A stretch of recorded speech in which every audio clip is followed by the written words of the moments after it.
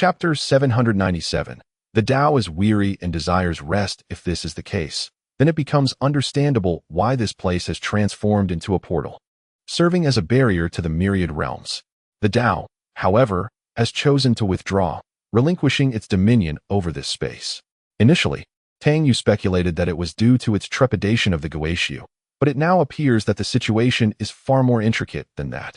In his mind, the pair of eyes settled into a profound calm, an inscrutable tranquility that concealed a ruthless indifference of the Tao. If this is indeed the truth, then it is likely that even Pangu and his ilk remain oblivious to the fact that they have been manipulated by you. They probably believe they are the ones utilizing the Guixu, sighed Tang Yu. Suddenly, the figure in his mind shook its head. Was his assertion incorrect? Furrowing his brow, Tang Yu pondered. No. At that time, I inherited the dance of laws within the Guixu, which must have been orchestrated by certain individuals beforehand. And Pangu emerged from the Guixu. How could he possess such foresight, perceiving the Guixu's terror and intentions? This confirms that someone had laid the groundwork and informed them. The architect of this scheme must be that figure drifting within the river of time, Tang Yu conjectured, albeit uncertainly. Only in this way could Pangu comprehend everything. And even then, he likely grasps only a fraction of the truth. Am I correct? Tang Yu inquired. The figure in his mind neither affirmed nor denied it. Right and wrong hold no significance. Why dwell on the past? Tang Yu chuckled softly. Perhaps. Yet, I sense that you, Xiaoling, and that figure within the river of time are undoubtedly familiar, and it is not unfathomable that you share some enmity. What perplexes me is the existence of someone who can attain such formidable strength. The might of that figure is unparalleled. Even in a diminished state, he remains extraordinarily powerful. If he were in his prime, what magnitude of strength would he possess? Tang Yu felt a surge of fervor. If I were that strong, I could vanquish Hongjun with a mere swipe, untroubled by the chaos of celestial demons. His power surpasses imagination. The voice of the Guixu resonated with a hint of admiration. Currently, you are still far from his level. One day, I shall become like him, Tang Yu replied, a tinge of sorrow glimmering in his eyes. Yet, by then, I wonder if I will still be myself. With that, he closed his eyes, beginning to meticulously comprehend the 9 styles of fist he had just grasped. The eyes also faded away into the recesses of his mind. In the Zhixiao Palace, a somewhat fearsome Hongjun gradually found his calm. The overwhelming hostility receded, yet he sensed his Tao heart becoming increasingly unstable.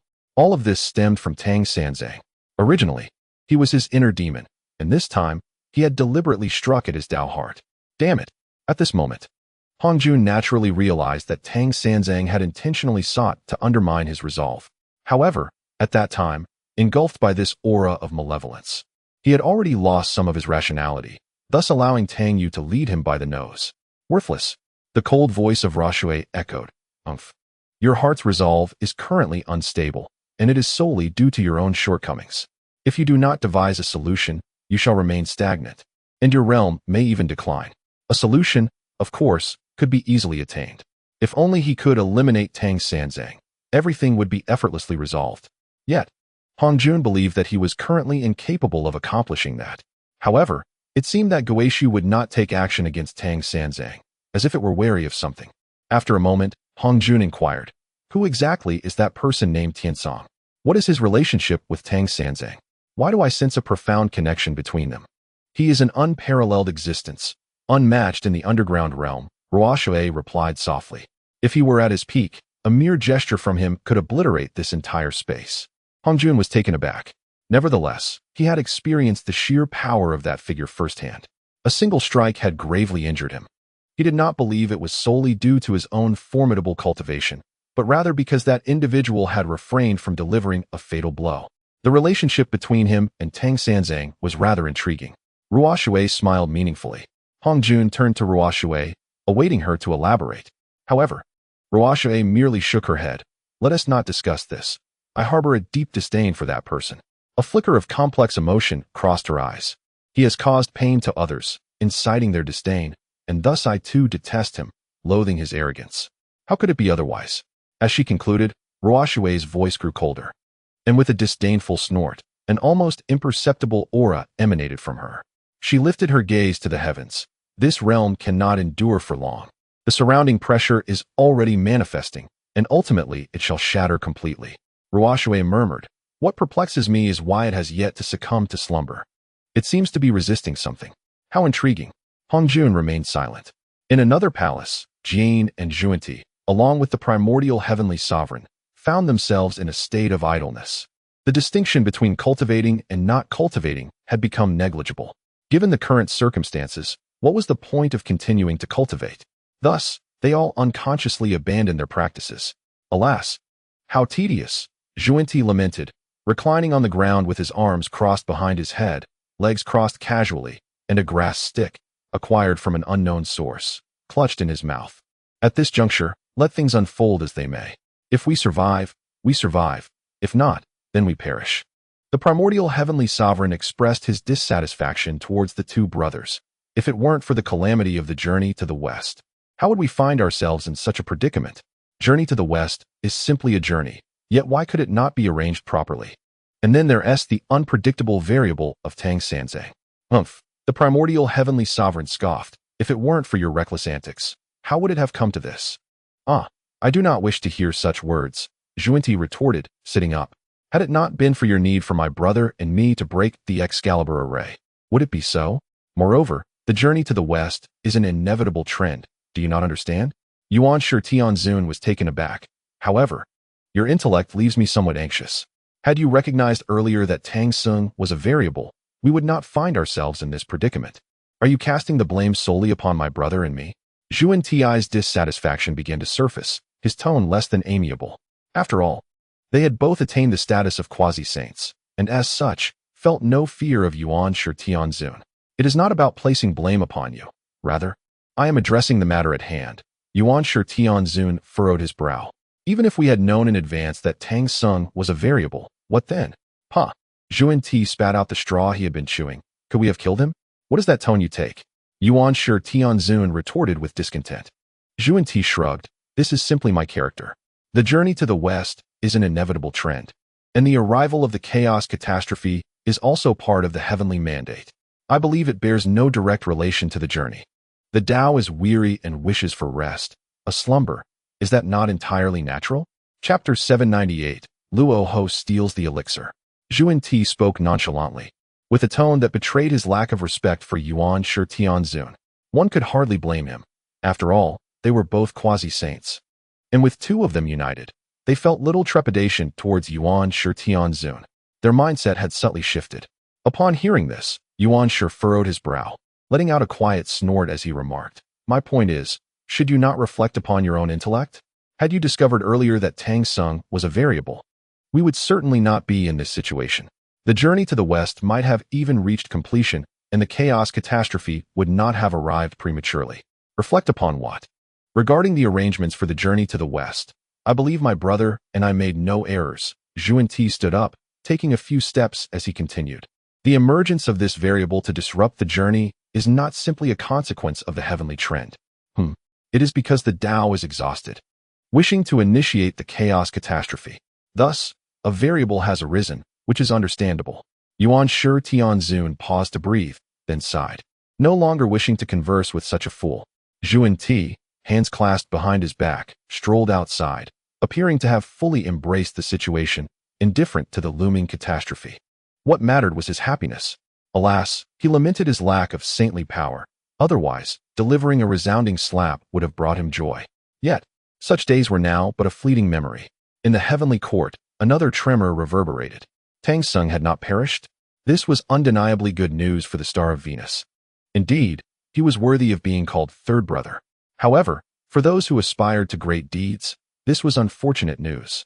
It had been presumed that Tang Sung had perished, removed as a threat, yet no one had anticipated his return, seemingly stronger than before, even having heavily injured Hongjun Laozu. Tang Sung's survival is, in some regard, a stroke of good fortune, the Jade Emperor remarked. We are in tumultuous times.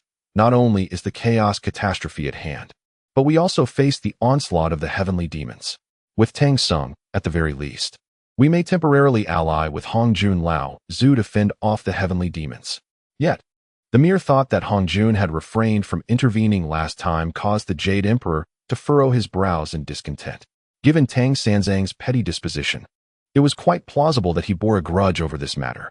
Even if the heavenly demons were to launch another assault, it was conceivable that Hongjun would remain uninvolved, content to safeguard his own territory, indifferent as long as the demons did not encroach upon the realms of the heavenly river and weak water. Such behavior was indeed within Tang Sanzang's capacity. During the previous invasion, even Tang Sanzang had narrowly escaped death. Should another wave of attack occur, it would undoubtedly bring forth even greater forces. Could one man, Hongjun, withstand such a tide? It was utterly implausible. With this realization, the Jade Emperor sighed in frustration, reflecting on how narrow the path had become for Hongjun. This was an affair that seemed to disregard their well-being entirely. Even the Jade Emperor sensed that Hongjun's actions were somewhat amiss. Regardless of their deep-seated grievances, these matters were internal and should have united them against external foes. Yet, at this juncture, they were entangled in scheming and intrigue. What a misfortune! The Buddha of great undertakings mused, "It seems our misfortune is indeed profound, having narrowly evaded demise. To act against Hongjun is truly blasphemous." The Jade Emperor paused in his breath, shaking his head in silence. Xinyuan's eye cast a sidelong glance at the Buddha of great undertakings. Speaking with a hint of sarcasm, "I have heard that the Buddhist doctrine espouses the equality of all beings and a mind free from distractions. This unwavering fixation of the ancient Buddha appears somewhat at odds with the teachings of Buddhism. It seems the ancient Buddha still requires further cultivation." The Buddha of great undertakings was momentarily taken aback, responding, "Amitabha, I appreciate your concern, Xinyuan's eye. The essence of Buddhism is indeed well ingrained in me. One who has renounced worldly ties should maintain a mind devoid of distractions." However, Tang Sanzang's obstinacy and arrogance, relying on his formidable strength to repeatedly insult our dignity and even that of the Tao ancestor Hongjun, is truly blasphemous. I merely find this distasteful, which prompted my words. Xinyuan's eye chuckled lightly. "It seems I have overstepped my bounds. I hope the ancient Buddha does not take offense." The Buddha of great undertakings, possessing a generous spirit, replied with a smile, "Indeed, I am capable of tolerance. Do not concern yourself, Xinyuan's eye." He then recited a Buddhist verse, his expression suffused with compassion. The Jade Emperor raised his gaze to the heavens. The incessant black rain seemed destined to never cease. The dark spots on the deities had become increasingly pronounced. Notably, the Star of Tai Bai sported a large blotch on his forehead, from which a hair had sprouted, rendering him somewhat unsightly. Yet, there was no remedy in sight. After all, he had consulted with the third brother, who had no definitive solution to offer. What could he do? Stealing a furtive glance at the Buddha of great undertakings, he mentally noted his words, planning to report this matter to the third brother at the weak water of the heavenly river later. That old fellow Tai Bai was also a source of irritation. He could not distinguish between what was significant and what was trivial, full of his own self-importance. It was only in hushed discussions behind Tang Sanzang's back that he dared to voice such opinions. Before Tang Sanzang, he would surely face dire consequences. Employing 9 distinct principles, he crafted 9 forms of martial techniques. Tang Yu continued to practice and refine them relentlessly. Until the very end, he believed he had reached his limits. And only then did he cease his efforts. "Father." As he opened his eyes, Xiaoling gently settled upon his shoulder. Tang Yu affectionately touched her small head. Were it not for Xiaoling, he might have truly perished in battle. Observing her slightly flushed lips, Tang Yu chuckled softly. "Have you been sneaking treats again?" Xiaoling shook her head, resembling a bobbing drum. No treats taken. Yet, she could not help but swallow nervously. In this state, she was a far cry from the strikingly cold woman she once was. The pressure of the surrounding world grew increasingly intense, and Tang Yu felt it keenly. Yet, he found himself unable to take that final step forward. Suddenly, he lifted his gaze towards the boundless chaos. A terrifying aura, faint yet palpable, approached. Among this was the unmistakable presence of the celestial demon. It seemed the celestial demons would soon strike again. It had been foretold that their king would descend upon this realm. One could only wonder at the extent of his power. Had he not witnessed the terrifying might of the celestial demons, Tang Yu might have arrogantly believed that his current strength sufficed to handle any unforeseen circumstances. However, his thoughts had shifted. "Big brother." Ling Shui rushed in, her urgency palpable. "You must save brother Luoho." Tang Yu was momentarily perplexed. What has happened? He was caught stealing elixirs in Daoxing Palace by the Supreme Lord. Ling Shui exclaimed, her face etched with worry. You must help him. Luo Ho had been discovered by the Supreme Lord? A knowing smile crossed Tang Yu's lips. I see. It appears the Supreme Lord wishes for you to intervene. The Lady of Lishan chuckled softly. Chapter 799. Not following my will. Tang Yu nodded. It is evident that this is a ploy by Luo Ho to draw me in. Rising to his feet, he declared, in that case, I shall see what he intends. Big brother, Sister Lishan, what does that mean? Ling Shui asked innocently. Tang Yu exchanged glances with the Lady of Lishan, both chuckling lightly. It is nothing, really, Tang Yu reassured her. I am merely going to Daoxing Palace for a visit. At Daoxing Palace, Luo Ho found his powers sealed by the Supreme Lord and was bound with the ropes of immortality. Tang Yu's foot sent him soaring into the 33 heavens. As he descended into Daoxing Palace, Luo Ho sought out some elixirs to consume. Indeed, he found several and indulged quite a bit. However, he had not anticipated being caught by the Supreme Lord. Luo Ho was aware that, even considering Tang Sanzang's reputation, he would not face death. Yet, as a formidable figure of the demon realm, it was utterly humiliating to be bound like a common prisoner. Bowing his head, he felt a mixture of embarrassment and grievance. In a flash, Tang Yu appeared before him. Luo Ho chuckled awkwardly. Ah, old three, this is all a misunderstanding. Tang Yu's gaze sharpened, and the ropes of immortality snapped apart. He then delivered a swift kick. Get lost. Not far away. A figure clad in azure watched Tang Yu with a smile, making no attempt to intervene. With a sudden exclamation, Luo Ho abruptly soared out of the Do Shui Palace. The audacity of the demon clan to pilfer elixirs is not the crux of the matter. The real issue lies in the lack of discretion, leading to his immediate apprehension. What a foolish predicament. You have arrived, spoke the Supreme Lord of Heaven softly. With a graceful wave of his hand, a small table, 2 cushions, and a pot of tea appeared before them. How could I refuse such an invitation? Tang Yu seated himself on the cushion, gazing at the Supreme Lord of Heaven. Yet, I remain perplexed as to whom you truly ally yourself with. Tang Yu had once believed that the Supreme Lord would stand alongside him, much like Tong Tian. However, he soon recognized his naivety, especially now, as the Supreme Lord openly aligned himself with Hong Jun. The Supreme Lord of Heaven gently shook his head. I stand with no one but my own Tao. This response was impeccable. Tang Yu scoffed. Do you genuinely believe Hong Jun would permit you to transcend your current realm? No. At least, I believe that if he were to take that final step, I might survive this impending catastrophe, the Supreme Lord of Heaven replied, a hint of bitterness shadowing his features. You certainly possess an unwavering faith in him, do you not? Perhaps it is the influence of the Guixu that emboldens you so. Tang Yu remarked with a light chuckle. As for survival, it appears you are indeed one who fears death. I had always assumed otherwise. Only by living can one aspire to reach greater paths. Death renders all endeavors futile, the Supreme Lord of Heaven mused softly.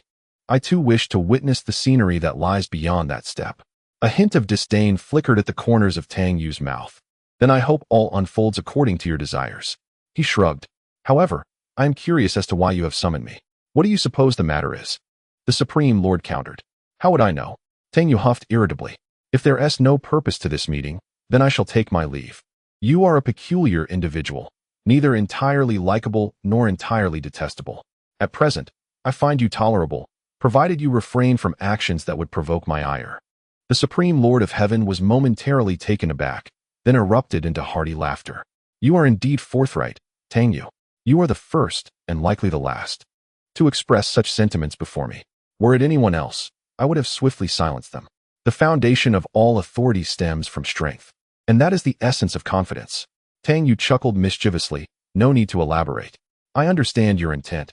You merely wish to secure a path for yourself. TSK. Had I not demonstrated undeniable strength, you likely would not have acted so, feigning allegiance to Hong Jun, while simultaneously seeking to entangle yourself in my affairs. Tang Yu shook his head with a smile. As long as you refrain from actions that I find distasteful, I shan't concern myself with your intentions. Turning to the Supreme Lord of Heaven, he stated earnestly, should I achieve transcendence, I will strive to lead Tong Tian and the others to survival alongside me. Even if I cannot transcend, they shall not perish. The Supreme Lord of Heaven fell into deep contemplation. What do you mean by that, Tang Yu? It bears little significance. I merely ensure that those I cherish shall not perish, regardless of whether I can take that final step. Tang Yu let out a hollow laugh. This person I care about does not include you, so do not misunderstand. Haha, Must you be so forthright? You truly leave nothing concealed. Taishang Laojun remarked with a hearty laugh. It is merely a fact. Why should it require concealment? Tang Yu rose, of course. I am aware that you place greater faith in Hongjun, for you have already made your choice. You believe that with the existence of Guixu, Hongjun certainly holds more promise than I do. However, I must inform you that such a belief is erroneous. As Tang Yu stepped outside, his voice echoed. Even Guixu does not command my respect. Do you believe me? Hee. With that, Tang Yu departed from the Doshui Palace. Taishang Laojun fell into contemplation. Could he truly be mistaken? He sensed that even Guixu seemed wary of Tang Sanzang. Yet, what exactly was the trump card upon which Tang Sanzang relied? This enigma continually perplexed Taishang Laojun. Moreover, what connection did the figure within the river of time have with Tang Sanzang? Was it possible that he relied upon that figure? Such a possibility could not be dismissed. Returning to the heavenly river, Luo Hu appeared somewhat awkward as he regarded Tang Yu. Ling Shui admonished him from the side. Yet Luo Hu remained silent, as this was hardly a matter of pride. Luo Hu, how old are you? Still acting this way? If it were not for your elder brother coming to your rescue, you would be in grave danger, Ling Shui chided.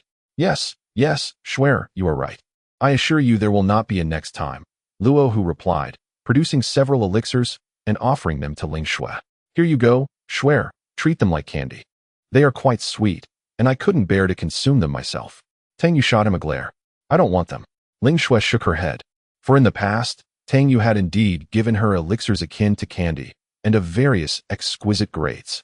Given the two items in Luo Hu's hands, they were hardly of high quality. These are fine treasures, Luo Hu insisted, placing them firmly in Ling Shui's hands. Quite audacious. No wonder you are known as the demon ancestor, Tang Yu remarked with a tsk. Luo Hu's face flushed, seemingly feeling a touch of embarrassment as Lai Go, Li Shan Laomu, and others observed him from a distance. I merely thought to provide Shuer with a few elixirs, Luo Hu chuckled awkwardly. Get lost. What does your desire to eat have to do with Shuer? Tang Yu retorted with annoyance. I am not upset about you stealing elixirs. But could you not handle matters more discreetly? Must you be so careless? Reflecting on his past, Tang Yu recalled how he had indulged in similar acts of thievery. The Buddhist sect, the heavenly court, he had frequented them multiple times without ever being caught. Yet now, observing Luo Hu's misfortune, directly subdued by Taishang Laojun and requiring him to intervene to redeem his reputation, even Tang Yu felt a tinge of embarrassment. Luo Hu smiled awkwardly, nodding in agreement. Tang Yu silently scoffed. Li Shan Laomu appeared to contemplate something, glancing at Lai Ge before bursting into laughter, leaving Lai Ge somewhat perplexed, and even eliciting an awkward smile in response. If Brother Lai were to recall the calamities that once befell him within the Buddhist realm, one might wonder if he could still muster a smile. What brings the Supreme Lord Laozi to seek you? Inquired the mother of Mount Li. Tang Yu chuckled softly. What else could it be but to secure an additional path for himself? He is not a simple man, unlike me. Individuals of his ilk can be quite exhausting. The Supreme Lord Laozi embodies a true devotion to the Tao, his gaze unwaveringly fixed upon it, devoid of all else. Perhaps this indeed represents his authentic path of non-action. Yet, to Tang Yu, it appeared somewhat ironic. When a person is devoid of emotions and desires, with nothing left in their sight but the relentless pursuit of a higher Tao, can such a person still be considered human? Of course. It is possible that Tang Yu's understanding of the Tao diverges from his. Should he choose to emulate Laozi, or even surpass him in determination, it would not be beyond the realm of possibility. You are naive? The mother of Mount Li teased, casting a playful glance at Tang Yu, her face adorned with a charming smile. Taking her hand, Tang Yu strolled to the side. Not far off, Sun Wukong and Zixia sat beneath a peach tree. Tang Yu squinted and, with newfound curiosity, asked, Do you think they have? Instantly, the smile on the mother of Mount Li's face froze. Her cheeks tinged with a hint of crimson. She chuckled softly. What did you say?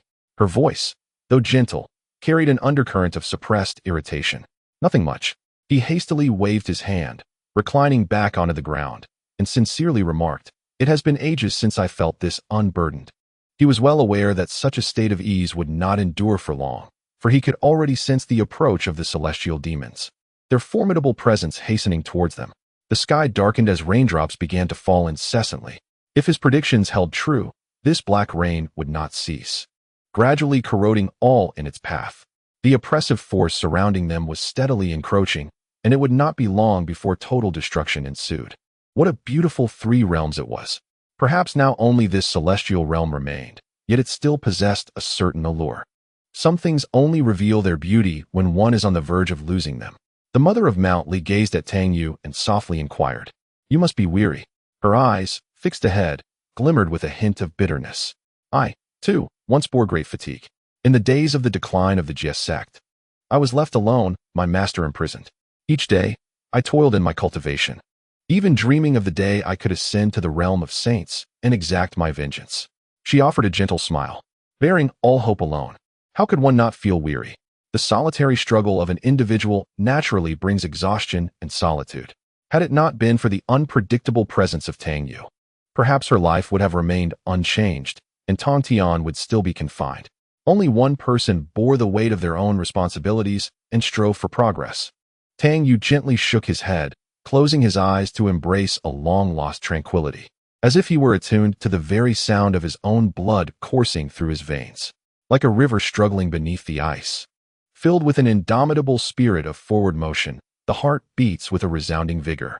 Tang Yu experiences a profound weariness, akin to liberation. A gentle melody seems to resonate in his ears, reminiscent of the song sung softly by the mother of Lishan, which brings a faint smile to his lips, instilling a sense of ease within him. Master, mistress, Sun Wukong, and Zixia slightly bow to the mother of Lishan. This address causes a blush to rise on her cheeks once more. While Tang Yu certainly hears Sun Wukong's voice, he keeps his eyes shut, too lethargic to respond or to move. The mother of Lishan smiles softly. "Your master is a bit fatigued and has fallen asleep." Lai Gu. The plump figure of Lai Gu bounces over. Upon meeting the mother of Lishan's fierce gaze, his steps falter. With a nervous chuckle, he remarks, Tai Bai Jinxing has arrived and is looking for the third one. Tell him to scram." The mother of Lishan glances at the still-closed eyes of Tang Yu and adds, "Go far away, no visitors allowed." With a wave of her hand, she casts a barrier around Tang Yu, shielding him from the disturbances of the outside world. However, for Tang Yu in his current state, this is of no consequence. What is happening? Lai Gu is somewhat bewildered, repeatedly affirming, "All right, I'll make him leave immediately." He hurries out, feeling a touch of desolation as he reminisces about his former status in the Buddhist realm. Back then, he was indeed a leader, though his mouth was often unrestrained. "Tai Bai, the third one is resting. You should leave." Lai Gu gestures dismissively at Tai Bai Jinxing. Tai Bai Jinxing is taken aback. He has come merely to report on the matters concerning the great achiever Buddha. "What is it?" Luo, who approaches from the side. "It's the same for me." Tai Bai Jinxing hesitates briefly but ultimately divulges the situation regarding the great achiever Buddha.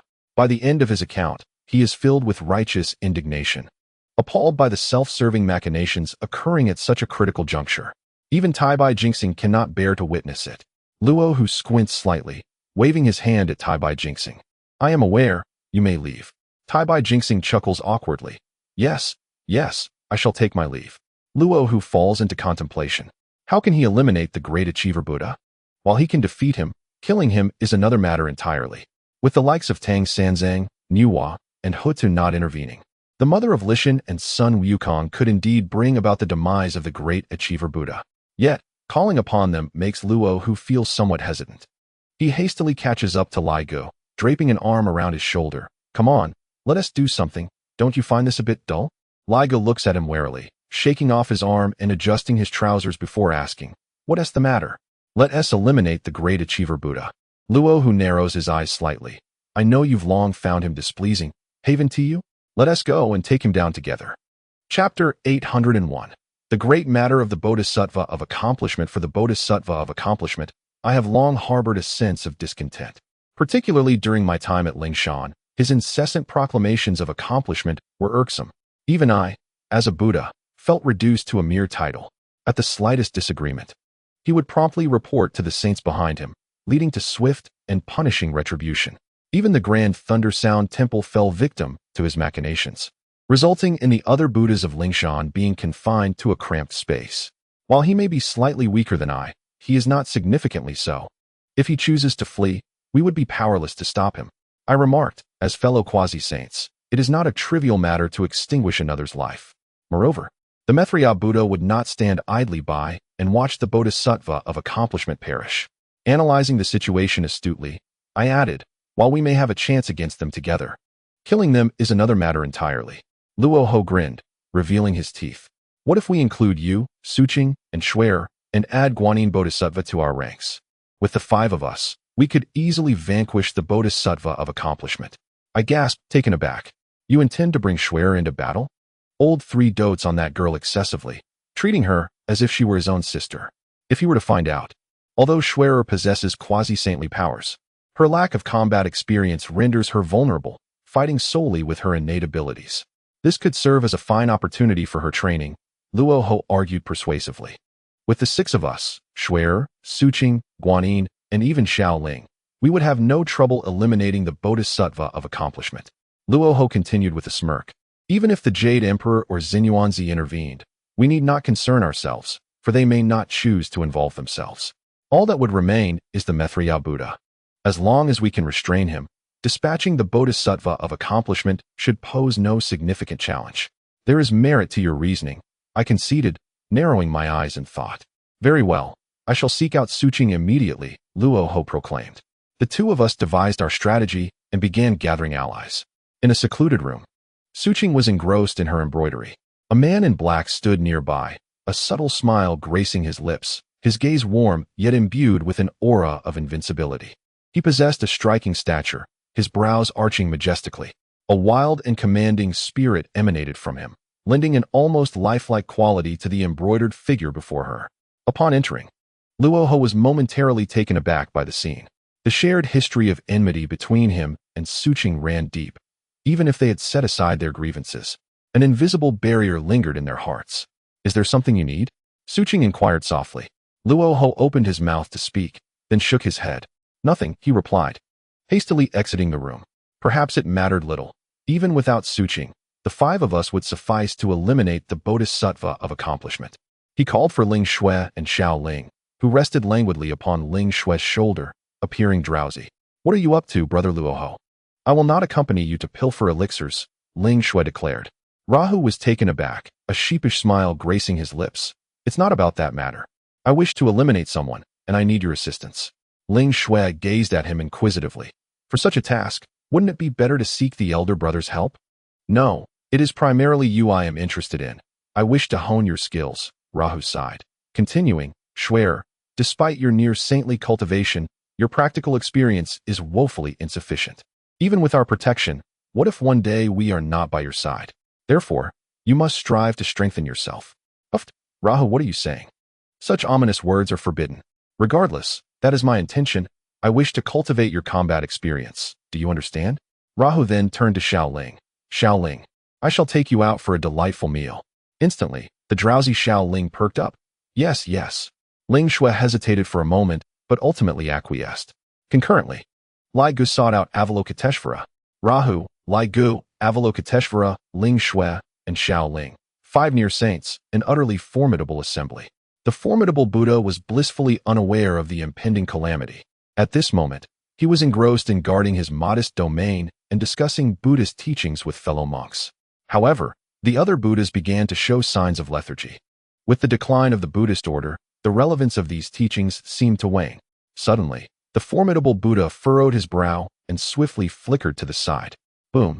A black lotus materialized where he had just been seated. Impudent! How dare you launch a surprise attack on this monk? Before the formidable Buddha could finish his words, his expression shifted dramatically. The brilliance of Buddha's light illuminated Lai Ji's form, rendering it divine, though it would have been even better without the cigarette between his lips.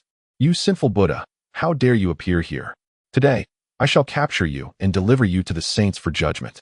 Avalokiteshvara's presence manifested beside Lai Gu. Avalokiteshvara, as a practitioner of Buddhism, how can you consort with this sinful Buddha? If you repent and return to the righteous path, I shall show you leniency, declared the formidable Buddha with a huff. What is happening? The assembly of Buddhas was momentarily taken aback.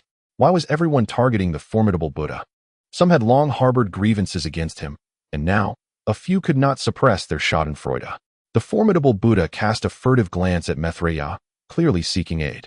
Faced with 3 near saints, he felt somewhat overwhelmed. Scanning his surroundings, he contemplated retreat. A true formidable Buddha knows when to bend and when to stand firm. If he cannot win, he must flee, striving to outmaneuver his opponents for future encounters. Thus, he could achieve greatness. Rahu chuckled. Today, I shall ensure you accomplish something significant. His expression hardened, and his power surged as he charged at the formidable Buddha. Eliminate him. Amitabha swiftly retreated. Yet, Li Gu had already sealed off his escape route. Li Gu struck mercilessly, intent on settling old scores alongside new grievances. Just one of them posed a challenge for the formidable Buddha to defend against. With all three attacking together, he was left with merely the strength to parry their onslaught. Even the prospect of fleeing had become impossible, as the surroundings had been thoroughly sealed off. Cursed be the circumstances, what on earth was happening, and why was there such animosity directed at the old monk? Just as he hesitated, the myriad Buddha was about to rise. However, Rahu was ever vigilant of his movements and called out, Shui.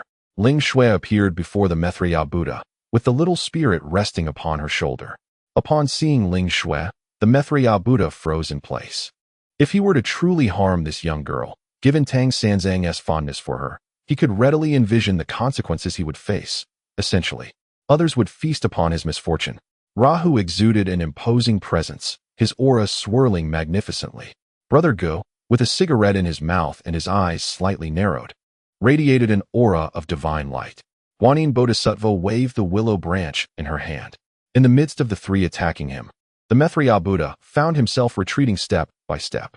Rahu bellowed, Today, I shall send you down to achieve greatness. The myriad Buddha continued to retreat, feeling utterly shameless for being besieged by three individuals. To be a great figure and yet disregard such principles of honor was truly a recipe for failure. Observing the myriad Buddha's retreat, he addressed Shui, my dear lady, it would be wise for you to step aside. Why should I step aside? Ling Shui sniffled. Did you not consider the consequences when you insulted my elder brother? The little spirit, now awake, opened her eyes, which glinted with a chilling light that sent shivers down the myriad Buddha's spine, as though a primordial beast had set its sights upon him. Fortunately, Tang Yu was oblivious to his thoughts. Otherwise, he would certainly inquire about what beast could rival the prowess of his little spirit. Amitabha, as a disciple of the Buddha, I cannot simply stand by and watch him perish. The myriad Buddha hesitated momentarily. Hold on. As soon as he spoke, a radiant light enveloped him, and the prayer beads in his hand seemed to possess a spirit of their own, flying towards Ling Shui. However, the myriad Buddha was quite astute and refrained from inflicting harm.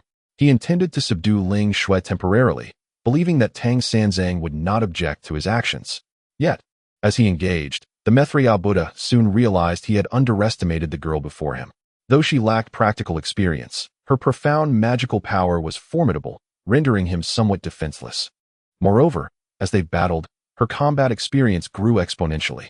Ultimately, she began to dominate the myriad Buddha in their duel.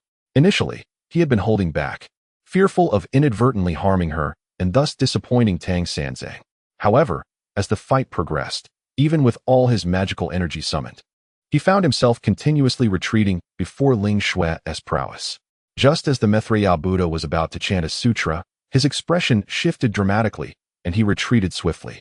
He realized he had become unable to support himself, and the surrounding area had been firmly ensnared by Rahu and his companions. Even the option of escape was no longer available to him. Cursed be the fate. This is evidently a conspiracy aimed at the venerable monk. A premeditated assault that caught him completely off guard. The figure, adorned in a halo of divine light, appeared ethereal and sacred.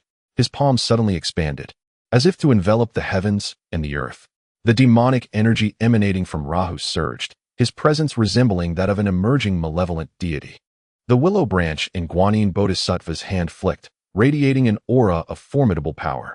Cursed be it, how dare you gang up on the venerable monk? The Amitabha, who had accomplished great deeds, uttered a curse, repeatedly seeking an opportunity to escape, yet finding none. Little spirit, perched upon Ling Shui's shoulder, initially worried about her inexperience and the potential dangers. However, as Ling Shui relentlessly overpowered myriad Buddha, little spirit felt a wave of reassurance wash over her. Her eyes gleamed with cold determination, occasionally glancing at the one who accomplished great deeds, thinking, today, your demise is inevitable. Rahu chuckled darkly, yet his eyes glinted with a chilling intent. Today, I shall witness how you accomplish your great deeds, he remarked with a scoff. Guanyin Bodhisattva remained silent. The three of them formed a triangular formation, enclosing the one who accomplished great deeds within their midst. The latter began to tremble, and it was not without reason. Cursed be it! How could he withstand three quasi-saints? Unfortunately, even the chance to flee eluded him. In the heavenly court, an abrupt tremor shook the realm, startling the deities, who turned their heads in unison. A powerful aura surged from a distance, unmistakably emanating from the Buddhist domain. What could this mean? The Jade Emperor pondered with confusion. It seemed something significant had transpired within the Buddhist circle. Could it be that Tang Sung had taken action against the followers of Buddhism? Impossible. If Tang Sung were to strike, a single blow would suffice to annihilate them all. How could the deities sense such fluctuations? Amidst these chaotic thoughts, the Jade Emperor's figure flickered, and he arrived at the abode of the Buddhas. There, he beheld a startling scene. The one who accomplished great deeds was being besieged, with myriad Buddha continuously retreating under Guixu's relentless assault. The Buddhas had all retreated far away. Given the nature of a quasi-saint's battle, they were unable to intervene. A mere hint of overwhelming force could spell their doom. Since they could not assist, it was prudent to protect their own valuable lives, which was, in itself, a contribution to Buddhism. The Jade Emperor stood in bewilderment, observing the one who accomplished great deeds being assaulted without grasping the situation. Yet, considering the character of the one who accomplished great deeds, even he found certain remarks intolerable. Thus, the assault seemed somewhat justified. You sought to accomplish great deeds daily and constantly spoke of Tang Sung. Now, look at the predicament you've landed yourself in. With a muffled groan, the one who accomplished great deeds felt a powerful force strike his back as Lai Gu delivered a blow. He swiftly dodged, and, upon seeing the Jade Emperor, his eyes lit up as if he had found a savior. Amipa, Jade Emperor, please aid the venerable monk. Do you dare? Rahu interjected sharply. Should you choose to meddle in our affairs with the Buddhist realm, we shall undoubtedly storm the heavenly court without hesitation. Do not test us. Ling Shui repelled the Buddha myriad with a single strike and turned her gaze towards the Jade Emperor, wrinkling her nose and saying, You mustn't intervene, otherwise I'll inform my elder brother to deal with you.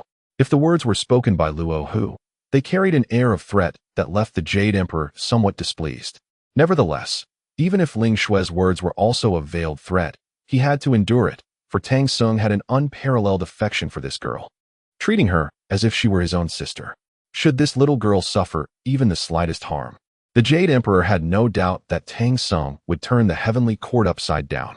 Sighing, the Jade Emperor's expression fluctuated, suddenly clutching his abdomen, a trace of pain crossing his features. What is happening? My stomach hurts. Cursed be it. I've eaten something bad. With that, the Jade Emperor promptly vanished, instructing the gathering deities nearby to keep their distance. Zhen Yuanzi, arriving on the scene, furrowed his brow slightly and then chuckled, glancing at the lotus pond not far away. I never expected it to be the 9 curves lotus. It is indeed a rarity.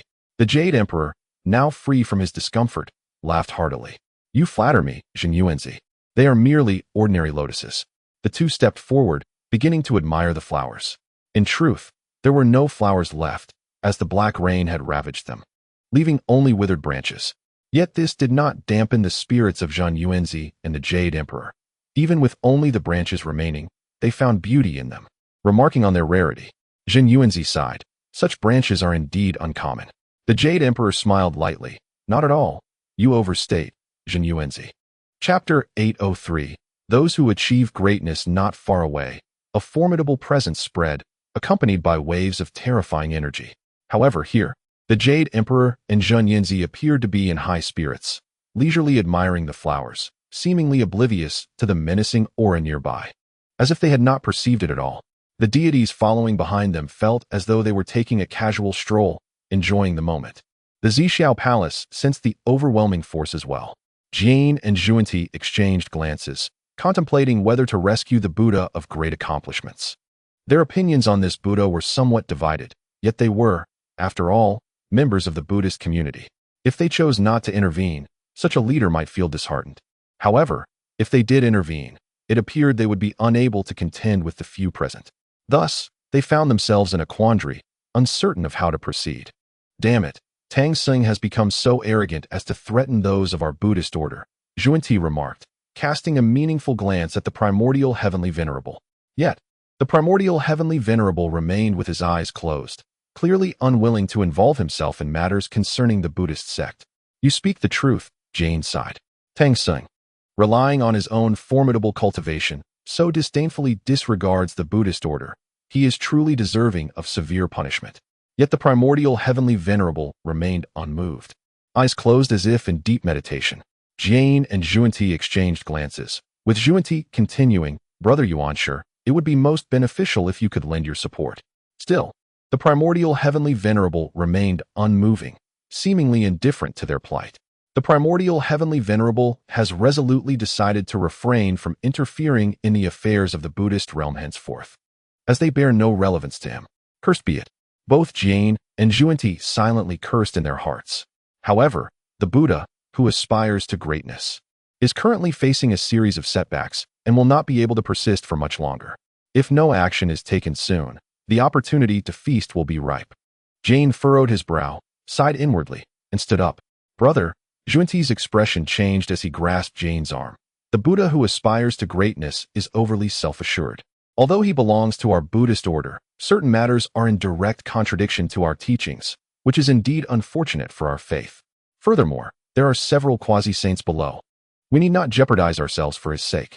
Though Tang Sanzang has not yet intervened, I can sense that he is observing us intently. Should he choose to act, it could very well endanger us. Xuanti reassured him, as long as we remain, Buddhism will endure. It is wholly unworthy to risk everything for a single Buddha striving for greatness. Indeed, Jane offered no hesitation and promptly sat down, closing his eyes. This caught Xuanti off guard momentarily. Truly, he is my elder brother, adept at discerning what is essential. It must be said that Xuanti's conjecture was astute. Tang Yu was acutely aware of the actions undertaken by Luo Ho and his associates, yet he chose not to intervene. Was it merely to eliminate the Buddha striving for greatness? This posed no issue. It would even serve as a form of training for Shuer. Most importantly, there is still Little Ling present, ensuring that no peril would befall them. Currently, Little Ling is also a quasi-saint, and her inherent strength undoubtedly surpasses that of a typical quasi-saint. Therefore, as long as Hongjun remains uninvolved, Tang Yu perceives no cause for concern. After all, his side boasts formidable combat power. Even if the Jade Emperor or Zhun Yuanzi were to intervene, they could easily retreat unscathed. Thus, there is nothing to worry about. He opened his eyes, sat up, and lazily stretched. Awake? The mother of Lishan, seated beside him, looked his way and smiled gently. I wasn't asleep, Tang Yu replied, grasping her jade hand and rising to glance at the nearby battleground before withdrawing his gaze. They actually brought Shuer along. If she loses even a single hair, I shall not spare them. The mother of Lishan snorted. Tang Yu chuckled softly. There is no danger. At present, Ling Shue's cultivation level is such that, aside from a select few, none can contend with her, and little Ling is with her as well. Suddenly, he turned his head to see Ruo Shui appearing, her lips adorned with a faint smile. What brings her here? Tang Yu wondered, though Ruo Shui's aura was subdued, resembling that of an ordinary mortal. Yet, Tang Yu could sense an undercurrent of danger. With deliberate intent, he stepped forward, placing himself protectively in front of the mother of Lishan. Do not be so tense. I will not act against you, Ruo Shui said with a serene smile. Is that so? I am curious about your sudden visit. What business do you have? Tang Yu inquired. I wish to enter the Return to Ruins. Would you like to accompany me to take a look? This statement left Tang Yu somewhat perplexed. She intends to return to her hometown, but what purpose does she have in mind? Furthermore, isn't she in collusion with Hongjun? It would be expected for her to accompany him. After all, isn't Guixu essentially you? Tang Yu naturally understood that she was the very essence of Guixu, a life formed from its condensation. However, the location of Guixu still remains. I see, Weakwater nodded. So you dare not join me? Are you afraid I might suddenly turn against you? Rest assured, at least for now, I shall not take your life. Tang Yu furrowed his brow, contemplating the true meaning of Guixu. What is the matter? Are you afraid? What concerns you? Weakwater glanced towards the distant battle and remarked, boring, before unleashing a palm strike. The great accomplisher Buddha was forced to retreat repeatedly under the assault of 3 individuals, suffering considerable injuries. Why had the 2 saints yet to intervene? Were they truly willing to watch the old monk perish here? Countless times he had sought an opportunity to escape, yet the surroundings had been completely sealed off, leaving no avenue for flight. I shall see how you become the great accomplisher, Luo Hu declared, his eyes widening in shock at the unfolding scene. Before him, the void split open, and a small, pristine hand emerged. This hand seemed to transcend time and pierce through space. With a delicate touch, devoid of any magical fluctuations, it struck the great accomplisher Buddha. The Buddha could only watch helplessly as the hand descended upon him, unable to evade its grasp. Boom! With a light strike, the hand vanished as if it had never existed. Luo Hu and Lai Gu turned their gazes towards the great accomplisher Buddha, who exhibited a hint of sorrow in his eyes. He stood motionless, as if he had become a statue frozen in time. Luo Hu and Lai Gu exchanged a glance. This strike had utterly shattered the very essence of the great accomplisher Buddha's soul. Yet, even without this attack, the Buddha would not have withstood for long, eventually succumbing to the hands of the three. Lai Gu sighed softly, lighting a cigarette before approaching the great accomplisher Buddha, placing the cigarette between his lips. The ember flickered, and the great accomplisher Buddha took a deep drag. Luo Hu leaned closer, seemingly eager to hear the Buddha's final words. For words slowly escaped the Buddha's lips. Initially, Luo Hu assumed he was reciting a Buddhist chant, perhaps Amitabha. With the cigarette in his mouth, the great accomplisher Buddha joined his hands in a gesture of prayer, his expression one of compassion, and softly uttered his final words, the great accomplisher. His countenance remained serene, devoid of sorrow or joy. To be the great accomplisher is to be fearless in the face of life and death. Gradually, his form began to dissipate, ultimately vanishing entirely before the eyes of the onlookers. The last echoes of the great accomplisher's voice resonated in the air. Only the cigarette lit by Lai Gu fell to the ground. Lai Gu sighed deeply, retrieved the fallen cigarette, blew on the ember, and placed it back between his lips, recognizing that it was scarce and should not go to waste. The assembly of Buddhas stood in stunned silence, motionless. Had the great achiever Buddha truly perished in such a manner? Amidst their astonishment, Luo Hu summoned a few individuals and vanished without a trace. Ancient Buddhas, including Puxian, approached, their voices trembling as they uttered a call. Yet, the great achiever Buddha had utterly dissolved into nothingness. He was gone, just like that, struck down by a single blow from the weak water. All the Buddhas turned their gaze towards myriad Buddha, who now stood as the sole remaining quasi-saint, effectively becoming the new leader of the Buddhist order. However, myriad Buddha was engulfed in sorrow. The death of the great achiever Buddha was a monumental event. It was imperative to report this to the guiding saints. Even though they were no longer saints themselves, the necessary protocols must still be observed. After some contemplation, myriad Buddha declared, "Such a significant occurrence within the Buddhist realm necessitates my report to the saints behind the scenes."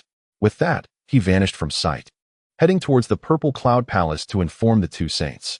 The sudden demise of the great achiever Buddha left Tang Yu momentarily perplexed, casting a bewildered glance at weak water. "Is that so? There is no need for you to be wary of Hong Jun, should he dare to harm those near you." "I shall eliminate him," weak water replied with a subtle smile. This statement left many puzzled. Who exactly was allied with her? Tang Yu chuckled lightly. "Very well. Since you have extended such a gracious invitation, I shall venture to the Guixu." Tang Sanzang expressed concern, as no one could predict whether weak water might strike unexpectedly. The terrifying prowess of weak water was beyond Tang Sanzang's capacity to counter. Nevertheless, Tang Yu remained untroubled. "Fear not," he winked at her, prompting Tang Sanzang to realize that within him resided another self, one that would certainly not allow harm to befall Tang Sanzang. Weak water chuckled softly and led the way, with Tang Yu closely following. With weak water accompanying him, Tang Yu felt completely assured that no dangers awaited within the Guixu. They entered directly. The Guixu continued its nebulous expansion, albeit at a notably slower pace. The indistinct black mist had vanished, yet layers of space and time persisted. This peculiarity puzzled Tang Yu. Logically, with the Guixu manifesting, it should have long since ceased to exist. Why, then, did it continue to exist, and even expand in an almost imperceptible manner? Countless indistinct spaces overlapped before his eyes, fragments of time whizzed past, and various scenes flickered before him. "Since you have manifested, why does this place not perish?" "It remains in existence," Tang Yu inquired. A rare complexity flickered across weak water's face as she gently shook her head, her demeanor soon settling into calmness as she turned to Tang Yu and asked, "What do you believe this place is?" Tang Yu pondered for a moment before responding. "Initially, when I entered here, I perceived it as fate, an overlap of countless moments, an interplay of time and space, a crossroads of myriad destinies. Here, one could step into different rivers of time, pursue various choices and fates, and find a place to mend regrets. Weak water paused, then chuckled lightly. In truth, this place is indeed fate. Your fate? Tang Yu was taken aback, unable to fathom that fate could be such a peculiar entity.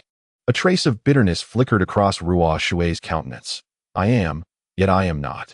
She then inquired, what do you believe fate to be? Choices, Tang Yu replied candidly. Countless choices intertwined to shape the destiny of a lifetime. Indeed, Ruo Shui remarked with admiration in her eyes. This is fate. But how can you be certain that your choices are not predetermined? At these words, Tang Yu furrowed his brow, falling into silence. In your current state, you possess the power to manipulate the destinies of others. Even the essence of life and death rests within your thoughts.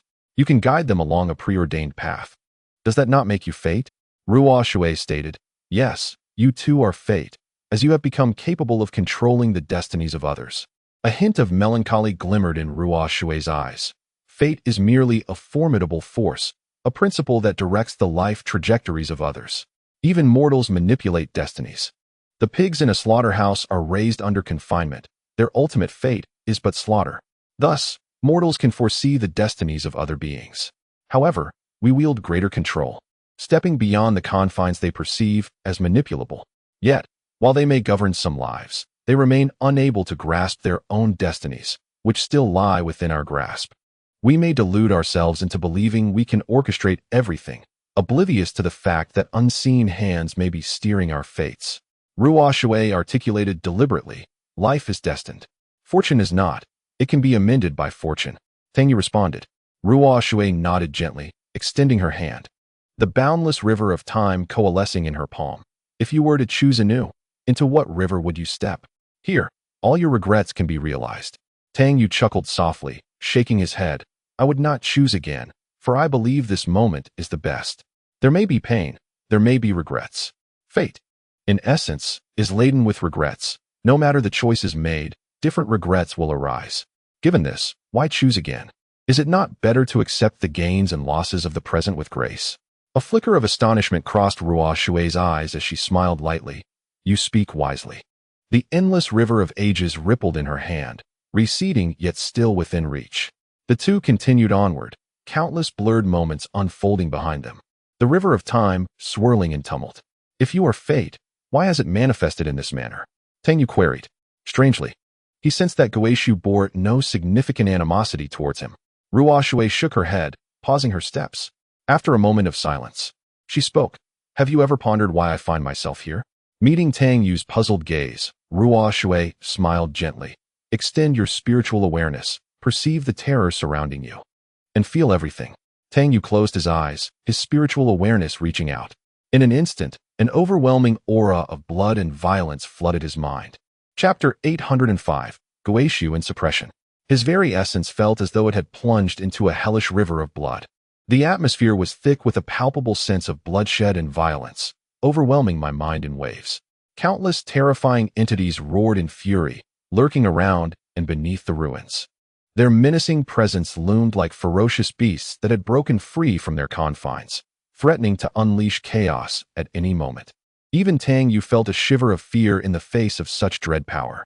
A sudden dizziness enveloped him, causing his complexion to pale slightly, compelling him to retreat a step. The terrifying entities are suppressed here, he exclaimed in astonishment, acutely aware of the various formidable beings contained within the ruins. Their unmatched strength radiated an aura that left him trembling. You did not choose to reside here by mere chance. You are suppressing these terrifying entities, he continued, bewildered. It is impossible. You cannot be that kind of person. He believed that the ruins were not so grand or selfless. Yet, the reality was undeniable. The ruins were not positioned here by accident. They were a means of suppression. A hint of sorrow flickered in Ruo Shui's eyes. Indeed, I am not that kind of person. Nor do I aspire to be. How foolish it is to become so wretched for the sake of the myriad realms, she scoffed. Yet Tang Yu sensed an undertone of desolation in her laughter. The way of heaven is a door, a gateway to the myriad worlds. The way of heaven, the ruins. Destiny, Ruo Shui, the great Tao, Pangu. These elements intertwined in the river of time, and at that moment, Tang Yu found the pieces coalescing in his mind. A fleeting spark of insight danced through his thoughts, yet he could not grasp it fully. It was as if he understood something profound, yet remained utterly bewildered. His mind a tumultuous sea of confusion. This place suppressed an overwhelming multitude of beings. In the past, the myriad realms were chaotic, tumultuous. Some entities even instilled fear in the great Tao, including some formidable celestial demons, Ruoshui remarked softly. Thus, the great Tao began to orchestrate a plan to cleanse the myriad realms, and it succeeded, eliminating terrifying beings and those that posed a thorn in its side. A strange smile flickered on Ruoshui's face, a blend of resentment, unwillingness, and a trace of terrifying malice. Hence, the myriad realms found stability. No one can threaten the position of the great Tao anymore, for those beings that posed a threat no longer exist. But what is the purpose of the great Tao entering the world in this era? Is it merely another scheme, or has it sensed impending danger? Tang Yu fell into contemplation as Ruoshui continued. At that time, I was not myself. Even knowing that the great Tao orchestrated events from behind the scenes, some individuals resolutely stepped into this web to protect the myriad realms. Would you not call them foolish? Ruoshui's expression bore disdain, yet tinged with sadness and admiration. After a moment of reflection, Tang Yu shook his head. I do not know. Haha, you are just as foolish, Ruoshui laughed, her laughter tinged with sorrow. Tang Yu fell into a brief silence. So, later the way of heaven emerged as a door to the myriad realms? But did you not open the way of heaven at that time? Why then would you seek to destroy it? I intend to annihilate the myriad realms. The way of heaven was forged by me, but that was merely the state of my being back then, in the depths of the weak water. A glimmer of cold light flickered as it fixed its gaze upon Tang Yu. Yet, Tang Yu felt that this scrutiny was not truly directed at him. It stemmed from an arrogant desire to dominate the heavens, treating all existence as mere pawns, demanding reverence from the cosmos. One day, I shall obliterate everything, and I shall see how you impede me. Do you perceive it? The very fear you once dreaded will soon manifest. I shall observe your response. Weak Water's voice grew increasingly gritted with intensity. A strange chill washed over Tang Yu. Why engage in this futile argument? If you wish to confront someone, then do so on your own. However, deep within, he understood that these words were meant for another self within him. Weak Water snorted, taking a deep breath. Those terrifying entities, suppressed here, will soon re-emerge. A faint smile graced her face. At that moment, we shall all enter the myriad realms together. Her eyes shimmered with a hint of madness. So, does the annihilation of the heavenly path bear no consequence here? Tang Yu inquired. The Guixu exists beyond the heavenly path. Even if the heavenly order collapses and chaos descends, this place shall remain unscathed. It will not perish. When the time comes, I shall consume it. Weak Water chuckled darkly. Tang Sanzang. The souls of the beings you have buried find no refuge beyond the myriad worlds. At her words, Tang Yu suddenly burst into laughter. You still misjudge my power. This celestial phenomenon had already reached its zenith. Wherefore could the souls of beings find no sanctuary? Weak Water paused, erupting into laughter. I fear that by then, you shall not be yourself. It is quite pitiable, being a mere pawn. Tang Yu's lips twitched slightly, an inexplicable wave of irritation coursing through him. How can you presume I shall not remain myself in the end? He turned his gaze toward the flowing river of time surrounding them. The river of time flowed incessantly, a patchwork of colors swirling forward. Suddenly, Weak Water waved her hand, causing the blurred river of time to vanish, revealing a singular river that burst forth with myriad rays of light, cascading before Tang Yu. Boom! He sensed a terrifying wave emanating from that river, a presence both formidable and familiar. A cataclysmic battle erupted. Countless horrific beings materialized within the river of time, their might reverberating through ages, as if they sought to sweep forth from its depths. Boom! Figures shattered before his eyes. Tang Yu watched intently, unblinking, as this blurred tableau of the past was unveiled by Weak Water. Ultimately, a figure emerged from the scene, enveloped in chaotic energy, her true form obscured. Yet, from her silhouette, she appeared to be a woman, fiercely engaged in combat. The celestial demon, Tang Yu exclaimed instinctively. Opposite that figure stood another celestial demon. Yet this one was far more powerful than those Tang Yu had previously faced. Such overwhelming might even sent shivers down his spine. Surrounding that figure were dozens of celestial demons, closing in around her. The figure revealed a pair of eyes, cold to the utmost degree, yet undeniably beautiful, as if their mere existence hinted at an ethereal visage concealed behind them. However, within those eyes flickered a faint trace of fatigue. Kill. This single utterance emerged from the woman's lips. Though it was merely a word, Tang Yu felt an overwhelming pressure emanating from it. Yet, a sense of confusion washed over him. The voice seemed somewhat familiar, as if he had encountered it somewhere before. The scene rapidly shifted. Ultimately, two figures stood side by side, advancing toward the formidable enemy ahead. Chapter 806. The horrors to be released from the return to the void. Tang Yu gazed intently at the unfolding scene. The figure was shrouded in an aura of chaos, obscuring its true form. Apart from the initial silhouette of the woman, the figure beside her appeared to be a man. Together, they fought valiantly, standing shoulder to shoulder as they battled across the heavens. The terrifying might radiated from the river of time, instilling a sense of heart-stopping awe within Tang Yu. The woman waged war against celestial demons, while the man confronted fearsome entities. Powerful beings from all directions converged upon the battlefield.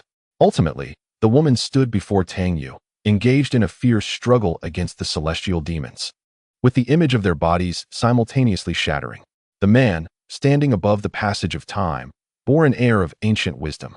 He glanced back briefly before his figure gradually faded from view. Only I remain. One day, I shall return. I will illuminate you once more through the eons. The final silhouette lingered before Tang Yu's eyes as the river of time dissipated. Tang Yu stood motionless, pondering the identities of these two individuals. Why did the woman evoke a sense of familiarity? The man also stirred a vague recognition within him. Yet, such a powerful woman, if they were acquainted, he would surely not forget. And the man, exuding an unparalleled aura of dominance, seemed to encompass the essence of a sovereign. They were both gone. The voice of weak water resonated in his ears. Many powerful beings from the past have perished. Is this what you refer to as the scheming of the great Tao? Tang Yu inquired, regaining his composure. What do you think? Fearful, they sought to eradicate. A hint of disdain curled at weak water's lips. Yet, to me, they are but a mere clown, deluding themselves into believing they command the heavens, wishing to remain eternally above. Once this place crumbles, all the terrifying beings suppressed here will emerge into the cosmos. I shall see how they withstand it. Tang Yu's mind became a tempest of confusion.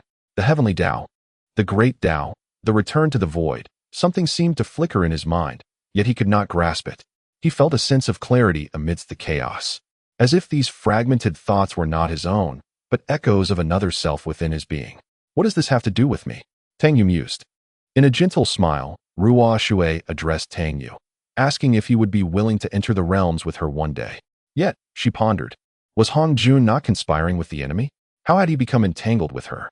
Moreover, she was the woman of the foolish one. Was that not a dilemma? You are my disciple's woman. I cannot engage in such affairs, for I am a person of integrity, Tang Yu asserted earnestly. Ruo Shui's lips twitched slightly, her expression suddenly turning cold. Furthermore, are you not allied with Hong Jun? What business do you have seeking me? Tang Yu continued. Entangled? Ruo Shui's demeanor grew even colder. Do you wish to perish? It was merely a jest. Please do not take offense. Tang Yu hastily waved his hands, adding seriously. I am simply perplexed. Are you not in cahoots with Hong Jun? What purpose do you have in approaching me? From the very beginning, we seem to be adversaries. Do we not? Ruo Shui scoffed, turning her back to him. In that moment, Tang Yu was struck by a chilling thought, to strike her from behind. Of course, it was merely a fleeting notion. If you wish to bury all beings, then do so swiftly, Ruo Shui said, still facing away. Tang Yu was momentarily taken aback. You intend to break the seal here? Even if I do not, they will soon emerge, Ruo Shui replied with a smile. Feel the terrifying waves surrounding us, And the heavenly demons are about to attack once more. She turned to Tang Yu. With your strength alone, it seems you cannot withstand them. Tang Yu's lips twitched again. Is that your true aim? To unleash these horrifying entities upon the realms, targeting the great Tao? These dread beings are already under my suppression. Now, if I wish to release them, what is wrong with that? Ruo Shui gazed intently at Tang Yu. Yet he sensed that this was not a conversation directed at him. You cannot stop it, can you? I cannot defeat you. Thus I cannot hinder you. Tang Yu chuckled. Do as you will. It bears no consequence to me. With that, he turned to leave the return to the void. As for Ruo Shui, she could do as she pleased. Even if the heavens were turned upside down, it mattered not, as long as he protected those he cherished. Upon exiting the void, Tang Yu carefully surveyed the surroundings, sensing the terrifying entities that were suppressed. He also detected the ominous aura of the heavenly demons approaching from the chaos. It would not be long before they descended upon this realm once more. The oppressive aura spread, and Tang Yu could feel the waves of dread pressure. This world was on the brink of collapse. He lifted his gaze to the sky, yet he had not yet taken that final step. How could he possibly take that last step? At that moment, he felt a surge of urgency, for time was truly of the essence. Returning to the river of heaven, he noticed Lai Gu and Luo Ho celebrating nearby, seemingly rejoicing over the demise of the significant figure, Buddha. However, Lai Ji's heart was clouded with complexity. No matter how one looked at it, they had been colleagues for many years. Just like that, it was over. Alas, the unpredictability of life. How fragile existence truly is. Rahu, in high spirits, squinted his eyes and said, "Come, let us indulge." He lifted a cup of wine and downed it in one gulp. Brother Lai clicked his tongue, joining Rahu in the revelry. Tang Yu glanced at them. Not far away, Sun Wukong was engrossed in his training, with Zixiao by his side. The simpleton sat nearby, appearing rather solitary, while the other lay on the ground, seemingly in a deep slumber. "What is Guixu seeking you for?" the mother of Lishan inquired. Tang Yu shook his head. "Nothing significant, just some trivial matters." The mother of Lishan cast a playful glance at him, refraining from probing further. "This realm is on the brink of collapse." Tang Yu's voice turned bitter. The mother of Lishan paused. "So you intend to bury us?" Tang Yu did not deny it, for it was the only means to ensure their survival. "At least not for now." Tang Yu chuckled softly. "I wish for you to accompany me until the end. And if there truly is no alternative, perhaps I shall resort to that." "And what about you?" the mother of Lishan asked, "to stand alone amidst the endless chaos, watching as the universe is reborn? Then, after eons, when the world takes shape once more, we will be reflected again. By that time, I shall ascend to the realms." Tang Yu shrugged. Chapter 807. The arrival of myriad Buddha. This realm is fracturing, returning all things to chaos. It seems that the celestial realms may be the only sanctuary left. Otherwise, solitude would be his only companion. Suddenly, he recalled the terrifying beings within Guixu and the words of the weak water. Is it because of these that the great Tao has descended into the world? Contemplating this, Tang Yu reached out to another version of himself residing within his soul. A pair of tranquil eyes materialized in his mind. "You will come to know all of this in due time," said the eyes before fading away. "Well then, if this elder brother chooses silence." Tang Yu felt no inclination to press further. At the Zixiao Palace, upon the demise of the significant figure of the Buddha, myriad felt no joy. In the glorious days of the Buddha's teachings, he would have been elated, for he would be the sole leader of the sect. Yet now, it was a disarray. myriad had no desire to take the reins or manage the chaos. He even pondered how to decline if Jane and Zhuanti insisted he assume control. Lost in these thoughts, he arrived at the Zixiao Palace and sought an audience with the two saints. What saints? He mused. They had both fallen from their celestial rank. In a one-on-one confrontation, myriad believed he could easily best them. Thus, unbeknownst to him, his tone lacked the reverence it once held. Even myriad failed to notice this change. "What is it?" Zhuanti's voice emanated from within the palace, weary from the burdens of the Buddha's teachings. The sect had never granted him peace of mind. In the past, with Brother Lai around, at least there was someone competent managing the affairs of the Buddha. Regrettably, that talkative one had been banished. Reflecting on it now, Zhuanti couldn't help but feel a twinge of regret. Was he too harsh on Brother Lai back then? He never recognized the potential within him when he was present. However, as Xiao Lai departed, Zhuanti realized that the young man was indeed admirable. It is often only in the absence of certain individuals that one can truly appreciate their virtues and reminisce about their goodness. "I report to the sage, the ancient Buddha." myriad has reorganized his words, he said. "I report to the sage, the ancient Buddha has attained parinirvana." "Ah, I understand," Zhuanti replied calmly, seemingly unfazed, which left myriad momentarily taken aback. Zhuanti continued, "In the future, matters of the Buddhist realm will require your stewardship. I have faith in you, for you are one whom I trust. Yet I fear my capabilities may fall short, rendering me unable to lead the esteemed monks." myriad graciously declined. "I believe in you, and I am well aware of your abilities. You merely lack a platform to showcase them. That platform is now entrusted to you." And I am confident you will adeptly guide the venerable monks, Zhuan assured him. Very well, if there is nothing further, I shall retire to seclusion, he concluded. Mithriya wore a conflicted expression. Why did you not entrust me with this when the Buddhist realm was flourishing? Now it is in disarray. And you still have faith in my abilities? Nevertheless, Mithriya considered himself somewhat capable, having once founded a beggar's guild. Yet now, it seemed that no amount of capability would suffice. For all knew that failure could lead to dire consequences. Thus, the monks appeared devoid of ambition, their spirits seemingly dampened. With a heavy sigh, Mithriya departed from the Purple Cloud Palace, contemplating whether it would be best to abandon this path and seek refuge with Tang Sung. A glimmer of hope lit his eyes at this thought.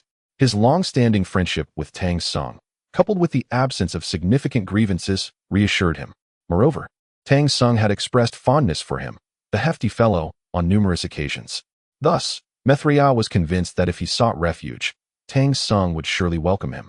As for the affairs of the Buddhist realm, they could unfold as they may.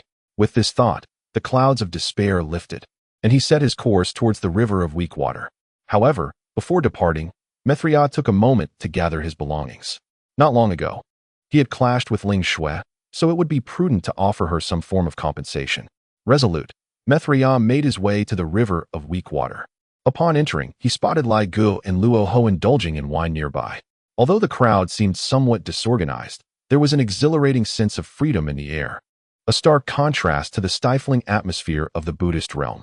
Mithriya felt as though, upon his arrival, both his body and spirit had undergone a refreshing rejuvenation. Upon seeing Mithriya, Luo Ho and Lai Gu's expressions turned cold. After all, he had recently thwarted their plans and had even clashed with Ling Shui. Fortunately, Ling Shui had not sustained any injuries. Had she suffered even a scratch, it would not only have angered Tang Sung, but also incited their wrath against the Buddhist realm. A hint of awkwardness crossed Mithriya's face as he awkwardly smiled. Are you drinking? It was indeed a peculiar situation, transitioning from adversary to ally. Is Sangu here? Mithriya inquired. Lai Gu picked up 2 peanuts and tossed them into his mouth, chewing thoughtfully. What brings you here?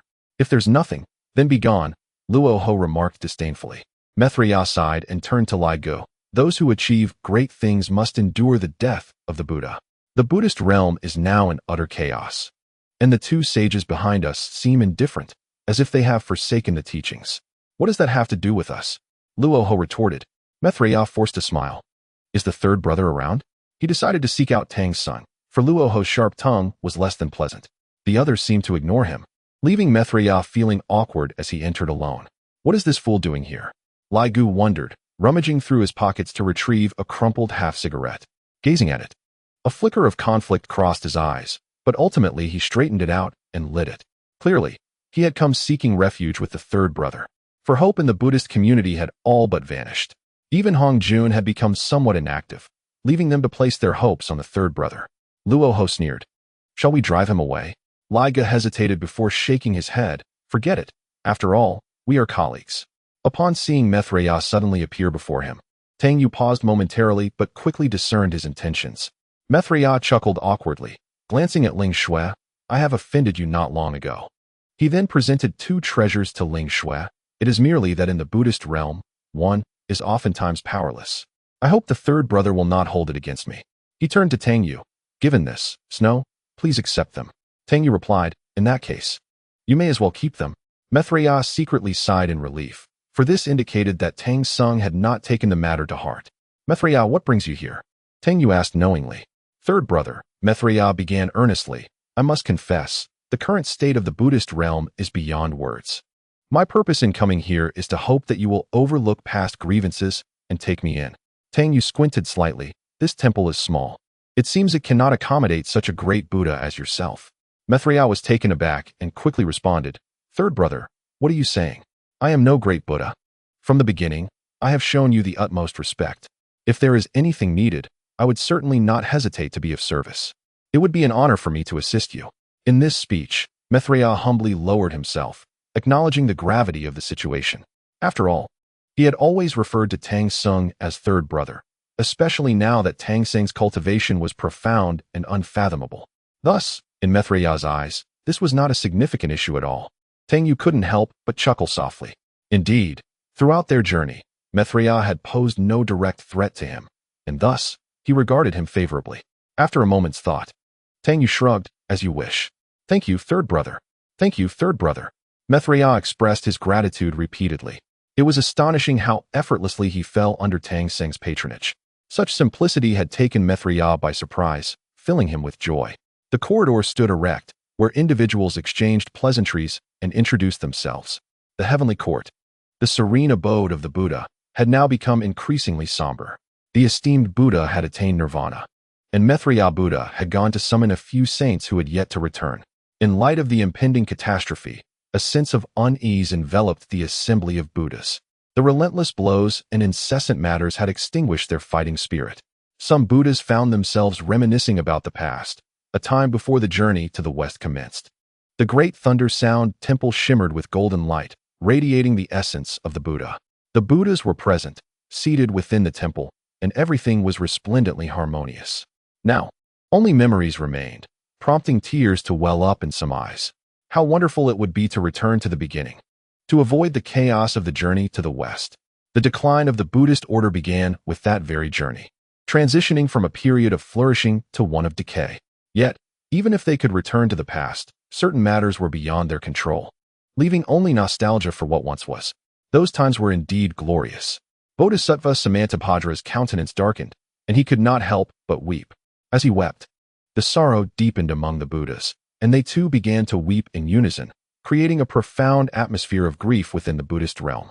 In the Purple Cloud's palace, Hongjun had recovered from his injuries and sensed the approach of the celestial demons, gradually drawing near. Cursed be it, they were returning. Should the celestial demons strike again, Tang Sanzang would likely remain indifferent. Regret washed over him for his earlier haste. However, there was no recourse at this point. A fleeting shadow of Roshuai appeared, and with a cold smile curling at the corners of his mouth, he remarked, "I have a premonition that when the celestial demons arrive, this world shall shatter completely. Additionally, the terrifying entities suppressed within the return to the void will soon emerge. When that time comes, the world governed by the heavenly Tao will be utterly incapable of withstanding such overwhelming power, making the collapse inevitable. Yet, I have not yet taken that final step." Hongjuan's expression turned bleak. He had once believed he would take that final step at the last moment, but it now seemed that opportunity had slipped away. Haha, what does it matter? Since I promised to help you survive, I shall keep my word, Ruoshui chuckled. Hongjun remained silent, for he had never fully placed his trust in the return to the void. Nothing could be more effective than the flailing limbs of a drowning person. To place one's hopes on another often signifies defeat. Undeniably, Hongjun was not one to rely on others. Yet, he found himself with no alternative. He still wished to preserve the three realms, to carry some individuals along with him into survival. What do you think? Ruoshui narrowed her eyes slightly. There are indeed opportunities, but they neither lie with her nor with Hongjun. They rest in the hands of Tang Sanzang. If Tang Sung were to inter them, they might still have a chance to survive. However, according to Weakwater's conjecture, it is possible that Tang Sung would ultimately do just that. After all, he has already buried mortals. A shadow of melancholy flickered in Hongjuan's eyes as he listened to Weakwater continue. But they are merely ants. Why bother with them? What about Yuan Shi and the others? Hongjun inquired. Weakwater smiled faintly. I understand, Hongjun said. Only Tang Sung and I have the opportunity to depart this realm when the great catastrophe descends. Your departure is due to me, but what of him? If he does not take that final step, he possesses ample resources to leave this place. Weakwater remarked. Moreover, there is another individual who can also depart. Hongjun, puzzled, ventured, Taishang? Merely ants, Weakwater scoffed. Who is that? Weakwater shook his head and chose not to elaborate. Not far away, in a palace, Zhuan Ti lay under a large red flower quilt, sleeping soundly. It had been a long time since he felt such ease. It is worth noting that from the beginning of their journey to the west, the brothers had hardly enjoyed a good night's sleep. Now, everything was seen with clarity. Whatever happens, happens. It is of no great consequence. Thus, he relaxed, embracing comfort as it came. I wonder if the master can take that final step? Jane asked. Yuan Shi Tianzun could not help but furrow his brow slightly. He sensed, albeit faintly, that Hongjun seemed indifferent to their lives, and even to the lives of the heavenly deities. Even if Hongjun could truly transcend and ensure their survival, Yuan Shi Tianzun was uncertain. If it were possible, he too would wish to join Tang Sung. Despite Tang Seng's actions occasionally lacking humanity, at least some of his deeds surpassed Hongjuan's in terms of humaneness. Regrettably, he had already offended Tang Sung beyond repair. Yuan Shi Tianzun felt a twinge of regret and, at this moment, found himself somewhat envious of Tong Tian. In this matter, Tong Tian was indeed more astute than he. I don't know, Yuan Shi Tianzun replied faintly. It should be possible. As long as the master takes that final step, we will have a chance, Jiayin stated. Then we shall await the endless eons until the universe is reborn, and all new resources will be at our disposal, allowing us to remain at the pinnacle of this realm. What is there to say? I just fell asleep. Zhuan Ti murmured, turning over and covering his head with the red quilt. After a moment's hesitation, Yuan Shi Tianzun asked, how do you think the master compares to Tang Seng? Tang Sung.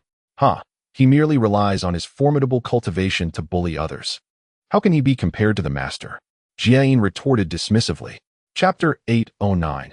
Tang Yu will eventually be replaced. Yuan Shi Tianzun chuckled, choosing not to elaborate further.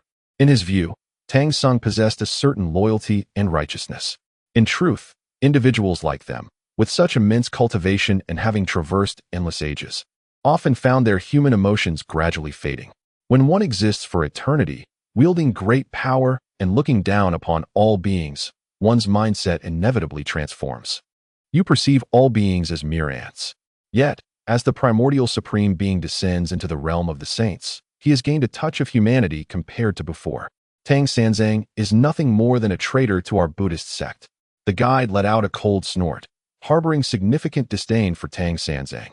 Believing him to be the architect of the failure of the journey to the West calamity and the harbinger of the impending chaos. Suddenly, a surge of imposing energy enveloped the heavens and the earth, leaving everyone momentarily stunned. Hongjun narrowed his eyes slightly. Tang Sanzang. He instinctively sensed the aura of Tang Sanzang, recognizing that it was his inability to control his own magical powers that caused the overwhelming force to spread. What on earth is happening? What is he doing? The entire Tianhe Week water had transformed into a desolate wasteland. The crowd, taken aback, hastened towards the place where Tang Yu was in seclusion. They beheld Tang Yu's body cracking inch by inch, his complexion as pale as paper, with blood trickling from the corner of his mouth. Tang Sanzang. The mother of Mount Li inquired with concern, "What are you doing?" Tang Yu wiped the blood from his lips and then closed his eyes once more. His physical body began to heal at a visible speed, yet an elusive aura continued to emanate from him. The surrounding people retreated incessantly. Is he attempting a forced breakthrough? Nuwa remarked. A forced breakthrough? Has he lost his mind? Tong Tian exclaimed in astonishment. Without the right timing. Relying solely on one's desire to force a breakthrough is akin to a fool's errand. Have you lost your mind? A pair of eyes flickered in his mind. With your overwhelming strength seeking to break through, the backlash has already heavily wounded your essence, and yet you persist. Tang Yu kept his eyes closed. Within him, magical energy surged like a vast ocean, coursing through his body. The traces of the Tao enveloped him. Just a little more. Just a fraction more. He felt the proximity to that final step, yet a veil of mist kept him from fully crossing over.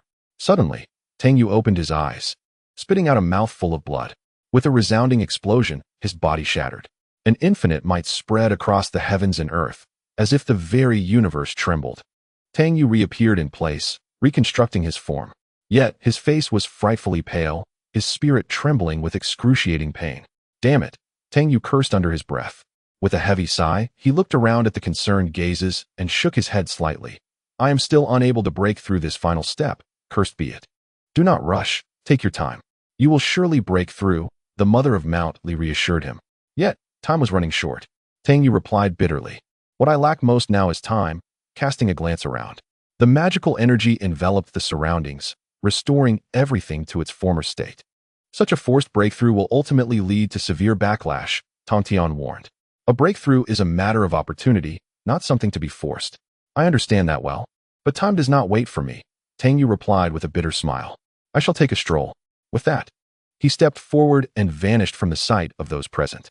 As Xiao Ling alighted upon Tang Yu's shoulder, he chuckled softly and affectionately patted her small head. Let us take a stroll, he suggested. In this era, the three realms had all but vanished, leaving only the diminutive expanse of heaven. The mortal world had long been submerged, transformed into a sea of chaos. Glancing back, one could faintly perceive the tiny heaven, akin to a lone boat adrift in a vast ocean. Yet, how much longer could it endure? Ultimately, it too would succumb to the cataclysm. Tang Yu wandered aimlessly through the void, a remnant of what once was, now reduced to mere emptiness. Countless souls lingered within him, still in a slumber. Xiaoling, what must one do to take that final step? He inquired, bewildered. Xiaoling giggled lightly, taking flight from his shoulder. I am uncertain, she replied. However, I sense that Father's spirit is growing ever weaker, and the essence he once embodied is dwindling. Taken aback, Tang Yu hastily examined his own spirit and discovered it had diminished to a mere flicker, no larger than a fist. Surrounding it was a thin veil of mist, taking on a humanoid form that enveloped his spirit, seemingly merging with it. How could this happen so swiftly? Tang Yu was astonished and reached out to the other self residing in his mind. Did you unknowingly merge with my spirit when I was gravely injured? How could I have overlooked such an opportunity? The calm gaze from those eyes met his. A slight twitch crossed Tang Yu's lips. Once the frail remnants of his spirit were completely assimilated, he would cease to exist, wholly replaced by another. You truly spare no opportunity. Tang Yu muttered with a cold laugh. Yet, you still do not comprehend. There is no need for fusion, for you will gradually become me. Thus, it is only natural that you are absorbed into me, becoming mine. Do you remember your original self, Tang Yu? What did you desire back then? The innocence and fervor of your beginnings have long faded. Now, all that remains is your pursuit of the Tao. In truth, you and I are no longer distinct. The only difference lies in the final vestiges of your affections. The notion of his original self left Tang Yu in a state of confusion. What had he been like at the outset? The memories eluded him. Each individual is a distinct version of themselves. The innocence of childhood gradually gives way to the complexities of adulthood. Yet, the essence of one's original self begins to dissipate. Do you understand why? In truth, there is no reason. This is the cost of greatness. The world is exceedingly cruel. Only through transformation can one grow and become stronger. As the self continuously fades, what will remain in the end? No one knows, and the original self is gradually forgotten. However, regardless of what the final self becomes, there are fundamentally two paths, one of a wolf and the other of a sheep. You have evolved into a wolf, yet at the cost of losing the sheep's innocence. You have transformed into a being devoid of warmth and compassion, and this metamorphosis was, in truth, inevitable. Those tranquil eyes fixated on Tang Yu. Do you believe I must merge with you, to consume you? No, this is a transformation of your own making. You have gradually assimilated into me, slowly becoming me. Thus, do you comprehend? There is no need for fusion or consumption, for Tang Yu will inevitably evolve, ultimately being supplanted by another. Chapter 810. The true heart. Tang Yu's complexion was as pale as parchment, his eyes brimming with dread. He would gradually transform, becoming him, not through devouring or merging, but through his own slow evolution. This led to a subconscious melding of souls. No, an unnoticed metamorphosis into him. No, it cannot be. Tang Yu vehemently denied. Yet, had he truly changed? Indeed, he had. He had changed in countless ways. What was the essence of his original self? Do you remember? It seemed he had begun to forget the essence of his former self. I have always stated that I need not consume or merge, for you will become me. Do you understand this now? A voice sighed within his mind. Tang Yu, if your true heart remained unchanged, how could you become me? True heart. Tang Yu felt a profound confusion. The initial self, the ultimate self, the unwavering essence of you would not transform into me. Regrettably, you have lost that original heart. The voice in his mind remarked, laden with significance. Such words enveloped Tang Yu in an overwhelming pressure, yet they seemed to subtly hint at something. What is the essence of your true heart? What was the original heart, and what is the present heart? Suddenly, Tang Yu recalled a phrase from his past life. May you traverse half a life and return still a youth. But is that truly possible? The experiences one endures inevitably age the youth. Even if one's appearance remains youthful, the heart may be shrouded in dust. Tang Yu, the initial you was once fervent, kind, and warm, yet what of the present? Look at who you are now, aside from the name Tang Yu. What remains of your true self? Beyond this name, how much of you still resembles Tang Yu? The voice in his mind echoed, tinged with a hint of mockery. Once, you told me that if one does not change, then growth is impossible. This notion brings me some comfort, for your transformation brings you closer to me. However, Tang Yu, change in a person is not inherently wrong. Without change, Growth is unattainable, but growth does not necessarily equate to change. Of course, I previously mentioned that transformation ultimately leads to one of two outcomes. One becomes either a wolf or a sheep. You have evolved into a wolf due to your transformation, yet you have also lost some aspects of your former self. Contemplate deeply what your original true heart represents. Tang Yu stood there, frozen, his mind in utter disarray. Gazing at the faint remnants of his once vibrant soul, an inexplicable fury surged within him. This anger yearned to obliterate everything, to annihilate all, to ensure a mutual destruction with everything that exists. Little Ling sensed the terrifying aura emanating from Tang Yu. "Father, what is wrong with you?" Tang Yu was momentarily taken aback, inhaling deeply as he reigned in all his imposing presence. With a smile, he remarked, "It's nothing." Yet, within, he began to ponder profoundly. What, indeed, is the true essence of one's heart? Change is inevitable, yet one must not lose sight of their original intent. If growth necessitates transformation, it ultimately yields two kinds, the wolf and the sheep. Tang Yu's expression became one of bewildered introspection. To see the mountain as merely a mountain and the water as merely water. To see the mountain as not a mountain and the water as not water. To see the mountain once more as a mountain and the water as water again. It seemed he grasped something, yet remained ensnared in confusion. He drifted through the air, his mind wandering aimlessly. Xiao Ling dove down, surveying the surroundings, pouting slightly as she muttered, "There's nothing to eat." Alas, the treasures of the heavenly realm had already filled her, yet her father had warned her against consuming human flesh. Tang Yu chuckled absent-mindedly. Before him lay a desolate expanse, completely returned to chaos. All that belonged to the past had morphed into blankness.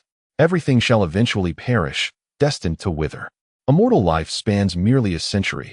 What, then, is the significance of his existence?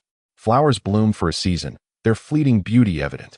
Knowing they must wither, why do they still choose to blossom? In the celestial realm, Tang Yu repeatedly enacted the cycles of life, tracing the marks of the season's decay. Flowers bloom and wither, various forms of life are born and die. This cycle continues, an unending dance of existence. Yet, each reblooming flower is not the same as the last. Life, devoid of inherent meaning, prompted Tang Yu to whisper, "It is your existence that bestows meaning upon life. Aware of death yet striving to live, cognizant of inevitable decay yet still blooming. This is the relentless drive of life, the quest for ascendance, and the essence of existence itself. The meaning of life lies in resilience, in struggle, in the ascent." At this thought, the entire cosmos trembled. All the beings evolving around him dissipated into thin air, only to be reborn in an instant. Tang Yu witnessed the carp leaping over the dragon gate. Countless fish charging forward, fully aware of their demise, yet fervently attempting to breach that threshold to transform into dragons. A flower's petal withered in the tempest, yet it continued to slowly unveil a small, tattered bloom. In stark contrast to the vibrant blossoms surrounding it, this flower seemed grotesque. Nevertheless, Tang Yu's gaze remained fixated upon it, bearing witness to its significance, its struggle, and its unwavering spirit. Ultimately, the flower withered, transforming into a caterpillar, battling to break free from its cocoon. It emerged as a beautiful butterfly, fluttering its wings and soaring aloft, briefly flashing before Tang Yu's eyes. He beheld the miracles of life unfolding, grand and indomitable. The true essence of the heart, he seemed to comprehend. The transformation of Tang Yu was indeed inevitable. For only through change can one truly blossom. From a humble seed, struggling to bloom into a magnificent flower, to the unseemly caterpillar endeavoring to metamorphose into a butterfly. They all undergo transformation, yet it is also a journey of growth and evolution. If you were to inquire about my true heart, I would tell you that in my previous existence, my essence was survival, whereas in this life, it is freedom. From the very beginning, as Tang Sanzang, I have never known liberation. It was only upon reaching the pinnacle, transcending the three realms, that I attained my freedom.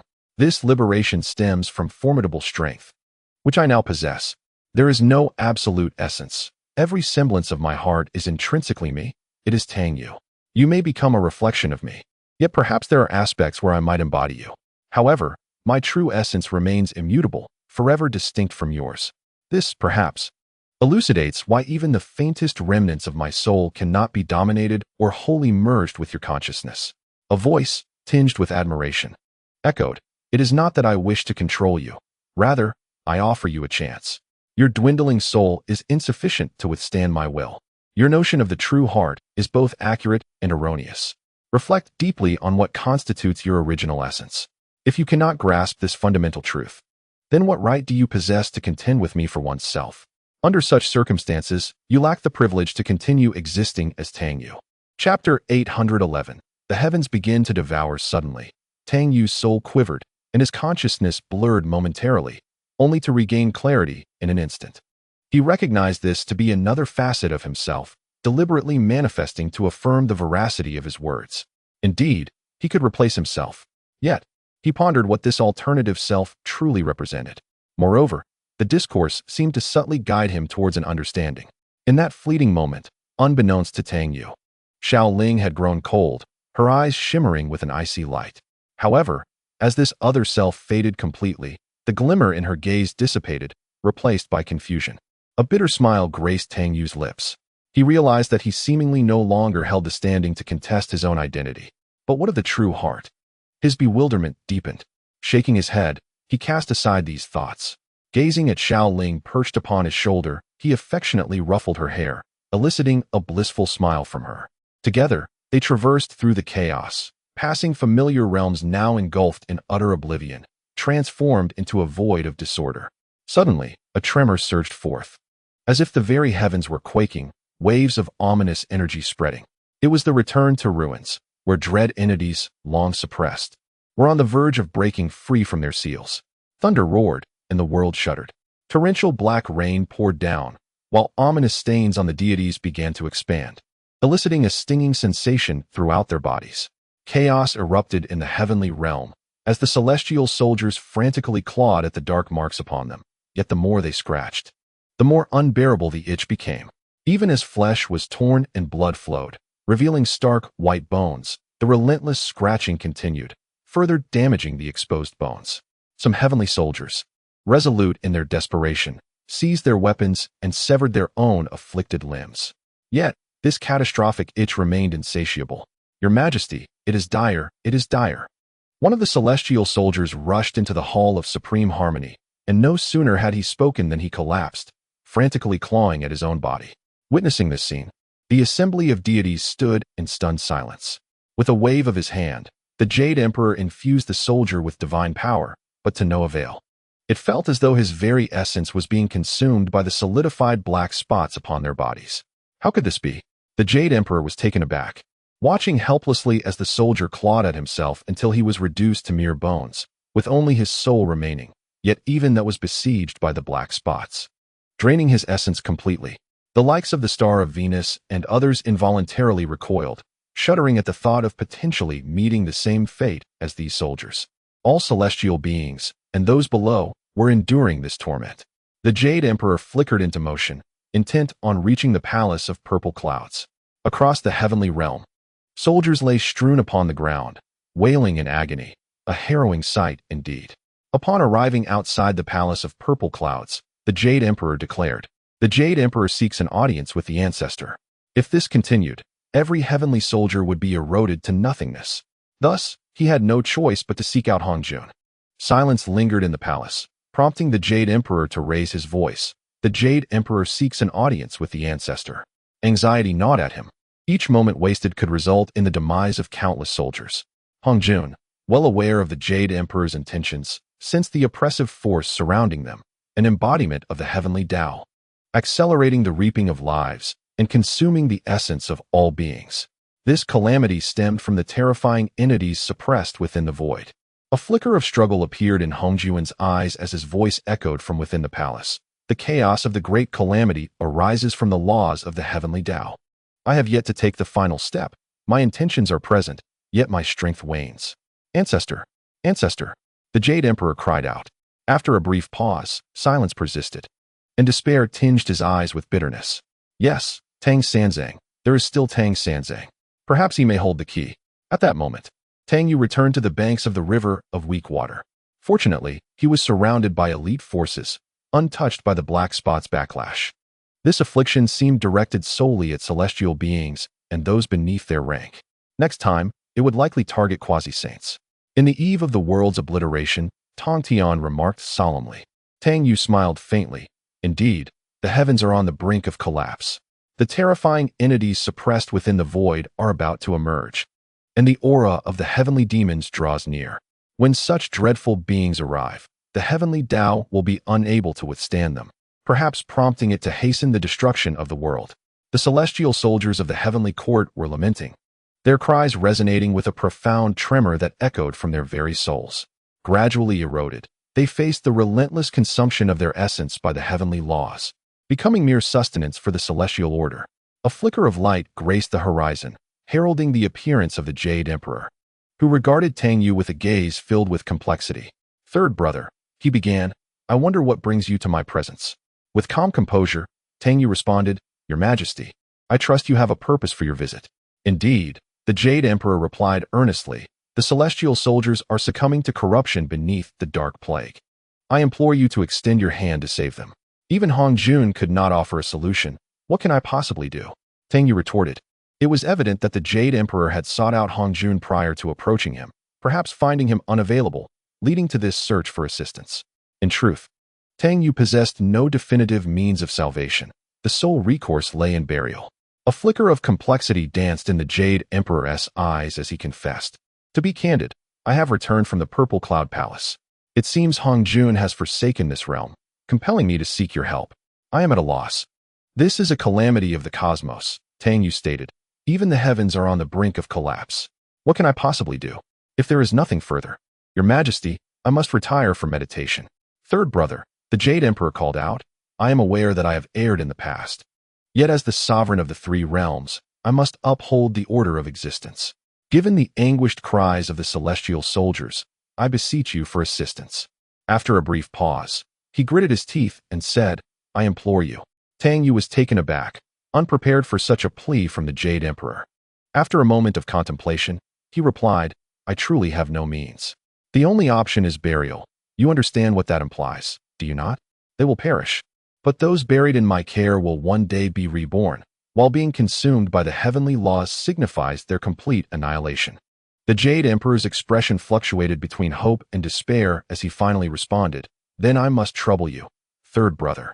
He was entrusting Tang Yu with the task of interring these celestial soldiers.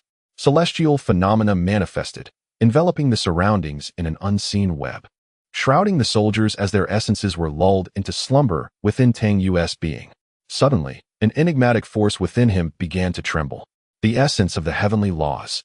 In the past, he had been left incapacitated by a blow from Hong Jun, yet a fragment of the heavenly essence lingered within him, enabling his comprehension of celestial phenomena. He had assumed that this essence had long been refined and integrated into his own being. However, as he interred these celestial soldiers, he sensed once more the vibrations of the heavenly essence, which seemed to swell invisibly. What could this mean? As he attempted to probe further, he found himself unable to perceive it again. The heavenly court was now utterly desolate, the celestial soldiers having vanished, leaving only a handful of high-ranking deities. Even the royal kitchen and the maidens of the court had been laid to rest. Gazing upon the emptiness of the heavenly court, the Jade Emperor's eyes reflected a profound sense of helplessness, and he sighed heavily. After this, there would be no one to attend to even the most basic needs. The deities gazed at the desolate heavenly court, momentarily taken aback, soon succumbing to a profound bitterness. Everyone was aware that perhaps, in the not-so-distant future, they too would meet a similarly silent demise. "Your Majesty," Li Jing said, tears welling in his eyes as he looked at the approaching Jade Emperor, his voice trembling. The Jade Emperor shook his head and made his way toward his palace. The deities exchanged glances. The heavenly court was empty, leaving only them, the weighty gods. Tang Yu continued to delicately sense the essence of the heavenly Tao within him. Yet, no matter how he tried to feel it, he sensed nothing, as if that moment had merely been an illusion. However, Tang Yu was certain it could not be a mere trick of the mind. After a brief hesitation, he entered the chaos, sitting cross-legged. He used his consciousness to resonate with the heavenly Tao. With his current cultivation, he could effortlessly attune to the heavenly Tao. Suddenly, a swirling mass of indistinct energy materialized, sending terrifying waves rippling through the surroundings. Tang Yu swiftly retreated, shifting positions repeatedly. Despite his profound cultivation, he still found it challenging to contend with the purest form of the heavenly Tao. Vaguely, Tang Yu sensed its weakness, which was strikingly apparent. This was hardly surprising, as it had originally sought to devour the essence of all beings to replenish itself, only to find itself entombed within its own body. Moreover, triggering such a cataclysm required a significant expenditure of its own essence. The forces of the heavenly demon, himself, Hongjun, and the weak water were all formidable enough to challenge the heavenly Tao. It could be said that it had been perpetually depleting its strength without any means of replenishment. Such frailty was, therefore, quite warranted. A sudden chill ran down Tang Yu's spine. In an instant, his body vanished. The heavenly Tao had indeed weakened to its limit. Yet, why did it not succumb to slumber? It seemed to be waiting for something. Returning to the place by the weak water of the heavenly river, Luo Ho and Lai Gu were still idly drinking together, their camaraderie evident. Not far off, Su Qing was still engrossed in her embroidery.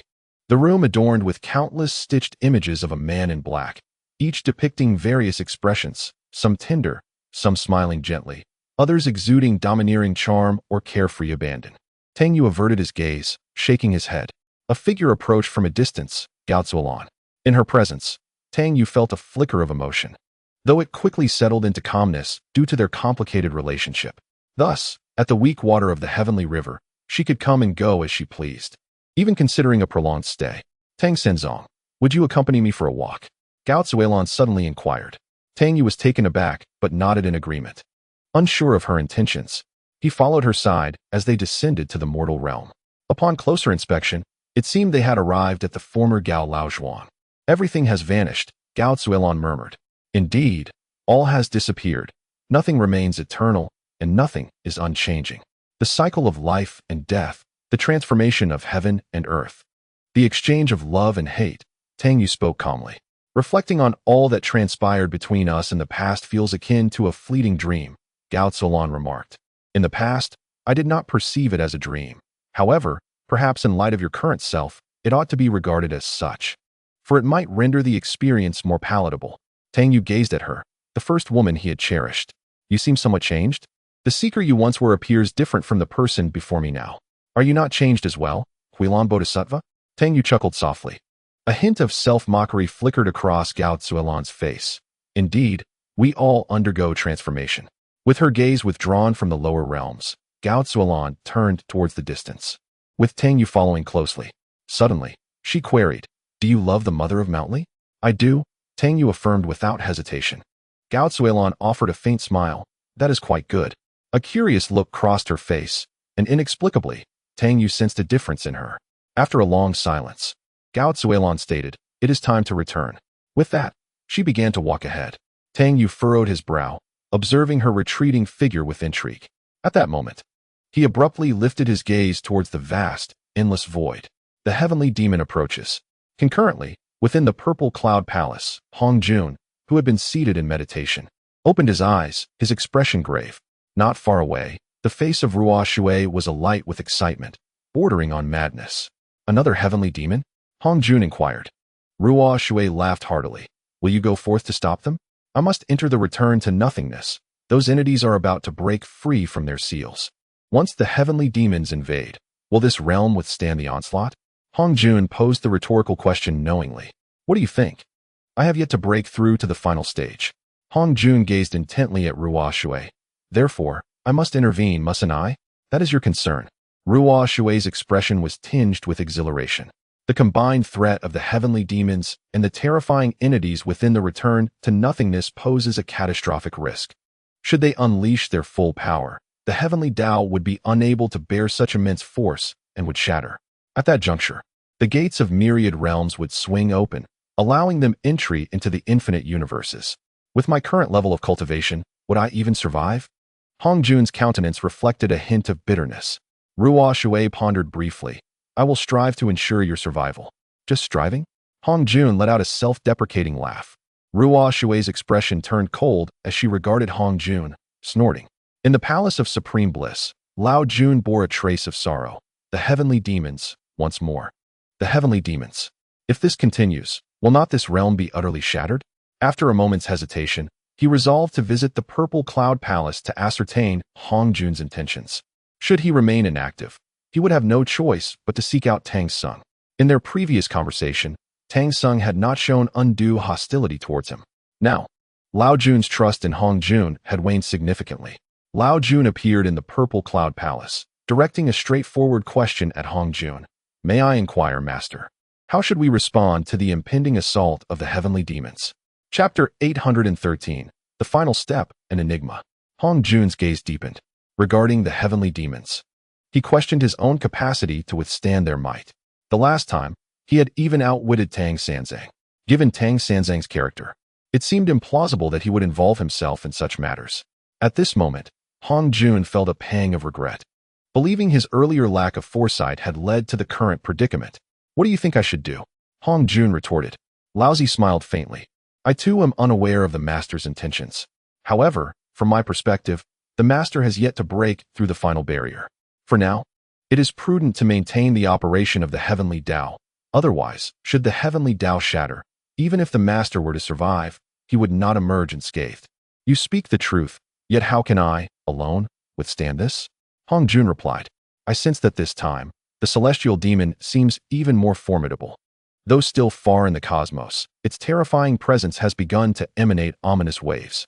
Such a force is enough to instill fear in even me." "And what of Tang Sanzang?" Laozi inquired. "Do you believe he will intervene again?" Although Tang Sanzang can sometimes be regarded with disdain, I believe he understands the gravity of the situation when faced with significant moral dilemmas, Laozi continued. "For instance, last time he confronted the celestial demon alone, buying us some time. Are you reproaching me for not intervening last time?" "Not at all. I merely speak of Tang Sanzang as he is." Laozi replied calmly. "The celestial demon is drawing near. I hope the master prepares accordingly. The fate of this realm hangs by a thread, resting upon a single thought of the master. Once the celestial demon enters our realm, this world will surely shatter, and the heavenly Tao will fall into slumber." Laozi sighed. "Especially since the master has yet to take the final step. Yet even if we were to prolong our existence, how long could it last? Those terrifying entities within the Guixu are on the verge of emerging. Once they do, the heavenly Tao will also collapse." Hong Jun fell silent. After a moment of contemplation, he suddenly chuckled. "It seems I have no choice left, do I? As the representative of the heavenly Tao, is it not my duty to protect this realm?" Laozi remarked blandly. To utter such words now seems somewhat ironic. He is no longer the representative of the heavenly Tao. Hong Jun snorted, seated himself on a mat, and closed his eyes. Xuanti and Jane finally relaxed, adopting a carefree attitude. Let things unfold as they may. Particularly, Xuanti, draped in a flower-patterned red quilt, leaned against the wall, book in hand. Upon closer inspection, it was the scripture that had been transcribed by Ananda and Kasyapa years ago. The more he read, the more Xuanti's expression darkened, as if he had unearthed the primary reason for the decline of Buddhism. "What nonsense is this? No wonder Buddhism has fallen into decay. I can hardly comprehend it." In frustration, Xuanti hurled the scripture to the ground. Not only could he not understand it, but even Lage would struggle to make sense of it. He might as well summon Ananda and Kasyapa to inquire about the meaning behind it, and they too might remain bewildered. Nevertheless, Lage had precisely aimed for this effect. Even he could not decipher it. In this manner, one can bewilder others, allowing the faithful to perceive the profound wisdom contained within. However, at present, he appears exceedingly agitated, for he cannot comprehend the essence of what has been inscribed. The more he contemplates, the more incensed he becomes, prompting him to rise abruptly from his bed, almost wishing to strike out at the young one. Yet now, such thoughts remain mere fantasies. The primordial supreme being picked up the Buddhist scriptures, glancing at them with a subtle smile. The writing is commendable, even though he too finds it incomprehensible. "Dear junior brother, why let it vex you?" Comforted by the guide, he reflected on the fact that the Buddhist sect has long since diminished. The uncertainty of their survival through this great calamity looms ominously. "No, elder brother. This truly incites ire," proclaimed Xuanti, seemingly attributing the decline of the Buddhist order to the actions of the young man. At that moment, the Supreme Lord Lao Jun emerged slowly from the Purple Cloud Palace. Upon his arrival, the others hastily rose to their feet. "We pay our respects to the elder brother." Lao Jun responded with a faint smile, proceeding onward. He too sensed the intensifying might of the surrounding cosmos, a harbinger of impending destruction. At this juncture, Tang Yu grew anxious, for time was indeed of the essence. The final step of his Tao was proving exceedingly arduous as he traversed the path of the heavens, existing within a primordial form that transcended this realm. Must he truly comprehend through the lens of a heavenly demon? Within his celestial manifestation, a heavenly demon lay imprisoned. Yet, the slightest misstep could lead him to a fate akin to Hong Jun, which was precisely why he hesitated to attempt it. Moreover, his own path of emotions and desires instilled fear that the malevolence of the heavenly demon might disrupt the internal equilibrium. Should that occur, the ramifications would be far graver. Ultimately, Tang Yu refrained from such actions, as he was filled with trepidation. Another heavenly demon? Niwa inquired. Tang Yu nodded. Indeed, yet an even more formidable heavenly demon. Will you take action this time? Niwa gazed at him. After a moment of silence, Tang Yu replied, I am uncertain. More than anything, I wish to refrain from acting. However, I desire to prolong the temporal fabric of this realm, granting me additional time to take that final step. I have garnered some insights regarding this last step. Tang Yu squinted slightly, yet I remain unable to advance, and this sensation is quite distressing. Niwa smiled gently. You have reached your current state in merely a few years. Your talent is extraordinary, unrivaled by any before or after. It is only natural that the final step poses challenges. After a pause, Niwa's demeanor turned serious. If you wish to take that final step, there are ways to do so. What methods? Tang Yu inquired eagerly. Niwa smiled softly. The essence of myself and Hutu. Tang Yu abruptly interrupted her. Impossible. I comprehend the implications of your words. My Tao diverges from yours. Even with your and Hutu's essence, it would remain futile for me. Having spoken, Tang Yu turned to leave. Not far away, the simpleton sat beside the weak water, appearing burdened with thoughts and somewhat forlorn. Poor simpleton. Due to the matter concerning the weak waters, I have been greatly affected. After enduring much hardship, I discovered that my once beloved has become a mere shadow of their former self. This is indeed quite tormenting. As for San Linglang, he continues to idle away his days, frequently frequenting the imperial kitchen. Due to Tang Yu's connections, no one dares to intervene, especially now that the kitchen is largely deserted. As a result, San Linglang indulges in the finest ingredients without any reservations. Brother Lai, he said, belching slightly, his eyes glazed with intoxication as he waved at Tang Yu. Chapter 814, Stepping into the River of Time. Observing Brother Lai in such a state, it was clear that he had drunk excessively. Nowadays, Brother Lai has become a mere drunkard, primarily because he has nothing to do. What else is there to do amidst such calamity, where survival itself is uncertain? Thus, he has completely let go, embracing a carefree existence. Brother Lai, what are you doing? Tang Yu looked at him, somewhat speechless. Brother Lai belched again. It's nothing. Nothing at all. If you have no pressing matters, come join me for a drink. You should drink instead, Tang Yu replied, shaking his head with a light laugh. Then turned to walk outside. At that moment, the entire heavenly court appeared somewhat desolate. After all the heavenly soldiers had been laid to rest by Tang Yu, leaving only one heavy deity behind. Yet, how long could they endure? Some gods and Buddhas took a step back upon seeing Tang Yu. The Buddhist sect has begun to decline. The great achiever Buddha has perished, and myriad Buddha has turned to Tang Sanzang. What remains are merely the ordinary bald heads. If possible, they too would wish to seek refuge with Tang Sanzang. However, their own cultivation and powers are meager. Even if they were to actively seek him out, he might not accept them. Bodhisattva Lingji softly called out, Third brother. In the past, he had made a fair profit from purchasing tobacco and liquor from Tang Sanzang. Furthermore, compared to other Buddhas, he was more familiar with Tang Sanzang, as they shared a long-standing friendship. Tang Yu strolled slowly through the heavenly court, with the multitude of Buddhas watching him from behind. At that moment, some regretted not having aligned themselves with the third brother earlier. As he traversed the heavenly court, Tang Yu observed everything with an otherworldly perspective: beauty, ugliness, destruction, and rebirth, all starkly contrasted. What is the essence of one's true heart? Is it found in the beginning? At this moment, Tang Yu felt a sense of bewilderment. He sensed that another version of himself seemed intent on reminding him of something. Third brother. The Jade Emperor approached from a distance, calling out to Tang Yu. It seemed as though Tang Yu did not hear him, passing right by.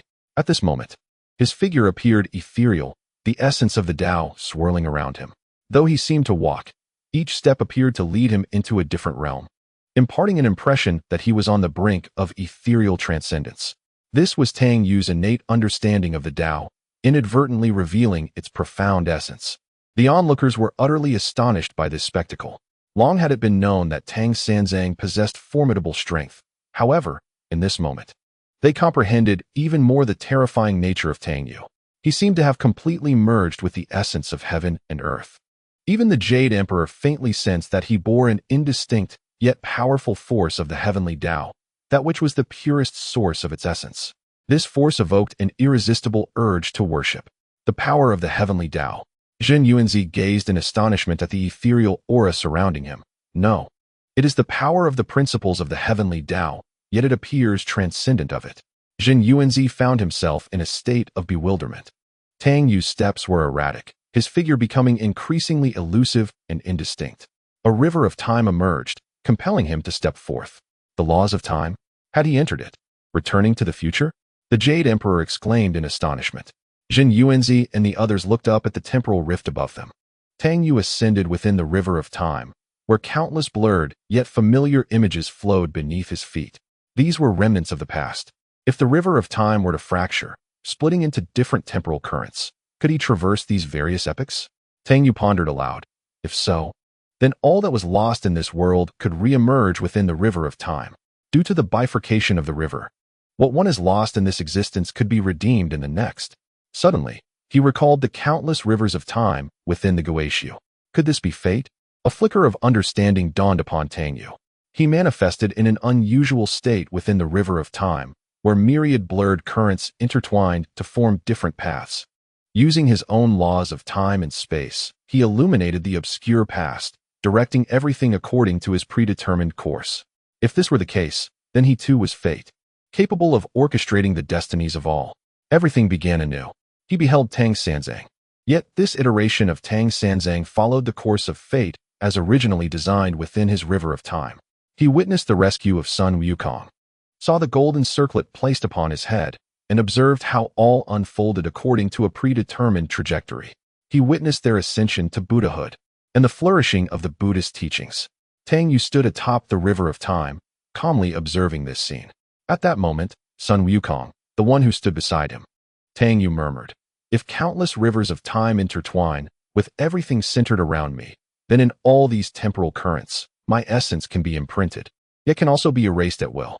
Different individuals traverse different destinies. Parallel dimensions." Tang Yu suddenly recalled that in a previous life, someone spoke of parallel spaces.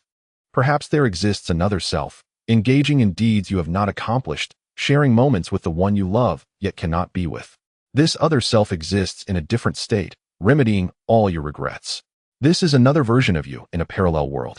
Yet, it is merely a fracture in time. The same river of time, diverging in different directions, leading to disparate destinies. Tang Yu suddenly became agitated. If this were indeed the case, he could split into different spatial dimensions. Thus, he could resurrect the ancestral dragon in various realms, reunite with Su Qing, and even bring back the woman associated with Luo Ho. However, they existed within different temporal flows. If he could reverse time, erase their existence in another dimension, and then send their counterparts from this timeline into the river of time, they could rectify their inherent regrets. Boom. The river of time trembled as he fell from it. This was the power of the heavenly path imposing limitations. Ultimately, he was still not strong enough to wander through the river of time like Tianzong, impervious to any force of interference or constraint. Tang Yu took a deep breath, allowing all the nuances of Tao to submerge within him. Third brother, can you traverse the river of time and reverse its flow? The Jade Emperor exclaimed in astonishment. Tang Yu shook his head. I cannot. Initially, I believed my mastery over the laws of time was insufficient. However, even now, with my newfound mastery, I remain within the confines of the heavenly path. Noticing the Jade Emperor's puzzled expression, Tang Yu continued, if it were truly possible to reverse time, why then does the heavenly path remain in slumber, rather than reverting to the past? Chapter 815, Mastery of the Laws of Time. At this moment, the Jade Emperor comprehended. Witnessing the past was possible, yet altering it was beyond reach.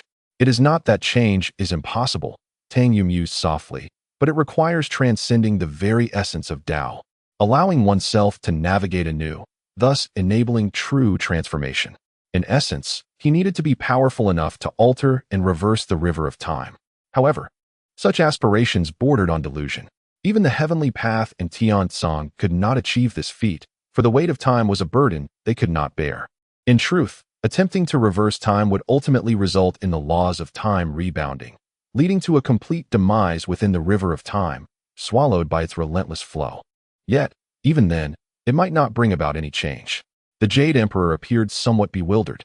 I do not fully understand. Tang Yu smiled lightly and waved his hand, enveloping the Jade Emperor in the laws of time. In an instant, he vanished. Your Majesty, the assembly of gods gasped in astonishment. The Jade Emperor, in disbelief, observed the unfolding scene. He saw himself seated upon the dragon throne, issuing commands to the gods. This was an event from the past, with the same words and demeanor. Can you interfere with your past self? Tang Yu materialized beside him. The Jade Emperor shouted down at his former self. That lad, that lad. However, the Jade Emperor of the past seemed oblivious, continuing his affairs as if nothing had transpired. After a moment of contemplation, the Jade Emperor mused, so this is witnessing, yet unable to change? The past belongs to a different temporal realm, lost in the river of time along with people and objects. Third brother, although you have mastered the laws of time, you can only observe the past, but cannot alter it. Am I correct in my assertion? Tang Yu nodded thoughtfully. It is both true and not true. The truth lies in my current inability to alter everything. The falsehood is that perhaps, in the future, I may have the capacity to change it all. The Jade Emperor's gaze upon Tang Yu ignited with fervor. What does this signify? It signifies the possibility that perhaps in the future, Tang Sanzang could traverse different timelines, mending various regrets. What expression is that? Just as the words left his lips, the Jade Emperor and Tang Yu found themselves plummeting once again, still constrained by the powers of the heavenly Tao. He could not linger too long within the river of time. Your Majesty, are you unwell? Li Jing hurriedly approached, concern etched upon his face. The Jade Emperor scoffed. With the prowess of the third disciple now, if he so wished, he could annihilate us in an instant. Li Jing's expression grew somewhat awkward. Yet confusion brewed within him. Why was it that Tai Bai Jinxing always managed to flatter so well, while he consistently stumbled? Your abilities truly leave one in awe, third disciple. The Jade Emperor remarked with genuine admiration. The mere act of reversing the laws of time rendered him unparalleled, a feat even Hong Jun could not achieve. Tang Yu's figure faded into obscurity, as if merging into different epochs. His mastery over the laws of time had reached its zenith. Should he advance further, it would require shattering the constraints of the Tao. At that moment, he would indeed possess the power to invert the cosmos and reverse yin and yang. Returning to the waters of the heavenly river, Tang Yu sought out the mother of Lishan. Seeing Tang Sanzang's exuberant expression left her somewhat bewildered. Yet, before she could utter a word, Tang Yu grasped her hand, propelling them upstream against the currents of time. The first act following his mastery over the laws of time was to eagerly showcase his prowess to the mother of Lishan. Her eyes sparkled with excitement, curving into crescent shapes filled with joy, only for that joy to swiftly fade. Below them, the Bo Palace materialized before their eyes. She beheld her master, along with familiar brothers from the past, all seated with solemnity. Ahead, Tong Tian was delivering a lecture. In that moment, Tong Tian's aura flowed, his eyes sharp as swords, embodying a drawn blade. Such a familiar scene. Years ago at the Bo Palace, during its nascent days, when the Brotherhood still thrived, and the Jie sect had not yet waned. The mother of Lishan's eyes glistened with moisture. Thank you, Tang Sanzang. Thank you, she said, tears mingling with her smile. Tang Yu gently reached out to wipe away the tears from the corners of her eyes.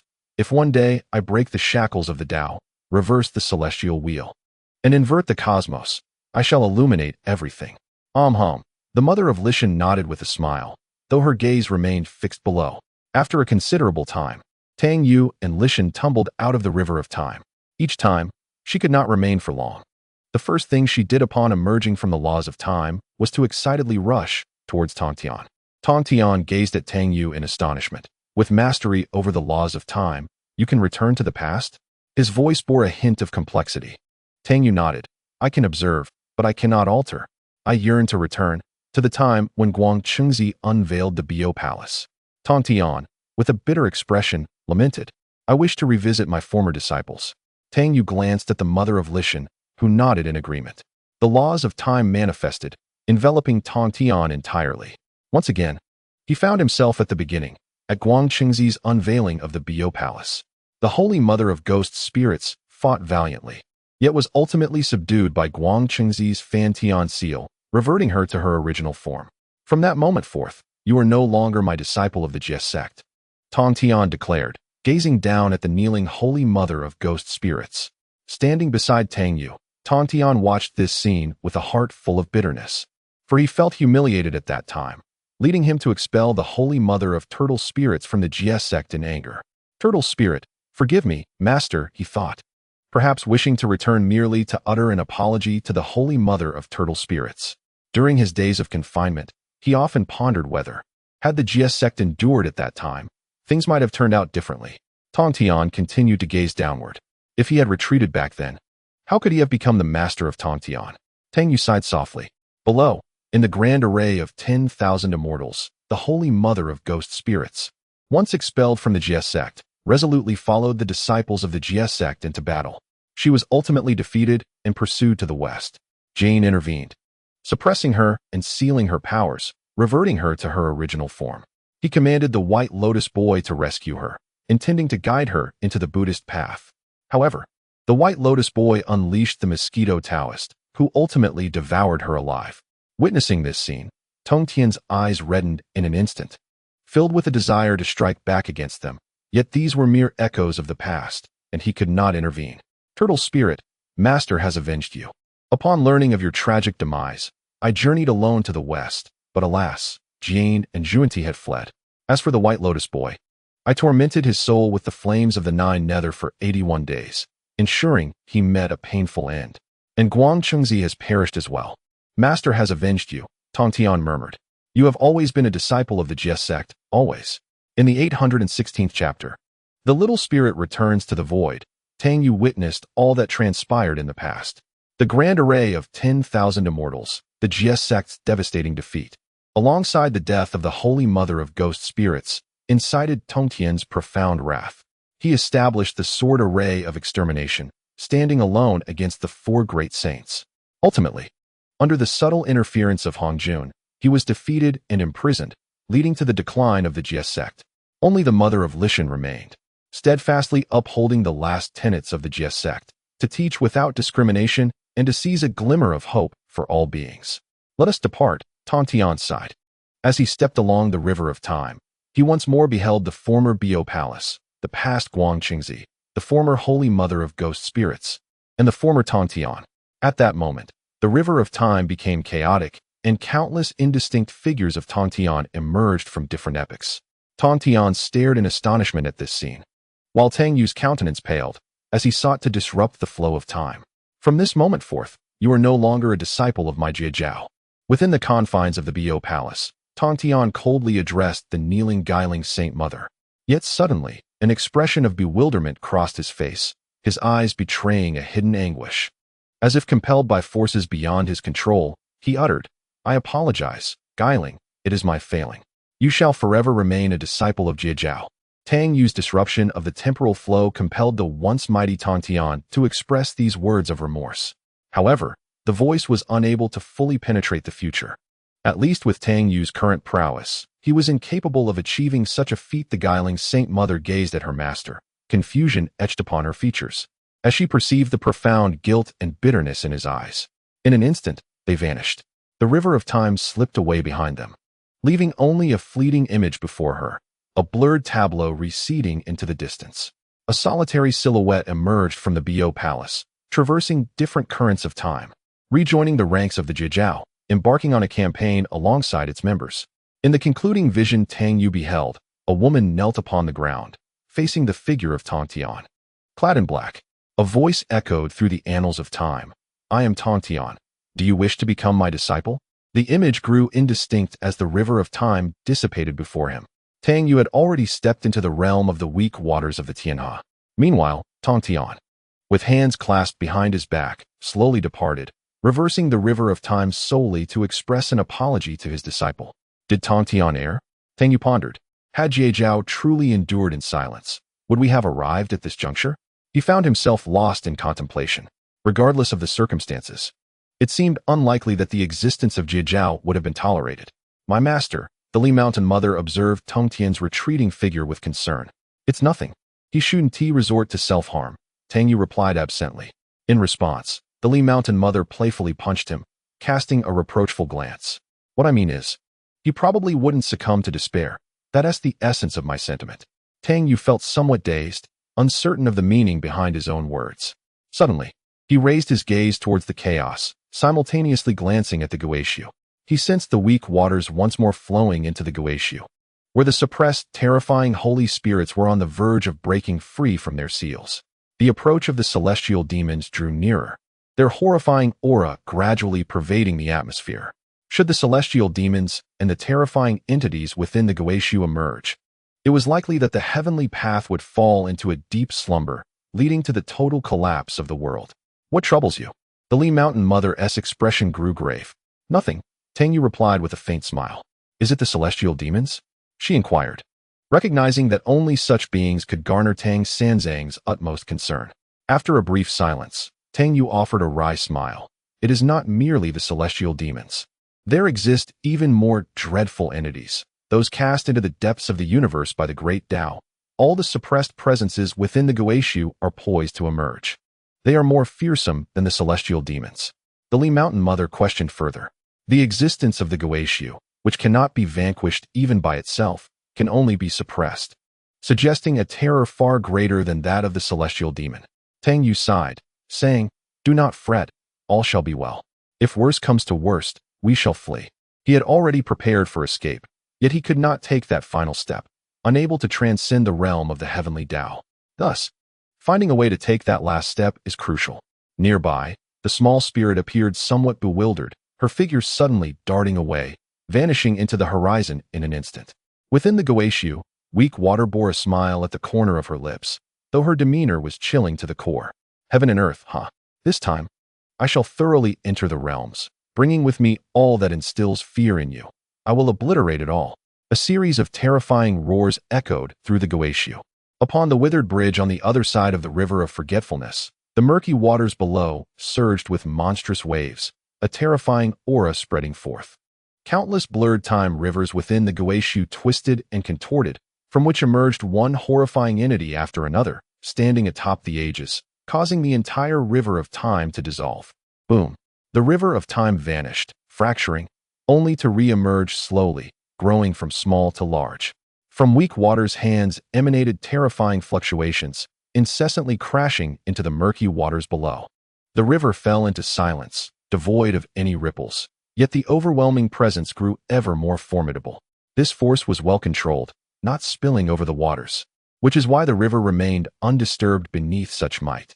It is you. This voice resonated as if a multitude of voices had converged into a single utterance. Emanating from beneath the waters, it felt as if countless souls had simultaneously spoken. The echo lingered, unending. I am not her. Weak water, with a smile, declared, I shall lead you all into the realms. Her expression turned a shade frenzied. Indulge in wanton slaughter, trample recklessly, and fill the void and solitude within you with the endless blood of the heavens. Why? A voice, fragmented, arose from beneath the waters. Why? Another voice followed. Upon hearing such words, weak water trembled, her eyes glistening with unshed tears. Her movements halted at that moment. Disbelief etched upon her face as she beheld the newcomer, a small girl, no larger than a palm, who steadily approached. Shaoling. Yet, with each step the girl took, her form grew, until she transformed into a woman clad in crimson. Her long hair cascaded down, her eyes cold and piercing. Her features were exquisitely carved, rendering her breathtakingly beautiful and strikingly vibrant. The red fabric of her attire danced lightly, her hair flowing like a dream. Chapter 817. The Reappearance of the Woman in Red. Weak water stood frozen, gazing at that figure. After a long pause, she finally managed to utter, You have awakened? Her voice carried a hint of trepidation, intertwined with an ineffable complexity of emotions. Why? The woman in red spoke again, her tone unwavering yet resonantly clear, more melodious than the most exquisite of instruments could ever convey. Why? Weak water murmured, suddenly erupting into laughter, though tears glistened in her eyes. You ask why? Willingly exploited by others, stationed here to guard the heavens, yet what do you ultimately gain? Do you not find it absurd? Abruptly, she laughed with a desolate mirth. Huh? I am you, yet I am not you, for I shall not tread your path. nor shall I be as foolish as you. Should I bring ruin upon the eternal heavens, I will then reshape life and reconstruct order. The murky river below trembled violently. It is you. It is you. I sense your presence. This voice was thick with contempt and tremulous fear. Do you still wish to seal us away? How long do you think you can suppress us? The woman in red appeared oblivious to the sounds from below, gazing intently at weak water. I know this is not you. For your prolonged guardianship here has tainted your true essence with evil influences. Was it not the original you who once forged this world and stood guard over it? I am you, and you are I. Thus, I understand you as I seek to comprehend myself. It is not so, weak water retorted with a scoff. It is your self-righteousness that is laughable in my eyes. Otherwise, how could we have fallen to such depths? What is guarding the heavens yielded? We have been forgotten by all beings. Does anyone still remember us? No one. Weak water spoke bitterly. We protected the heavens, yet what is our existence within them? Perhaps some may recall us, but they would surely be the most heinous of beings, only to be suppressed. Is it worth it? Not at all. Weak water continued. To safeguard the heavens, only to have our kin slaughtered by the celestial spirits? How utterly ridiculous. We ought to be remembered, honored as heroes. Since the beings of the heavens are ungrateful and have destroyed us, I shall bring down the heavens and forge a world that belongs to us. A glint of madness flickered in her eyes. I could even resurrect our once vanished kin, preserving all joy so that pain would no longer exist. She pointed at the woman in red, laughing heartily. After the battles fought to protect the heavens, she found herself without a place to belong, unable to safeguard those she cherished.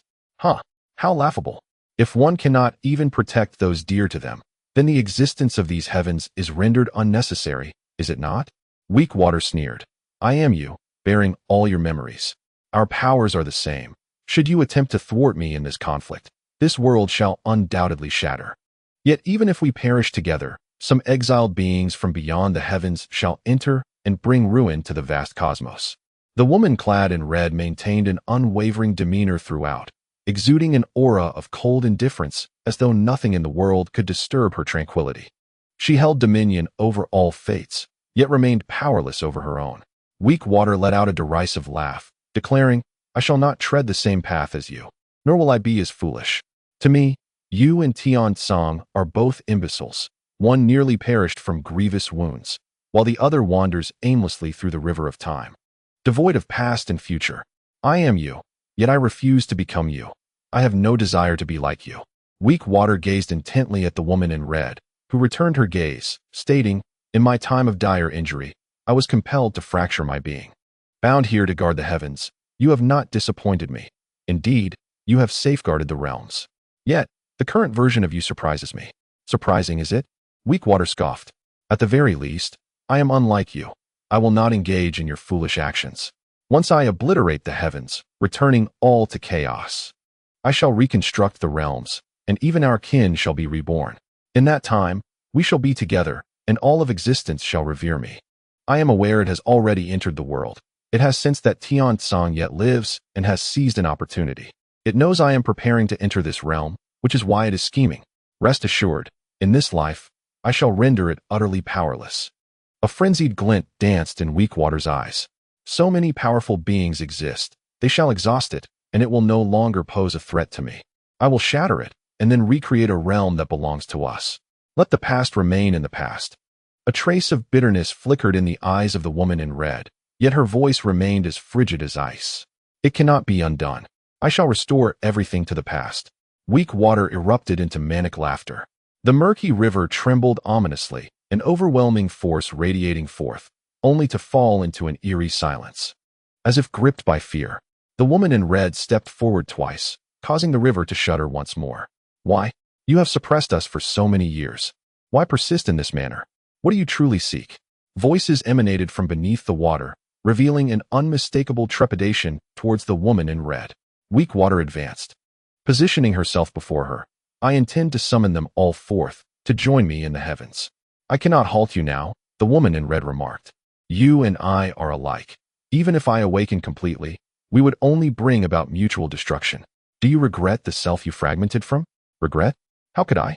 At the very least, you initially remained to guard this place, which brings me solace, the woman in red replied.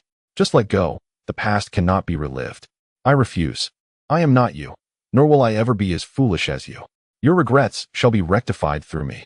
I know your essence has not yet fully awakened, and your endurance is waning, Weakwater asserted. The last time you manifested, you rendered yourself even weaker.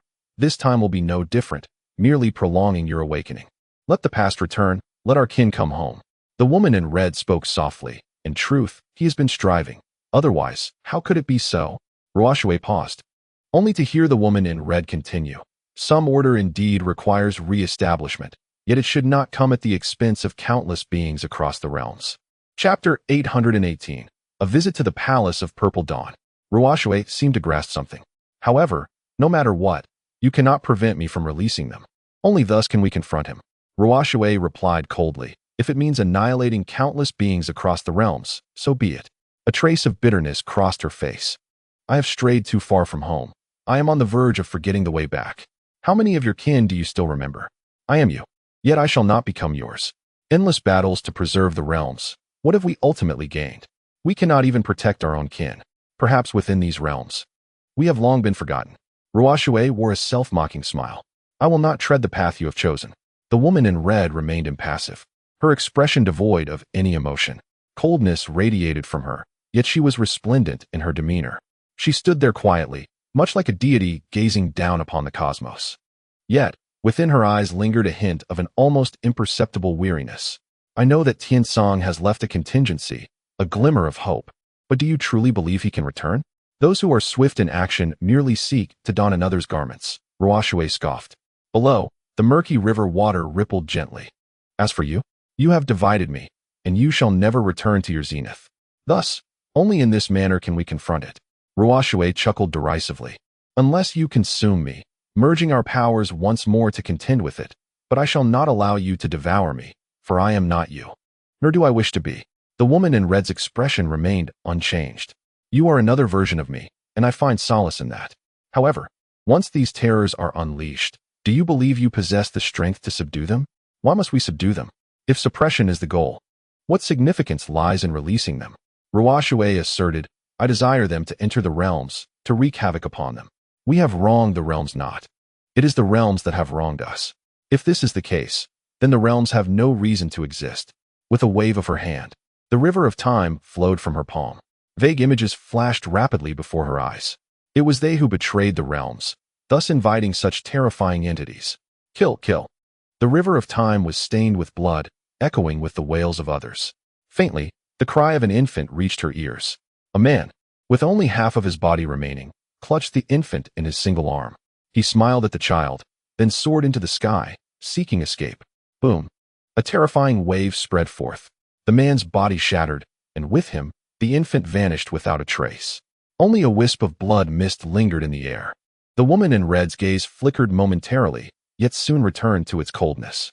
Look, guarding the realms? In the end, all they received was betrayal from the realms.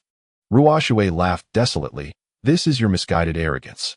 I am aware that all this is merely a manifestation of its apprehension towards you, a strategic maneuver on its part. Yet, knowing this, you still leap into the fray like fools, which is truly laughable, remarked Riche disdainfully. We have once fought for the heavens, stood guard over them, and defended them, yet this is how we ultimately meet our fate. Betrayed by these ignorant souls, who believe we have summoned forth formidable foes, inciting chaos among the heavens. Oblivious to the fact that it is all part of its deliberate scheme. Countless innocent beings within the heavens have been sacrificed in its efforts to combat you. The woman in red listened to Ruoxue's words, seemingly unperturbed. She stood silently, her presence strikingly unique and independent. Ironically, despite this knowledge, you march resolutely into battle. Ruoxue observed with a hint of sarcasm. The woman in red cast a glance at her, a deep sigh escaping her lips. Some order ought to be reset, yet not through such means. Her form began to blur, as if transforming into a single point, merging into the crevice of time, before vanishing completely. Xiaoling's eyes were filled with bewilderment as she glanced around, then plunged into a certain part of the heavenly realm, seemingly in search of sustenance. The aura of the celestial demons drew ever closer, set to descend upon this world once more. The surrounding space continued to collapse, with the remaining realm of the heavens dwindling further. It would not be long before all of this disappeared without a trace. The black rain continued to fall incessantly, enveloping the entire heavenly domain in a suffocating atmosphere. Of course, this did not include Lai Gu and his companions. At this moment, Lai Gu seemed to have completely surrendered, living with reckless abandon. He drank himself into a stupor daily, only to awaken and resume drinking, having utterly descended into degradation. Is this place on the brink of destruction? Guanyin Bodhisattva approached Tang Yu and inquired. Tang Yu smiled faintly. Yes, it will soon be obliterated. All that remains are a few structures. As for the flora, they have long been reduced to nothing by the corrosive black rain. Can we survive? Guanyin Bodhisattva now harbored little faith. You will not perish, Tang Yu asserted with conviction. As for him, that remained uncertain. With his divine essence continuously waning, if this persisted, he would eventually be wholly supplanted. At that point, Tang Yu would cease to exist. For now, he sought to strengthen his divine essence, yet found himself powerless to do so, helplessly witnessing its gradual decline. He pondered the nature of his true self, grasping at some insights, yet remaining perpetually unclear. You know, if there truly is no way out, I shall lay you to rest, he chuckled darkly. Consider it a slumber. Upon awakening, all shall be well. Guanyin Bodhisattva regarded Tang Yu, choosing not to speak further. A voice resonated from within the Zhixiao Palace. Tang Sanzang, may I have a word with you in the Zhixiao Palace? The voice of Hong Jun echoed in Tang Yu's ears. After a brief hesitation, Tang Yu appeared in the Zhixiao Palace. Suddenly, Jane and Zhuanti sprang to their feet, cautiously regarding him. They were not here for a confrontation. Tang Yu, believing himself to be quite amiable, offered them a smile. Upon hearing this, the two old brothers secretly exhaled in relief. Only when Tang Sanzang fully entered the inner hall did they finally feel at ease. The shadow Tang Sanzang cast over them was immense. It was well known that he had previously appeared out of nowhere and dealt them a severe beating. Moreover, they had once been saints, and now they were no longer even that. Should Tang Sanzang choose to strike, it would be an effortless task for him to vanquish them. You have arrived, Hong Jun said calmly, his back turned to Tang Yu. What is it? Tang Yu inquired directly, his eyes scanning the surroundings. He then approached a large cauldron, examining it closely and even tapping it lightly. Unfortunately, it was not a treasure of great worth. The heavenly demon is approaching, Hong Jun announced. Chapter 819. Assaulted by Guixu, a hint of disdain curled at the corner of Tang Yu's mouth. Back then, you had me act as your pawn, nearly leading to my demise. And now, the heavenly demon dares to seek me out once more. I sensed it naturally, Tang Yu shrugged. I cannot withstand this alone. Hong Jun declared with gravity. You must understand that if the heavenly demon attacks and disrupts the heavenly Tao, the Tao will surely shatter. We have yet to take our final steps. Once the Tao collapses, we shall possess nothing. What does it matter? You have been colluding with Guixu, he retorted. Before he could finish, an overwhelming force enveloped the area. The figure of Ruoshui materialized, coldly fixating on Tang Yu. Under this tremendous pressure, Tang Yu was forcefully thrust into chaos. Within the depths of the chaos, Tang Yu grimaced. How is she so powerful? Although he was already aware of Guixu's strength, he had not anticipated that she would possess such formidable might. Emerging from the chaos, he glanced at Ruoshui and chuckled awkwardly. This is a misunderstanding. If I hear any slanderous words from your lips, I shall end your life, Ruoshui replied coldly. I promise not to mention your association with him. Even if there is such a connection, it must be with my disciple after all. Tang Yu hastily fell silent, unwilling to speak further. Ruoshui's display of power instilled fear even in Hong Jun. He was aware of her strength, yet had never witnessed her full capabilities. Furthermore, Hong Jun sensed that this was undoubtedly not her complete power. In that moment of action, the heavenly Tao trembled. The force she wielded was precisely at the threshold of what the Tao could endure. Speak another word, and I shall kill you, Ruoshui warned icily. Not far away, Jane and Zhuanti turned their gazes toward the unfolding scene, while Yuan Shi Tianzun remained unmoved. Observing the two, Tang Yu took a deep breath. In an instant, he appeared before them. Jane and Zhuanti were taken aback, feeling as though they were rendered immobile. Tang Yu unleashed several punches, finding great satisfaction in the act. Damn it! If I cannot defeat Guixu, how could I possibly lose to you? I won't allow you to laugh at me in secret. Humph! With a heavy huff, Tang Yu returned to the inner hall once more. Meanwhile, Jane and Zhuanti lay on the ground, bruised and battered. Tang Sanzang did not wish to slay them. Rather, his intent was to humiliate them. A glimmer of schadenfreude flickered in the eyes of Yuan Shitianzun. Fortunately, he had refrained from indulging in the spectacle. For had he done so, he would likely have shared their fate. Hong Jun furrowed his brow and addressed Tang Sanzang. Consider my words. Only by joining forces can we withstand the heavenly demons and prolong the time until the annihilation of the universe, thus granting us the opportunity for a breakthrough. Glancing at Ruoshui, Tang Yu remarked, "This is of no concern to me." He gestured towards Ruoshui. "You could summon her to act." Ruoshui narrowed her eyes, prompting Tang Yu to take a step back as he continued. "If she intervenes, any celestial demon would be trivial, easily extinguished, would it not?" Ruoshui, haha. Ruoshui swiftly seated herself nearby and closed her eyes. "I am not jesting with you," Hong Jun stated earnestly. "This matter pertains to the fate of the three realms." "Do the three realms even exist anymore?" Tang Yu retorted coldly. "You are aware this is of utmost importance, yet you once exploited me?" Hong Jun sighed at that time. "I was remiss in my considerations. Once the deed is done, one must bear the consequences," Tang Yu replied. "Humph. I do not fear revealing that even if the universe were to shatter, as long as I do not take that final step, I would still survive." "And what of you?" "He too could endure." Ruoshui spoke softly with her eyes still shut. "I know that, should you wish it, you could certainly ensure his survival. You still need to navigate the myriad heavens, and thus require your own allies," Tang Yu remarked, directing his gaze toward Hong Jun. "So you see, she claims you could survive, so what use is there in resisting? It would be better for the heavenly Tao to collapse sooner rather than later." "What do you mean by better for it to collapse sooner? Is that even rational?" Hong Jun inhaled deeply. "But what of all sentient beings? That is your concern." Tang Yu shrugged, adopting a nonchalant demeanor. "If there is nothing else, I shall take my leave." With that, he turned to exit. Having been exploited once, why would he wish to ally again? Ha. Tang Yu believed he held no such nobility. "Tang Sanzang, do you truly intend to disregard all life?" Hong Jun inquired. Tang Yu scoffed, turned back to Hong Jun, and raised a middle finger before departing. As Tang Sanzang emerged, Jane and Junti were once again taken aback and grew wary. Tang Yu flashed a toothy grin at the two, his expression disarmingly innocent. "What are you planning?" Junti stammered. "Why are you so tense?" "I cannot possibly devour you." Tang Yu chuckled. "You were once saints, or rather, you used to be. Why have you become so timid?" Even during their days as saints, they had suffered at Tang Yu's hands repeatedly, leaving an indelible shadow of fear. Now, having lost their status, their trepidation was even more pronounced. Jane and Junti forced nervous laughter, too afraid to utter a word. "I'm leaving now. Look at how frightened you are," Tang Yu said, shaking his head disdainfully. As he departed, Hong Jun let out a deep sigh. "How long can this world endure?" "No more than a month," Weakwater remarked. "In the event of a natural calamity leading to destruction, should the celestial demons emerge, everything will shatter instantaneously." "Do you intend to unleash those terrifying entities?" Hong Jun inquired, casting a glance at Weakwater. Weakwater's expression turned cold. "This is my concern.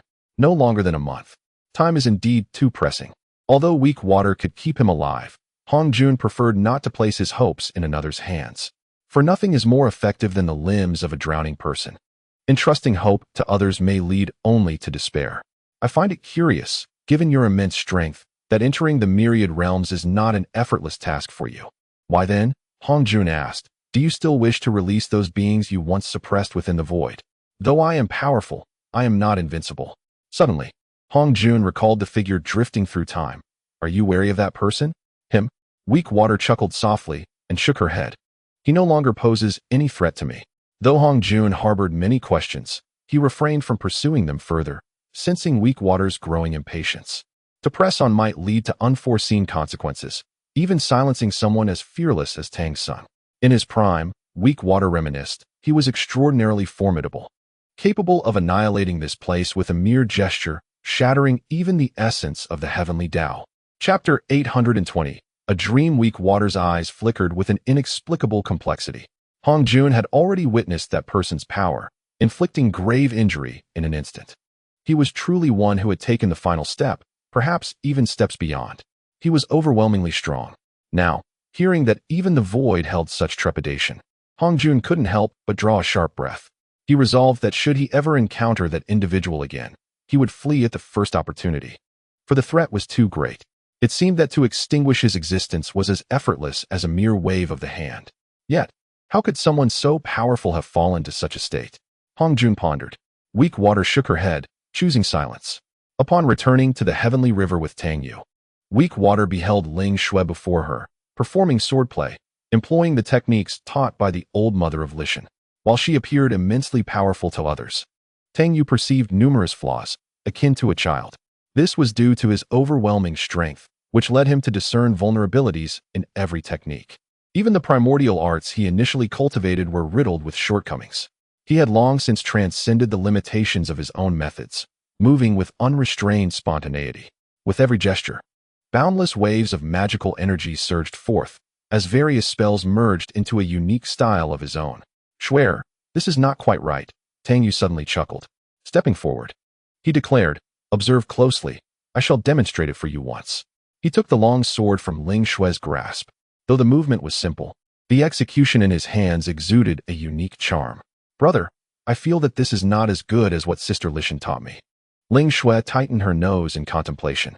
Tang Yu chuckled softly. Ultimately, what suits you best, Schwerer, is the finest. I am merely demonstrating. It is essential for you to discern which technique you can wield to unleash the fullest potential, and therein lies the true excellence. He passed the long sword back to her. In a swift motion, Tang Yu conjured 2 skewers of candied hawthorn. Here, these are for you. You adored them as a child. Not long ago, I visited the imperial kitchen and discovered some leftover ingredients, so I prepared these simply. Thank you, big brother. Ling Shui replied with a sweet smile, taking the treats and settling beside Tang Yu, resting her head on his shoulder. Big brother, I had a dream. What dream? Tang Yu asked casually. I dreamt that it was just you and me, Ling Shui confessed. Tang Yu paused, gently stroking her head. But you vanished, big brother.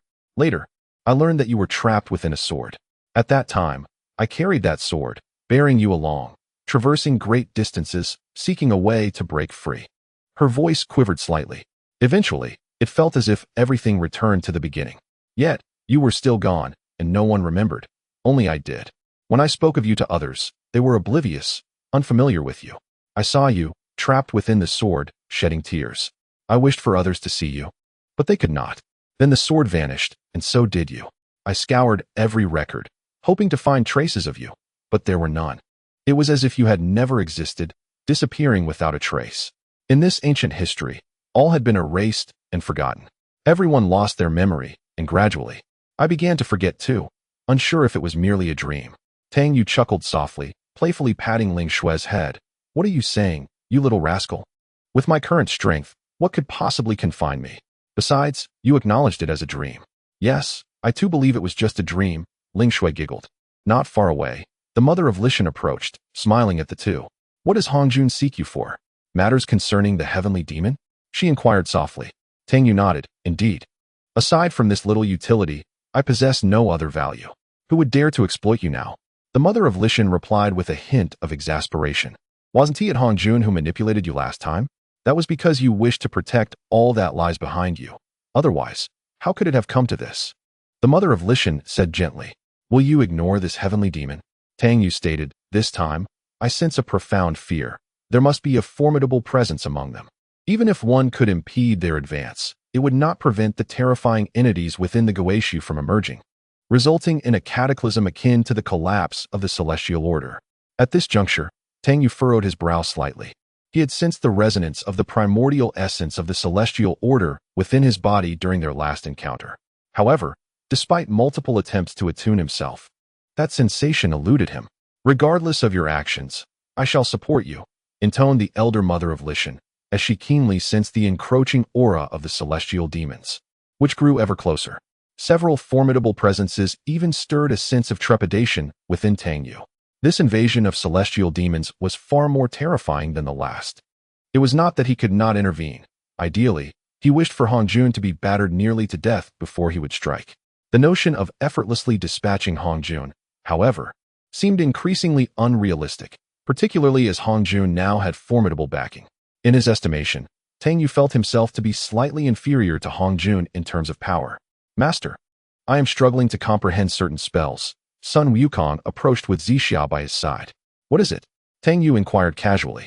The technique you practice is the completed method of the Pangu deity, yet I sense some conflict with my inherent 72 transformations, Sun Wukong pondered, his brow furrowed. Transformation. Tang Yu replied, no technique is immutable. It requires your own adaptation to discover the method that best suits you, and that is the optimal approach. Sun Wukong fell into contemplation. I must admit, your demeanor indeed reflects the essence of a master, teased the elder mother of Lishan. Transformation, Sun Wukong murmured. To change alongside me? Ultimately, the practice must align with my essence. Tang Yu nodded in affirmation. Indeed, all techniques are so. They are not singular. With a flourish, Tang Yu's magical energies surged around him, emanating a formidable presence that reached towards the heavens. If one were sufficiently powerful, everything could unfold according to their will, and any spell would merely serve as an auxiliary. To be precise, one's magical power was paramount. Tang Yu asserted, no, magical power is not the utmost importance. It is the essence of one's path that truly matters. Presently, his magical power had become excessively potent, surpassing the realm of his own path. Yet this was not without its drawbacks. The others fell into deep thought. Nevertheless, Tang Yu had already risen and walked towards the distance, contemplating. He ultimately flashed into the Guixu. Chapter 821. The frustration of Zhuani currently. The terrifying entities within the Guixu were on the verge of breaking their seals entirely. That overwhelming presence spread throughout the heavens and earth. Should such formidable beings emerge, even a solitary one would evoke dread in Tang Yu. Moreover, the multitude of them was a cause for greater concern. Initially, it was merely the Guixu that instilled fear within him. However, he now understood that the terrifying entities suppressed within were the true source of his trepidation. Yet, he remained perplexed. If the Guixu had once sealed them, why now permit their return to the world to wreak havoc upon creation? Beneath the shores of the river of forgetfulness, the murky waters quivered in agitation. Beneath this surface lay the dread entities that had been subdued. The once suppressed magical power is gradually waning. They yearn to break free from their seals entirely. Roar! Roar! Tang Yu sensed those terrifying howls, imbued with a wrath that seemed capable of shattering their confines, exuding a sense of elation akin to that of demons on the verge of liberation. Each of the beings sealed here appeared to possess a strength surpassing his own. It is unclear how the Guixu managed to confine such formidable entities in this place, isolating them from the myriad realms. Could it be that Guixu is safeguarding the heavens? This thought suddenly emerged in Tang Yu's mind, causing him to feel a sense of absurdity. At least he believed that Guixu could not possibly embody such grandeur. We shall see the light of day again. The myriad realms await us. The dreadful voices emanated from the murky waters, sending ripples across the surface. Tang Yu found himself tempted to leap into the depths to uncover their secrets, yet he ultimately abandoned this reckless notion. You have arrived. Ruo Shui suddenly appeared beside Tang Yu, taking a couple of steps away, either intentionally or unintentionally. To be honest, Tang Yu felt a twinge of fear regarding Guixu, especially since he had recently been cast into chaos with such ease. I merely came to take a stroll, Tang Yu replied casually. Ruo Shui turned her head to look at him, a smile dancing on her lips as she said, Is that so? Strolling all the way to my domain. I am quite fond of aimlessly wandering about, especially now, having inadvertently toured the three realms and somehow ended up here. Tang Yu chuckled. Well, I suppose I shall return, as they have matters to discuss with me. Farewell, no need to see me off. Ruo Shui paused, then burst into laughter. What is this? Are you afraid of me? Nonsense. What is there to fear? Tang Yu straightened his posture, responding nonchalantly, I merely find it dull here, and since they seek me, I intend to head back. To yield and to endure, to follow one's heart. Is this your true nature, your path? Ruo Shui remarked with a smile. Indeed, indeed. True nature? Tang Yu was taken aback. Another aspect of himself had always urged him to comprehend his true essence. However, Ruo Shui's words inadvertently shed light upon this understanding. True essence? To act according to one's desires? No, this is certainly not it. Acting at will is the domain of those who possess absolute power. That is the true essence of freedom. Of course, Tang Yu could do so now as well. Yet, he felt lost regarding the original true essence. What is the true essence? Tang Yu turned to Ruo Shui. To act in accordance with one's true self, to walk freely, Ruo Shui replied. Everything I do, originating from myself, is done with true intent. I am my true self. There is no need for entanglement. Suddenly, Tang Yu's eyes sparkled as if he had grasped a profound truth. Thank you, Brother Gui, he said, moving beside Ruo Shui. Raising her hand, and giving it a gentle squeeze as a gesture of gratitude. Boom! Tang Yu felt an overwhelming force pressing upon him, propelling his entire being out of Guixu and plunging him into chaos. In the midst of chaos, after an indeterminate distance, he finally halted his movement. His complexion turned a vivid white, and his chest caved in, with every rib fractured. Tang Yu inhaled sharply, realizing his folly, in a moment of reckless excitement. He had forgotten that he was in the realm of the void, facing an opponent beyond his capabilities. Cursing under his breath, he swiftly darted away, intentionally or unintentionally entering the purple celestial palace. The sudden appearance of Tang Yu startled the three sages. Without uttering a word, he approached Zhuan-Ti and brought him crashing down, immediately unleashing a flurry of blows upon him. What transpired? What was happening? Zhuan-Ti, on the verge of tears, was utterly bewildered by the turn of events, a single tear escaping the corner of his eye. Jie-in, not daring to utter a word, observed Tang Sanzang's furious demeanor. A single misstep in his words would likely lead to dire consequences for him as well. Yuan Shi Tianzun's eyelids twitched violently. His eyes closed as if he had entered a meditative state. Following Tang Yu's departure, Zhuan-Ti wept. Why? What was he supporting? Why was this happening? After so many years without tears, Zhuan-Ti was now completely overcome with sorrow, sobbing, I must destroy him. I shall make him pay for this bullying. Wiping his tears, Jiang handed him a cloth. Zhuan-Ti accepted it, covering his face as he wept freely. Surely he must have endured some grievance, Yuan Shi Tianzun remarked, recalling the terrifying scowl on Tang Sanzang's face at that moment. If he has grievances, why come to me to vent? What nonsense! Such bullying! Zhuan-Ti sobbed, gasping intermittently. Is he not merely relying on his overwhelming strength? Junior brother, quiet down. What if Tang Sanzang hears us? Jiang glanced around. Let him hear. Why should I fear him?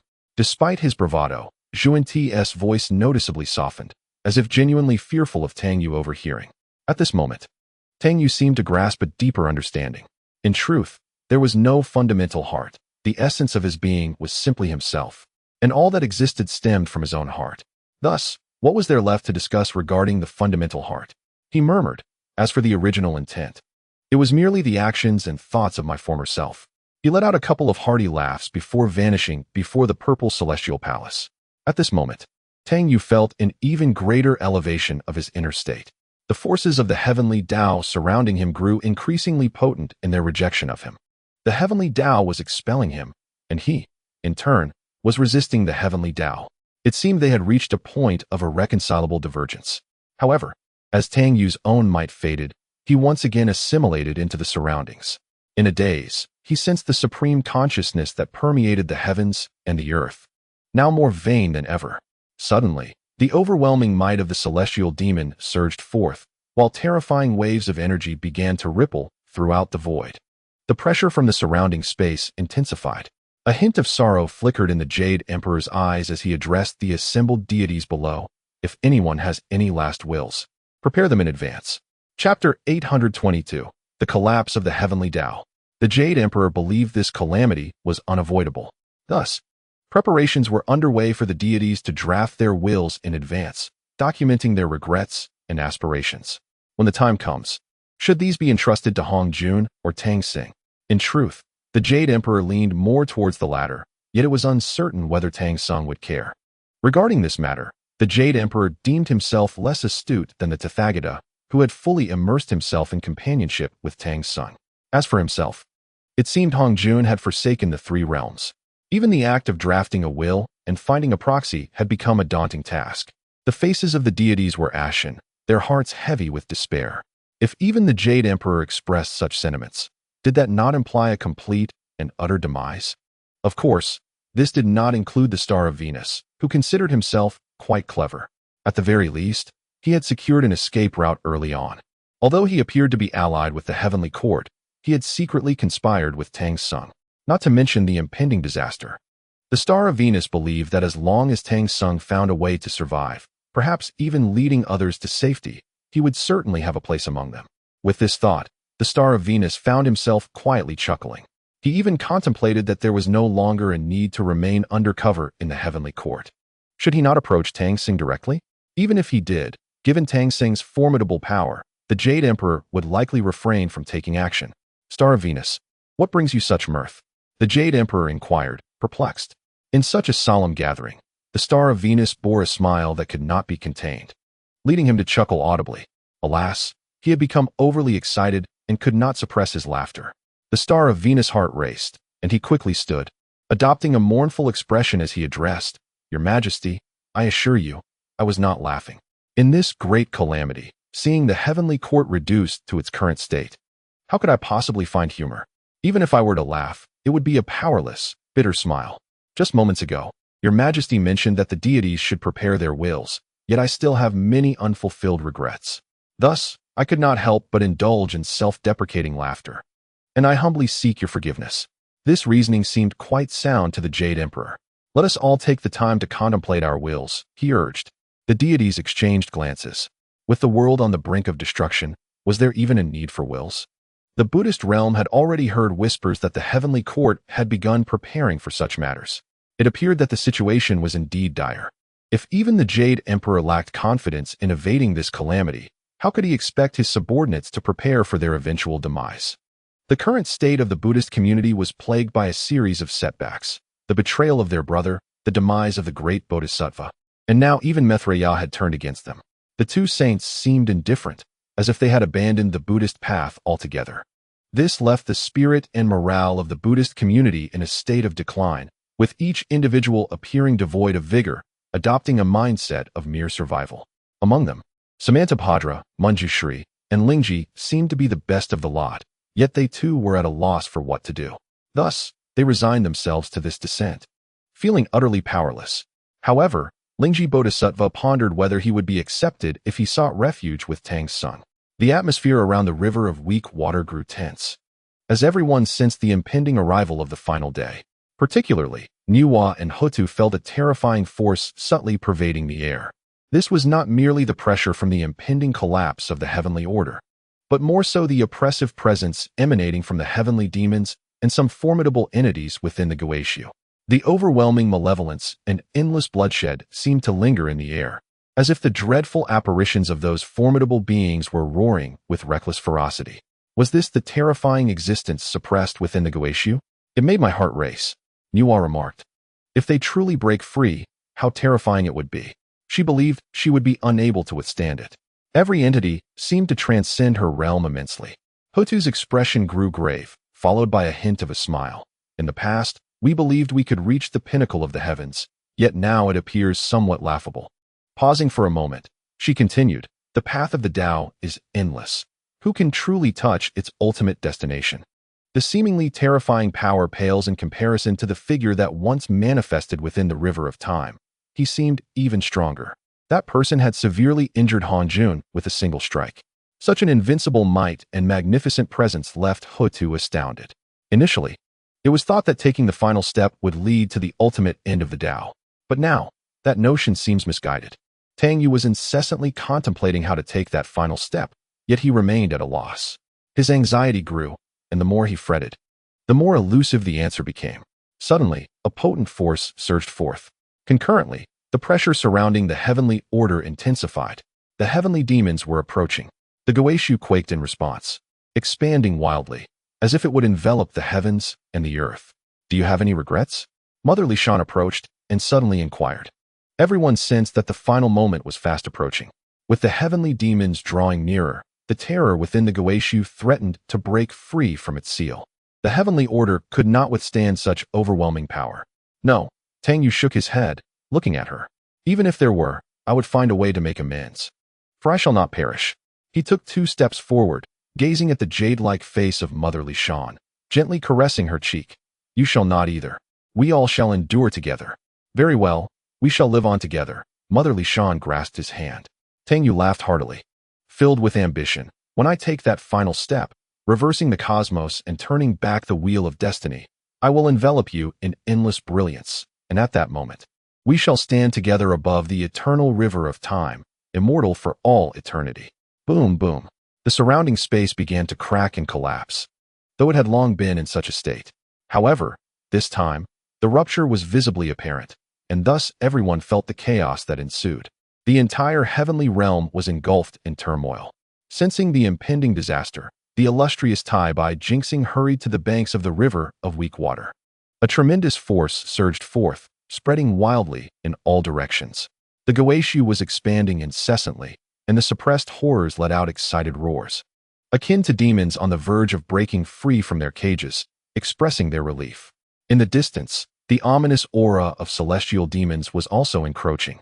Under the overwhelming might of these formidable entities, the heavenly Tao could scarcely endure. Chapter 823, The Arrival of Chaos. The heavenly Tao began to fracture the surrounding space, intent on entombing everything. Tang Yu sensed that the heavenly Tao had become exceedingly vain, slipping into a state of drowsiness. The denizens of the heavenly court, along with the followers of Buddhism, fled with great haste, ultimately reaching the banks of the river of weak water.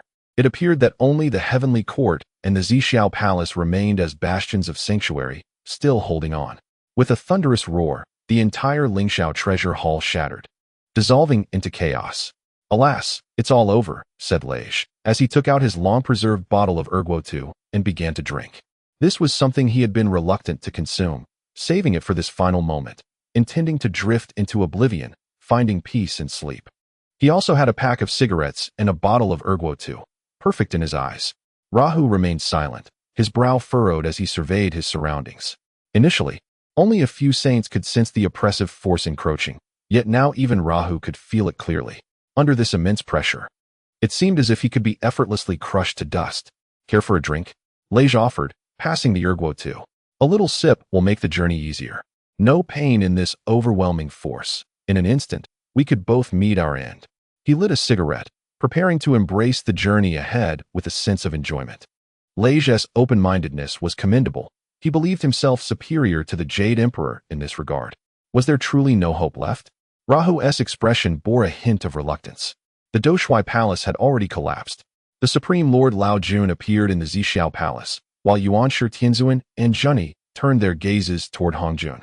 Yet, Hongjun had not anticipated such a rapid onset. Was the final moment truly upon them?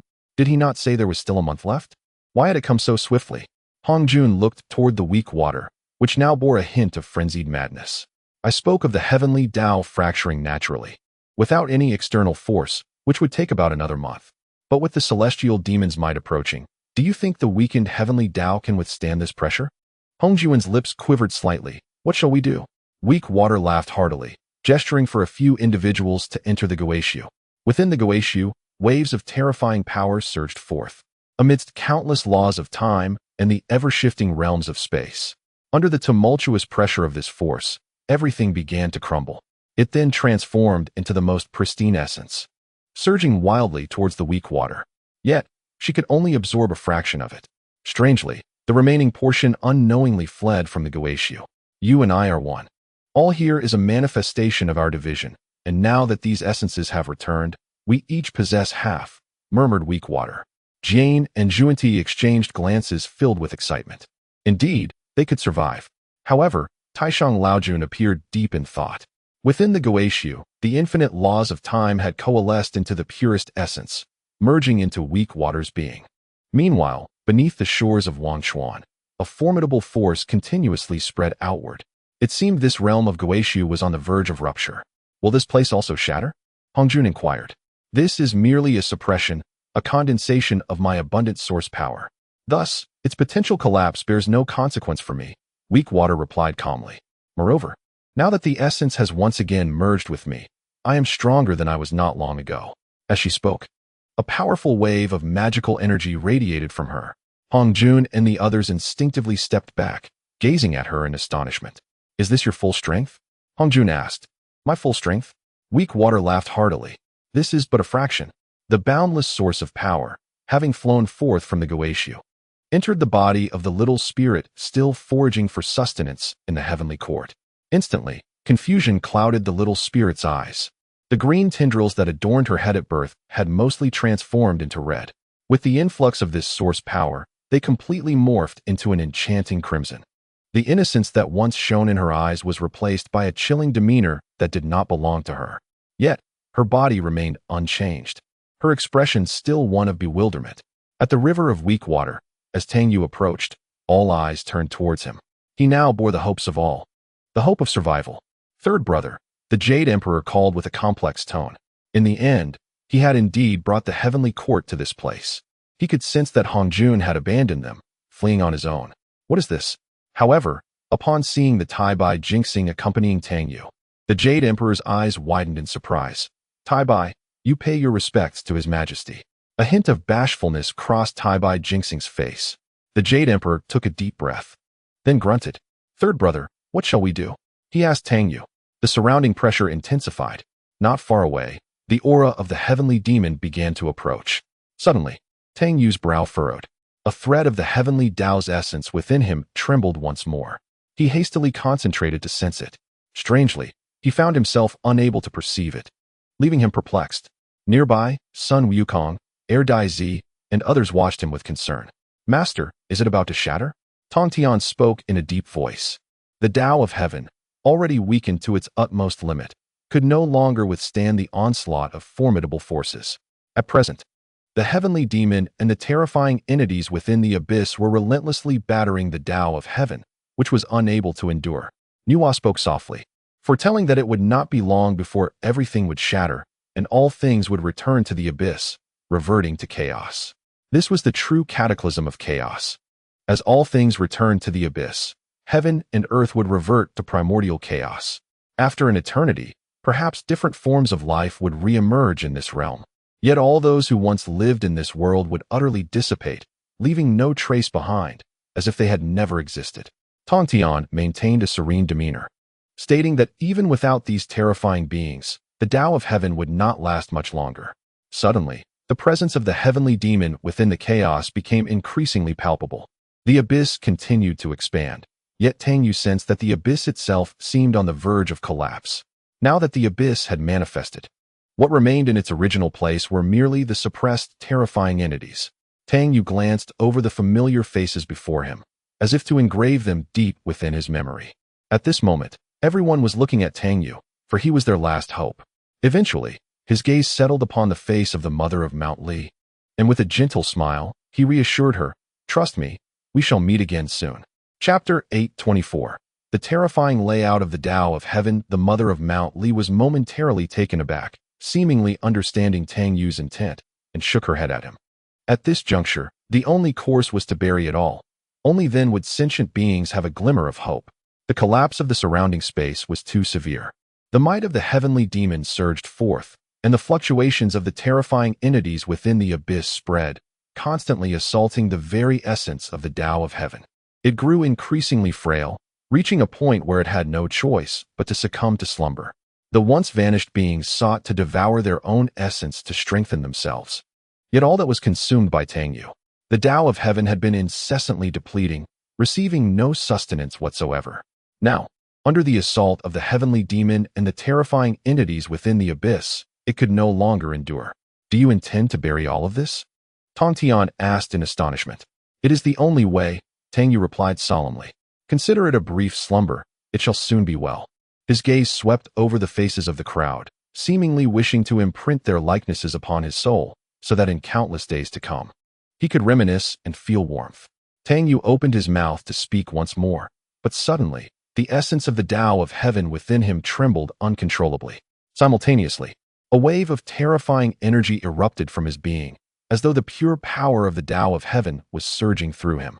With a resounding boom, his magical energy flowed like an ocean within his body. In that moment, he found himself entering a peculiar state, as the heavenly phenomena transformed into boundless chaos. The heavenly demon that had been imprisoned within the heavenly phenomena was crushed by its force, disintegrating into nutrients that drifted within the celestial realm.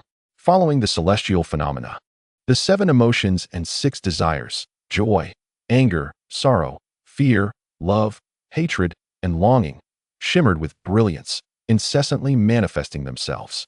They intertwined with every aspect of the cosmic spectacle. A thunderous sound echoed as the surrounding space began to collapse, an overwhelming force on the brink of annihilation.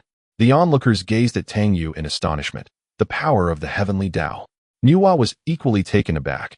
The purest essence of primal energy. "I understand now." Hutu suddenly smiled. "It is destiny. He embodies destiny. The initial variable, the heavenly Tao, has begun to rearrange itself around him, thus transforming him into a constant." Hutu continued, "As for the variables, we are all variables, For the original variable, Tang Sanzang, has altered so much that it has transformed us as well.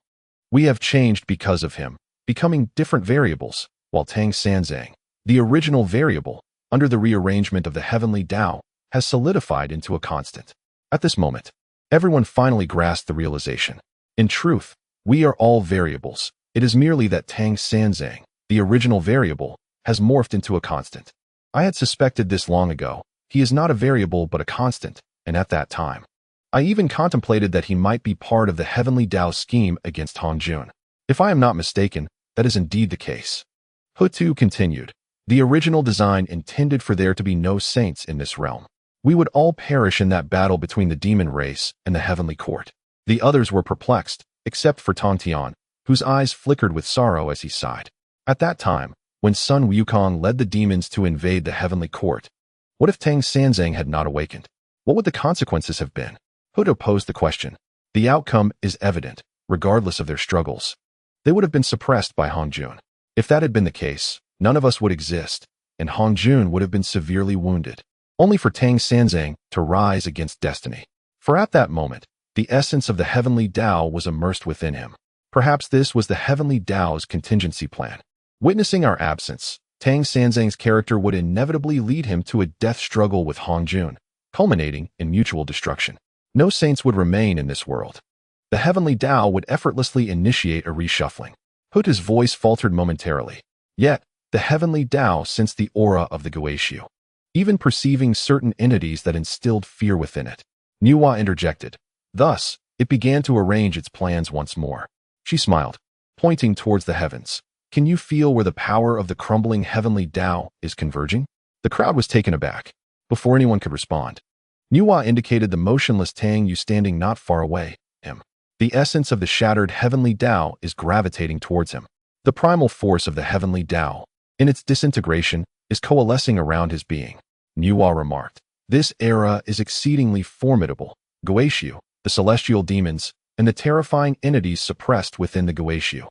Perhaps even more dreadful beings, for the heavenly Tao knows that even in slumber, it cannot overpower these terrifying existences.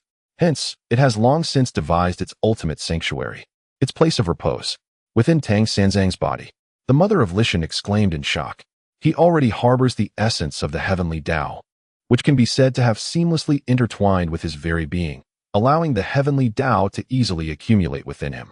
Nuwa sighed and remarked, perhaps this is the design of the heavenly Tao? From the very beginning, it has orchestrated everything. Turning her gaze towards Tang Yu, she continued, however, the benefits derived from the essence of the heavenly Tao entering one's body are indeed immense. Perhaps he truly can take that final step. The crowd collectively turned their attention to Tang Yu, acutely aware of the oppressive sensation emanating from the crumbling space around them. At this moment, Tang Sanzang was on the verge of breaking through to the final stage. It seemed as though they were destined to be utterly obliterated in this instant. Each person's emotions became increasingly complex and unfathomable.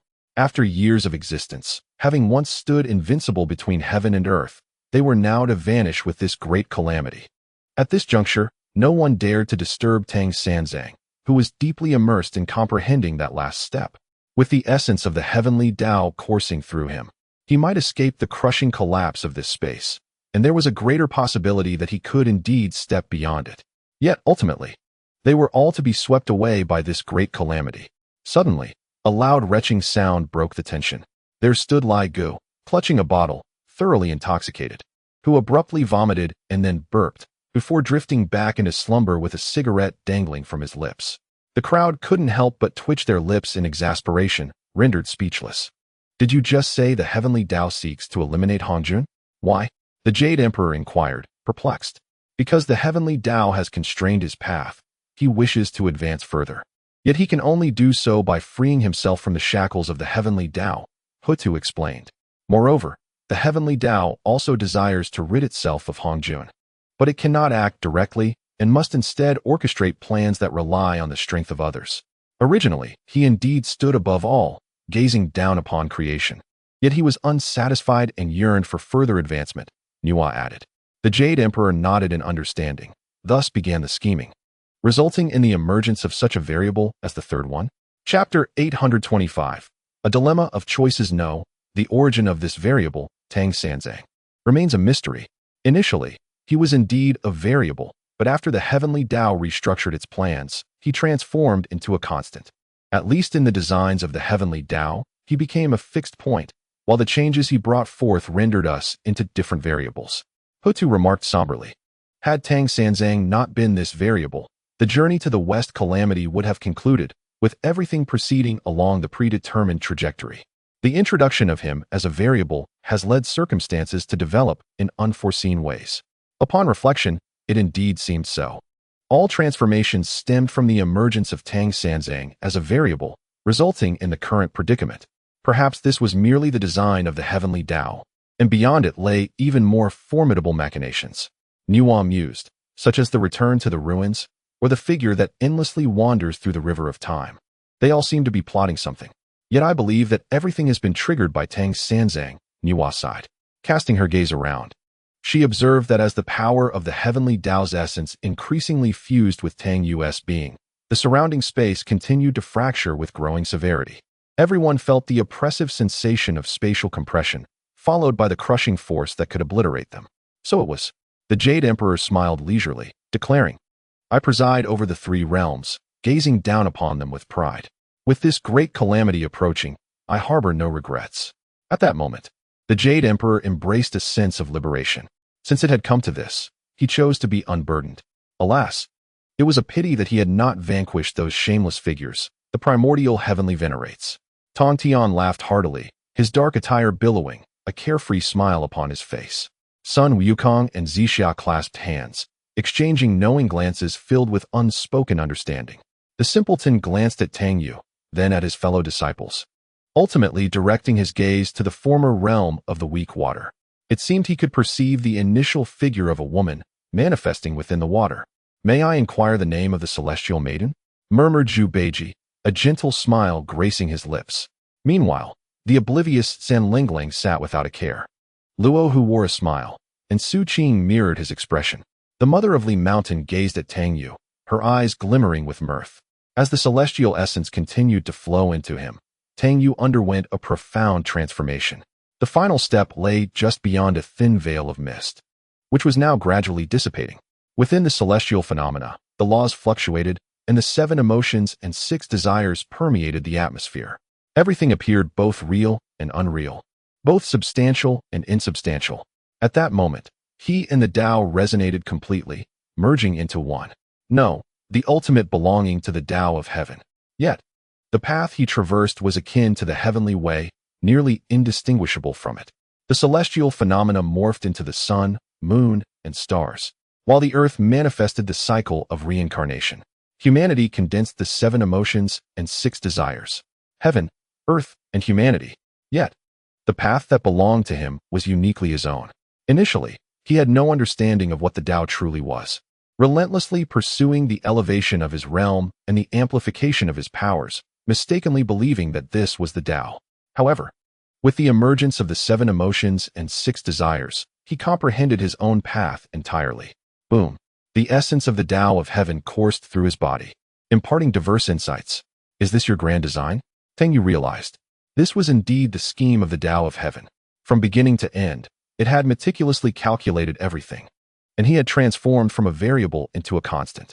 Even the ultimate return to the void had been anticipated, residing within his own body.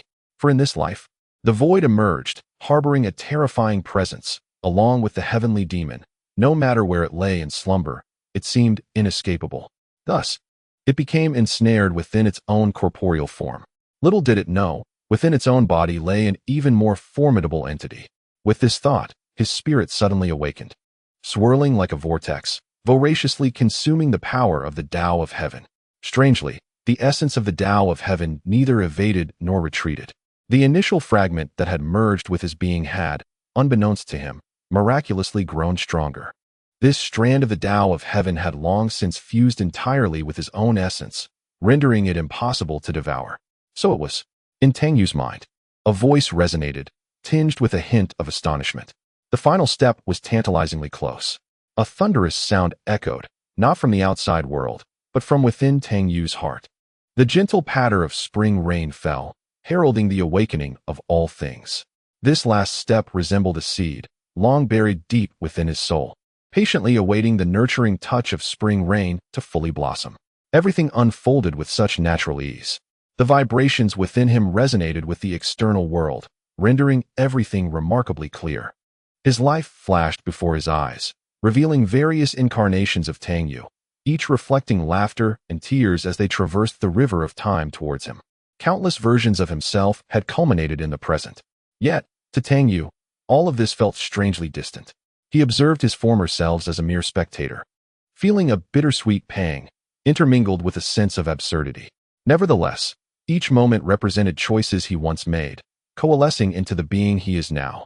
Congratulations, Tang Yu. A pair of eyes emerged in his mind, their gaze imbued with complexity. Are you prepared to take that final step? The voice paused momentarily before continuing. Look outward. The very fabric of space is collapsing, and they are all doomed.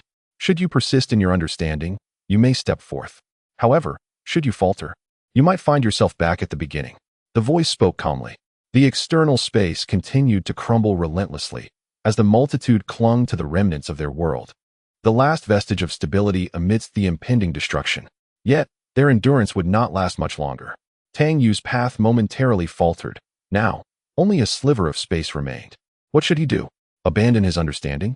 Although he had nearly reached completion, surrendering now could precipitate a fall back to his original state, potentially leaving him with lingering wounds on his path, perhaps forever hindering his progress.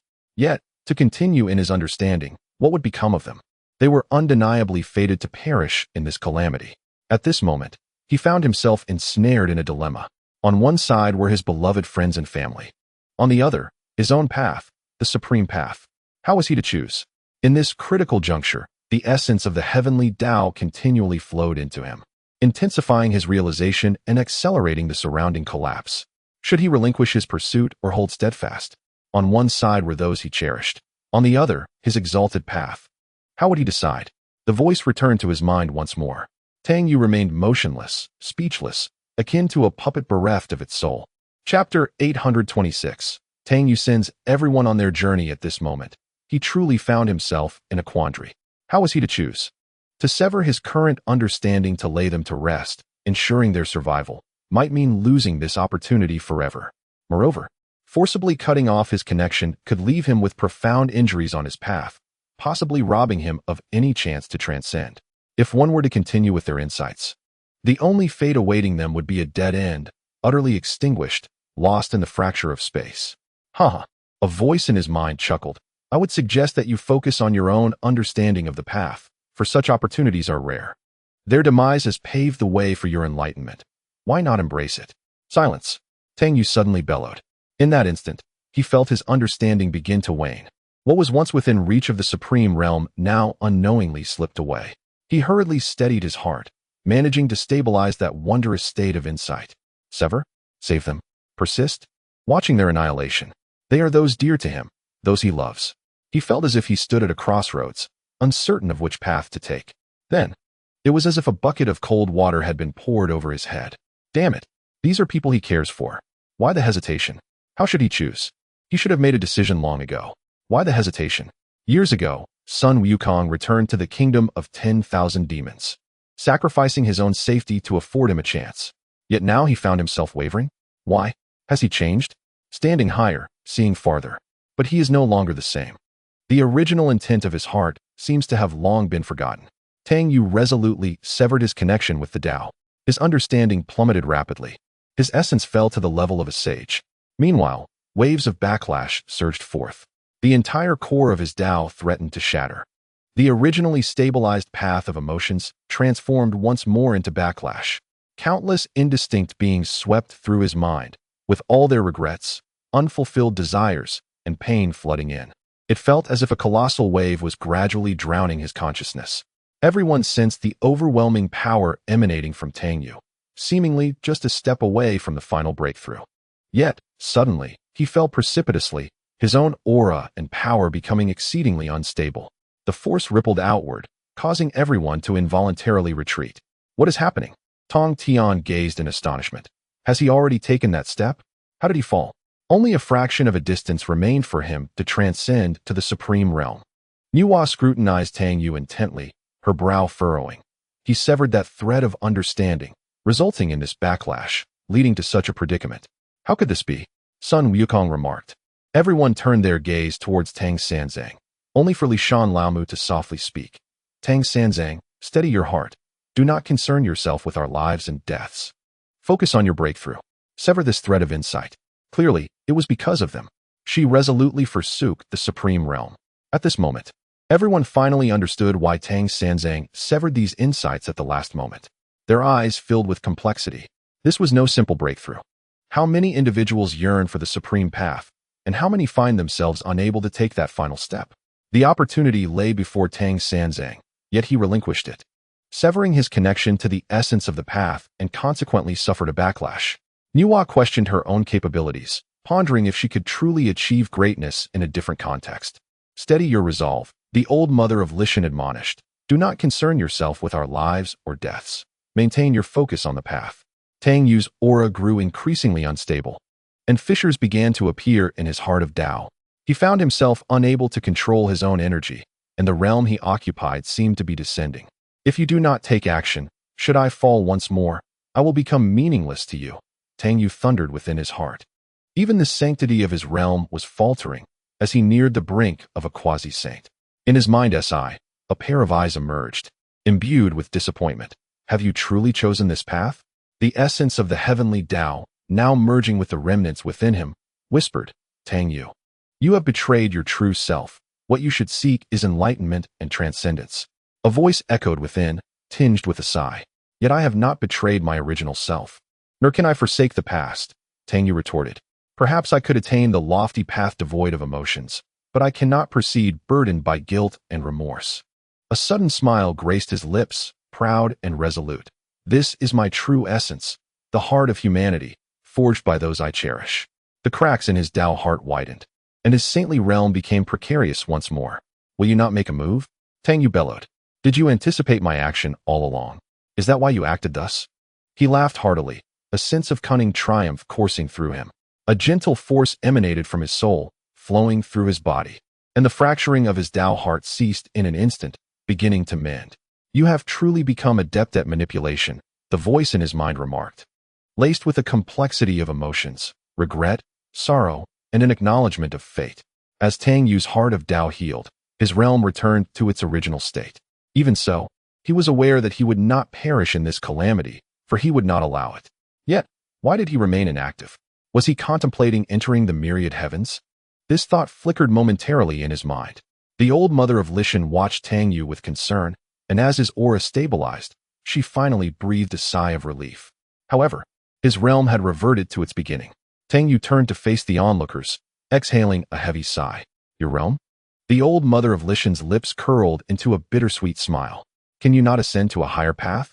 Indeed, there will be future opportunities, Tang Yu replied nonchalantly. It would be a lie to claim he felt no disappointment. However, for him, there were still individuals of greater significance than the path itself, whom he deeply cherished. Even if he were to break through, neglecting them would only leave him with lingering demons in his heart. As he articulated, it was merely a betrayal of his original self, an inability to step out from the quagmire of guilt and self-reproach. It felt as if he were on the brink of collapse. Tang Yu spoke softly, rest well. Suddenly, he stepped forward, his imposing aura enveloping the surroundings. Tang Yu shall lead you on your journey. Chapter 827.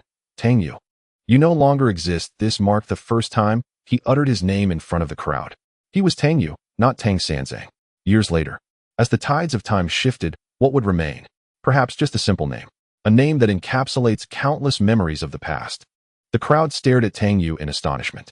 I am Tang Yu, he declared, his voice resonating through the heavens. An overwhelming force surged forth, causing the bodies of those around him to shatter. Sun Wukong gazed at him in disbelief, his form disintegrating. Zixia grasped his hand, vanishing without a trace. Tong Tian regarded Tang Yu with a hint of sorrow in his eyes before his own body exploded. Zhu Beiji, Sha Wujing, Luo Ho, and even the Jade Emperor met their demise beneath this overwhelming might. Could you two hurry up? Tang Yu bellowed at Nuwa and Hutu. They paused, exchanging glances. Tang Yu, they murmured. Then, their bodies erupted, merging their essence into Tang Yu. Ultimately, everything fell silent. Only the mother of Lishan remained, tears glistening in her eyes as she gazed at Tang Yu. Will we meet again? She understood that within Tang Yu lay another version of himself, destined to traverse the myriad heavens. The celestial demons, the Guixu, and the terrifying entities within it seemed to him like formidable foes, the likes of which were unparalleled. If he could achieve that final breakthrough, perhaps he need not worry. Yet, he had severed his own enlightenment. Indeed, Tang Yu nodded. For you, this may be but a fleeting dream. Awakening will restore everything to its former state. All memories shall remain here.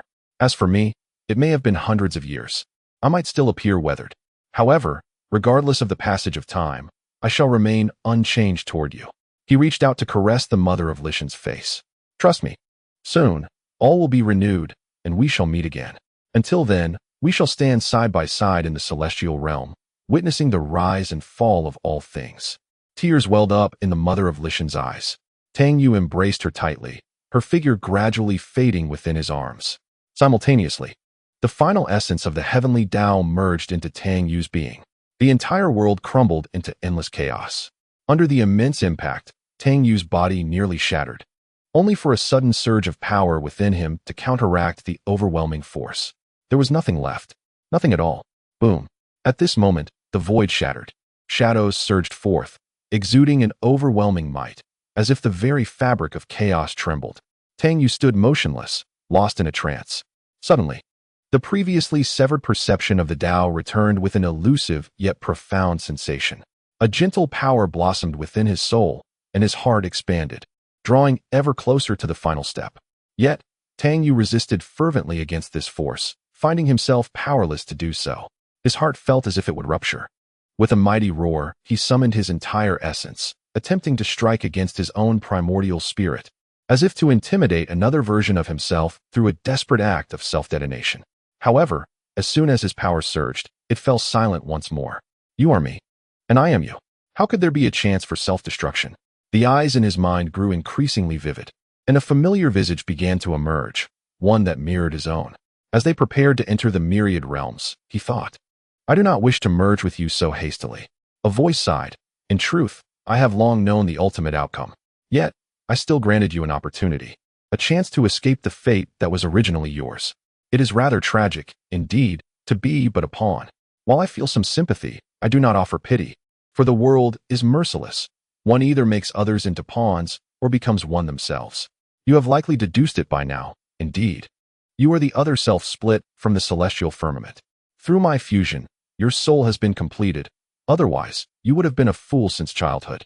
Returning to this world or venturing into the myriad realms is inevitable, for you shall return in due time. It is your destiny. I promise to illuminate them for you. Though by then, Tang Yu will no longer exist. Tang Yu's mind grew increasingly blank, his memories fading into obscurity, while unfamiliar recollections surged forth, flooding his consciousness.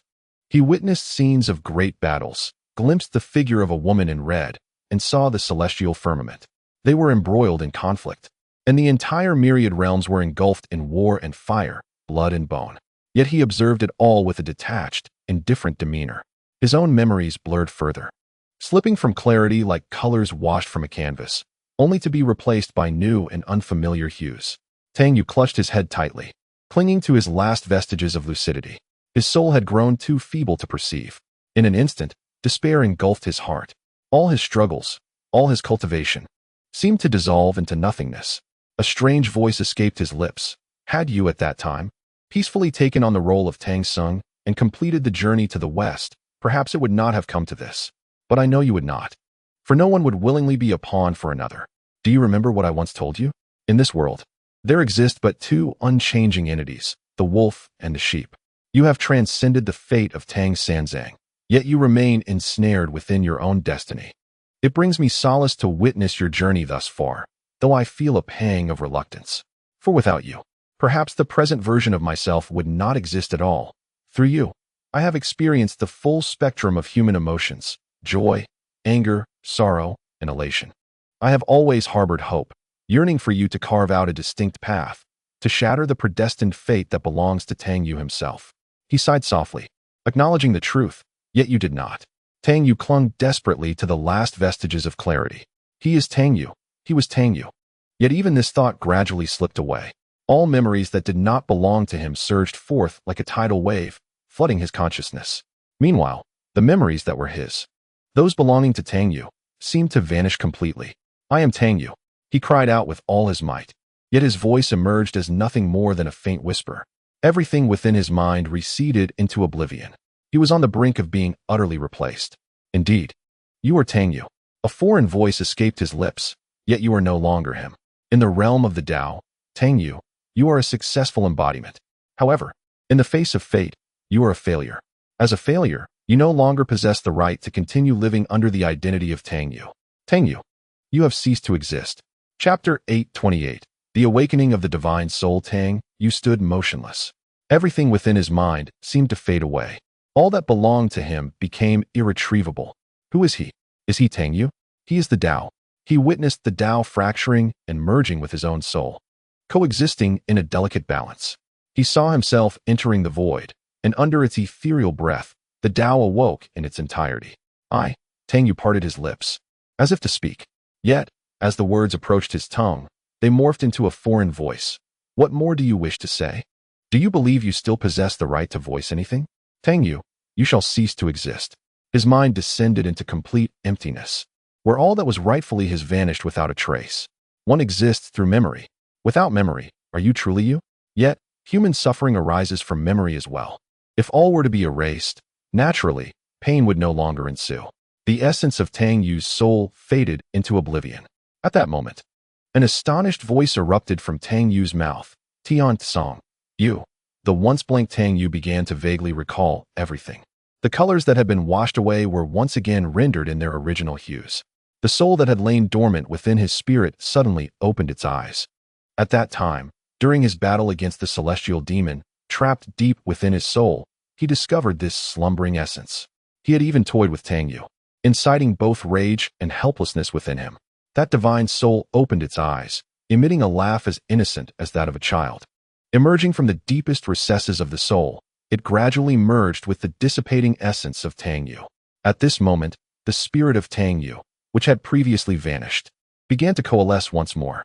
With the integration of this soul, it grew increasingly robust. "Tian Tsang, you did not merely split into two. Rather, you divided your three souls." So it is. A voice of resentment emanated from Tang Yu, his expression turning somewhat ferocious. Soon, a shift in his demeanor occurred, as if he were in agony. "Ha! I thought I had outsmarted you, yet I did not foresee that you had already anticipated this," he exclaimed with a laugh. However, the laughter abruptly ceased as he grasped his head, striving to recollect all that belonged to him. His own spirit was growing ever stronger. Taking a deep breath, Tang Yu declared, "You have failed." He endeavored repeatedly to draw nearer to his own soul, yet he was repelled by its overwhelming power and continuously pushed away. "I did not succumb to you. I was defeated by Tian Tsang," echoed the voice of discontent in his mind. Tang Yu smiled faintly. "You say I will become you. Indeed, I do not deny that I have transformed into certain aspects of you, yet I have not entirely become you. Had I devoted myself to enlightenment at that time, disregarding life and death, what distinction would there be between me and the Tao? I am a human, endowed with the 7 emotions and 6 desires. Thus, in that final moment, I made the choice inherent to humanity. Life is a lengthy journey, a singular experience, yet in the grand scheme of existence, there are elements of greater significance. Even the Tao pales in comparison before those I cherish." Tang Yu sighed. "You, elevated above all, cannot fathom my sentiments. Initially, I embraced the path of the 7 emotions and 6 desires, rooted in my own feelings, but gradually I became indifferent. Perhaps you had a hand in this, leading me to resemble you more and more as I transformed in your direction. I sensed the shift. I was becoming less like Tang Yu. Thus, I began to reminisce, to envision those I hold dear, fortifying my resolve. If I am not mistaken, you believe that achieving mastery of the path of emotions would render me as devoid of warmth as you." The soul gradually began to dissipate, absorbed by Tang Yu's spirit. Having lost control of his body, he now reclaimed it. "Alas, I have not. As you stated, we are indeed one. Yet you are not me, nor am I you." Tang Yu chuckled. "I too possess the means to perish alongside you, but I refrained from employing such a method because I discovered this dormant soul within my spirit. Should you truly consume me, Tian Tsang would not remain passive. he would surely swim upstream through the river of time. The so-called method of mutual destruction is akin to the forbidden technique practiced by the mother of Lishan, which induces a deep slumber. Upon realizing the intent of the Tao, Tang Yu had already prepared a contingency. This spell, under his refinement, had become even more formidable. The entirety of the soul lay in slumber, ensnared alongside the great Tao deep within the recesses of the spirit. However, upon discovering the lingering essence trapped within, he relinquished this course of action. This soul, concealed within the depths of his spirit, had eluded even the most acute perceptions of the Tao, evidently a final safeguard left behind. Moreover, at the moment when he succumbed to slumber and faced the threat of Hongjuan's wrath, he had already awakened, merely biding his time to see if Tiansong would intervene. Indeed, everything unfolded as he had anticipated. Tiansong surged against the currents of time, casting Hongjun aside with a mere gesture. In that instant, he comprehended that should his life truly be in peril, Tiansong would instinctively reveal himself. Tang Yu, I must confess, I underestimated you. A voice within his mind erupted in laughter. Truly, you are the other self of Tiansong, commendable, indeed. This is the caliber befitting my adversary. As the voice dwindled, the essence continued to merge with his spirit, his own soul gradually dissipating from Tang Yu's. Yet, their souls had already intertwined in a profound unity. Hence, he severed the spiritual connection between them. Tang Yu absorbed the fragment he had detached into his own soul. Tang Yu, I had long presumed you merely indulged in revelry, spending your days amidst women. It appears I was gravely mistaken. You had plans well in advance, the voice lamented, tinged with a hint of resignation. Humph, had it been otherwise, would I not have disappointed you? Tang Yu replied with a cold chuckle. Thank you for completing the void in my Tao, allowing me to achieve true greatness. Greatness? No. You shall soon realize you are merely at the threshold. The distance to true mastery remains vast. Do you truly believe that having reached this juncture, you can equate yourself with the return to the void? No, you have merely stepped outside the realm of the heavenly Tao. Countless expansive worlds still await. Chapter 829. Entering the multiverse at the very least. In this realm, I am triumphant, Tang Yu scoffed. You can no longer usurp my place. The Tao has failed you. If I am not mistaken, you are on the verge of returning to the myriad heavens, where you will await my arrival. Eager for me to extinguish you. Haha, splendid. I shall await your approach, eager for you to catch up to my pace. The voice erupted in laughter, only to be followed by a melancholic sigh. From you, I sense the essence of human emotion, joy, anger, sorrow, and pleasure. If one could be born as a human, what would be amiss? Tang Yu, you have triumphed over me, yet do not forget Tiansong. You are but a fragmented aspect of him. One day, he shall assimilate you. And at that time, Tiansong will return. In response, Tang Yu dismissed the notion with a scoff. That is my concern alone. Your worries are unwarranted. The essence belonging to the Tao faded entirely from his consciousness. I await you in the myriad heavens. Simultaneously, the once dormant essence began to merge with Tang Yu's spirit. He felt as though his soul was on the brink of rupture. In the final moment, he succumbed to unconsciousness. In a haze, he glimpsed the weak water and Hongjun, both drifting into the distance, accompanied by countless terrifying entities. Xiaoling seemed to soar toward him. Tang Yu could not help but smile with a sense of relief. Soon after, as his spirit unified, he succumbed to a profound unconsciousness. Time passed, though he was unaware of its passage, until he gradually awakened. The clamor of voices filled his ears. Why can't we enter the city? Is having money not enough? Too little money, you can't enter. Bah, what nonsense. Before him stood an imposing city, heavily guarded, while outside, countless individuals clamored to get in, only to be intercepted by the guards. What is happening? Tang Yu felt rather bewildered. Turning his gaze to his own body, he was taken aback to find himself bound with a common rope. The injury was minimal, yet the embarrassment was profound. After all, he was a sage of the great path, yet here he was, ensnared by such an ordinary binding. Upon closer inspection, it resembled a belt. Xiaoling, no larger than a mosquito, nestled on his shoulder, sleeping soundly. Seeing Xiaoling brought a smile to Tang Yu's face. At least he was not alone in his interminable solitude. Hey, this person here, would you like him? Look at those delicate features and that impressive physique. Not bad at all. You run a male establishment, don't you? I'll give you a discount. Just a bit of money will suffice. A lecherous old man in his 40s held one end of the rope, pointing at Tang Yu. A male establishment? A physique? Tang Yu's expression turned ashen. The rope binding him snapped effortlessly. Before the lecherous old man stood a flamboyantly dressed man, heavily made up. The only reason Tang Yu presumed him to be male was the sight of his Adam's apple. The man scrutinized Tang Yu, slightly furrowing his brow. Before he could utter a word, Tang Yu stepped forward, pointing at the old man and inquiring, "How much for him? To clean your toilets?" The old man let out a startled cry, staring at Tang Yu while muttering, "What is going on?" He regained consciousness from the soul-dispersing powder so quickly. Could it be expired? The old man rummaged through his belongings, producing a vial, grinning with his yellowed teeth. Upon opening the vial and taking a whiff, he immediately slumped to the ground, utterly weakened. "Not expired," he murmured before collapsing. The beautiful man stared in shock for quite some time before responding, "Not taking him. Too ugly. We don't want him at our establishment. Cleaning and maintaining hygiene also requires manpower, doesn't he it?" "Just consider it," Tang Yu countered. This reasoning seemed to strike a chord with the man, who pondered for a moment before raising a finger, stating, "1 gold bead." Gold bead. It was evidently a form of currency. If Tang Yu's assumptions were correct, he had entered the myriad realms. He must have drifted into this place unconsciously while adrift in chaos. The original heavenly path was merely a gateway to the myriad realms, and entering these realms typically required traversing the heavenly path. Now that the heavenly path world had shattered, even the path lay dormant within him. It could be said that the myriad realms were wide open. "Deal," Tang Yu replied, kicking the old man at his feet. He then took a gold bead from the handsome man's hand, examining it closely, casting a glance towards the distant throng of individuals eager to enter the city. Tang Yu inquired, "What is transpiring here?" Not long prior, the heavens had trembled, as if a formidable foe was encroaching. At that moment, all present had witnessed a figure drifting towards them, exuding an aura of boundless power. Wherever he passed, destruction ensued, instilling a sense of peril among the masses, prompting their haste to seek refuge within the city. "You must be a traveler," said a nearby man. "For a single gold pearl, I can provide you with a detailed explanation." Tang Yu paused, recognizing the man's shrewdness. After a moment's contemplation, he handed over the gold pearl he had acquired.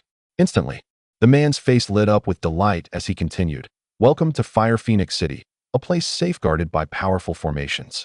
Once you enter, you need not worry, for many sense the impending danger, which is why they are so eager to gain entry. Among them are numerous vendors who were originally peddling their wares within. However, with a change in the guards, the toll for entering the city has increased, thus attracting such a crowd." Tang Yu then queried, "What is the cost to enter?" 100 gold pearls, the man sighed. "Oh," Tang Yu nodded, "come here for a moment." After a brief interlude, he emerged from the shadows, a money pouch in hand, striding confidently towards Fire Phoenix City. A few guards intercepted him, but he casually tossed the pouch their way. Instantly, their demeanor transformed, smiles gracing their faces as they gestured for him to proceed. In truth, he could have brazenly marched in without a care. Given Tang Yu's current prowess, he felt he could traverse even the heavens with ease. Of course, this was merely his own perception. As a newcomer, he aimed to maintain a low profile, adhering to the principle of non-aggression unless provoked. Yet, upon stepping foot within the city, Tang Yu was momentarily taken aback. At the center stood a colossal statue, towering impressively. The statue, remarkably lifelike, depicted a man whose commanding presence seemed to transcend the medium. His brow was furrowed, exuding an air of superiority, as though he were surveying the world with disdain. Tang Yu's heart raced. It was the statue of Tian Tsang. In this moment, Tian Tsang appeared majestic and full of vigor, radiating an invincible aura that made it impossible to reconcile him with the weary figure that had drifted through time. "Who is he?" Tang Yu casually halted a passerby to inquire. Chapter 830. Feng Xinyan. Tang Yu was astounded. He had not anticipated encountering the statue of Tian Tsang upon entering the realms. At this juncture, Tian Tsang stood tall and imposing, exuding unmatched majesty, as if he were gazing down upon all realms. A curious bystander scrutinized Tang Yu for a moment before remarking, "You must be from afar. You do not recognize him?" "This is Tian Tsang, our legendary guardian." The bystander sighed, continuing, "He is acknowledged only in our star domain. In others, he is deemed a sinner." Due to this statue, numerous battles have transpired, yet the lord of the city remains resolute, unwilling to dismantle it, inviting conflict if necessary. It is thanks to the Lord that we are able to survive here. From the words of the passers-by, Tang Yu gleaned a general understanding. This place was originally a realm of malevolence, until the arrival of a singular individual, Feng Xinyan, the lord of this city, who transformed it entirely into a harmonious abode. It was only after her ascension to power that this statue was erected, at a time when the identity of the figure was unknown to many. Only those who returned from other star domains recognized the person's significance. According to legend, this individual was a sinner of the heavens, once inciting a terrifying force that nearly led to the obliteration of all realms. At one point, the inhabitants of the city even contemplated tearing down the statue. Yet Feng Xinyan's brutal retribution silenced dissent. She was quick to take lives over minor disputes, which instilled a sense of awe among the populace. In time, the townsfolk grew accustomed to the statue's presence, though its existence sparked discontent in other star domains, leading to several conflicts. Alas, I too am unsure who this figure truly is. However, the Lord proclaimed him a great man, our guardian deity. Yet others label him a sinner of the heavens. Who can truly discern the truth? Nevertheless, as Fire Phoenix City flourishes under the Lord's governance, we shall heed her words. The passerby smiled and glanced at Tang Yu, who remained silent, fixated on the statue. The passerby then turned and departed. A sinner of the heavens? What could this possibly mean? From the passerby's account, Tang Yu learned that this is the sole location bearing the statue of Tian Tsang, the only place where he is regarded as a protector. Conversely, in other star domains, he is deemed a criminal. What events unfolded to lead to such a disparity? One need only inquire of the Lord to uncover the truth, and perhaps even learn more about Tian Tsang. Casting a final glance at the statue, Tang Yu hastened into the city. Within a resplendent palace, a woman reclined languidly upon a bed, most of her skin exposed. Her long, beautiful legs shifted gently, cradling a pristine white fox in her arms. The lord of the city, Feng Xinyan, appeared unfazed by the commotion that had recently occurred, the cause of which remained elusive. However, the recording stone captured the silhouette of an individual, emanating formidable power, seemingly the source of the disturbance. A servant, head bowed, reported the matter, unwilling to meet her gaze. Feng Xinyan playfully teased the fox in her embrace, appearing oblivious to the servant's words. With a mere wave of her hand, a stone flew from the servant's grasp, revealing Tang Yu's figure within. He drifted through the boundless chaos, yet an aura of devastation trailed in his wake, obliterating countless towns. This prompted some to consider entering the city, as they suspected that individuals from other star domains were preparing to launch an assault. Feng Xinyan cast a languid glance, her hand covering her mouth as she stifled a yawn, uttering lazily, "Search, kill." Just two simple words. "Yes," the servant replied hastily. Turning to exit, he then projected the image from the surveillance stone, announcing the wanted notice. "Seek this individual. Execute without mercy." Instantly, the entire Fenglong city was thrown into turmoil. At this moment, Tang Yu remained blissfully unaware that he had been placed on a wanted list. He had gathered information about the location of the city lord and was preparing to inquire about Tian Tsang. However, as he approached the palace gate, he was intercepted. The guards halted, momentarily stunned upon seeing Tang Yu. Their eyes gleamed with the intensity of gold, as if they had encountered a fortune. Boldly, he dared to walk into a trap? The surrounding guards swiftly encircled him, seemingly fearful of his escape. Tang Yu was utterly bewildered, having no clue what was happening. He pondered, having only just arrived, and had not offended anyone. "Seize him!" Amidst his confusion, the guards shouted. Yet, in that instant, Tang Yu vanished without a trace. He adhered to his principle of discretion, preferring to avoid conflict unless absolutely necessary, believing it better for everyone to coexist harmoniously. With a flicker of his consciousness, he sensed an area within the palace that eluded complete investigation, a force repelling his perception. Surely, this must be the city lord's palace. He wondered where Weak Water and Hong Jun were. If only he could swiftly resolve the matter, though that thought seemed somewhat unrealistic. He slipped inside. At that moment, Feng Xinyan was bathing. Suddenly, she seemed to sense something, and a flowing red gown flew to her, draping over her form. Yet, much of her skin remained exposed, shimmering with an alluring and enchanting aura. Tang Yu was momentarily stunned, taken aback by her figure. "How audacious!" Feng Xinyan exclaimed fiercely, her delicate hand striking toward Tang Yu. Simultaneously, a snow-white fox nearby expanded in size, baring its fangs, its sharp claws lunging toward Tang Yu from behind. "Misunderstanding, I saw nothing," Tang Yu hurriedly explained. However, who was in the mood to listen? Left with no choice, he had to defend himself. A flicker of surprise crossed Feng Xinyan's eyes as the massive fox let out a pained wail, reverting back to a petite white fox, landing softly in her embrace. Misunderstanding. I truly saw nothing. I am. Tang Yu attempted to continue his explanation when suddenly, a sword resembling autumn water materialized in Feng Xinyan's hand, cleaving through the air toward him. The energy was expertly controlled, directed solely at Tang Yu without a hint of leakage. With the appearance of the sword, Tang Yu sensed a wave of danger, an unmistakable familiar aura emanating from it, Tian Tsang's essence. With a thunderous strike, the sword descended, prompting Tang Yu to evade. Swiftly fleeing into the distance while cursing, Tian Tsang, you bastard. The sword emanates the essence of Tian Tsang, suggesting it may have been forged by him, or perhaps it is one of his weapons. Indeed, this woman shares a profound connection with Tian Tsang. However, she grants Tang Yu no opportunity for explanation. Holding the long sword, Feng Xinyan bursts forth from the palace, pursuing Tang Yu with fervor.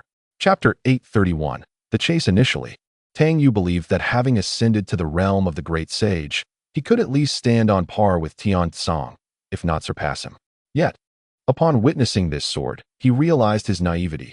Even this weapon instilled a sense of dread within him, let alone the presence of Tian Tsang himself.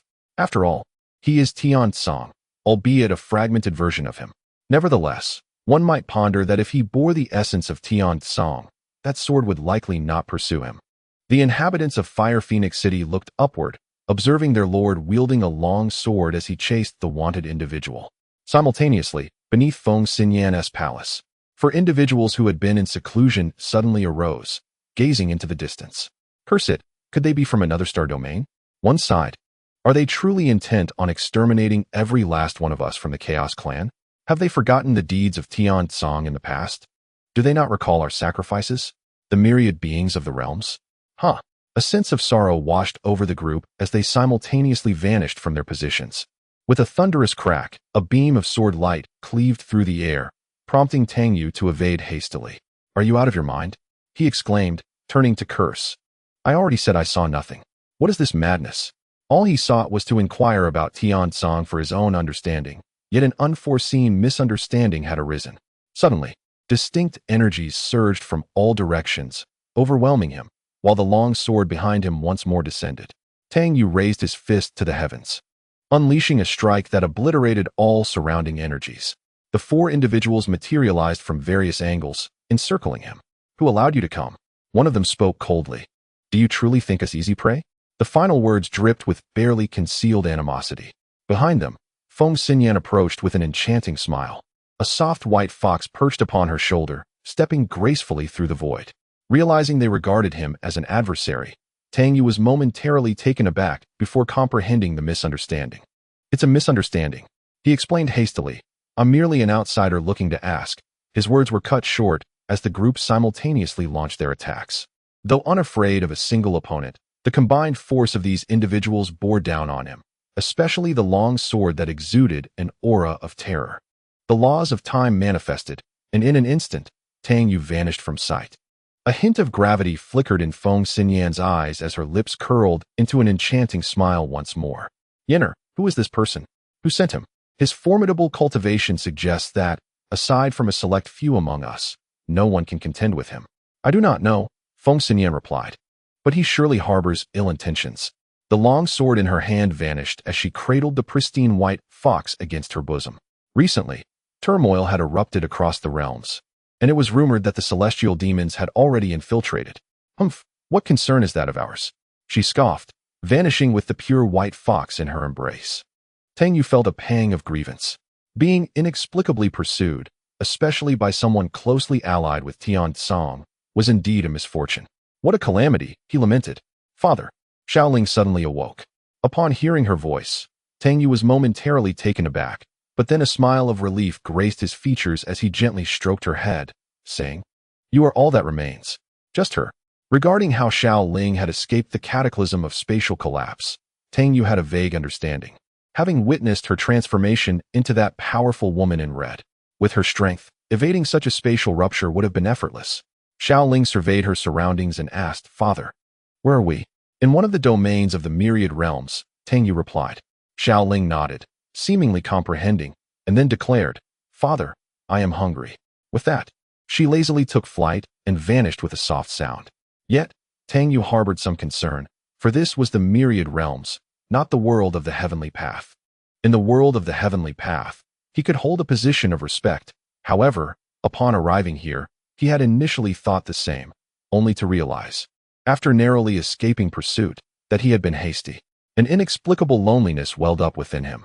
This solitude was akin to being lost in the vastness of heaven and earth, with no place to call home. All his kin and friends were gone, leaving him alone in this expansive void, adrift. Lost in thought, Xiao Ling returned, accompanied by 3 distinct presences trailing behind her. "Damn it! How dare you consume my mount?" A furious voice bellowed, laden with unrestrained ire. Xiao Ling giggled and landed on Tang Yu's shoulder. He paused momentarily, casting a reproachful glance at her. 3 figures materialized, 2 women and a man. The man, rotund and of diminutive stature, bore eyes that were difficult to discern as either open or closed. Upon closer inspection, Tang Yu nearly erupted in laughter. For one of the man's eyes was notably cross-eyed, one eye on guard, the other on watch. Truly, the myriad realms were a breeding ground for remarkable talents. However, the trio appeared quite disheveled, their faces smeared with dirt and adorned with stray feathers from a nearby bird. It was indeed a lamentable situation. They had been soaring effortlessly on their mounts when, suddenly, a small figure had darted in, and before they could react, their mounts had emitted anguished cries, causing the 3 to plummet from the sky. "How dare you eat my mount?"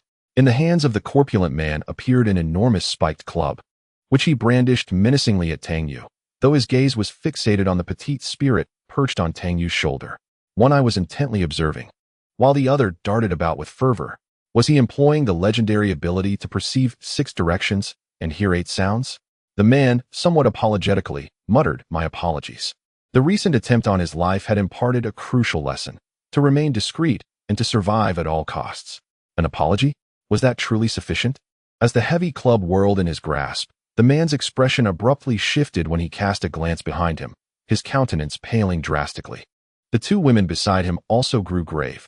"This is bad. They have caught up with us." Tang Yu sensed the swift approach of several figures in the distance, undoubtedly in pursuit of the trio before him. The corpulent man's face twisted with dread as he suddenly pointed at the spirit on Tang Yu's shoulder, cursing, "It's all your fault. If not for you, we could have escaped." Chapter 832, The Senior. At this, the man burst into tears, and the 2 women appeared ashen, fully aware that their fate was sealed. Observing the man's lamentation, Tang Yu was taken aback. Meanwhile, dozens of figures materialized. "Foolish fat man. This time there's no escape for you." The leader, an elderly man with hair as white as snow, regarded the corpulent figure with palpable hatred. It was unclear what heinous act the man had committed to incur such wrath and relentless pursuit. The 2 women's faces drained of color, filled with dread. They exchanged a resolute glance, each reflecting a grim determination, as if prepared to risk everything. Wiping away his tears, the corpulent man suddenly pointed at Tang Yu, exclaiming, "It was all his doing." Tang Yu halted in his breath, glaring at the man, wishing he could silence him with a single blow. In an instant, all eyes turned toward Tang Yu. "Boy, do you not know how to spell death? How dare you offend our Li clan?" The elder declared. "In this realm, who does not know of our Li clan? If you kneel and beg for mercy, I may spare your life." Tang Yu furrowed his brow slightly, snorting in disdain. The corpulent man had unexpectedly thrust him into the role of a scapegoat, which displeased him greatly.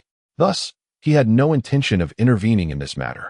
Had it not been for the spirit's previous consumption of their steed, perhaps, out of goodwill, he might have considered aiding them. However, now, the elder obstructed Tang Yu's path. "Did you not hear my words?" At that moment, Tang Yu's aura was so restrained that his true cultivation level was imperceptible. This could imply one of 2 possibilities. Either he possessed terrifying prowess or he was woefully weak. The elder, perceiving Tang Yu as the latter, smirked. "Step aside. Do not force my hand against you," Tang Yu replied, his voice chilling. Since entering this realm, he believed he had maintained a low profile. Yet, why did some individuals persist in courting their own demise? Those who sought death could not be saved by anyone. The elder paused, then burst into laughter. "You truly are unaware of your own insignificance." Yet, before he could finish his sentence, the smile on his face abruptly froze. The body gradually dissipated before the crowd. causing an immediate intake of breath as they recoiled in shock. A quasi-saint had died so silently, leaving no trace behind. Do you dare to lay hands on us? We are of the Li clan. Those who accompanied the elder trembled and began to utter threats. The portly man and the two women were also taken aback, astonished by the strength of this individual. Realizing their earlier rudeness, the portly man broke into a cold sweat. What is the Li clan? Tang Yu inquired of him. The portly man swallowed hard, managing a sheepish smile. Esteemed senior, the Li clan is the second most powerful force in this region, with the first being the Fire Phoenix City. However, Fire Phoenix City only guards a single city and rarely ventures beyond its gates, which means that everything here is dominated by the Li clan. But, relying on their formidable power, the Li clan engages in all sorts of nefarious deeds. Isn't it precisely because they look down upon us that they have pursued us? We implore you to save us. Do they truly pursue you merely out of disdain? If Tang Yu were to believe such words, he would be a fool. Begone, he commanded the group before him. They cast a glance at Tang Yu and turned to leave without a moment's hesitation. It was no jest. A quasi-saint had fallen so effortlessly. Should this individual choose to strike, they would surely perish here. It was wiser to retreat and regroup. As the group departed, the portly man felt as though he had narrowly escaped death, sighing in relief. Thank you, esteemed senior. The two women echoed their gratitude. Thank you, senior. Tang Yu, however, remained silent, his gaze fixed upon the statue of Tian Tsang in the distance. The three felt a lingering tension in the air. Do you know of him? Tang Yu asked. We do, the portly man replied. He is the center of the myriad heavens, and only this statue stands in his honor. Long ago, the city lord, Feng Xinyan, came here and declared him a guardian of the heavens. Yet, who can discern truth from myth? What is known is that he perished many years ago during the Great War of the Heavens. The Great War of the Heavens? Tang Yu furrowed his brow. Indeed, in times past, chaos erupted in the heavens with terrifying entities invading. It is said that this man was the catalyst for such horrors. Eventually, powerful beings emerged to suppress those threats and ultimately slew him. Safeguarding this realm, the portly man elaborated. Yet, Tang Yu's frown deepened. How could this be? Were those terrifying entities the same as those suppressed within the abyss? Why had Tian Tsang been branded a sinner of the heavens? He could not accept this narrative. There must be more to the story. The only way to uncover the truth was to seek out Feng Xinyan. She would surely possess some knowledge. However, her temperament was rather volatile, and the sword of slaughter she wielded filled Tang Yu with trepidation. Does the city lord know him? Tang Yu inquired. That I do not know. The previously tense figure of the rotund man relaxed. However, it was said that the erection of this statue had incited numerous conflicts. Even now, there are occasional incursions into the city of Fire Phoenix, which I suspect are largely due to collusion between the Li tribe and foreign entities, seeking to destroy Fire Phoenix City, thereby allowing the Li tribe to ascend to dominance. With a disdainful snort, the rotund man exclaimed, "What nonsense is this? If I were capable, I would certainly eliminate these self-righteous fools." Casting a glance at Tang Yu, he continued, "Nevertheless, it seems there are rumors circulating that soon more will come to wage war against Fire Phoenix City. If this were not orchestrated by the Li tribe behind the scenes, I would wear my underpants on my head." Senior brother, one of the women tugged at his sleeve, signaling him to refrain from such vulgarity in front of their elder. One should maintain decorum. The rotund man sheepishly chuckled. Yet, Tang Yu sensed there was something intriguing about this man, as if he bore a faint resemblance to a familiar figure, albeit in stature. Despite this, he was enveloped in a sense of warmth that felt long forgotten. Is it possible that the elder is unaware of all this? The rotund man queried in surprise. Tang Yu shook his head. I hail from a distant star domain, and, naturally, am oblivious to such matters. Instantly, the gazes of the rotund man and the other two shifted to one of reverence. So the elder is not of this star domain. No wonder. The rotund man's eyes sparkled with thoughtfulness.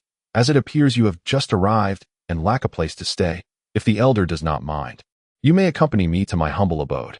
After a moment's contemplation, Tang Yu nodded.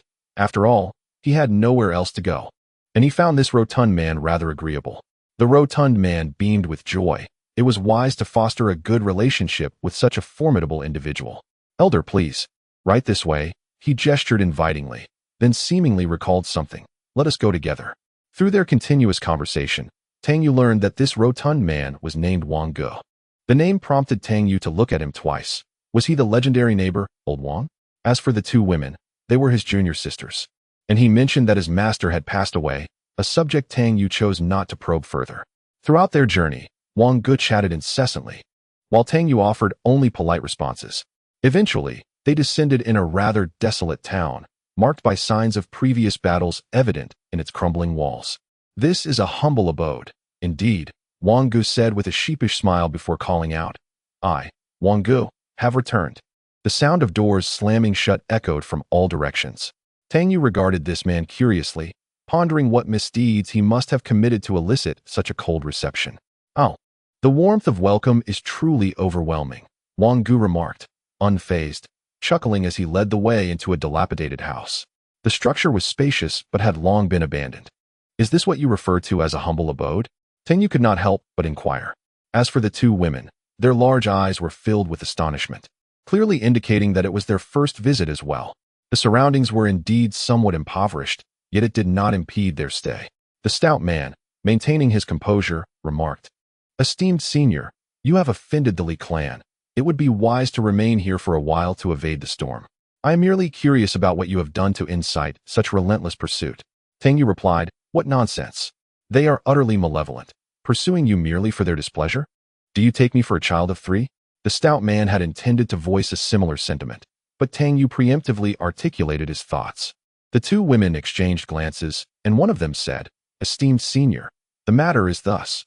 We inadvertently came into possession of a cultivation manual belonging to the Li clan. And although we have returned the tome, they ostensibly allowed us to leave while secretly hunting us down. Inadvertently acquired? Tang Yu glanced at the stout man, who, with hands clasped behind his back, gazed skyward, whistling nonchalantly. Wang Yu, the woman who had just spoken, flushed with embarrassment. Clearly aware that such a narrative could not deceive Tang Yu. It was not I who stole it, but rather a member of the Li clan. Someone fell in battle, and I merely picked it up, the stout man said awkwardly. However, I hadn't anticipated their despicable nature. Their pursuit of you is entirely justified. Who knows whether you have cultivated any skills? What kind of technique? Tang Yu inquired. The stout man's eyes darted away, hesitating for a moment before producing several sheets of paper, evidently transcribed by him. Tang Yu had long since lost interest in these techniques. He merely wished to compare them with those from the heavenly Tao world. Upon examination, he discovered that they bore a striking resemblance to one another. After some contemplation, it became apparent. The Guixu realm originated from the myriad heavens, and Pangu was born within Guixu. Thus, this was simply a rudimentary cloud writing technique. Tang Yu glanced at the pages and tossed them back to the stout man, a slight smile playing on his lips as he remarked, Surely, it cannot be merely this? This technique was merely the most elementary form of cloud writing. The notion that the Li clan would dispatch so many to hunt them down over such a trivial matter was utterly implausible. The stout man chuckled sheepishly. In our escape, we inadvertently trespassed upon their ancestral grounds. However, I did nothing. The destruction that ensued was entirely their doing. Tang Yu surveyed the desolate landscape, noting the scarcity of inhabitants in the small town. Esteemed senior, aside from Huafeng City, this area is largely similar, Wang Yu elucidated.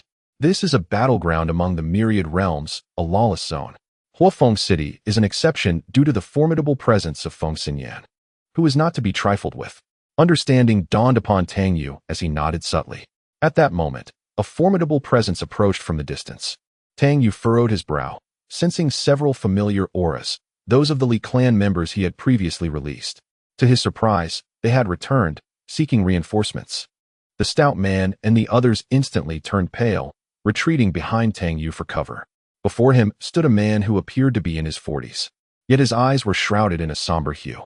His gaze upon Tang Yu resembled that of one staring at a corpse. It was he, the one who had slain the second elder. Is it you who has taken the lives of my people from the Li clan? The middle-aged man spoke coldly, his hands clasped behind him, slightly tilting his head towards the heavens. An overwhelming aura of regal authority emanated from him. Senior, we, the plump one, swallowed hard. Our cultivation is meager, and we fear we may burden you.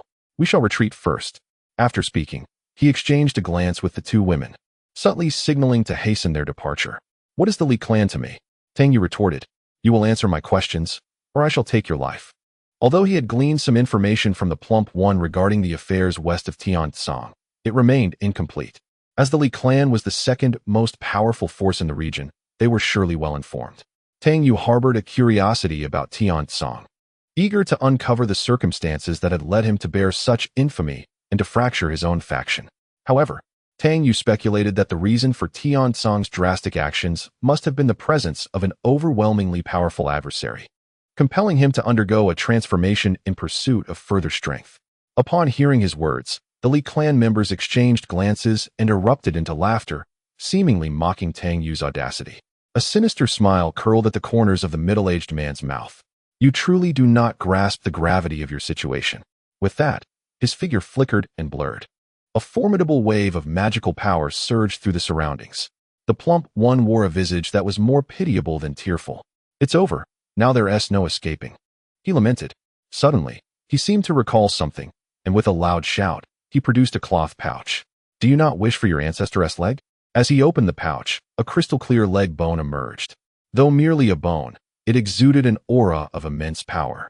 This plump individual was no ordinary character. He had managed to obtain the leg bone of a formidable warrior without succumbing to its overwhelming presence. The eyes of the Li clan members widened in disbelief, their gazes filled with a desire to consume him whole. I shall soon cast your soul into the realm of heavenly flames, the middle-aged man's voice echoed. Teeth clenched as it reverberated from all directions. Chapter 834. An unbearable blow. This plump man was indeed infuriating. Not only had he trespassed into the ancestral grounds of the Li clan, but he had also brandished the leg bone of one of their ancestors as a threat. At that moment, he held the bone firmly in his grasp, challenging the Li clan. Tang Yu felt the terrifying vibrations emanating from the bone. Realizing that this plump man was far from simple, the oppressive aura intensified, and the middle-aged man's form materialized from all directions, ultimately standing before Tang Yu. Die? Yet. At that very moment, his expression froze. His outstretched fist was merely an inch away from Tang Yu's body, but that inch felt like an insurmountable chasm. Even if he wished to retract it, he found himself utterly unable. With wide eyes, he watched as his fist gradually turned to ashes. Tang Yu waved his hand, and a surge of mystical energy struck the middle-aged man's brow. The man let out a pitiful scream before collapsing helplessly to the ground. Simultaneously, his appearance visibly aged at an astonishing rate. In an instant, he transformed into a frail old man with white hair. Silence enveloped the surroundings, while the onlookers, including the portly figure and Wang Yu, gaped in astonishment. Who are you? The middle-aged man, now an elderly figure, stammered in fear. Such overwhelming power was on par with that of a clan leader. Even his very essence was rendered useless by Tang Yu's might. He had been completely incapacitated. Soon, he would fade into oblivion. Tang Yu placed a foot upon him, channeling his energy into the old man's body. I shall inquire, and you will respond. At the very least, Tang Yu still held questions he wished to pose, thus he could not allow the man to perish. He glanced at the members of the Li clan before him, who instinctively recoiled a step back. Who is Tian Song? Tang Yu inquired. He is a sinner. The man replied in a hushed tone, the one who unleashed terrifying entities, causing chaos across the realms. It is well known that most calamities in the heavens stem from him. Tang Yu remained silent. The man, trembling with fear, glanced at him. Forgive me, esteemed elder. We did not recognize your might and inadvertently offended your divine presence. I implore you to overlook our transgressions. Despite the shattering of his essence, he still believed that upon returning to his clan, the treasures there could restore him.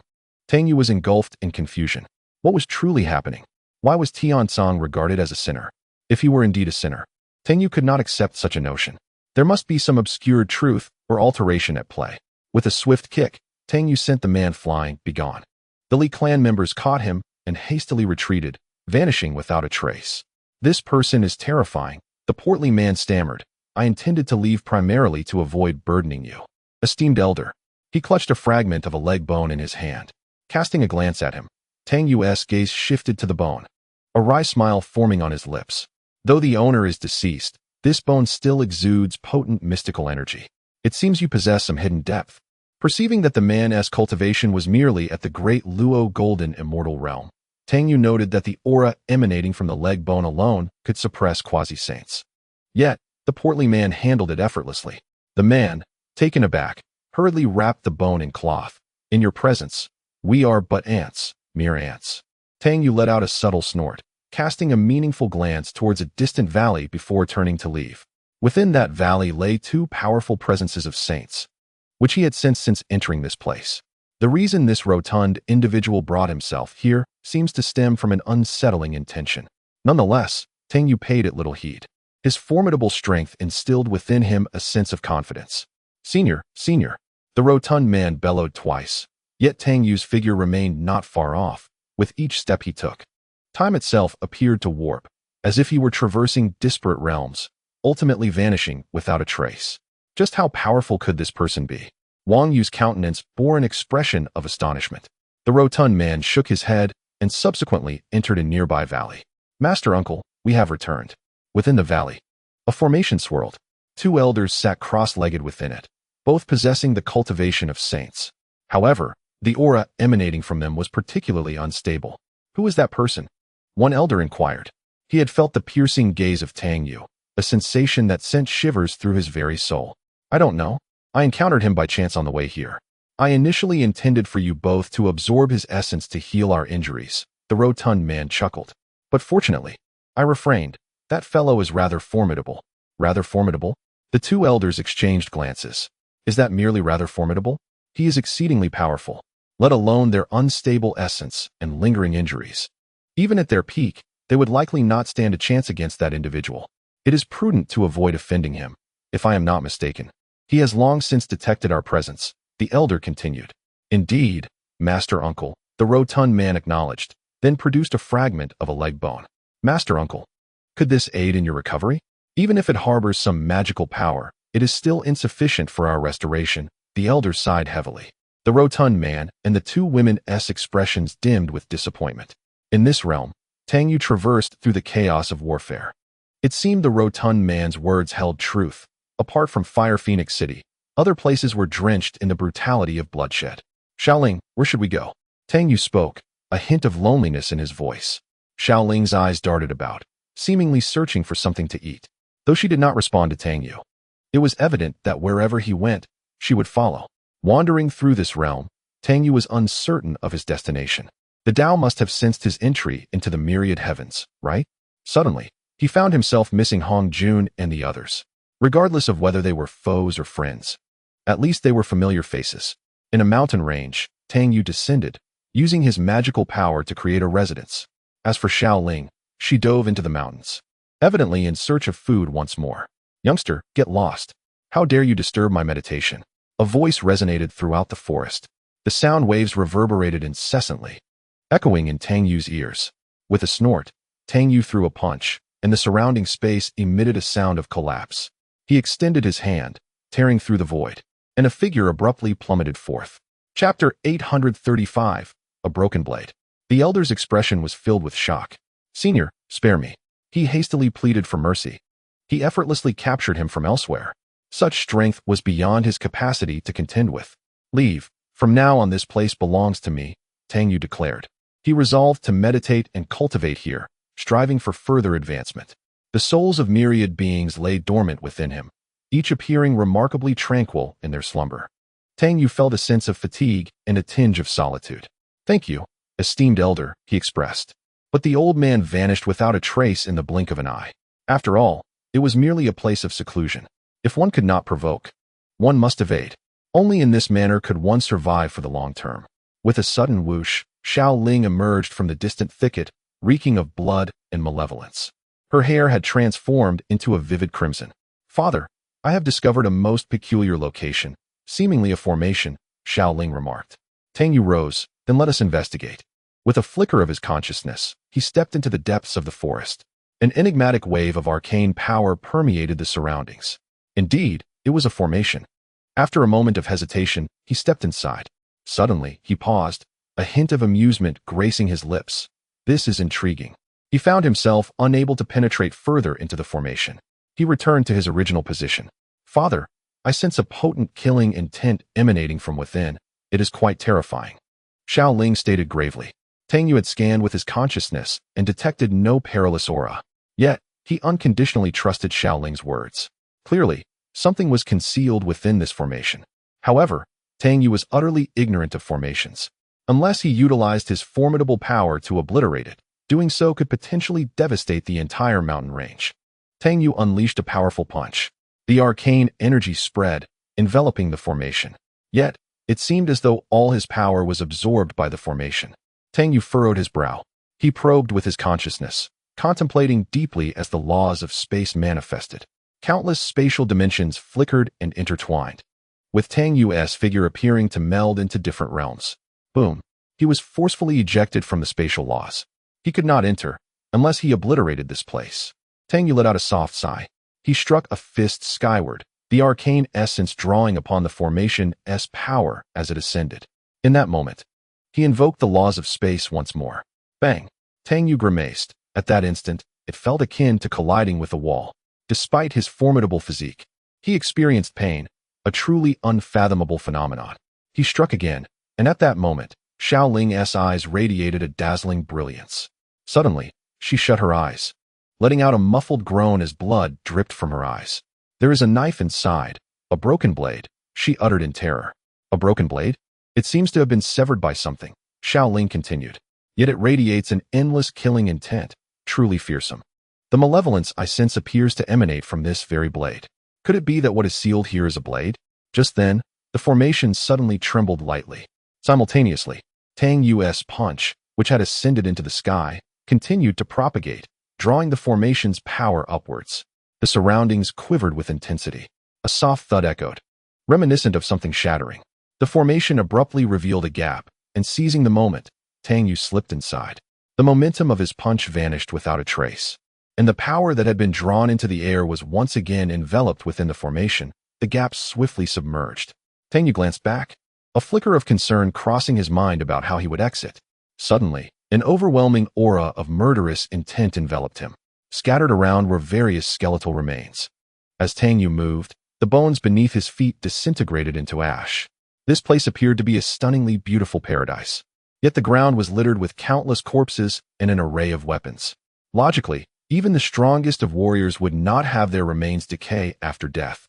However, here, the bones resembled those of ordinary people. A gentle touch was enough to reduce them to dust, as if some force had devoured the latent power concealed within the remains. Taking a deep breath, Tang Yu stepped forward, leaving a trail of disintegrated bones in his wake. Not far ahead, a waterfall cascaded down, its waters producing a crystalline sound. Suspended within the waterfall was a blade, chained at both the hilt and the edge. The entire length of the blade, including the hilt, measured no more than 40 centimeters. Yet it was a severed sword. The break was remarkably clean, as though cleaved by another razor-sharp weapon. The other end of the chains was secured to various skeletal remains, seemingly suppressing this blade. A low hum resonated. The blade quivered suddenly, and a wave of murderous intent enveloped the area. The waterfall reversed its flow, and surrounding trees snapped, vanishing entirely. Upon the blade, a drop of blood glimmered faintly. This aura of malice did not emanate from the blade itself, but from that drop of blood, which had corroded the weapon, exuding its lethal intent. Tang Yu summoned all his magical energy, dodging incessantly. Yet, the surrounding murderous intent encircled him. He unleashed a punch, his eyes widening in disbelief as he gazed at his hand, which bore several deep cuts. The blood that dripped floated in midair, then surged toward the blade. The aura of malice surged once more. Tang Yu evaded repeatedly, launching relentless attacks. In mere moments, he was covered in numerous wounds, with his spilled blood undoubtedly absorbed by the blade. In a moment of fierce resolve, Tang Yu cursed under his breath, his eyes glinting with determination as he approached the blade. However, as he drew nearer, the murderous intent thickened, almost tangible. At that moment, the blade appeared to Tang Yu as a demon incarnate. Even he, a dignified saint of the great Tao, found himself powerless against the blade's malevolence. If he were to grasp it, he feared it could cleave even Hongjun in two with a single strike. At this moment, Tang Yu found himself lost in chaotic thoughts. The blade hummed, vibrating lightly, resembling a bloodthirsty demon incessantly consuming the droplets of blood that flowed from his body. Just as it was about to graze the hilt, Tang Yu swiftly retreated. It felt as though countless blades had coalesced around him, emanating a chilling murderous intent from all directions. Tang Yu could only rely on his innate magical power to withstand the onslaught. Yet, confronted with such a fierce aura of death, even his formidable physical strength and protective magic proved inadequate. Fresh wounds appeared upon his body once more, and the blood upon the blade became increasingly enchanting, visibly flowing along its surface. Surely, I shan't perish here, a thought flitted through Tang Yu's mind, almost amusing in its absurdity. How could a dignified saint of the great Tao meet his end beneath a mere blade? Throughout history, no saint of the great Tao had succumbed to such a dismal fate. Just moments ago, having taken this final step, Tang Yu was filled with confidence, believing that his current prowess was sufficient to traverse realms. However, in the face of harsh reality, he realized the naivety of his assumptions. No wonder the great Tao had remarked that he was merely at the beginning of his journey. Those words rang true. Now, he found himself incapable of contending even with this blade. Repeatedly, the murderous intent sliced through him, each laceration accompanied by a droplet of blood that mingled with the blade. Despite Tang Yu's swift attempts to recover, he could not prevent the blood from cascading toward the weapon. What manner of blade is this? Tang Yu was utterly astonished. Even his finest displays of magical principles and celestial phenomena could not halt the relentless aura emanating from the blade, as if it had locked onto him, shadowing his every move. The blood upon the blade grew increasingly strange and beguiling. It was this very droplet, or more accurately, the blade that had sealed it. The malevolence of the blood influencing the weapon, ultimately leading to its imprisonment here. If he was not mistaken, all the corpses around him had perished under such overwhelming intent, their essence consumed, rendering them fragile to the touch. The blade emitted a terrifying power, as if it sought to shatter its own confines. The two iron chains binding it trembled, producing a soft chime. Tang Yu found himself enveloped by an inexorable aura of death. One misstep could lead to his utter annihilation. Yet, for some reason, he sensed something was amiss. Xiao Ling. Tang Yu suddenly realized that Xiao Ling was no longer perched upon his shoulder. This was impossible. Since entering this place, Xiao Ling had always been there. If she had left, he would have felt her absence.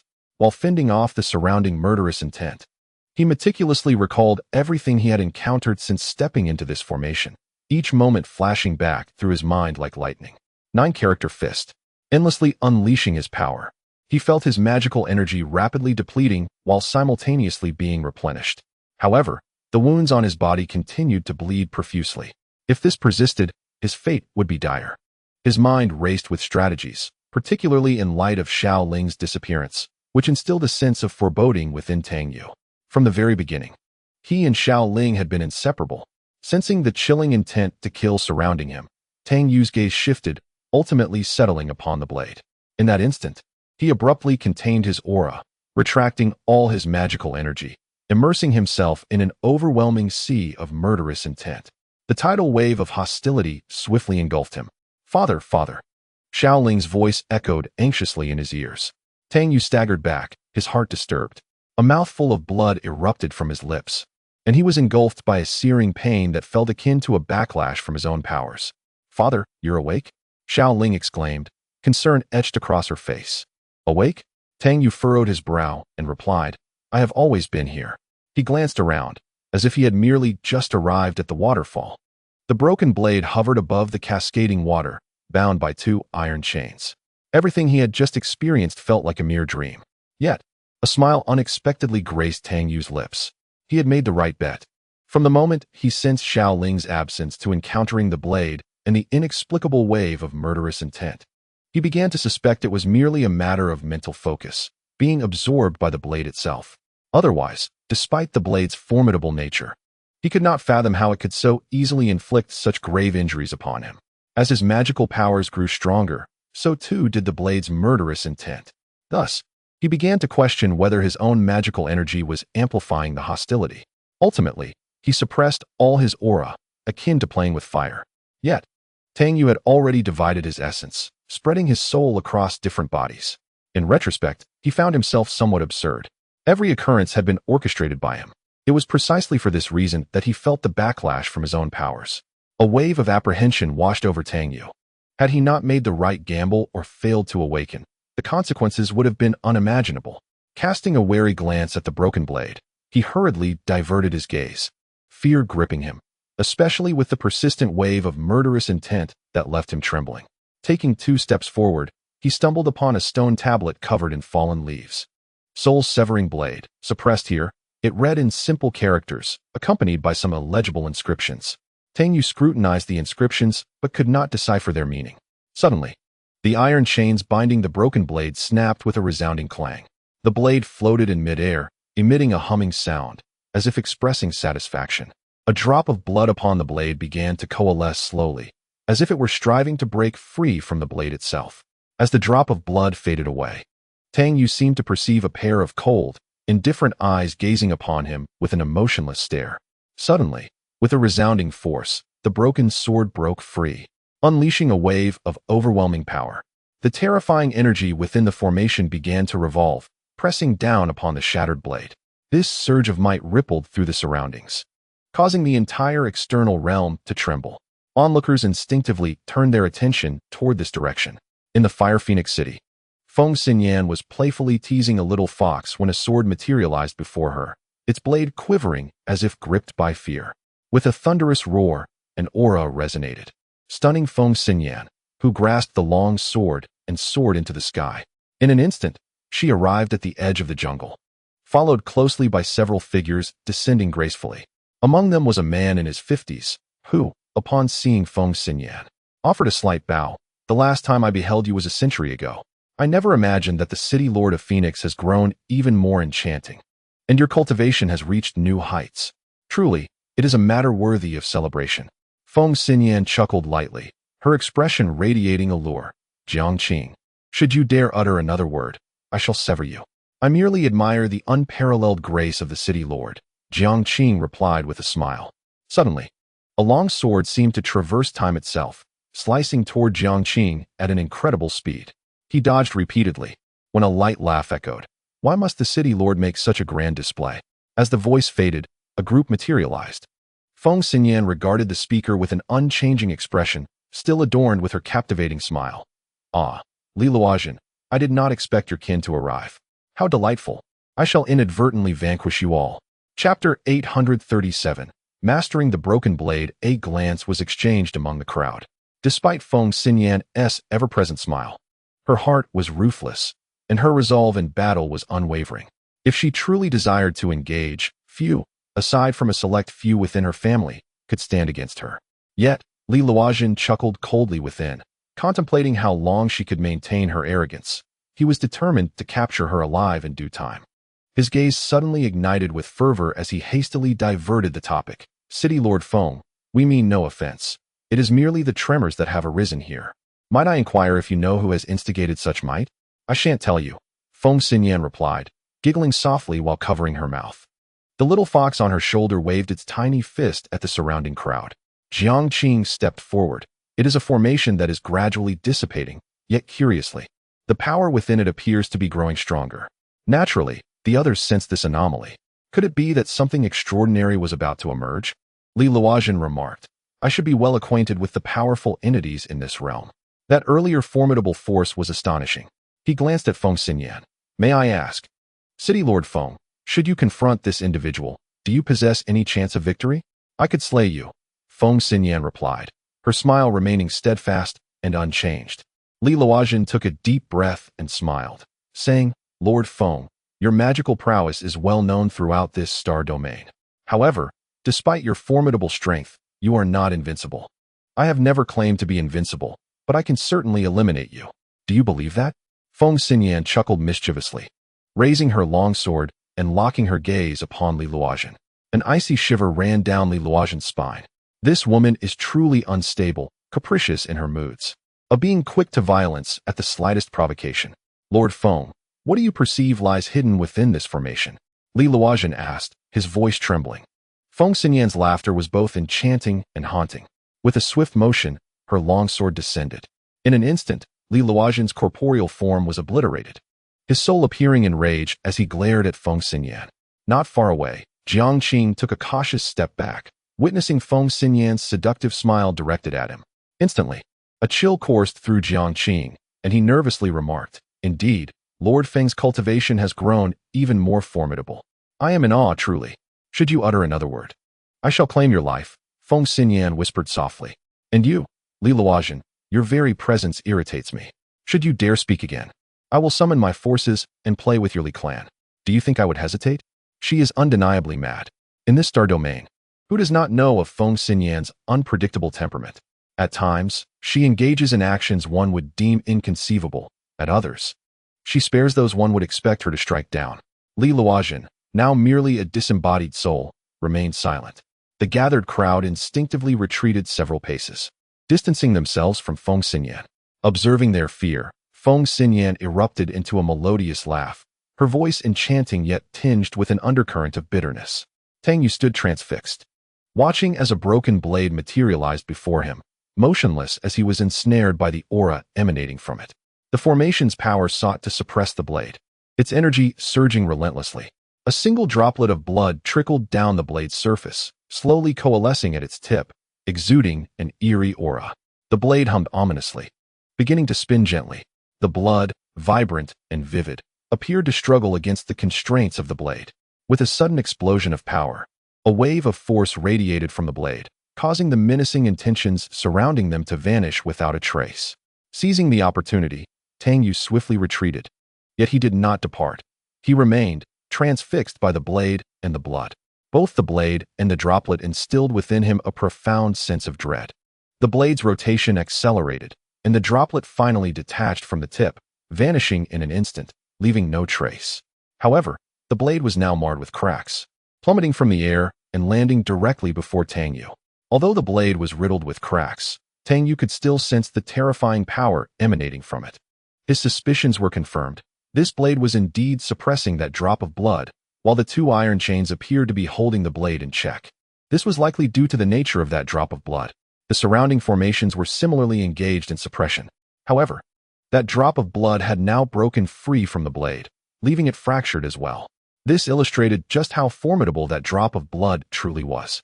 Initially, Tang Yu contemplated pursuing it, but he soon realized that his own life took precedence. Gazing at the broken blade before him, he hesitated for a moment before reaching out to grasp the hilt. A low hum resonated as the blade seemed to resist him with all its might. Channeling his magical energy, Tang Yu firmly grasped the broken blade. He lifted it high, and a thunderous roar echoed as the blade's resistance gradually waned, as if it had surrendered completely. This was only possible because it had already been compromised beneath that drop of blood.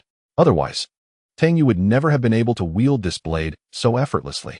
As he held the blade, a satisfied smile spread across Tang Yu's face. He gently caressed its surface, whispering, "From now on, you shall accompany me. I will find a way to temper your fractured form." He was certain the blade understood him. It quivered slightly, as if in response. "Follow me, and together we shall traverse the heavens." Laughing in the face of the world, Tang Yu declared. In that instant, the surrounding formations shattered abruptly. The scenery around them began to transform rapidly. The countless bones strewn across the ground vanished into thin air. The waterfall before him dried up in that moment, and the trees around shed their leaves, withering away. Shadows began to gather in increasing numbers. After all, the commotion here had been immense. Yet, Feng Xinyan stood alone, a solitary figure with no one within 10 paces of her. Her face still wore that enchanting smile, but it exuded an aura of solitude, truly peerless and isolated.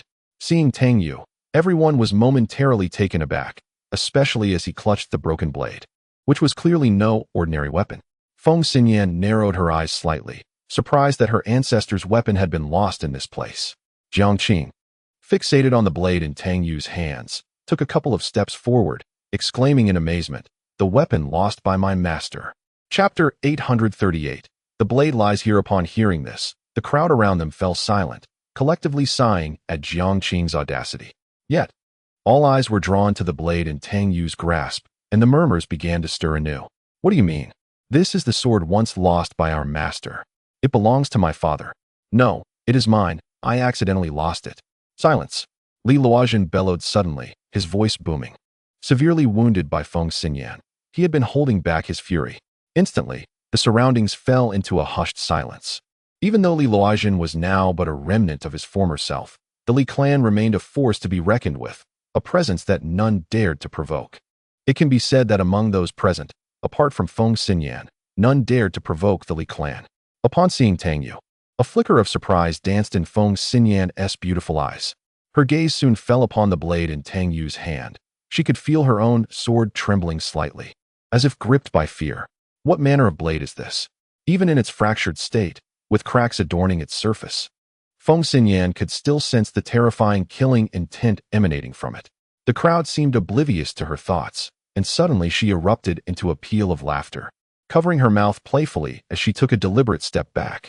The implication was clear. She wished to remain uninvolved in this affair. Li Luozhen secretly exhaled in relief. Apart from Feng Xinyan, he cared not for anyone else. Yet, this blade was something he was determined to possess. The crowd exchanged glances, collectively sighing, with Li Luozhen intervening. It seemed this blade was now beyond their reach. Jiang Qing's expression darkened with dissatisfaction as he suddenly proclaimed, "Kid, that blade is a treasure of the Li clan. Shouldn't you obediently present it?" Li Luozhen regarded Tang Yu as one would a mere insect. Such a gaze made Tang Yu uncomfortable. He glanced at Feng Xinyan before addressing the crowd. "Did you not claim it was lost by your ancestor? How has it now transformed into a treasure of the Li clan? Is your ancestor of the Li clan?" Laughter rippled through the gathered onlookers. Jiang Qing's countenance shifted ominously. "Kid, do you have any idea who you are speaking to?" "I do," Tang Yu replied softly, "a dead man." Feng Xinyan stifled her laughter. Well aware of Tang Yu's formidable strength, unlike the others who remained oblivious, surrounded by her four elders, he had managed to escape unscathed, something these imbeciles could never hope to match. "Sir," she raised her thumb in admiration, "I must say, I find you quite impressive." Li Luozhen narrowed his eyes slightly, unable to see through Tang Yu. He primarily perceived Tang Yu as merely a golden immortal, yet the blade in his grasp instilled a sense of dread within him. The others merely sensed Tang Yu's apparent cultivation level because he concealed his true power. Playing the fool to devour the tiger was indeed the way to go. Jiang Qing was momentarily taken aback, then sneered, "Kid, you're courting death." Suddenly, a slash of light erupted from the blade, as if severing the fabric of time itself. The surrounding space began to collapse with a thunderous roar. Jiang Qing felt a chill run down his spine, his figure darting to evade the onslaught. Yet the relentless killing intent enveloped him, growing ever more intense. In a swift motion, his arm was severed. A cry of agony escaped his lips, and his expression shifted dramatically. Under that stroke, an invisible killing intent lingered within him, fracturing his meridians inch by inch, rendering even his soul unable to escape. "No!" Jiang Qing shrieked, his body disintegrating into dust. Soon after, a wisp of green smoke materialized, taking the form of Jiang Qing. The soul pill. Feng Xinyan narrowed her eyes slightly. The soul pill, a legendary remedy that could preserve one's soul in perilous situations. It is a rare elixir, akin to an opportunity for rebirth. "How dare you?" Jiang Qing glared at Tang Yu with gritted teeth. Had it not been for the spirit pill preserving his essence, he would undoubtedly have perished. Initially, everyone was taken aback by the sheer might displayed in a single strike. Such formidable power could hardly be attributed to a mere great Luo golden immortal. This individual likely concealed greater strength. A flicker of seriousness crossed Li Luozhen's eyes. This was merely the inherent force of the blade, without a hint of magical energy being summoned by Tang Yu. Yet even so, it had obliterated a saint's corporeal form and could even extinguish his soul. What a treasure indeed. With Jiang Qing's declaration, everyone believed this fellow possessed a deadly trump card and was ready to resort to extreme measures. However, immediately after uttering that grim statement, Jiang Qing swiftly fled, vanishing without a trace. Even Tang Yu was momentarily taken aback. This fellow is utterly unscrupulous, fearing for his own life, Feng Xinyan explained with a smile, cradling the little fox on her shoulder, observing the scene with an air of amusement. Though Jiang Qing had escaped, the Li clan remained, and with so many others surrounding them, all eyes were undoubtedly fixated on the broken blade in Tang Yu's possession. Li Luozhen spoke, "My friend, this blade is a treasure of our Li clan, lost many years ago. We humbly request its return." His tone lacked the earlier belligerence. "If you are willing to return it, the Li clan will offer substantial rewards." He did not consider himself a match for Tang Yu, as his cultivation was comparable to Jiang Qing's. Jiang Qing's apprehension stemmed solely from the power of the Li clan behind him. Tang Yu snorted, grasping the broken blade, and turned to depart, sensing a different aura drawing near. "Halt! Do you intend to seize the Li clan's treasure for yourself? Are you aware of the consequences of opposing us?"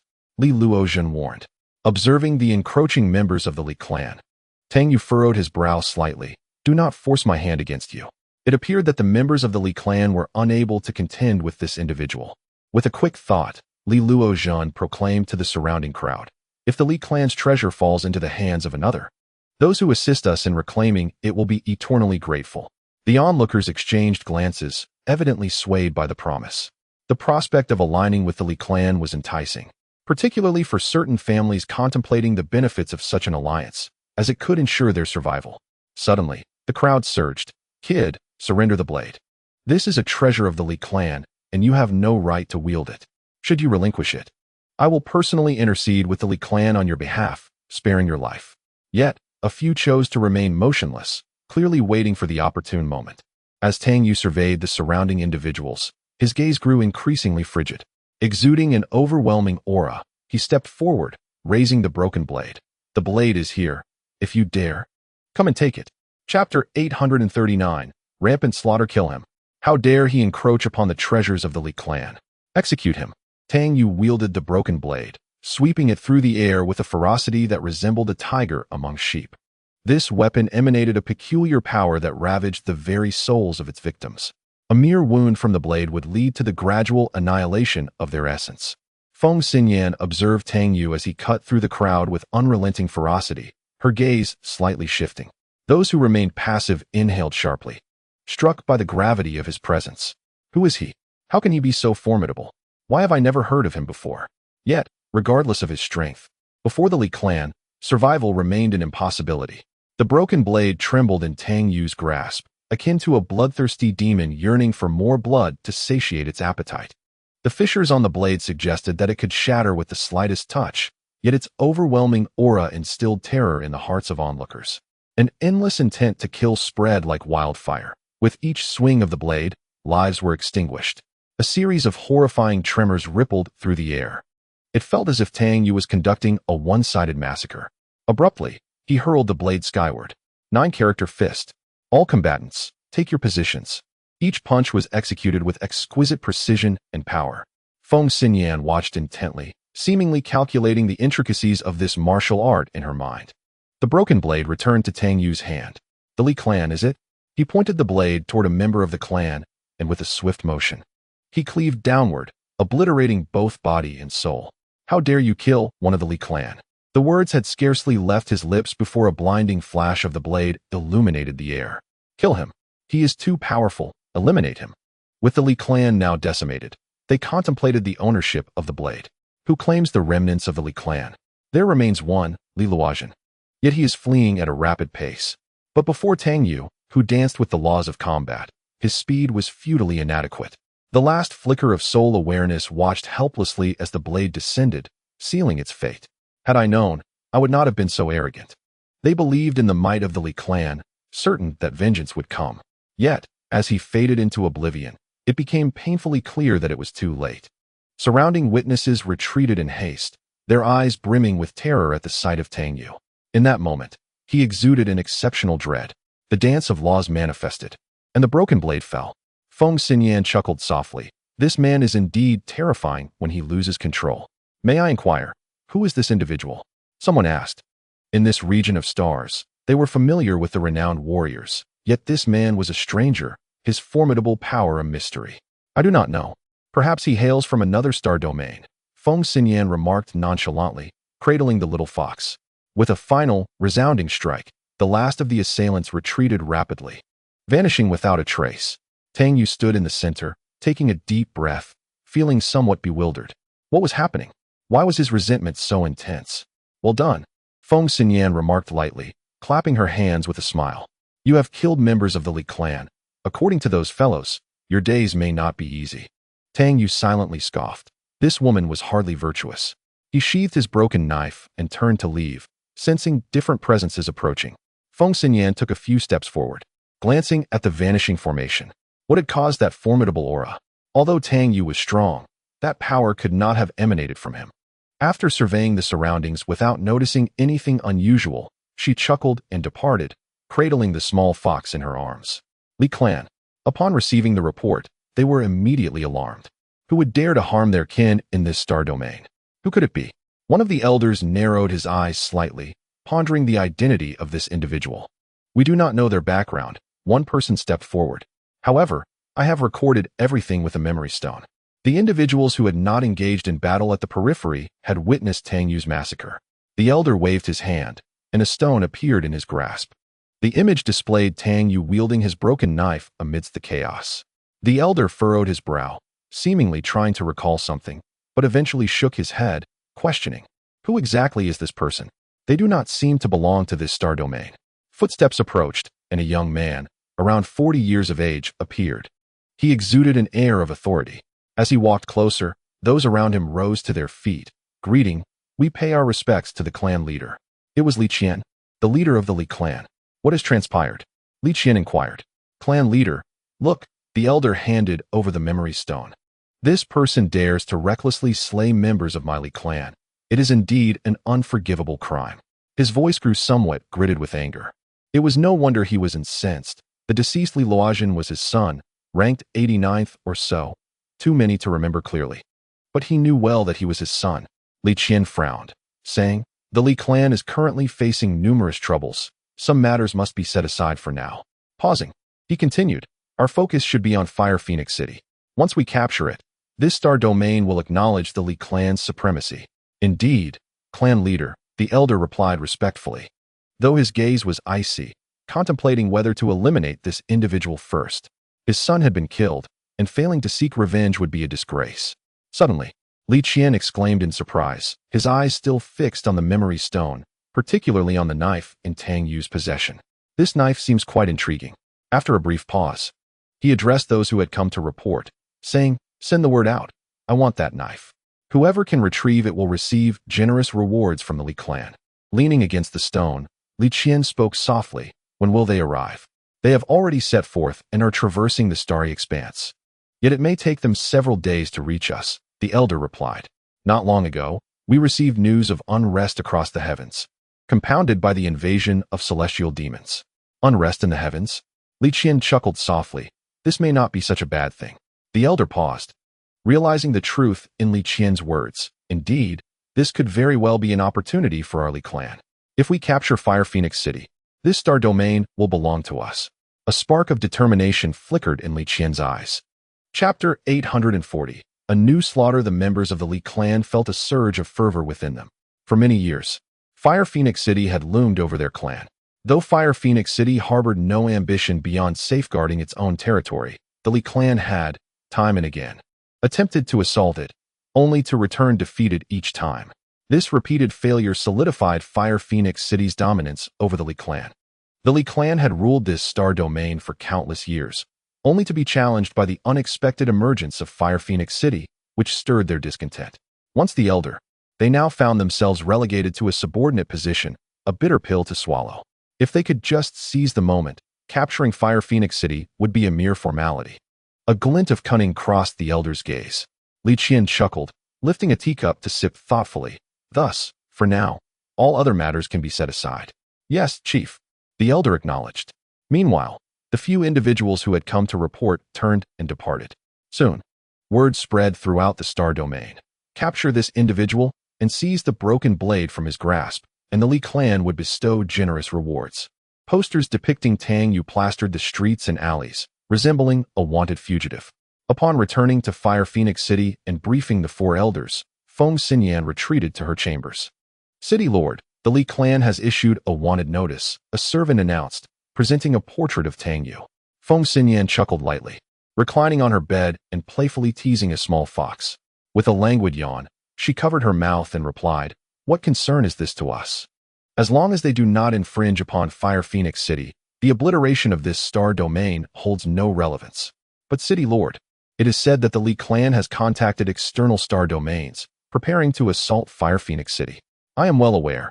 Feng Xinyan waved her hand dismissively. "Leave me." The servant bowed slightly and exited.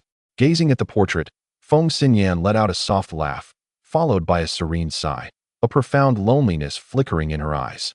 For the past few days, Tang Yu had been utilizing a treasured artifact to mend the fissures in the broken blade. The cracks had manifested such power. One could only imagine the terror it would wield if fully restored. Observing the neat break in the blade, as if severed by another sharp weapon, was beyond comprehension. Even in its fractured state, Tang Yu, despite his current prowess, could not leave a trace upon the blade with his utmost effort. It is evident how terrifying this blade is. Yet, what is even more fearsome is that single drop of blood. Just one drop, sealed within the knife, when freed, caused the entire blade to fracture. What manner of blood could possess such power? After exhausting all his magical artifacts, he barely managed to mend a tiny crack on the blade. Holding the broken knife, Tang Yu murmured, "I will find a way to restore you completely, even to recover the severed part." The blade hummed softly, as if silently responding to Tang Yu. Suddenly, dozens of presences materialized around him. "He is here. Boy, relinquish the knife in your hand, and I shall spare your life." Tang Yu found himself encircled by a throng. Most witnesses recalled the terror of Tang Yu's previous battle. However, the promise of a hefty reward breeds recklessness, and some were even scheming in their hearts, hoping for mutual destruction between others and Tang Yu, to then reap the benefits. Surveying the surroundings, Tang Yu tightened his grip on the broken knife. Simultaneously, Xiaoling opened her eyes, glinting with a bloodthirsty light. "Father, I wish to devour them." Tang Yu laughed heartily, then feast. Without hesitation, he charged forward, wielding the broken knife, while Xiaoling soared into the air, landing behind an unsuspecting foe. With a piercing scream, that individual was drained of life by her. "Kill him. With so many of us, we cannot believe he can slay us all." The broken knife cut through the air, its unparalleled momentum fracturing the very fabric of space. The laws of the universe and their aura permeated the atmosphere. The dance of these laws was executed flawlessly by Tang Yu, as the broken knife melded with the 9-character fist, transforming into an exceedingly formidable blade force. Boom! An overwhelming essence filled the air as the surrounding space crumbled. In that moment, Tang Yu resembled a demon, voraciously harvesting the lives of others. Kill! Fight back! Yet, despite the fervor, some still instinctively retreated. Nevertheless, Tang Yu had no intention of allowing anyone to escape. Blood splattered as the broken knife soared through the air. Bang! The broken knife clashed with a long sword, producing a crisp sound as it shattered in an instant. The sword wielder's eyes widened in astonishment. In that moment, not only did the blade sever his weapon, but it also slashed through his throat. More terrifying still, a wave of murderous intent surged toward his very soul. Boom! His body disintegrated before the eyes of the crowd. Xiaoling's crimson tendrils writhed wildly, ensnaring one person after another. The onlookers gazed at her in terror, a wave of dread washing over them. They would rather confront Tang Yu's might than face the uncanny nature of Xiaoling. It was utterly horrifying. Wherever she passed, individuals were drained of life, reduced to desiccated corpses. Xiaoling's eyes glimmered with a chilling light as her red tendrils danced frantically. "Kill! We must eliminate him," they shouted in unison. "And that creature beside him, we must slay them both." Yet, in the face of absolute power, even the most fervent spirit of bravery proved futile. The laws of space manifested in full display. Beneath the flowing river of time, Tang Yu stood poised above its currents, where countless indistinct forms coalesced into his own silhouette. Was that blade truly a weapon of the sovereign? Damn it! We are utterly incapable of contending with it. Retreat, swiftly retreat. In that moment, a palpable fear enveloped the crowd. They yearned to withdraw, yet under Tang Yu's dominion, they could only watch helplessly as they were slaughtered. After a prolonged interval, only Tang Yu remained standing. A soft giggle escaped Xiaoling as she transformed into a minuscule insect, alighting upon his shoulder. Casting a glance into the distance, Tang Yu's figure flickered, and he swiftly seized a fleeing individual, grasping him tightly. Spare me, spare me. I am of the Li clan, merely of the Li clan." The man trembled, pleading for mercy. The Li clan. Well, Tang Yu's gaze turned particularly frigid, and the man he held disintegrated into nothingness. Did such carnage not fear retribution from the heavens? A voice suddenly resonated, echoing from afar, reverberating across the expanse until it coalesced into a singular question. "Who? Come forth." Tang Yu bellowed, an immense aura radiating outward. An elderly woman materialized beneath a nearby tree, supported by a young girl. Coughs escaped the old woman's lips intermittently, imparting an impression of frailty, as if a gust of wind might topple her. Upon witnessing her sudden appearance, Tang Yu's expression hardened. This figure was formidable, having emerged so silently. To Tang Yu, she seemed at least his equal. Yet how could someone so powerful have succumbed to such decrepitude, especially accompanied by such a cough? Tang Yu scrutinized her closely. "Was it you who spoke just now?" The elderly woman bore the scars of her origin, manifesting in her current condition. A peculiar power flickered at the edges of her soul, palpable yet elusive. Indeed, It was I, she replied, her visage a tapestry of wrinkles, resembling the withered peel of an orange. Her smile, ghastly in nature, could easily frighten an ordinary person to death. In stark contrast, the girl beside her was strikingly beautiful, akin to a lotus emerging from the water. Though clad in simplicity, her ethereal grace could not be concealed. Do you wish to battle me? Tang Yu brandished his broken blade towards her. The elderly woman shook her head. I merely wish to inform you that such slaughter invites heavenly wrath. At her words, Tang Yu laughed heartily. What can the heavens do to me? The celestial order slumbers within my being. I am no stranger to the great Tao, having encountered it frequently, even the terrifying abyss that parallels it. It is no wonder that he exhibits such audacity. Young man, you truly underestimate the heavens, the old woman sighed, shaking her head. If you desire a battle, then come forth, otherwise, be gone. Tang Yu's aura surged violently. The young girl interjected, Hey, what is your problem? My grandmother is only trying to offer you a warning. Tang Yu's gaze fell upon the girl, and his eyes narrowed involuntarily. Her innate cultivation was pitiably weak, her aura fluctuating at the level of a mere de luo Jin Xian. Yet, her physical strength was remarkably formidable. Tang Yu snorted, intending to turn away. This peculiar young girl and the old woman's gaze made him uncomfortable, as if she could see straight through him. Such a sensation had not been felt in many years. Tang Yu, the old woman suddenly spoke, causing him to halt in his tracks. Although he had been in this realm for over a month, no one knew his name here. How could this old woman possibly know it? You know my name? Tang Yu inquired. The old woman coughed softly twice. Not only do I know your name, but I am also aware that you hail from another world and have entered this realm. After a brief pause, she continued, Years ago, I heard tales of another world beyond the skies, a gateway into the realms. To enter here, one must come through that portal. Now, as chaos gradually unfolds in the realms, some terrifyingly powerful beings have breached this domain. The world you came from must have collapsed, and you are its last remnant. The old woman gazed at Tang Yu. Am I correct? Tang Yu, taken aback for a considerable time, finally replied, How do you know? For the realms. Your world has contributed immensely. Though many remain oblivious, there are always traces, and some individuals remember the great deeds of past sages. She chuckled.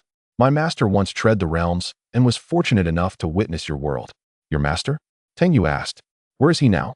Long since deceased, the old woman sighed. Taking a few steps forward, Tang Yu smiled lightly. What a pity. He sheathed his broken blade. If there is nothing else, I shall take my leave. Do you not wish to know how I came to know your name and your origins? The old woman queried. After a moment of contemplation, Tang Yu replied, If you know, then so be it. After all, that world no longer exists. The old woman lightly coughed again. I possess some understanding of celestial calculations. Not long ago, I sensed the turmoil in the realms, which prompted my divination, leading me to your name. Celestial calculations? In the world of the heavenly Tao, Tang Yu could discern everything with a mere thought. Yet, in this realm, he found himself unable to predict all, as if restrained by the forces of the great Tao. Casting a deep glance at the old woman, Tang Yu remarked, I see. Your injuries are likely the result of overextending your divination, leading to a backlash. At his words, a complex expression flickered in the old woman's eyes. Just recently, I was not in this state. It was the attempt to divine you that resulted in such a severe backlash. Regrettably, aside from your name and origin, I could glean nothing else. The karmic weight you carry is too great for me to bear. I understand. Tang Yu suddenly laughed. You attempted to divine my fate, only to suffer the repercussions of the karma I embody, and this backlash is intensifying. Indeed, if I am not mistaken, you have 3 months left. Yet, only I can assist you, because it is my causal influence that has shaped your present self. This is the reason for your sudden appearance. Am I not correct? Tang Yu chuckled softly. The old woman remained silent, merely gazing at Tang Yu. Please, assist my grandmother, the young girl implored, stepping forward with a pleading expression. She is all I have left. I beg of you, help her. She shall return, the old woman remarked. This is my own doing, a consequence of my arrogance in attempting to decipher the heavenly mysteries. Thus, I am now suffering the repercussions. After a brief hesitation, Tang Yu inquired, How may I assist you? The old woman's eyes brightened as she replied, All of this is a result of your causality being rebuffed by the heavenly principles. Have you sensed that terrifying force within my soul? Only you possess the ability to draw it forth. Begin. Without a moment's hesitation, Tang Yu responded affirmatively. The old woman was momentarily taken aback by his decisiveness, then she settled down. Meanwhile, Tang Yu directed his magical energy towards her soul. Suddenly, he was taken aback. That rebuffing force had, astonishingly, entered his own body alongside his magical energy. As the strange energy dissipated, the once aged old woman appeared to regain a hint of youth. Although the rebuffing force had been extracted from her soul, her spirit remained severely wounded and would require time to heal.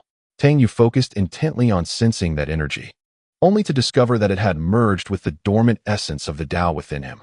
What could this mean? The Tao essence within him stirred momentarily before settling into tranquility. Thank you. The old woman bowed to Tang Yu and, after a moment's hesitation, advised. I offer you a word of wisdom. Relinquish that dagger. It is something you cannot currently wield. Chapter 842. The ominous dagger. Upon hearing this, Tang Yu's expression shifted to one of wariness. The old woman continued, Do not fret. I harbor no interest in the dagger you possess, for I am unable to control it, and similarly, you are not equipped to wield it at this moment. Tang Yu was acutely aware of the dagger's peculiar nature. Are you familiar with this dagger? He inquired. At that moment, an air of chaos enveloped the surroundings, and various energies surged forth. Is he here? Damn it. He has slain so many. Let us not allow him to escape. Eliminate him. The voices of the crowd erupted, all eyes fixed on Tang Yu, their demeanor reflecting palpable fear, particularly in light of the gruesome scene not far away. Such widespread slaughter had left many dead at his hands, including several renowned warriors. Thus, anxiety seized them. Such rampant killing is a transgression against the heavens. Have you succumbed to madness? Today, I shall enlighten you, an elder declared, gazing sternly at Tang Yu. Surrender that dagger and accompany me. You must cultivate your character. Only then can you return to the righteous path. Indeed, he is an elder of the Chung clan. Someone recognized the elder's identity. The Chung clan, a faction under the Li clan, was well known, and none dared to provoke them. Elder Chung spoke wisely. This young man has already succumbed to the depths of madness, audaciously believing he can claim the treasured possessions of the Li clan as his own, displaying a blatant disregard for his own life. Another youth stepped forward, striking a handsome figure in his resplendent attire, elegantly wielding a folding fan, exuding the demeanor of a refined gentleman from a prestigious family. After a brief pause, he continued, But is this truly the treasure of the Li clan? Why have I never heard of it before? Chung Sun directed a penetrating gaze at this young man. Wang Yashuan, what do you imply by that? Tang Yu observed them coldly, remaining utterly still. Nearby, an elderly woman sighed. Why must we unnecessarily amplify the murderous intent of that blade? I merely question whether this sword truly belongs to the Li clan. There is no ulterior motive. Wang Yashuan chuckled, waving his hand as a bronze mirror materialized, inspecting himself closely before producing two boxes. To everyone's astonishment, they contained rouge and powder, which he proceeded to apply right there. The onlookers shivered in distaste. Yet none dared to voice their disapproval due to the influence of the Wang family. The Wang clan was aligned with the power of Fire Phoenix City, having escaped the fate of being devoured by the Li clan. Wang Yashuan was the cherished son of the Wang household. However, his temperament was peculiar and capricious, with a singular focus on his appearance and attire. In the past, after losing a battle and damaging his clothes, he had summoned several elders to capture and brutally torment his opponent to death. Wang Yashuan, I advise you to refrain from meddling in affairs that do not concern you. Chung Sun scoffed, turning to Tang Yu. Surrender that blade, kneel, and return to the clan with me. I assure you, I will spare your life. The crowd continued to swell around them, yet none dared to speak, for the presence of the Chung clan stifled their voices. Some even harbored hopes that Tang Yu would eliminate the Chung members, as the Chung clan had long exploited their affiliation with the Li clan, fostering widespread resentment. I am Chung Sun of the Chung clan, he declared, casting a glance at the elderly woman and the little girl. Those unrelated, be gone. The little girl looked at the old woman, grandmother. The elderly woman's brow furrowed slightly.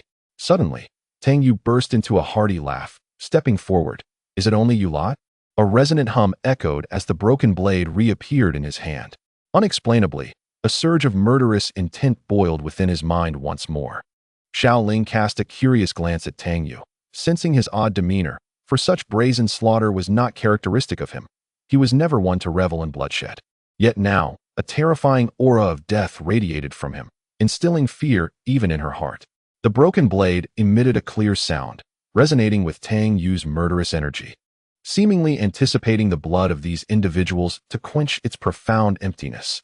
Since I have offered my counsel kindly, and you refuse to heed it, do not blame me for my ruthlessness, Cheng Sun declared, suddenly launching a punch. Simultaneously, those following him sprang into action.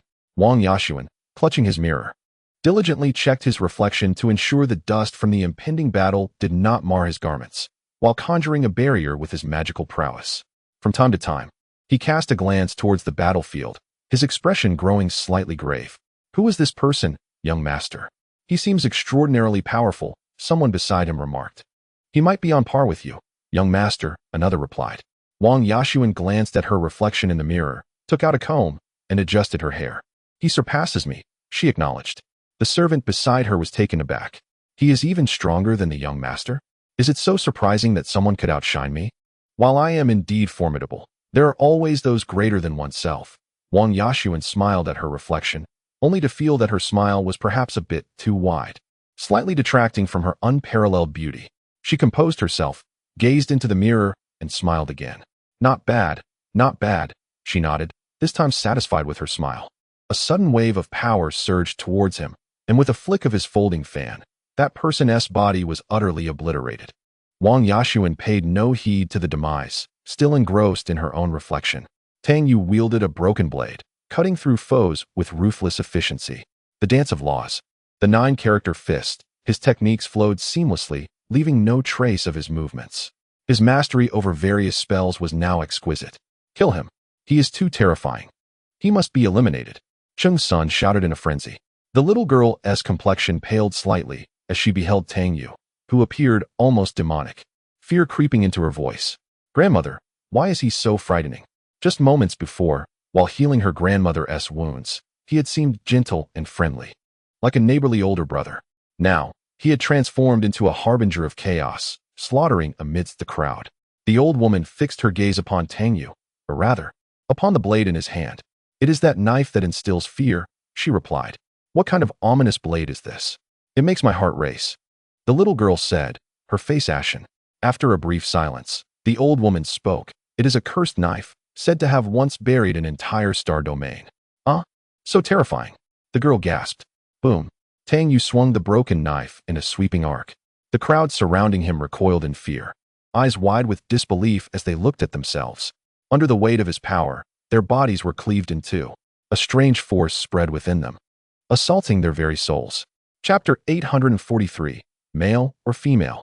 At this moment, Tang Yu resembled a bloodthirsty demon, striking without mercy. His spells were executed with an artistry that was nothing short of spectacular. The broken blade emitted a resonating sound, seemingly reveling in the bloodshed. It was only then that Cheng Sun truly comprehended Tang Yu's might. He glanced around and fled in haste. Did I permit your escape? Tang Yu bellowed, stepping into the fabric of time, moving as though traversing the river of ages, swiftly closing the distance. Cheng Sun was taken aback. In a moment of desperation, he hurled a magical artifact away and fled frantically without looking back. A tower was released, instantly enlarging as it descended upon Tang Yu to subdue him. However, under the might of Tang Yu's broken blade, he cleaved through with a single strike. Truly, it is a formidable power indeed. Wang Yashuan squinted her eyes and remarked. Such immense strength renders him nearly invincible, save for a few individuals. However, having offended the Li clan and slaughtered several members of the Cheng clan, it is likely that some of their elder statesmen will intervene. Wang Yashuan smiled faintly, her grace radiating like that of a refined lady. In Hofeng City, Feng Xinyan lounged on her bed, playfully teasing a small fox. City Lord, Tang Yu has rampaged through Tianshan, eliminating over 1,000 individuals, including members of the Cheng clan and various loose cultivators. Yet, the Li clan has remained conspicuously silent. Cheng Xin managed to escape at that time, and now the members of the Cheng clan are in hot pursuit. A servant reported. Feng Xinyan stifled a yawn, her expression laced with languor. I see. Currently, Tang Yu is en route to Tsangshang, leaving a trail of powerful foes in his wake. The servant continued. Should we take action from Hofeng City? Initially, there was a tremor upon Tang Yu's sudden arrival, leading many to believe he came from the external star domain, even suspecting him of colluding with the Li clan. However, it seems that is not the case. Given this, there is no necessity for us to intervene. Moreover, Tang Yu possesses remarkable strength, wielding various laws of power. Unless we deploy dozens of formidable beings of equal caliber, it is improbable we could impede his path. Currently, he is still slaying members of the Li clan. Perhaps this is not an ill-fated occurrence for us. What relevance does it hold to us? Feng Xinyan waved her hand dismissively. You may leave. The servant bowed and exited. Wait, Feng Xinyan called after him. Has there been any movement from the Li clan? The Li clan now appeared eerily quiet, as if conspiring in the shadows. She gestured for him to depart, cradling the small fox in her arms, a fleeting glimpse of solitude passing through her eyes. Can we ever return home? She gazed into the distance. Home. It felt so far away, so distant that it seemed nearly lost. The small fox let out a soft whimper in her embrace. The name of Tang Yu resounded throughout this star domain, earning him the title of Demon King. Yet, his terrifying prowess rendered others hesitant to approach him, even if they desired to seize the broken blade in his possession. Those who had once trailed behind him were undoubtedly silenced beneath his blade. Where on earth did he come from? Someone speculated upon the celestial secrets, suggesting he hailed from an external realm known as the star domain of Tiandao. The star domain of Tiandao?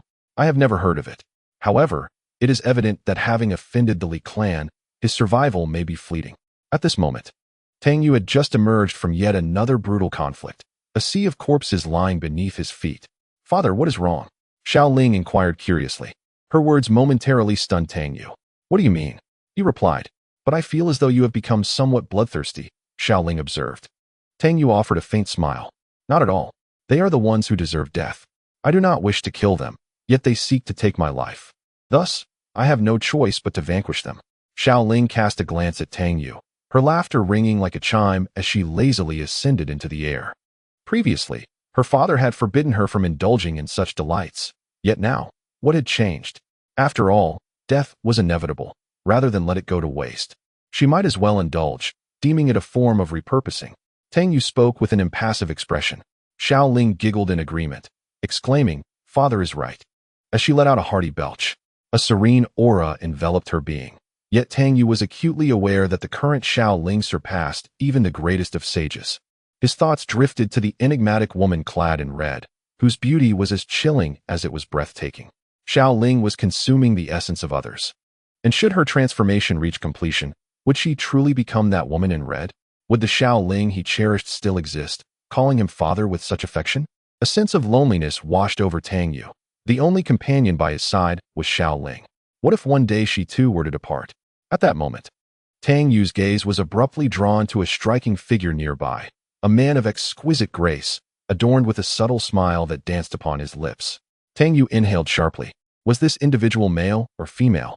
I harbor no ill intentions, the man, Wang Yashuan, said with a faint smile.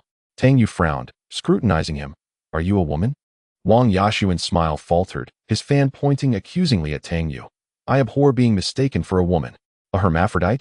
Tang Yu queried once more, unable to discern the true nature of the enigmatic figure before him. Yet, it must be said, this individual possessed an ethereal beauty that would leave onlookers enchanted, even in the most unseemly of circumstances. Though I may not be able to best you in combat, should you continue to insult me in such a manner, I will not hesitate to risk everything, Wang Yashuan declared, his teeth gritting as he glared at Tang Yu. He produced a mirror, scrutinizing his reflection. How could anyone mistake me for a woman? I merely possess a touch of beauty.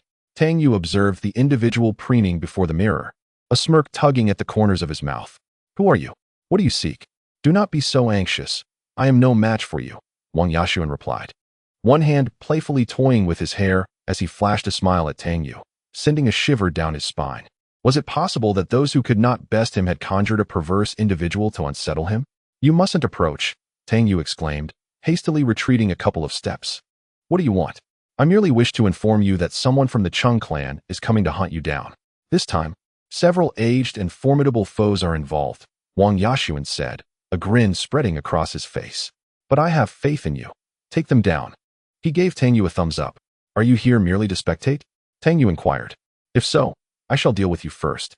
No, I am simply here to give you a warning, Wang Yashuan replied. Allow me to introduce myself. I am the handsome Wang Yashuan. Chapter 844. The chaos begins across the heavens. This fellow not only bears a resemblance to a woman, but even his name evokes femininity.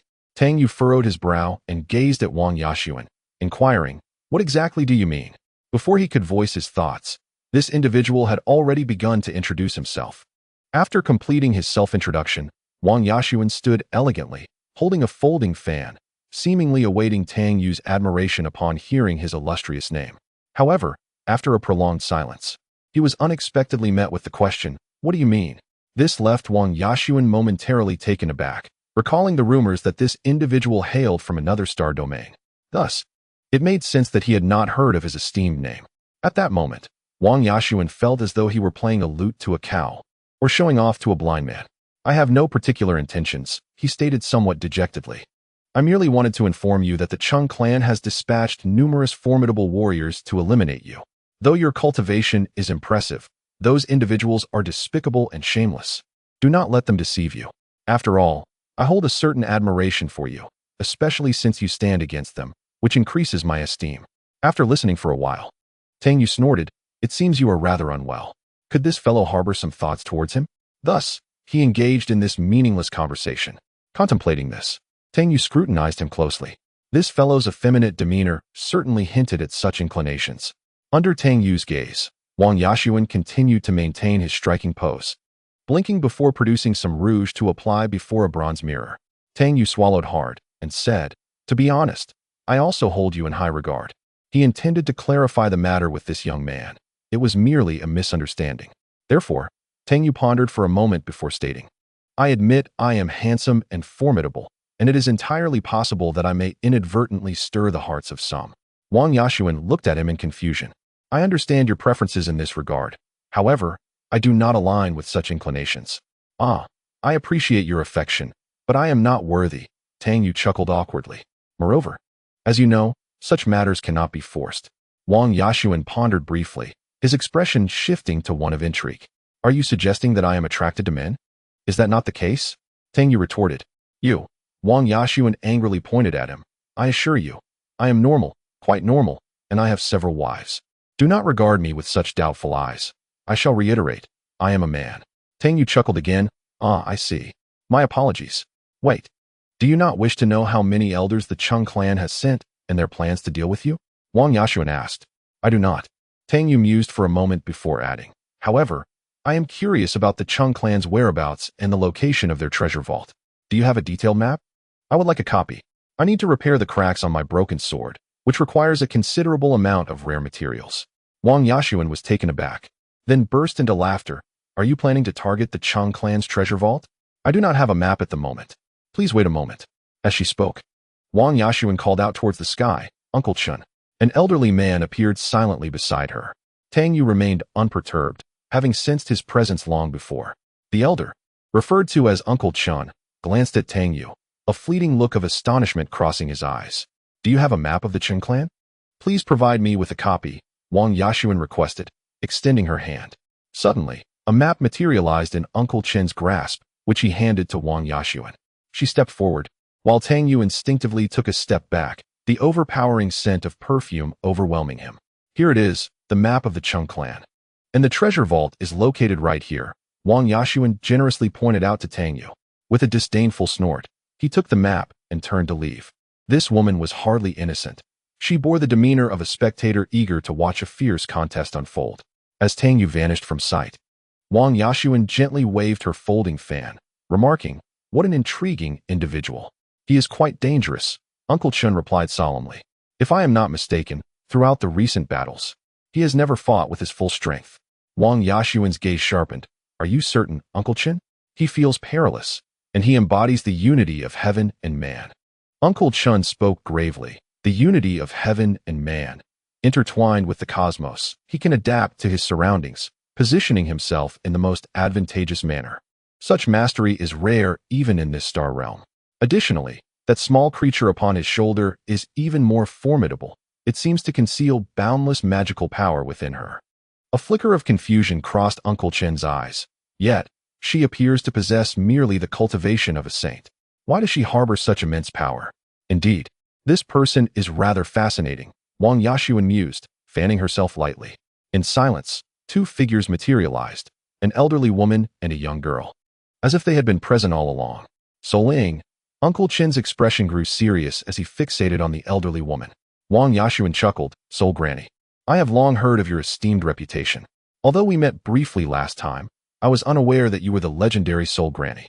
If I have offended you in any way, I humbly ask for your forgiveness. The girl named Sheer chimed in, her voice bright.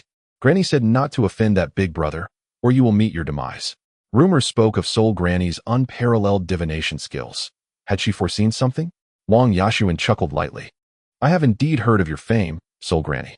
Despite being called Granny, you are said to be a stunning beauty. How could you appear so aged? Soling lifted her gaze towards Wang Yashuan.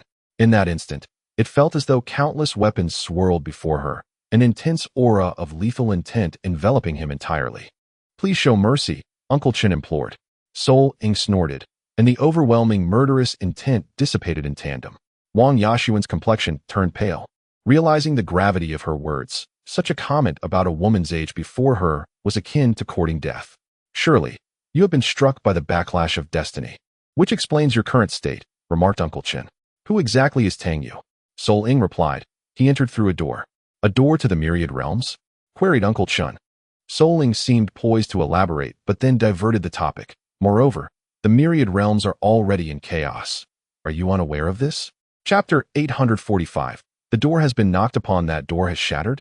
Uncle Chin inquired. Terrifying entities have infiltrated the myriad realms from different star domains. He was indeed aware of this. The door to the realms beyond was a gateway to another world, separate from the myriad realms. However, it served as a barrier for the myriad realms. To enter, one must transcend that world. Currently, various horrific beings were pouring in, indicating the door had indeed been breached. It was highly probable that Tang Yu was the last remaining individual from that world. No wonder he possesses such formidable strength. Soling nodded in agreement. Indeed. What are you two discussing? Wang Yashuan asked, somewhat puzzled. What door? Is my intelligence insufficient? It seemed improbable. He had always been both wise and handsome, qualities that elicited envy from others. The two paid him no mind. Glancing at the girl named Sheer, Wang Yashuan frowned, feeling overshadowed by her presence. He hastily retrieved a mirror and began to meticulously apply some cosmetics to his face. So he hails from that world? That explains everything, Uncle Chin mused. From what you just said, we cannot harm him. Why is that? Soling replied. No one truly understands the dynamics of the myriad forces. The invasion of these terrifying entities, coupled with their scheming, is indeed laughable. As the number of these intruders grows, the absence of that door's protection means the essence of the myriad realms can no longer be concealed. Hence, turmoil is inevitable. Only by unifying the myriad realms can we withstand the external threats. With a sigh, Soling continued. Moreover, that individual named Tang Yu carries immense fortune within him. Uncle Chin narrowed his eyes slightly. Do you believe he is capable? Soling fell silent, stepping away into the distance. Her statement suggested she had discerned something beyond. Watching her retreating figure, Uncle Chin suddenly said, She misses you greatly. You should visit her when you can. The two figures vanished from sight, and Wang Yashuan again pressed. What on earth are you two discussing? A world that does not belong to our realm, yet is inextricably linked to it. Uncle Chin replied with a hint of complexity. This left Wang Yashuan utterly bewildered once more. Is this some sort of riddle? I must report this to the clan leader at once. With that, Uncle Chin and Wang Yashuan disappeared from the spot, not far from the Fire Phoenix City, amidst a range of mountains. Nestled within the mountains lies a vast cemetery. Together with Sierra, I descended into its depths. Sierra gazed around, asking, Grandmother, what is this place? Why have I never been here before? The old woman remained silent, her eyes fixed on the heavens, murmuring, Is chaos truly about to descend upon the realms? Just as Master foretold in years gone by. Will the cosmic order be reset?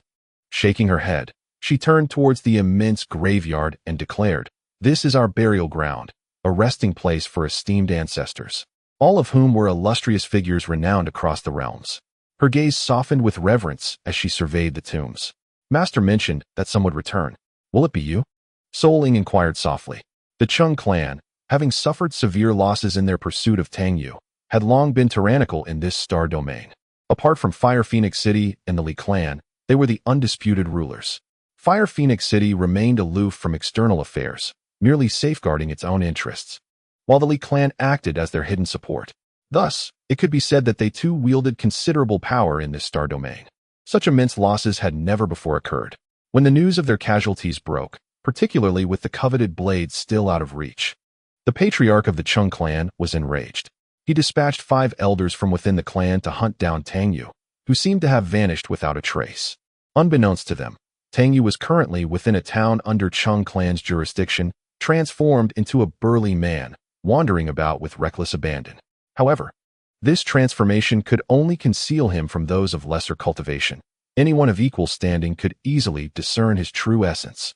Not far ahead stood a magnificent palace, the headquarters of the Chung clan. Fearing an ambush from Wangya, Tang Yu realized he could not fully trust his map. Attempting to infiltrate the Chung clan through his transformation seemed perilous, as his true essence might be sensed.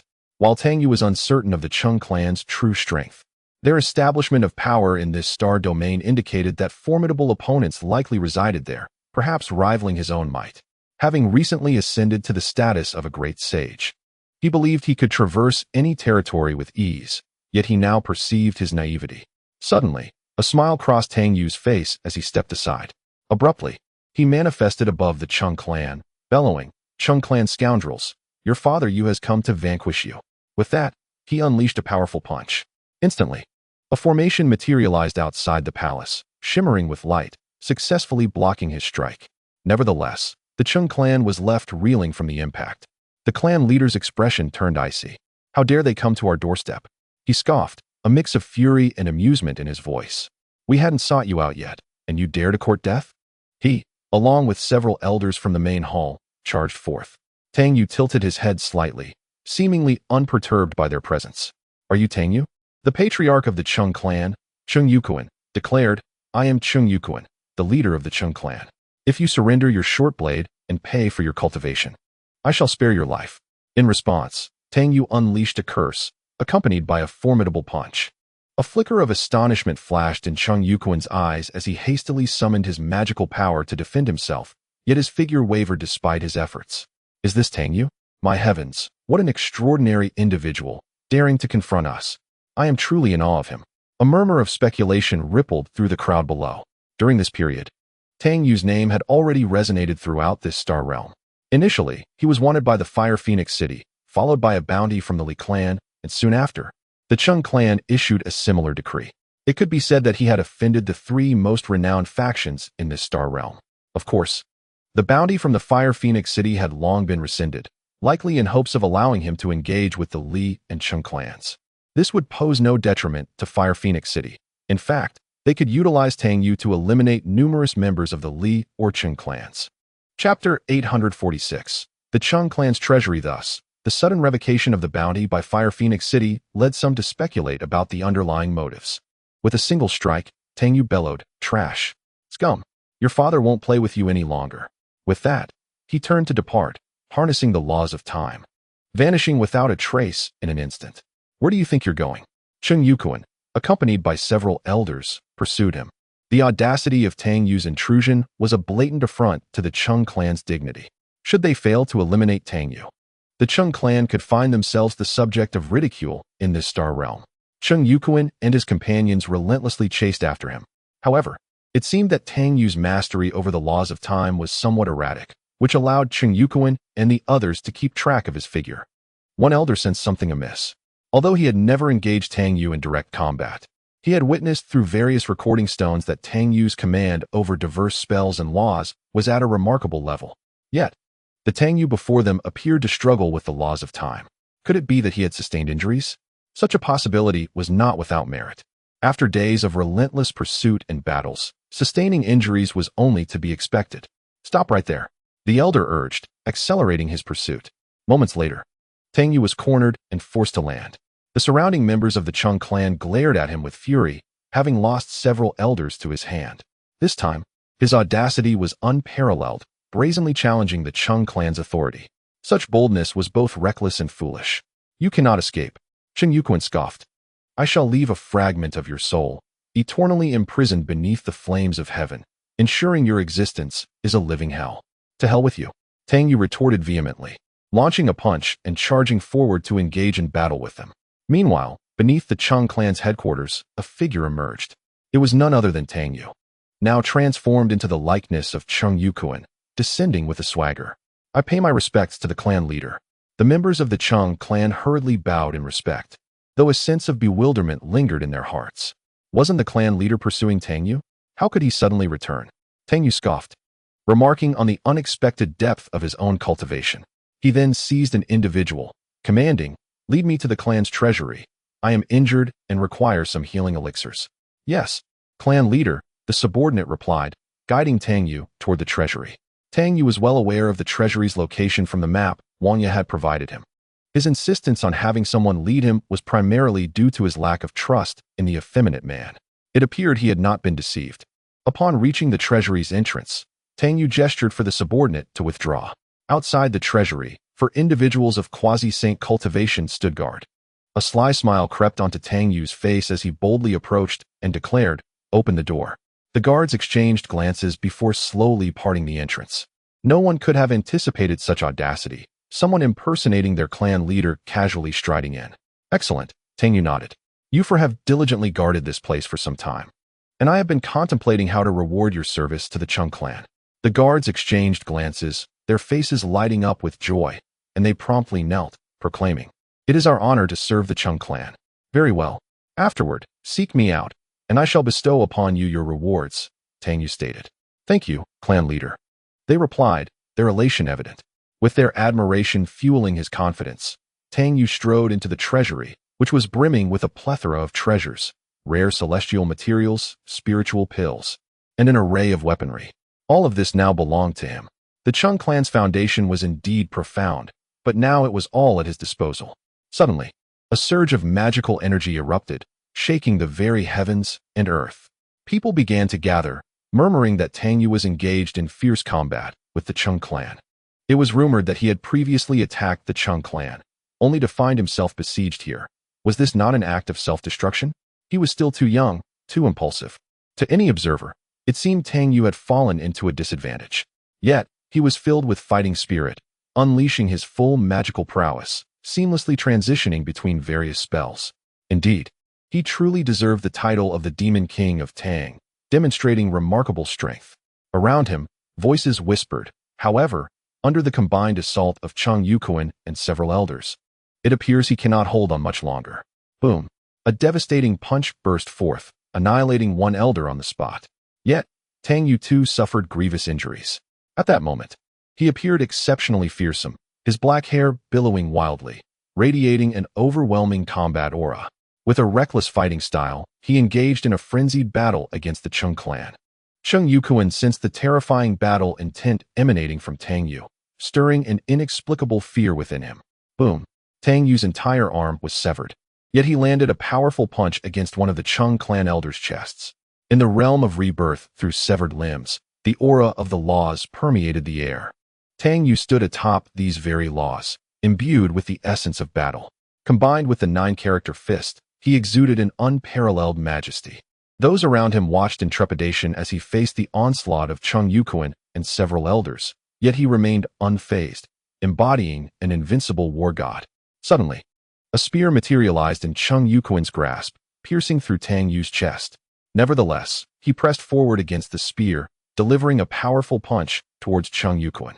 The force erupted, sending shockwaves that scattered the onlookers, some of whom were blown apart by the sheer intensity. A madman, Cheng Yukuan thought, feeling a surge of fear at the sight of Tang Yu, impaled yet relentless. Blood sprayed, painting the sky crimson as Tang Yu continued his ferocious assault. "Kill him. He is wounded. He cannot endure much longer," shouted an elder from the Cheng clan, his voice filled with wrath. The crowd was gripped by fear, yet they recognized Tang Yu's injuries. Under such conditions, escape seemed impossible. However, Tang Yu showed no inclination to flee. He was consumed by battle frenzy, his black hair billowing wildly, his fighting spirit soaring. Despite his grievous wounds, he remained an imposing figure. "What a pity," one onlooker sighed. "He is at the end of his strength." Yet, confusion lingered. Given numerous opportunities to retreat, Tang Yu could have easily slipped away, but instead, when others expected him to flee, he returned with renewed ferocity, dealing devastating blows to the Cheng clan. Chapter 847. From now on, call me brother. Now, escape was no longer an option. His severe injuries rendered him incapable of fleeing, and the Chung clan had suffered significant losses, determined not to let him slip away. After all, how often does one encounter someone daring enough to challenge the Chung clan's authority, only to perish like this? Regardless, Tang Yu, you are a man. The crowd murmured. On the battlefield, Tang Yu resembled a figure of blood, yet displayed no hint of fear. With a thunderous crash, he was sent flying. But he quickly rose, glaring at the members of the Chung clan. His form began to dissipate. Yet a peculiar smile crept across his face as he seemingly vanished into thin air. Chung Yukuan and the others exhaled in relief. This man was truly a madman. It was fortunate they had subdued him. A wave of lament swept through the crowd. He was dead. Just like that, Tang Yu had perished. News of his death spread swiftly throughout the Star Domain, yet the severed blade had vanished without a trace. The city lord received reports that Tang Yu had been surrounded by the Chung clan at Tianshan, where Chung Yukuan and several elders had slain him. Upon hearing the news, Feng Xinyan's beautiful eyes glimmered with intrigue before breaking into a smile. She had faced Tang Yu in battle and knew just how formidable he was. Not even the elders of the Chung clan could compare. In her view, even if a few members of the Li tribe were to join forces, they would be unable to restrain him. If he wished to leave, no one could impede his departure. Yet, the notion that he perished beneath the hands of the Chung clan is patently implausible. Feng Xinyan appeared indifferent to the report, continuing to play with the little fox before her. The servant offered a slight bow and then exited. Upon hearing the news of Tang Yu's demise, though somewhat surprised, the Li tribe gave it little thought. After all, they believed that no matter how formidable Tang Yu might be, survival was impossible against Chung Yukuan and several elders. However, the fact that the blade had vanished was perplexing. After listening to the servant's report, the patriarch of the Li tribe smiled faintly, stating, "Let the Chung clan investigate the whereabouts of that blade." The Chung clan's treasury was utterly depleted. Yet, despite this, Tang Yu had not departed. He strode boldly into the grand hall, commanding the crowd to disperse and empty the chamber. He then made his way to Chung Yukuan's chambers, where a throng of women knelt on the ground, wives and concubines of Chung Yukuan. Tang Yu even contemplated adorning him with a green hat, but thought better of it. "You have all been dismissed. Begone," he proclaimed. The women looked up in astonishment, bewildered by their perceived transgressions. "Patriarch, I must retreat to seclusion for self-cultivation. Your presence here only hinders my ability to draw my blade. Thus, depart at once," Tang Yu asserted. A young man entered, gazing at him in confusion. "Father, what have mother and the others done to incite your wrath?" With a sharp slap, Tang Yu rendered the youth momentarily speechless. "When I speak, it is not your place to interject," he rebuked, delivering another strike. "Lack of discipline. How did I end up with such a wretch?" The young man, perplexed yet compliant, knelt before him. "I understand my error, and I beseech your forgiveness, father." Tang Yu delivered another kick, unrelenting since the youth was not his own flesh and blood. The young man quickly knelt lower, head bowed in silence. "All of you leave," Tang Yu commanded, then gestured toward the 4 women before him. "In recognition of your efforts guarding the treasury, I bestow you 4 upon them. Do you have any objections?" The women remained silent, heads bowed. The young man's expression shifted dramatically as he looked at one of the women. "Mother." A hint of a sorrowful smile graced her lips as she subtly shook her head, urging him to remain calm and not act impulsively, lest he provoke the patriarch and jeopardize his life. "Everyone else, be gone," Tang Yu bellowed, causing the onlookers to tremble in fear as they vacated the premises, lost in despair. Yet the young man remained, still kneeling. Sensing his father's discontent, he dared to inquire, "May I ask, father, what troubles you? From now on, do not call me father. Refer to me as elder brother to reflect a youthful demeanor," Tang Yu replied, his hands clasped behind his back, exuding an air of authority. The young man gazed at him in disbelief. "Recently, I have felt the weight of age pressing upon me. Calling me elder brother makes me seem younger," Tang Yu remarked. "Indeed," the elder brother said hastily, "but I cannot help but feel that something is amiss." He declared that from that moment on, his siblings were to refer to him as elder brother, warning them that anyone who dared to call him father would face his ire. Although he was uncertain about how many children Chung Yukuan had, it was reasonable to assume that with so many wives and concubines, there would be no shortage of offspring. "Yes, elder brother, get lost." Tang Yu waved his hand, signaling him to depart. He then stepped outside, addressing a group. "You lot. Yes, I mean you. What are you staring at? You are all dismissed. Leave immediately." The servants were left bewildered, their faces paling. Was the clan leader truly about to expel them from the Qing clan? Who built this palace? It's too tall. Let the sunlight in. Tear it down at once. With a single command from Tang Yu, a multitude of people sprang into action, beginning the demolition. What is that thing? Throw it out. It's an eyesore. Who resides here? Tear it down. The clan leader seemed to have lost his mind.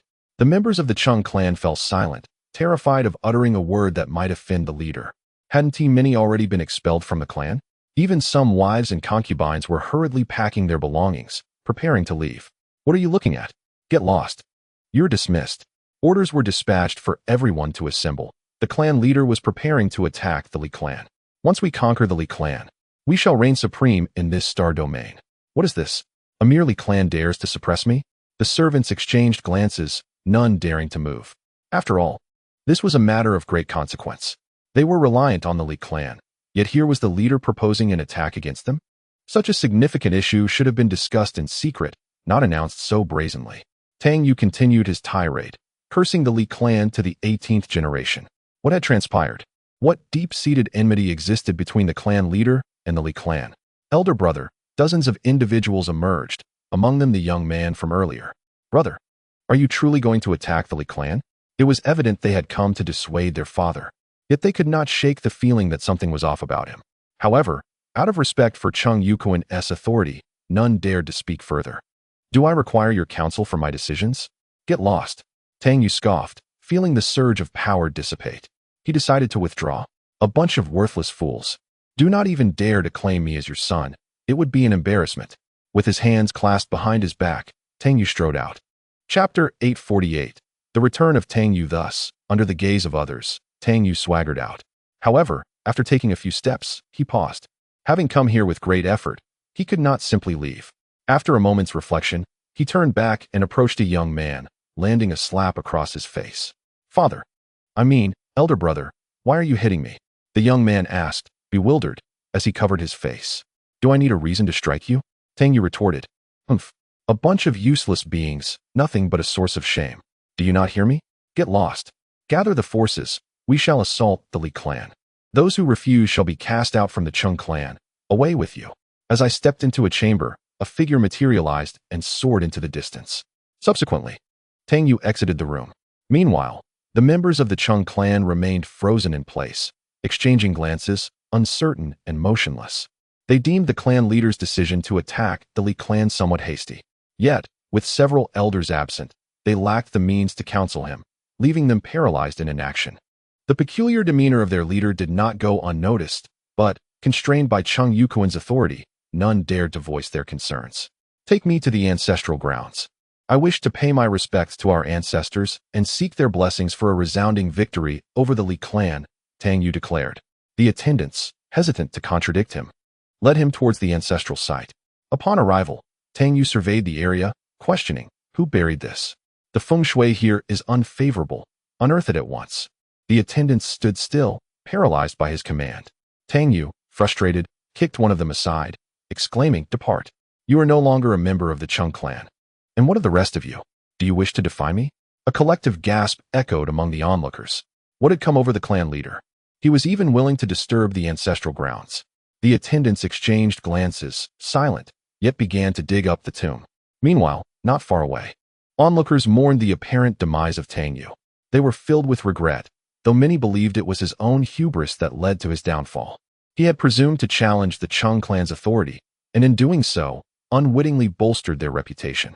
Cheng Yukuan surveyed the surroundings, his expression tinged with warning, clearly indicating the fate that awaited those who dared to provoke the Qing clan. Yet, as Tang Yu fell, where had his broken blade vanished? Observing the spot of Tang Yu's supposed demise, Cheng Yukuan stated, Let us depart. Just then, an unexpected phenomenon occurred. In a haze, the river of time emerged, revealing a solitary figure standing resolute within its currents. With a single, mighty punch, infused with boundless power and eternal laws, he struck at the members of the Qing clan. The gathered crowd stared in shock at the sudden appearance of the figure. It was Tang Yu.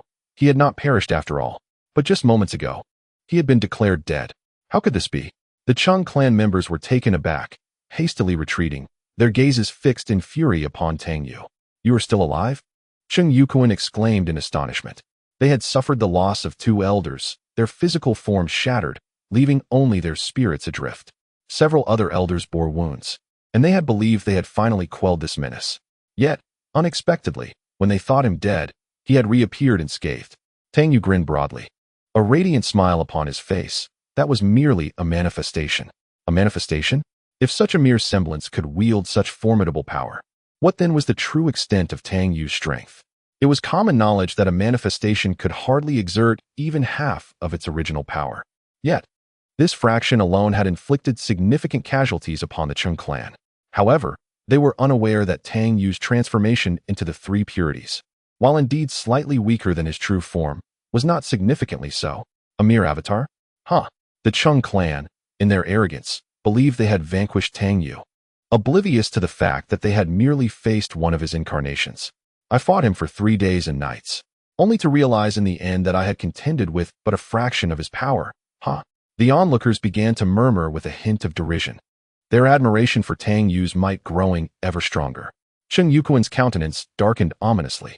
The voices surrounding him felt like a resounding slap across the face of the Chung clan. Should they truly have succeeded in slaying Tang Yu, the Chung clan would have become a laughingstock in this star domain. Kill him. Bring me his head. Cheng Yuquan's expression turned frenzied. Yet, in that moment, Tang Yu appeared even more unhinged, engaging in a reckless combat style. His punches reverberated through the heavens. Under the weight of his overwhelming power, the very fabric of space began to collapse. A madman. He is a madman. This battle is utterly terrifying. Those gathered felt their hearts race. Some began to ponder the oddity of it all. If he had originally been an avatar, it would have mattered little. But to fight in such a manner with his true self, did he truly fear death? Or was he prepared to gamble his life, dragging the Chung clan down with him? Cheng Yuquan felt a surge of fear within. Clearly, Tang Yu was willing to risk everything. If he were to take half of Cheng Yuquan's life, it would hardly be worth the cost. Thus, after careful consideration, he began to retreat. However, Tang Yu, stepping upon the laws of time, relentlessly pursued him. His fists flew like the wind, the power of the laws manifesting, leaving Cheng Yuquan no opportunity to catch his breath. Even as the pressure surged from behind, Tang Yu remained unyielding, refusing to evade. An arm suddenly exploded, yet his other hand struck heavily against Cheng Yuquan's chest. In an instant, his arm regenerated, and he turned to confront the 9 elders behind him. Damn it! I will kill you! I will kill you! Cheng Yuquan bellowed in fury, his face paling with an unusual hue. It was evident that under the impact of that punch, his injuries had worsened once more. Had it not been for Tang Yu retracting his power to guard against the elders, that blow would have been sufficient to shatter his mortal form. Upon receiving the news, Tang Yu re-emerged. Feng Xinyan hesitated briefly before appearing here with the little fox in her arms, a smile gracing her lips. She had known that this fellow would not perish so easily. Gazing at Tang Yu before her, a profound expression flickered in her eyes. Though he appeared similar to his true self, the execution of various spells revealed a noticeable disparity. With Feng Xinyan's arrival, those around instinctively distanced themselves from her. Despite her radiant smile, her temperament was notoriously unpredictable. She would kill at the slightest provocation. Wang Yisun also made her appearance here. Offering a slight bow to Feng Xinyan, "Greetings, City Lord Feng." She then cast a glance at Feng Xinyan. Wang Yashuan took out a mirror to admire her reflection, then began to apply some rouge and powder to her face. "That scent is unbearable. Keep your distance," Feng Xinyan said softly, causing Wang Yashuan to shudder in surprise. This should not be the case. The rouge and powder had been crafted by some elders of her clan and were meant to be quite fragrant. Could it be jealousy over her beauty? Perhaps fear of being overshadowed by her presence? Chapter 849. The Ancestral Grave Unearthed. Wang Yashuan cast a discreet glance at Feng Xinyan and stepped aside a few paces. Yet she continued to apply the makeup before her. Moments later, she put away the mirror and looked towards the arena. That fellow Tang Yu was truly formidable, boldly confronting the Chung clan, even managing to severely injure several elders. What a true man! With a thunderous punch, Tang Yu shattered an elder, causing even the soul to vanish without a trace. Cheng Yuquan's eyes turned crimson, his dark hair flying wildly. One elder had perished at the hands of Tang Yu, yet Tang Yu himself had also sustained grave injuries, his body showing cracks. Nevertheless, his fighting spirit remained unyielding. As he deliberately approached the 2 remaining elders with barely any souls left, was this man truly willing to risk his life? He had dared to kill an elder of the Chung clan. Gasps of shock filled the air. The Chung clan had deployed 11 elders, along with the clan leader. A total of 12, yet Tang Yu had still managed to create chaos among them. Was this young man truly so reckless? At this moment, he still had the chance to flee, yet it was evident he had no intention of retreating. Tang Yu continued to battle fiercely, advancing towards the two elders whose souls lingered nearby. Suddenly, Tang Yu stepped into the realm of temporal laws, vanishing from sight in an instant. Even so, the overwhelming force he exuded still affected those behind him. A heart-wrenching scream erupted from one elder. Having already been gravely injured, he was left with nothing but his soul, too afraid to join the fray. Yet, even in this state, he could not escape the fate of annihilation. The overwhelming presence enveloped Tang Yu entirely. His already cracked body slowly disintegrated into dust, fading before the eyes of the crowd. Was he dead? The onlookers widened their eyes in disbelief. Damn it! Cheng Yuquan bellowed. They had indeed lost 2 elders from their clan. As for the others, including himself, they bore varying degrees of injury. However, they had finally rid themselves of this menace. How foolish. Why not remain cautious instead of repeatedly provoking the Chung clan's authority? Tang Yu was dead? Some shook their heads in lament, their voices tinged with regret. It had been years since anyone had dared to challenge the Chung clan's prestige. They had finally encountered a passionate warrior, yet this warrior had been rather impulsive, leading to his untimely demise. He was undeniably strong, yet his judgment seemed lacking. The elders of the Chung clan could not help but breathe a sigh of relief. They had finally succeeded in eliminating him. As the thought of losing 2 beloved companions crossed his mind, a shadow of melancholy washed over him. Cheng Yuquan's expression was chillingly severe. Is this truly how it ends? Wang Yashuan murmured, her skepticism palpable. Though her interactions with Tang Yu were limited, she recognized he was not a mere impulsive individual devoid of intellect. Feng Xinyan, cradling a small fox, wore a knowing smile. This fellow was indeed remarkable. Such a doppelganger had even been concealed from the Chung clan. Were it not for her awareness of Tang Yu's profound capabilities, she might have doubted whether this was truly his corporeal form. Although this doppelganger was slightly inferior in terms of Dao comprehension compared to the original, its execution of spells was still far from clumsy. Within the Chung clan, under Tang Yu's command, the once resplendent palace had been reduced to a desolate ruin. The construction had posed challenges, yet the demolition was relatively straightforward. The demolition crew, working in unison, swiftly dismantled it with a few decisive blows. The original protective formation, established due to the palace, was rendered ineffective. It was designed to ward off external threats and could not function amidst this internal destruction. With the palace's destruction, the formation dissipated into nothingness. The ancestral tombs were also excavated under Tang Yu's direction, leaving the onlookers kneeling in shock. Yet Tang Yu instructed others to carefully gather the burial items and set them aside, for he intended to take them later. Father, elder brother, Cheng Yuquan's child began to speak, only to be met with a resounding slap from Tang Yu. I haven't even spoken yet. What gives you the right to interject here? Those who had been poised to speak fell silent in fear. Move all of this out. Deliver it to the Li clan? The crowd reacted with astonished expressions. Was the clan leader truly planning to send the remains of the Chung ancestors to the Li clan? What was his intention? Tang Yu smirked coldly. I intend to establish a show of strength to the Li clan. If they refuse to submit to the Chung clan, I will ensure their bones pile high. Must such a display of power involve the remains of one's own ancestors? The onlookers exchanged glances, none daring to utter a word. Glancing at the nearly demolished palace, the former wives and concubines had gathered their belongings, preparing to depart. They were utterly oblivious to the reasons behind their dismissal, leaving in tears, glancing back with each step. Tang Yu let out a heavy snort, pointing at Cheng Yuquan's 2 children. You too. Yes, you too. What are you staring at? Take these remains and deliver them to the Li clan. Convey my message. Should they not submit to the Chung clan, I shall ensure their bones pile high. With a wave of his hand, he ordered, Now, get out, everyone, just leave. Pausing, he continued, At this moment, the elders are engaged in battle with Tang Yu. I, the clan leader, shall join them to subdue him. Once I return, we will march on the Li clan and show them the true strength of the Chung clan. As the crowd retreated, Tang Yu collected all the burial items. Turning to gaze upon the already ravaged Chung clan, he felt a sense of satisfaction. The once crowded space now appeared vast and open, exuding an air of spaciousness. Tang Yu chuckled softly, his figure gradually fading away. Not far off, Tang Yu was making his return. From a distance, he beheld his palace, now reduced to a mere ruin. A wave of foreboding washed over him. Could it be that someone had attacked the Chen clan? He descended swiftly. A group of wives and concubines were walking away in the distance, tears streaming down their faces, glancing back with each step, all hoping that the clan leader would retract his decree. "What are you doing?" Tang Yu inquired. The women exchanged glances. "Leader, did you not say you would dismiss us?" Tang Yu was taken aback. Just then, he noticed his two sons emerging, clutching various items. Tang Yu furrowed his brow. "What are you two up to? What are you holding?" One child replied quietly, "Brother, did you not instruct us to deliver our ancestors' remains to the Li clan? To demonstrate our strength, so that if they do not submit to the Chen clan, they will face a mountain of corpses." Chapter 850. Reduced to a laughingstock, Tang Yu's complexion turned a ghastly shade of green in an instant. "You ungrateful wretch. What did you just call me?" "Brother, did you not say I should call you that to make you seem younger?" One of the children retorted.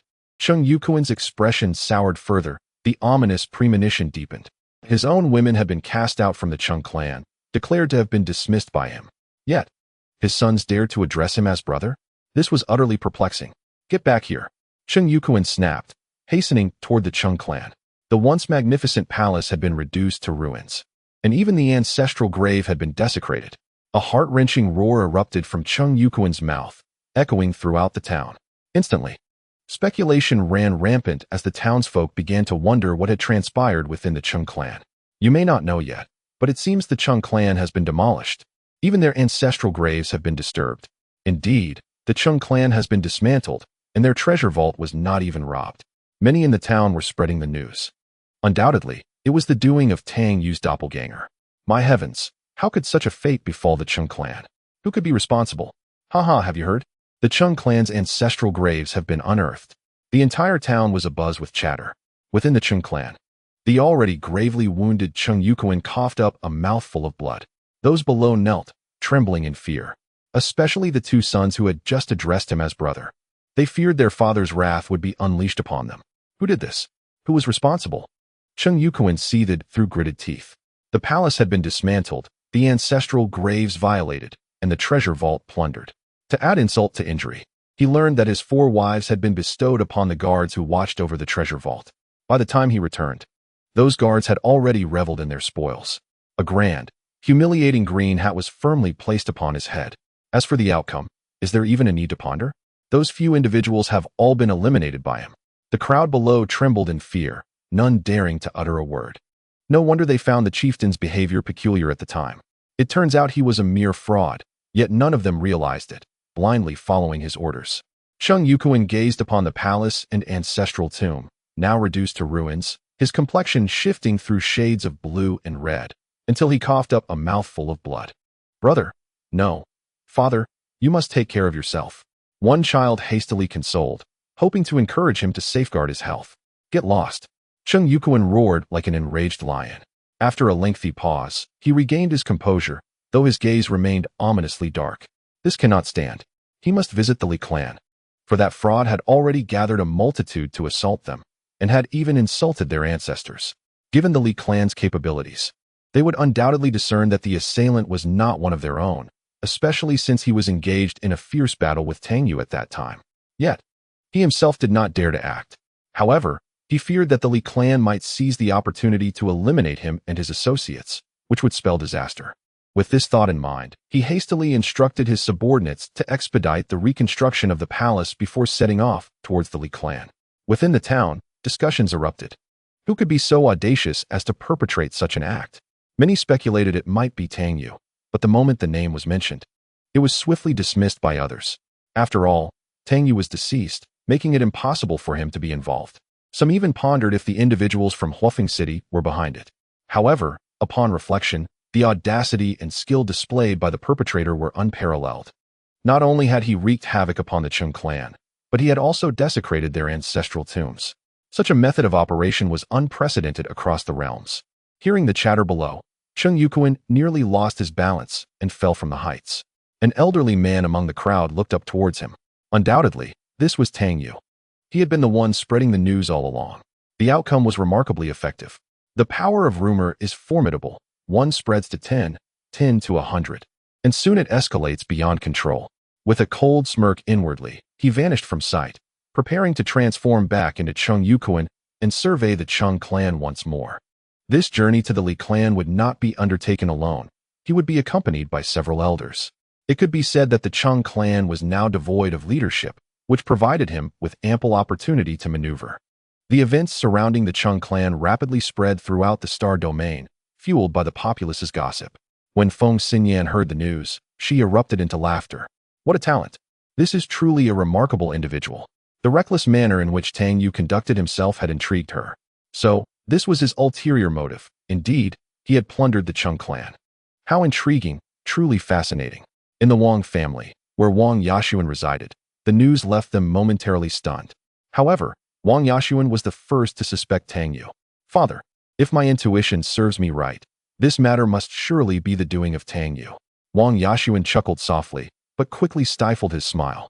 Seemingly believing that such expressions might mar his handsome visage, he retrieved a mirror, grinning at his reflection, practicing a smile that subtly lifted the corners of his mouth.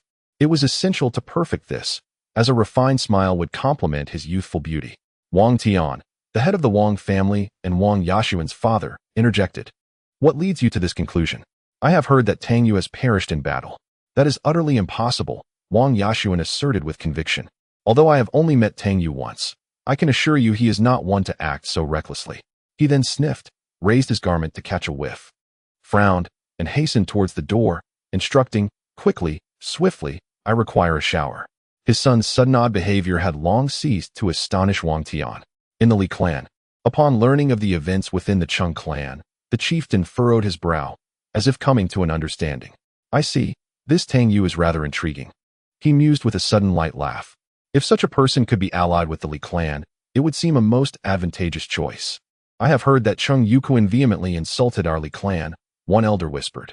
The chieftain waved his hand dismissively, saying, It matters not. That was not Tang Yu. Shaking his head with a light chuckle, he continued, How amusing. The assembly exchanged glances, perplexed by the chieftain's words. However, regarding Tang Yu's curses and assaults on the Li clan, some indeed sensed the absurdity of the situation. They were subservient to the Li clan, even with audacity. They would not dare to insult or attack them. Could it be that Tang Yu has not perished? An elder pondered aloud. He fought with avatars on 2 occasions, slaying 3 elders of the Chung clan, while the remaining individuals, including Tang Yu, were all injured to varying degrees. If this is true, how formidable must his true self be? Chapter 851. A touch of shamelessness. They had some understanding of Tang Yu's might, yet doubts began to creep in. Was this individual concealing some hidden strength?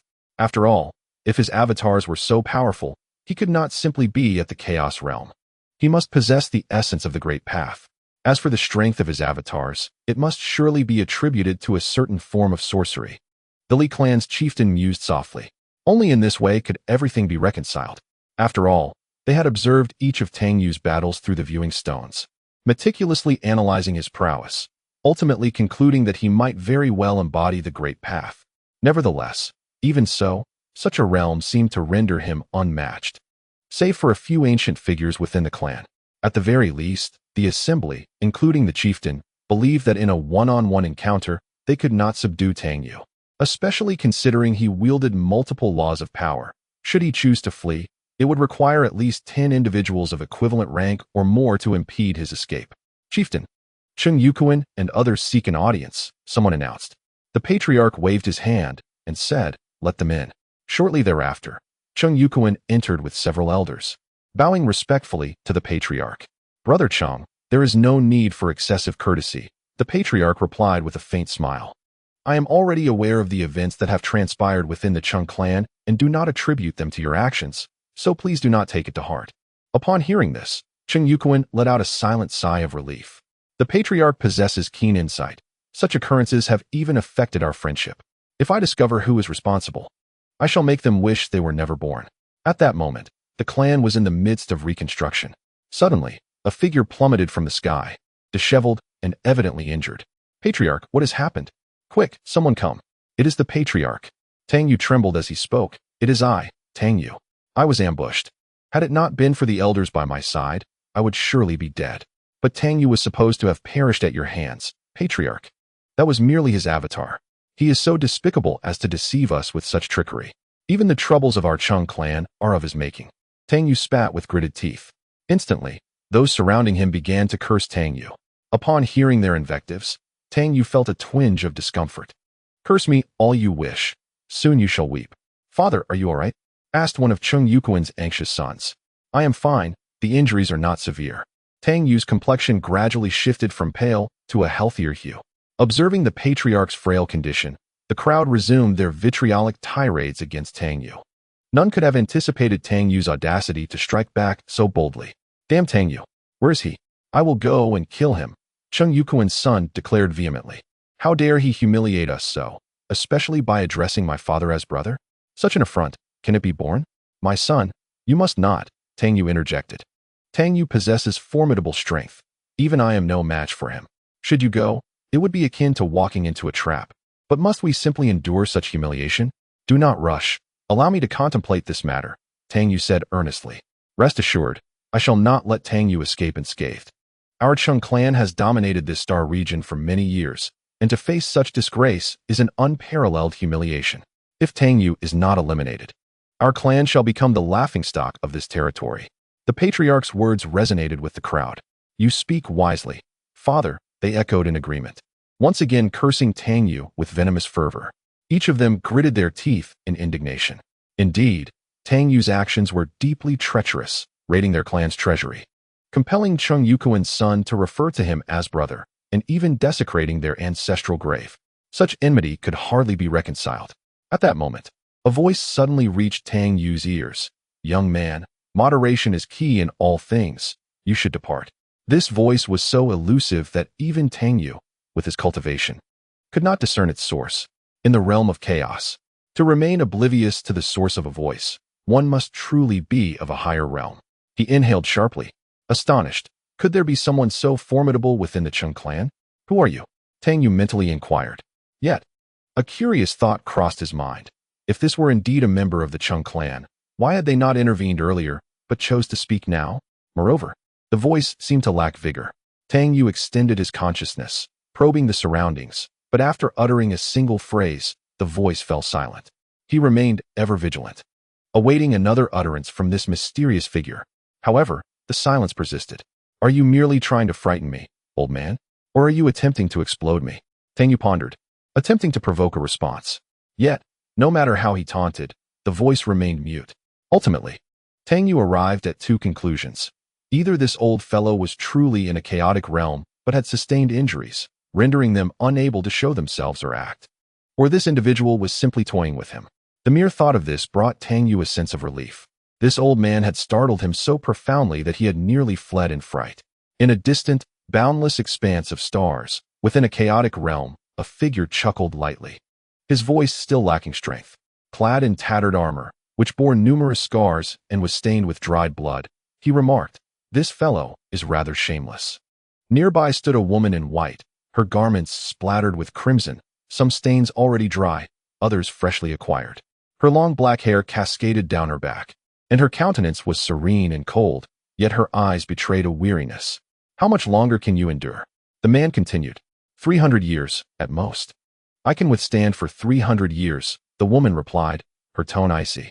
If they awaken completely, I cannot hold them off. She cast a glance toward the distant heavens before retracting her gaze. Is your true form unable to return? Still engaged in battle? The woman remained silent, her figure dissipating from the spot, suggesting that what had appeared was not her true self.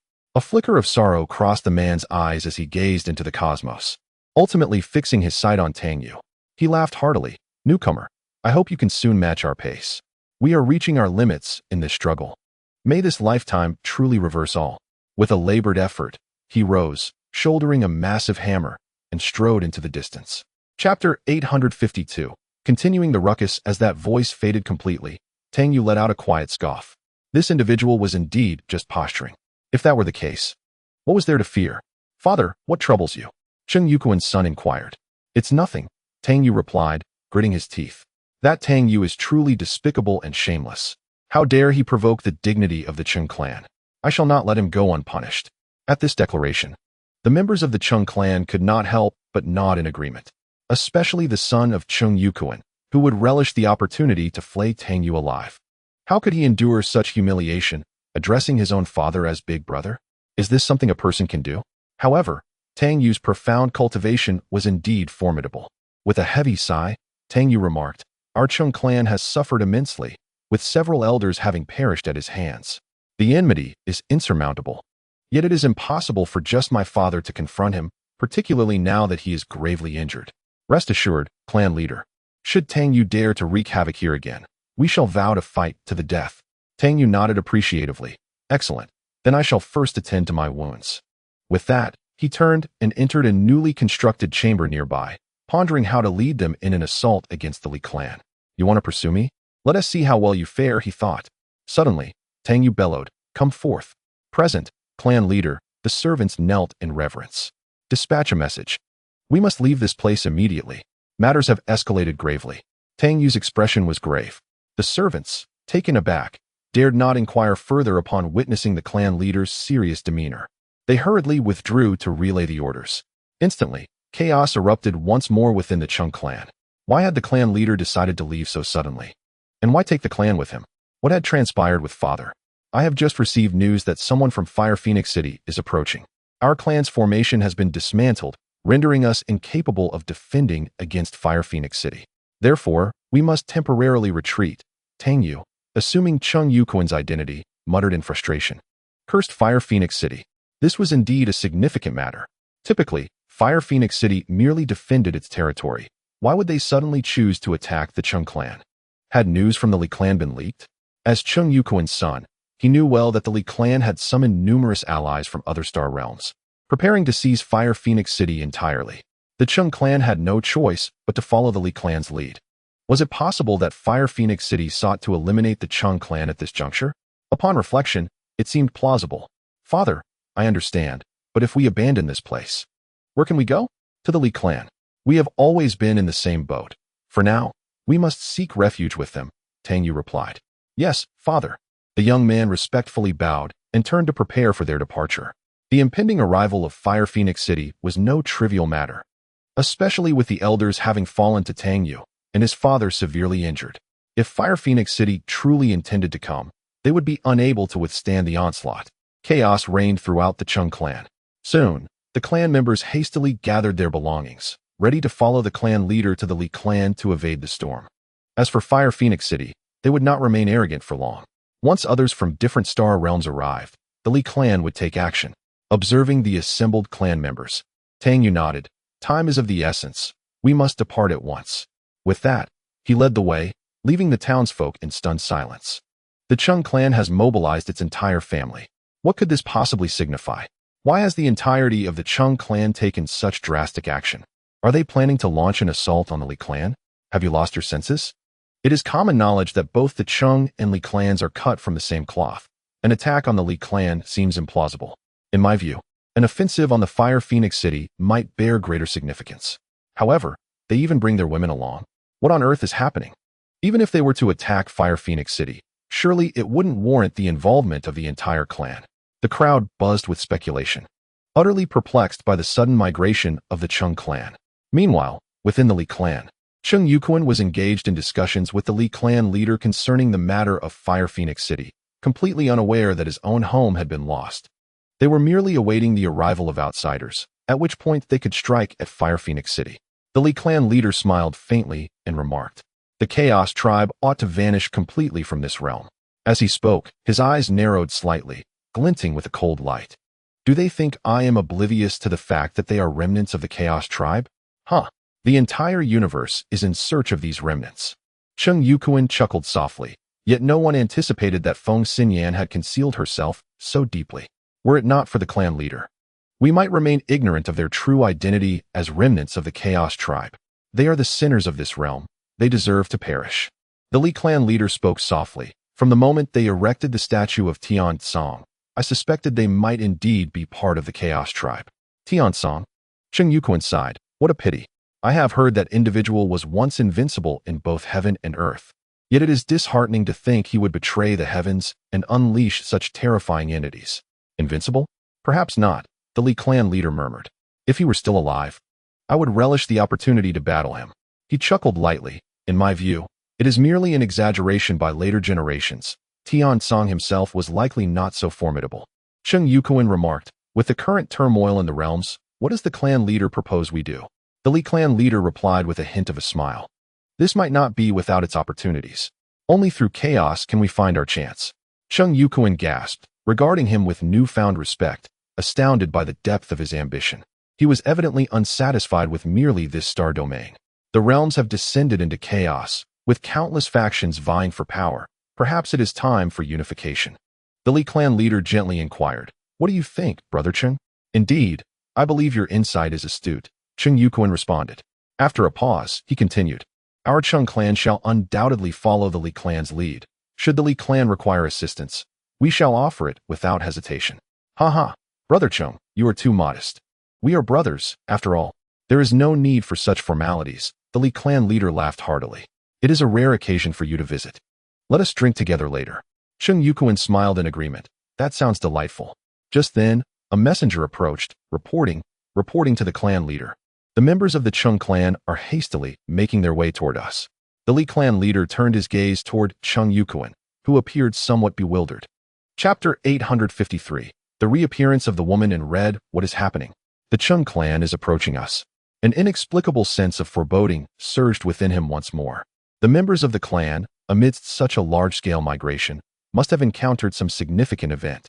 Elder, I shall investigate, Cheng Yukuan declared as he rose to his feet. Suddenly, an explosive roar echoed from outside.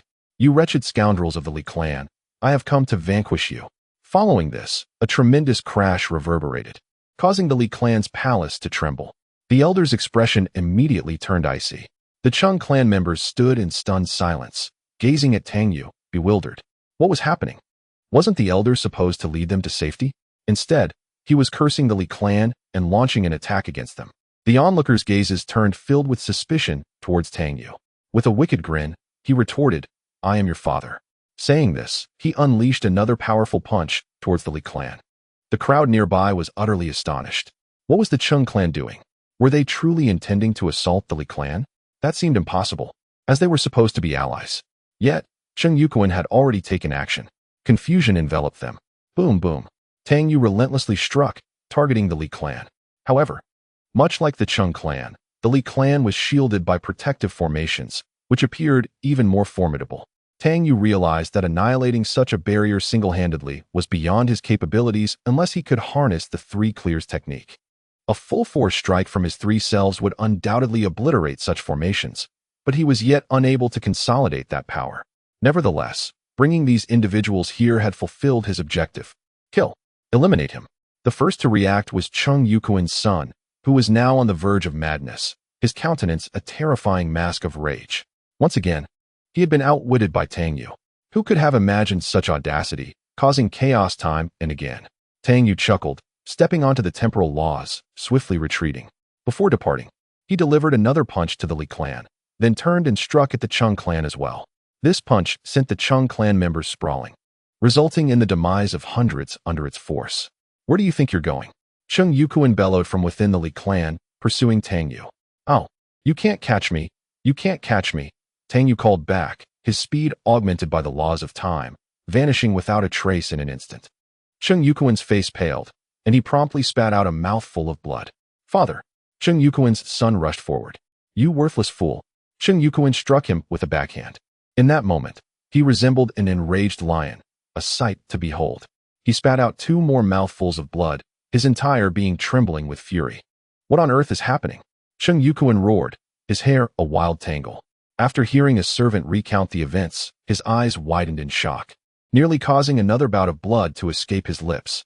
Below, the Li clan members expressed disdain, lamenting the foolishness of the Cheng clan for once again falling for Tang Yu's trickery. Cheng Yukuan's expression darkened to an extreme. The members of the Cheng clan knelt in disarray. Get out! All of you, just leave! Cheng Yukuan bellowed, feeling utterly humiliated. Tang Yu, I will not let you escape. He spat through clenched teeth. Suddenly, the fabric of space tore open, and a figure emerged. Tang Yu, wielding a broken blade, stood upon the river of time. With a resounding crash, he struck downward. Although Chung Yukuan managed to evade the blow, the members of the Chung clan below suffered devastating losses once again. I have returned, Tang Yu proclaimed, stepping upon the laws of time, a sly grin upon his face. No need to see me off. Observing Tang Yu, the patriarch of the Li clan narrowed his eyes slightly, a soft chuckle escaping his lips. How intriguing, he remarked. Meanwhile, Chung Yukuan's expression darkened to an extreme. Oh, Tang Yu, I will surely kill you. I must kill you, he vowed. The onlookers below collectively gasped in shock. It was indeed Tang Yu. He had not perished as they had believed. How could he still be alive? Chung Yukuan and several dozen elders from the clan had been thrown into chaos by his onslaught, and they had assumed Tang Yu was dead. What was the truth of the matter? Could it be that those who had fallen were merely avatars? It seemed plausible. At that time, the two versions of Tang Yu had not wielded the broken blade. They had fought with their innate powers. Yet now, with the appearance of Tang Yu brandishing the broken blade, it was evident that he was indeed the true body. Haha, this fellow is quite the talent. Having plundered the treasures of the Chung clan and desecrated their ancestral graves, then deceiving them into attacking the Li clan. And now, Tang Yu has completely vanished, only to return to the Chung clan, leaving everything in ruins behind him. He had yet to examine the treasures he had stolen from the Chung clan. Regardless, he had gathered them all. Among them were some extraordinary natural treasures and elixirs. As for the commendable weapons, he refined them directly to repair the cracks in the broken blade. The markings upon the blade diminished significantly. Yet Tang Yu grimaced. With so many divine weapons at his disposal, it was astonishing that they could not fully restore the blade. What manner of blade was this? Grasping it firmly, Tang Yu scrutinized it closely before turning his attention to the other treasures. Among them were several secret manuals practiced by the Chung clan. After perusing them, he found them immensely beneficial. Through these texts, he enhanced the 9-character fist, elevating its power to new heights. As for the elixirs and such, he simply tossed them into his mouth, crunching them like candy. What worthless trinkets! The Chung clan truly regarded these as treasures? It was utterly contemptible. He resolved to remain secluded for the time being, to cultivate in peace. The small spirit upon his shoulder appeared somewhat bewildered. Suddenly, it took flight, a powerful aura emanating from its form. Tang Yu stared in astonishment at the little spirit. A woman clad in a red dress materialized, her countenance icy and piercing, gazing intently at Tang Yu. Although he recognized the woman before him as Xiaoling, Tang Yu still felt a wave of anxiety. Are you Xiaoling? He inquired. You are a fool, the woman in red suddenly retorted, her voice sharp and frigid. If you do not dedicate yourself to cultivation, you are merely causing a disturbance. This remark incited a flicker of anger within Tang Yu. What did she mean by causing a disturbance? It was those people who were pursuing him. He was merely retaliating in this manner. Are you truly Xiaoling? Tang Yu pressed. The woman in red remained silent, her delicate hand suddenly extending. It was as though the very fabric of space had solidified in that instant. An overwhelming, terrifying force bore down upon Tang Yu. Startled, he manifested the laws of time. However, with a mere flick of her hand, the river of time shattered, and he was violently cast out. With a gentle yet decisive palm, she struck his chest. Pitifully weak, the woman in red declared coldly. Chapter 854. Being tormented, Tang Yu was taken aback. The surrounding space had become unbearably dense. He found himself with no avenue for escape, helplessly watching as her hand descended toward his chest. He had long been aware of the woman's formidable power, yet he had not anticipated such sheer terror. He found himself bereft of any means to retaliate. This was an absolute suppression of realms. Yet, he felt no fear, for he knew this was Xiaoling, and during their last fierce battle against the celestial demons, she had manifested to save him. As Tang Yu had foreseen, her strike was light, devoid of any magical force. At the same time, the previously solidified space returned to its original state. Did you see that? A single strike is sufficient to end your life. Pitifully weak, the woman in red spoke icily. You possess considerable talent, yet you squander your days in frivolity rather than focusing on your cultivation. Tang Yu let out a wry smile. But I have been pursued by others, haven't I? He felt somewhat aggrieved. Upon arriving in this realm, he was immediately beset by various threats. The woman in red snorted disdainfully. Stealing a glance at her, Tang Yu tentatively ventured, You are Xiaoling, aren't you? This is your true self, while Xiaoling represents the essence that lies dormant within you. You have awakened because she has recently absorbed a significant amount of essence, thus allowing you to return. The woman in red's expression remained unchanged, as cold as ice. So, you still consider yourself to be the former Xiaoling? Tang Yu asked, his voice tinged with melancholy. In this vast world, only the familiar Xiaoling accompanied him. Could it be that even she was destined to depart? Naturally, the woman in red replied. I am her, and she is me. However, Tang Yu shook his head with a smile. Perhaps she recalled some of Xiaoling's past, but in terms of character, she had diverged significantly from her former self. My essence has not yet fully awakened, but enduring for a few days should pose no issue, the woman in red stated coldly. During this time, I shall guide your cultivation. She turned her gaze to Tang Yu. Do not squander your talent. Do you believe that your newfound strength grants you the right to be proud? Indeed, Tang Yu felt a twinge of pride.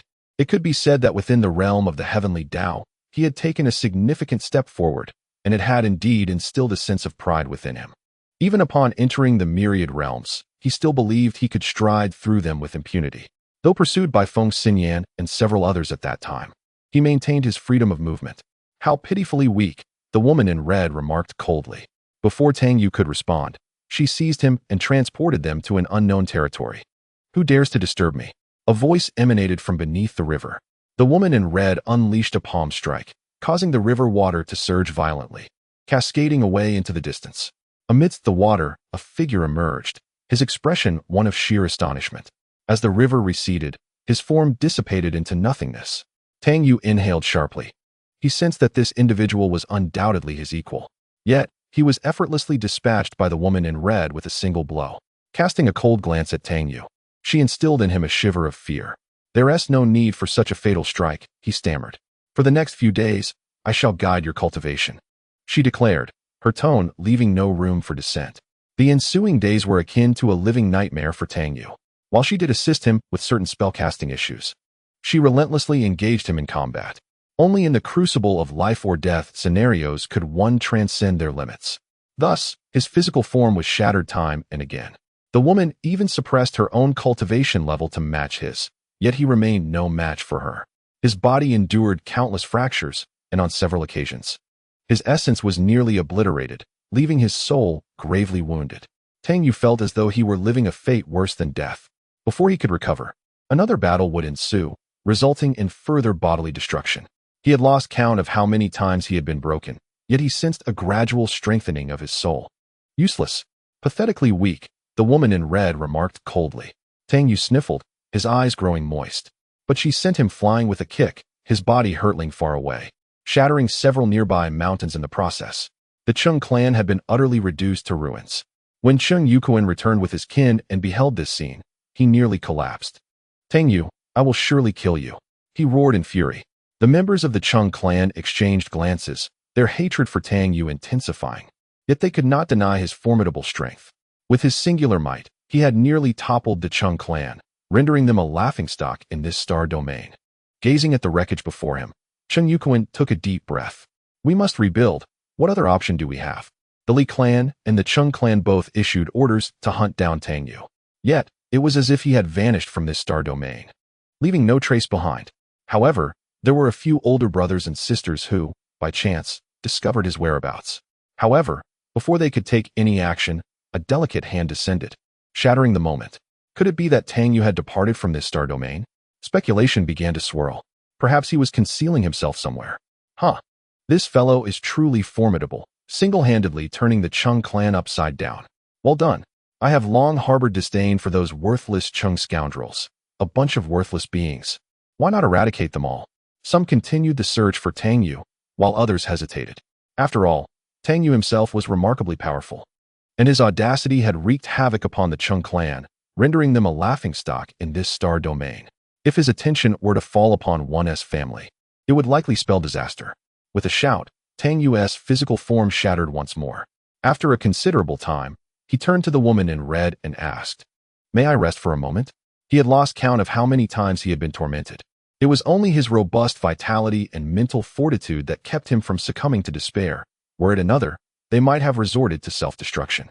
The woman in red cast a cold glance at him. With no other choice, Tang Yu threw another punch. Yet this time, the woman mirrored his strike, her technique seemingly more refined than his own.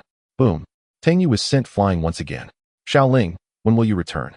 Your father misses you, Tang Yu lamented, tears unshed in his eyes. All spells are rooted in magical power. As long as one possesses formidable mana, they need not fear any incantation. The woman in red remarked coldly. However, when faced with an opponent of equal realm, the intricacies of spells become paramount. Chapter 855. Xiaoling has departed. Tang Yu well understood this notion. If realms and magical powers were equal, the ultimate victor would be determined by the versatility of spells. In equal realms, I shall not fear you, Tang Yu declared fiercely. The corners of the woman's mouth curled upward slightly, as if she were smiling. But it quickly faded. The universe is boundless, and cultivation knows no end. Your so-called arrogance is merely a semblance of dominance in a minuscule world governed by the heavenly path. On this point, Tang Yu found himself in agreement. The woman in red refrained from striking again, instead standing aside, gazing into the distance. Her red attire fluttered gracefully, her dark hair dancing with the wind. A vision of beauty akin to a painted scroll. Yet, after days of torment, Tang Yu could hardly share in such admiration. A bird soared across the sky. Tang Yu stirred his mana slightly, causing the bird to circle around him, only to crash fatally to the ground. He chuckled softly, beginning to prepare the creature. Suddenly, he thought of Sanlungzi, pausing momentarily before shaking his head with a sigh. Soon, he had the bird prepared and placed it over a fire to roast. It had been ages since he had eaten such fare, and he found himself nostalgic. Care for a bite? He called out to the woman in red. In truth, he believed she would decline. However, she glanced back, hesitated briefly, and then stepped forward. Tang Yu let out a dry chuckle, breaking off a leg and offering it to her. The woman in red parted her ruby lips, revealing pearly teeth, and delicately took a bite. Not bad, he thought, grinning with a hint of pride, and casually inquired, "What realm are you in? Chaotic?" To inflict such torment upon oneself, one must at least be in the realm of chaos. The woman in red remained silent. In truth, Tang Yu had many questions, but he understood that she would never divulge her secrets, so he refrained from asking further. The night was dim and hazy, with stars twinkling in the sky. Tang Yu lay on the ground, propping his head on his arm, gazing upward at the celestial canvas, yet he occasionally stole glances at the woman in red. It must be said that she exerted considerable pressure on him, likely due to the torment he had endured in recent days. A presence approached from afar, which Tang Yu sensed, yet he remained motionless. For the past few days, he had been pursued relentlessly. At this moment, he even wished for them to return and inform others to come. He was here. This time, let us see where you can flee, he thought, ready to confront them.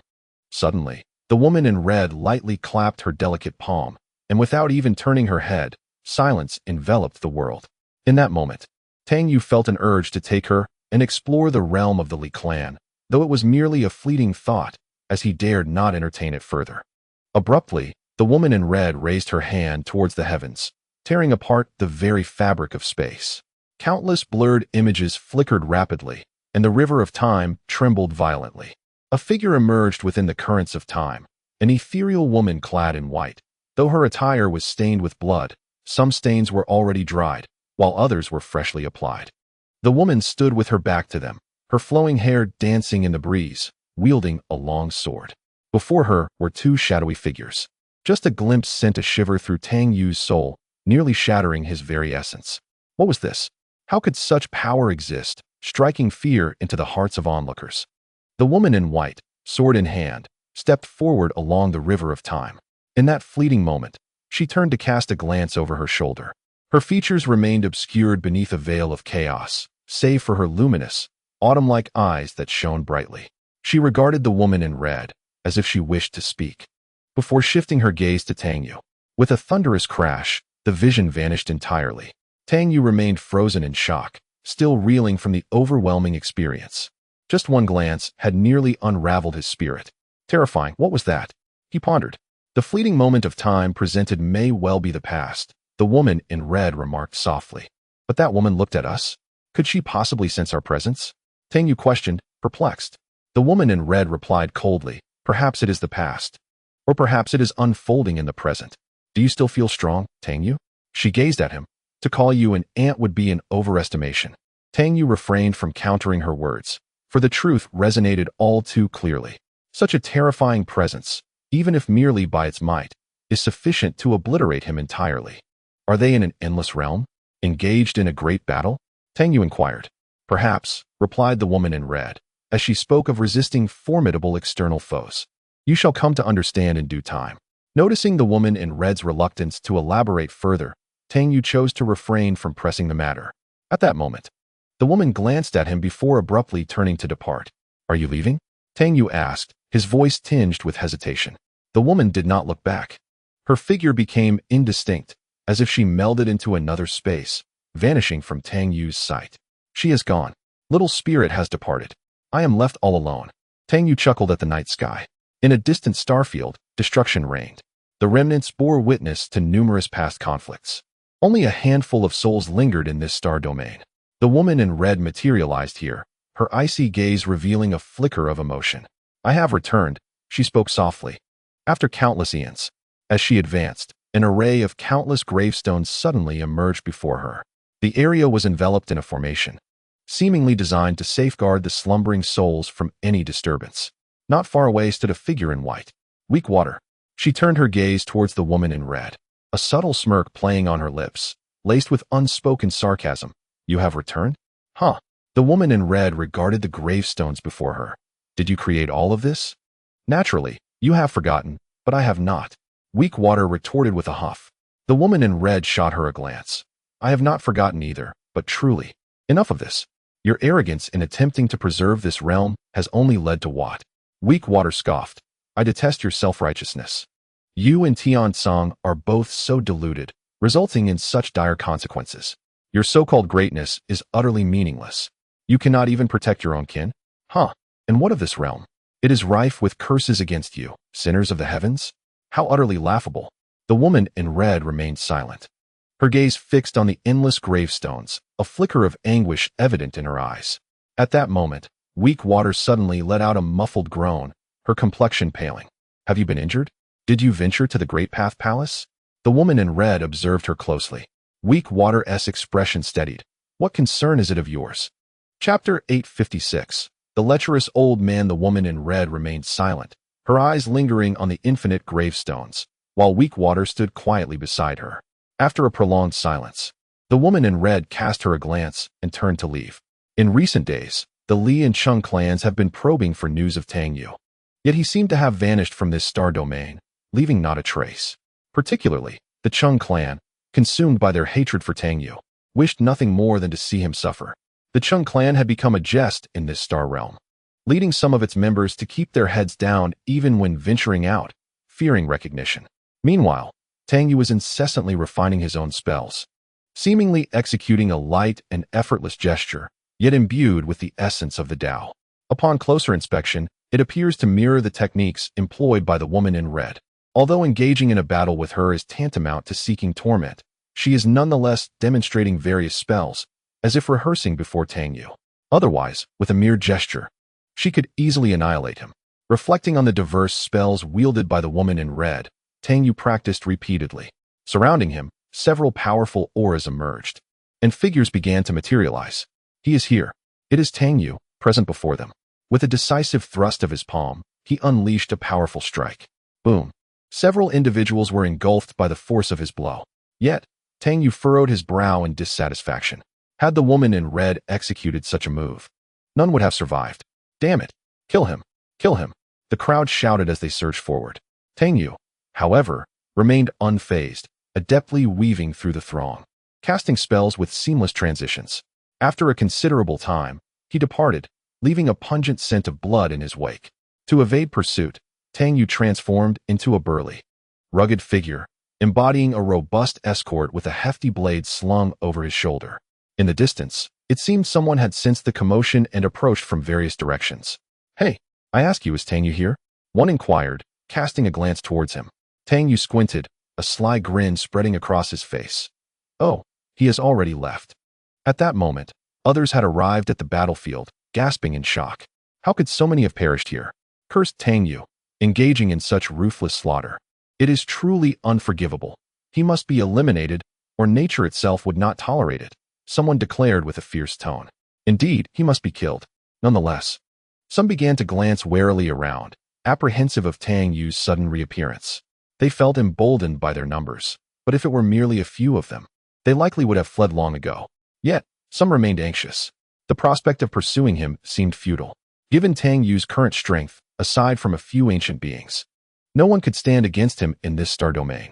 The bounty issued by the Li and Chung clans was undoubtedly enticing, but the caveat was survival. A few exchanged furtive glances, retreating into the distance. They relinquished the chase, fearing their demise if they continued. However, with great rewards come brave souls. More individuals resolved to persist in their pursuit, contemplating the possibility of perishing alongside Tang Yu, thus claiming the glory for themselves. Quite the clever thought.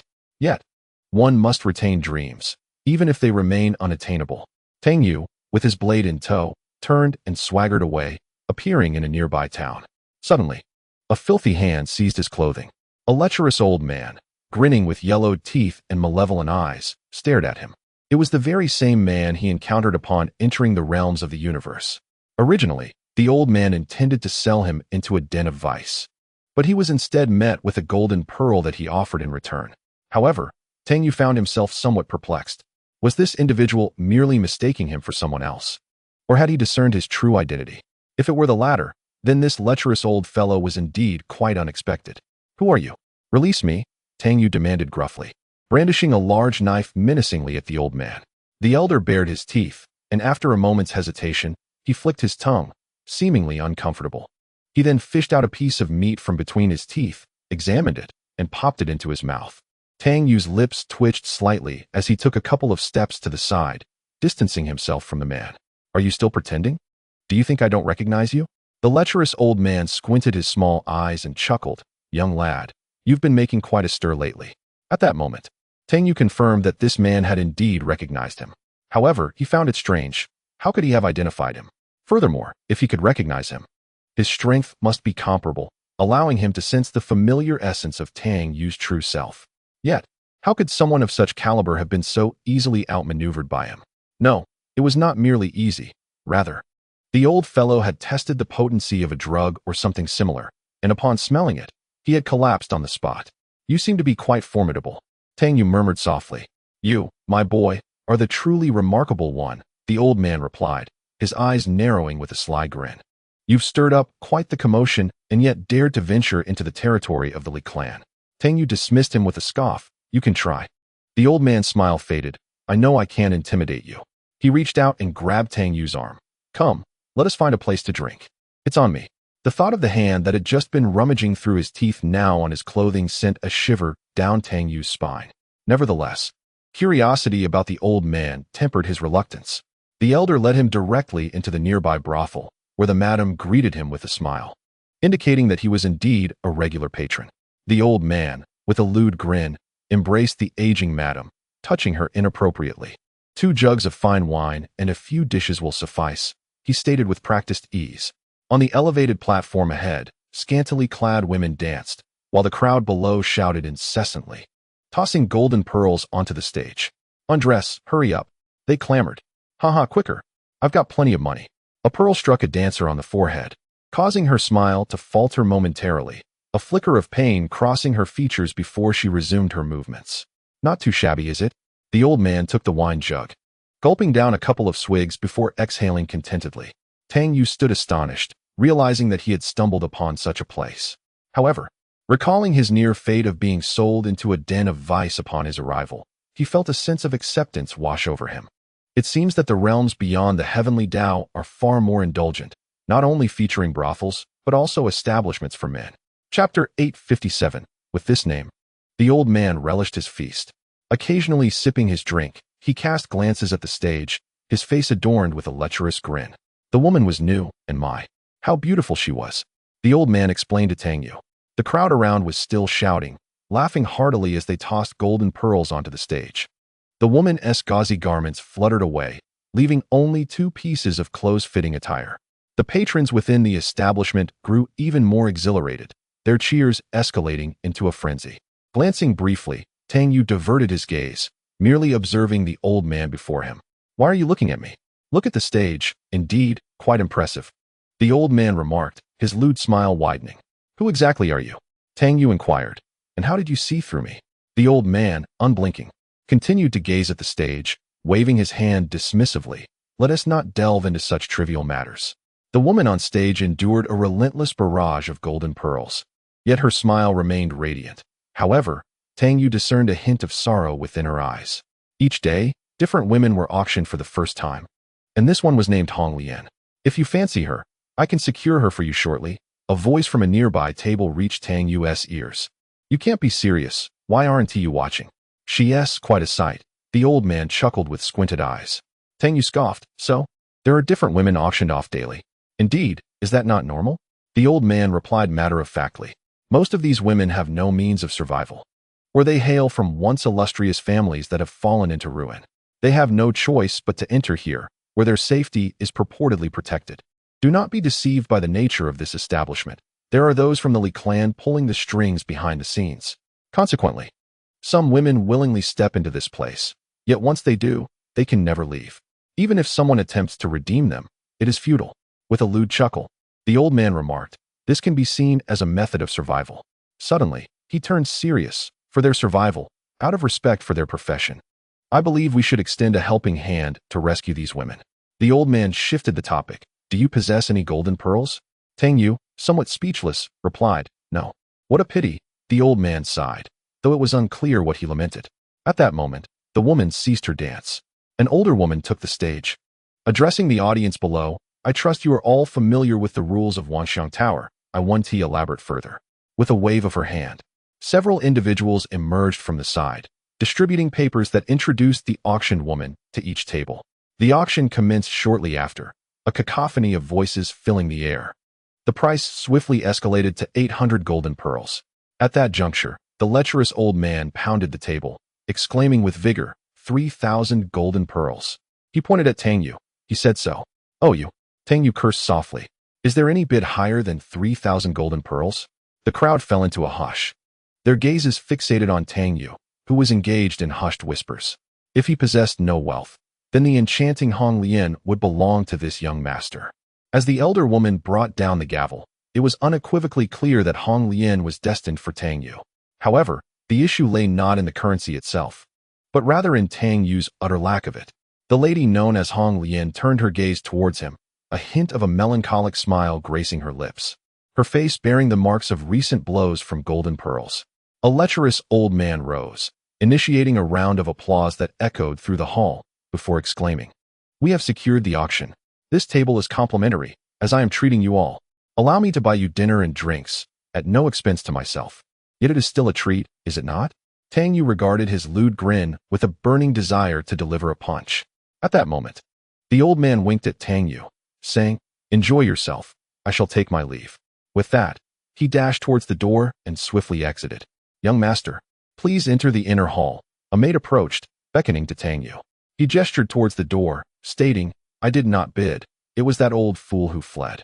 The maid's smile faltered, yet she maintained her composure, replying, you jest well, young master. I am quite serious, Tang Yu retorted, extending his hands in a gesture of surrender. I have no money. The maid's smile vanished entirely, and the surrounding crowd turned their attention to Tang Yu. Whispers began to circulate among them, some expressing sympathy for his audacity in mocking the esteemed Wanxiang Tower. Was he courting disaster? Inwardly, Tang Yu cursed the old man. Hong Lian, still on stage, was taken aback by his words, her expression softening with a trace of pity. Regardless of the young master's wealth, you must come to the inner hall.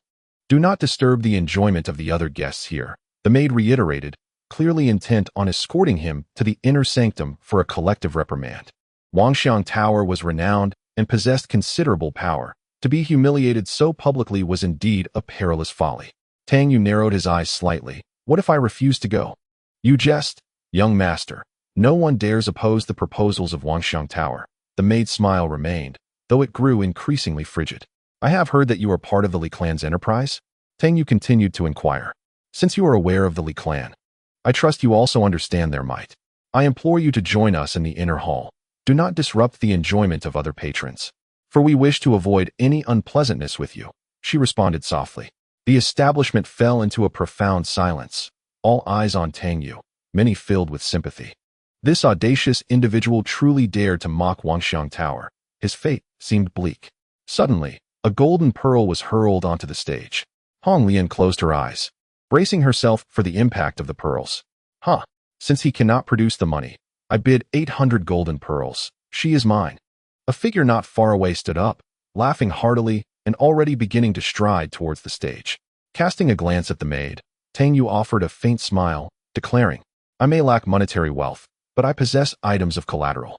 Upon hearing this, the maid chuckled again, exclaiming, "Young master certainly has a knack for humor. You startle me just now. Pray tell, what do you intend to use as collateral for 3,000 golden pearls?" Tang Yu gently inscribed the characters for his name, Tang Yu, upon the table and laughed heartily. This name. The crowd fell silent in astonishment. Those nearest stood to take a closer look, gasping in surprise. Tang Yu's recent exploits had already circulated widely throughout this star domain. Yet, this elder had audaciously written down the name. What could this elder possibly mean? Chapter 858.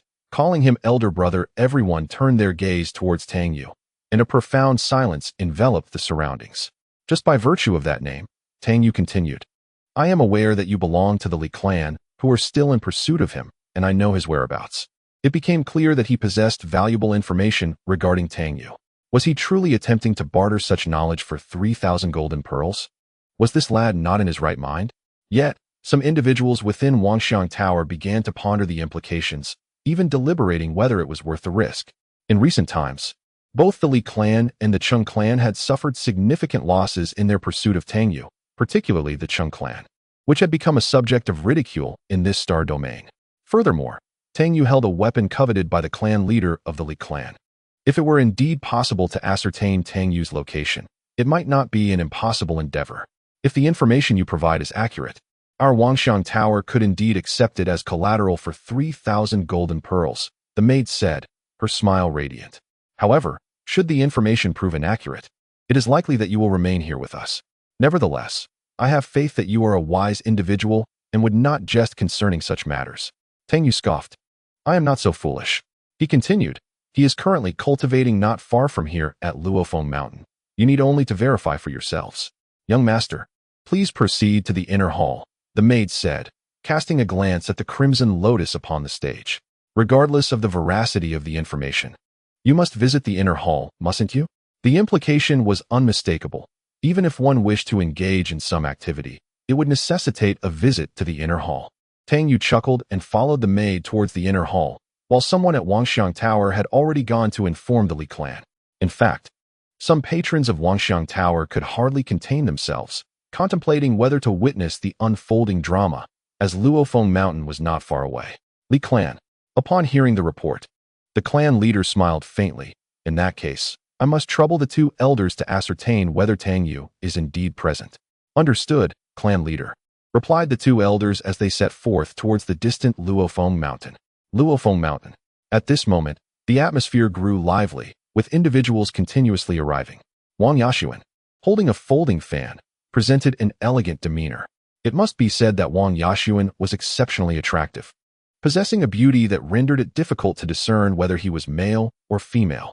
Beneath him lay a chair, attended to by 4 exquisite maids. He sat gracefully, gently swaying his fan. In the not-so-distant foreground, Tang Yu sat cross-legged, seemingly engrossed in his cultivation, entirely oblivious to the sounds around him. It was indeed Tang Yu. He was truly here. Although his whereabouts had been discovered, none dared to act recklessly, fully aware of his formidable strength. They could only wait for the arrival of the Li and Cheng clans for an opportunity to seize him. At that moment, Tang Yu suddenly opened his eyes, surveying his surroundings, a hint of disdain curling at the corners of his mouth. "This fellow is quite intriguing," he mused. Wang Yashuan smiled faintly, then turned to her maid and inquired, "Is the angle of my smile approximately 45 degrees? The young master is the most handsome man in the world. Whether smiling or not, he is the most beautiful." Several maids chimed in unison. Pleased with their response, Wang Yashuan nodded appreciatively and beckoned to a nearby woman, who hastily produced a mirror. Gazing at her reflection, Wang Yashuan remarked, "How can I be so exquisite?" Among the crowd, a lecherous old man weaved through the throng, occasionally pulling someone aside to mutter something conspiratorially. Another individual, glancing furtively to the side, produced a gold bead and handed it to the old man, who in turn offered him a packet of pills. After a considerable time, the old man chuckled, standing aside and casting a sidelong glance at Tang Yu, his eyes narrowing slightly. What is he up to? Knowing that the Li clan and others are on their way, why is he not fleeing? Sharpening his blade, I see. Indeed, Tang Yu held a knife in his hand, grinding it against a whetstone, sparks flying. Tang Yu. An angry voice rang out. Dozens of figures materialized. It was the Chung clan. They had arrived. Ha ha. I couldn't hold back my laughter. One person guffawed, prompting an uproar of laughter from others. Meanwhile, the members of the Chung clan felt a stinging heat on their faces, especially upon seeing the long knife in Tang Yu's grasp, which only deepened their discomfort. For it was a treasured weapon of their clan. That knife of yours is quite impressive, Tang Yu remarked, casting a glance at them before his gaze settled on one individual, flashing a grin. Call me big brother. This person was none other than Chung Yuquan's offspring, who had suffered greatly at Tang Yu's hands and was eager for revenge. Hearing of Tang Yu's presence, he had taken the initiative to lead a group to confront him. I will kill you, Chung Yin bellowed, his teeth clenched, completely losing his composure as he charged at Tang Yu. Do not act rashly. He is deliberately provoking you. An elder warned, but Chung Yin paid no heed, charging forward with a shovel appearing in his hand. The shovel was as massive as a door, its edges razor-sharp, swirling through the air with ferocity. If you call me big brother, I shall spare your life, Tang Yu continued. In an instant, the shovel descended with tremendous force. Boom. It felt as though the very earth trembled beneath them. Fearing an accident might befall Chung Yin, several elders from the Chung clan exchanged glances and, with a resigned sigh, rushed forward. Originally, one was meant to await the arrival of the Li clan to jointly subdue Tang Yu. However, to everyone's surprise, Chung Yin acted with undue haste. In a swift motion, a blade of light, several meters long, flickered and struck the shovel, resulting in a pained cry. The shovel was forcefully dislodged from Chung Yin's grip. Seizing the opportunity, Tang Yu grasped the shovel, resembling a door plank, and began to strike at the approaching elders of the Chung clan. Wang Yisun chuckled heartily, but quickly stifled her laughter, for such boisterous mirth would tarnish the impeccable demeanor of this young master. The elders retreated rapidly, yet Chung Yin found himself unable to escape, as Tang Yu firmly seized him, sealing his entire reservoir of power, and regarded him with a gleeful smile. At that moment, a chill coursed through Chung Yin's body. Tang Yu's grin was reminiscent of a demon. Call me elder brother, Tang Yu taunted, delivering a sharp slap. How audacious. Release him. The elder's eyes flared with anger. Yet, in that instant, Tang Yu pushed Chung Yin forward, seeking refuge behind him. The elders came to an abrupt halt, their gazes fixed on Tang Yu with a voracious intensity. With Chung Yin's power sealed, should the force of their presence bear down upon him, he would be in dire peril. Tang Yu grinned, his smile radiantly sinister. Such an unsightly smile, Wang Yisun remarked, shaking her head. The most perfect smile should have the corners of the mouth slightly raised or be a gentle smirk. Revealing dimples would be even more delightful. Chapter 859. The Return of the Woman in Red. Wang Yisun scrutinized Tang Yu closely. He lacks dimples, does he not? Indeed, replied a nearby maid. Upon hearing this, Wang Yisun smiled contentedly, for she had dimples. None of the elders from the Chung clan dared to act rashly, primarily because they were still awaiting the arrival of the Li clan. Without their support, they would never be able to subdue Tang Yu. Under the watchful eyes of the crowd, Tang Yu rummaged through Chung Yin's possessions, collecting various treasures. Chung Yin, teeth clenched in frustration, was powerless to retaliate due to his sealed abilities. Your attire is quite fine, Tang Yu remarked, running his fingers over the fabric. Chung Yin's expression shifted dramatically. Tang Yu, you dare? His heart raced, fearing that this audacious individual might strip him bare. Given the mischief Tang Yu had previously engaged in, such a fate was not beyond the realm of possibility. What exactly are you planning, Tang Yu? Chung Yin's voice trembled. Being stripped in public would render him utterly humiliated. Are you not aware? The people of the Li clan have already arrived, Tang Yu taunted. If you are wise, you will release this young master. I could intercede on your behalf and plead for your life. Spare my life. Tang Yu found this proposition amusing, for enmity between himself and the Li and Chung clans ran deep. Is that so? He queried innocently. Indeed, Chung Yin retorted. If you release this young master, I shall certainly advocate for you. With a resounding slap, Tang Yu countered. Do you take me for a fool? The air around them seemed to vibrate, as if the very space was trembling. Two figures appeared to stride forth from another realm. Indeed, they were the two elders of the Li clan, Duan Lang and Chang Yin. Though they had long since retreated into obscurity, they were taken aback by the unexpected return of Tang Yu. There was no denying the formidable strength of Tang Yu. Ordinary individuals could hardly hope to subdue him, and countless lives would be lost in the attempt. Tang Yu was a perilous force. Yet, astonishingly, he continued to strike Cheng Yan without a care, as if he possessed some insurmountable advantage. Cheng Yan's cheeks swelled visibly with each blow, causing the onlookers to gasp in disbelief. Cheng Yan turned his gaze toward Tang Yu, exclaiming, "You are indeed audacious. Should you choose to forfeit your cultivation, I shall spare your life." With a sharp slap, Tang Yu delivered another resounding blow to Cheng Yan, nearly bringing the latter to tears. "Why are you hitting me when they are speaking to you?" Cheng Yan protested. Tang Yu remained silent, instead using Cheng Yan's shovel to begin excavating the ground, swiftly creating a sizable pit. What was this fellow up to? Was he aware that escape was impossible, and thus preparing his own resting place? Was this what they referred to as digging one's own grave? To the astonishment of the crowd, Tang Yu unceremoniously tossed Cheng Yan into the pit, then gestured to cover it. He even stood atop the mound to stamp it down. "You seek death." The elders of the Cheng clan rushed forward in that instant, while the two elders of the Li clan also joined the fray. Many were aware of Tang Yu's might, having only heard tales of his legendary prowess. Yet, as he unleashed his power, they realized the truth of those rumors. Some had considered intervening, believing him merely a product of exaggerated tales. But now they were grateful they had refrained.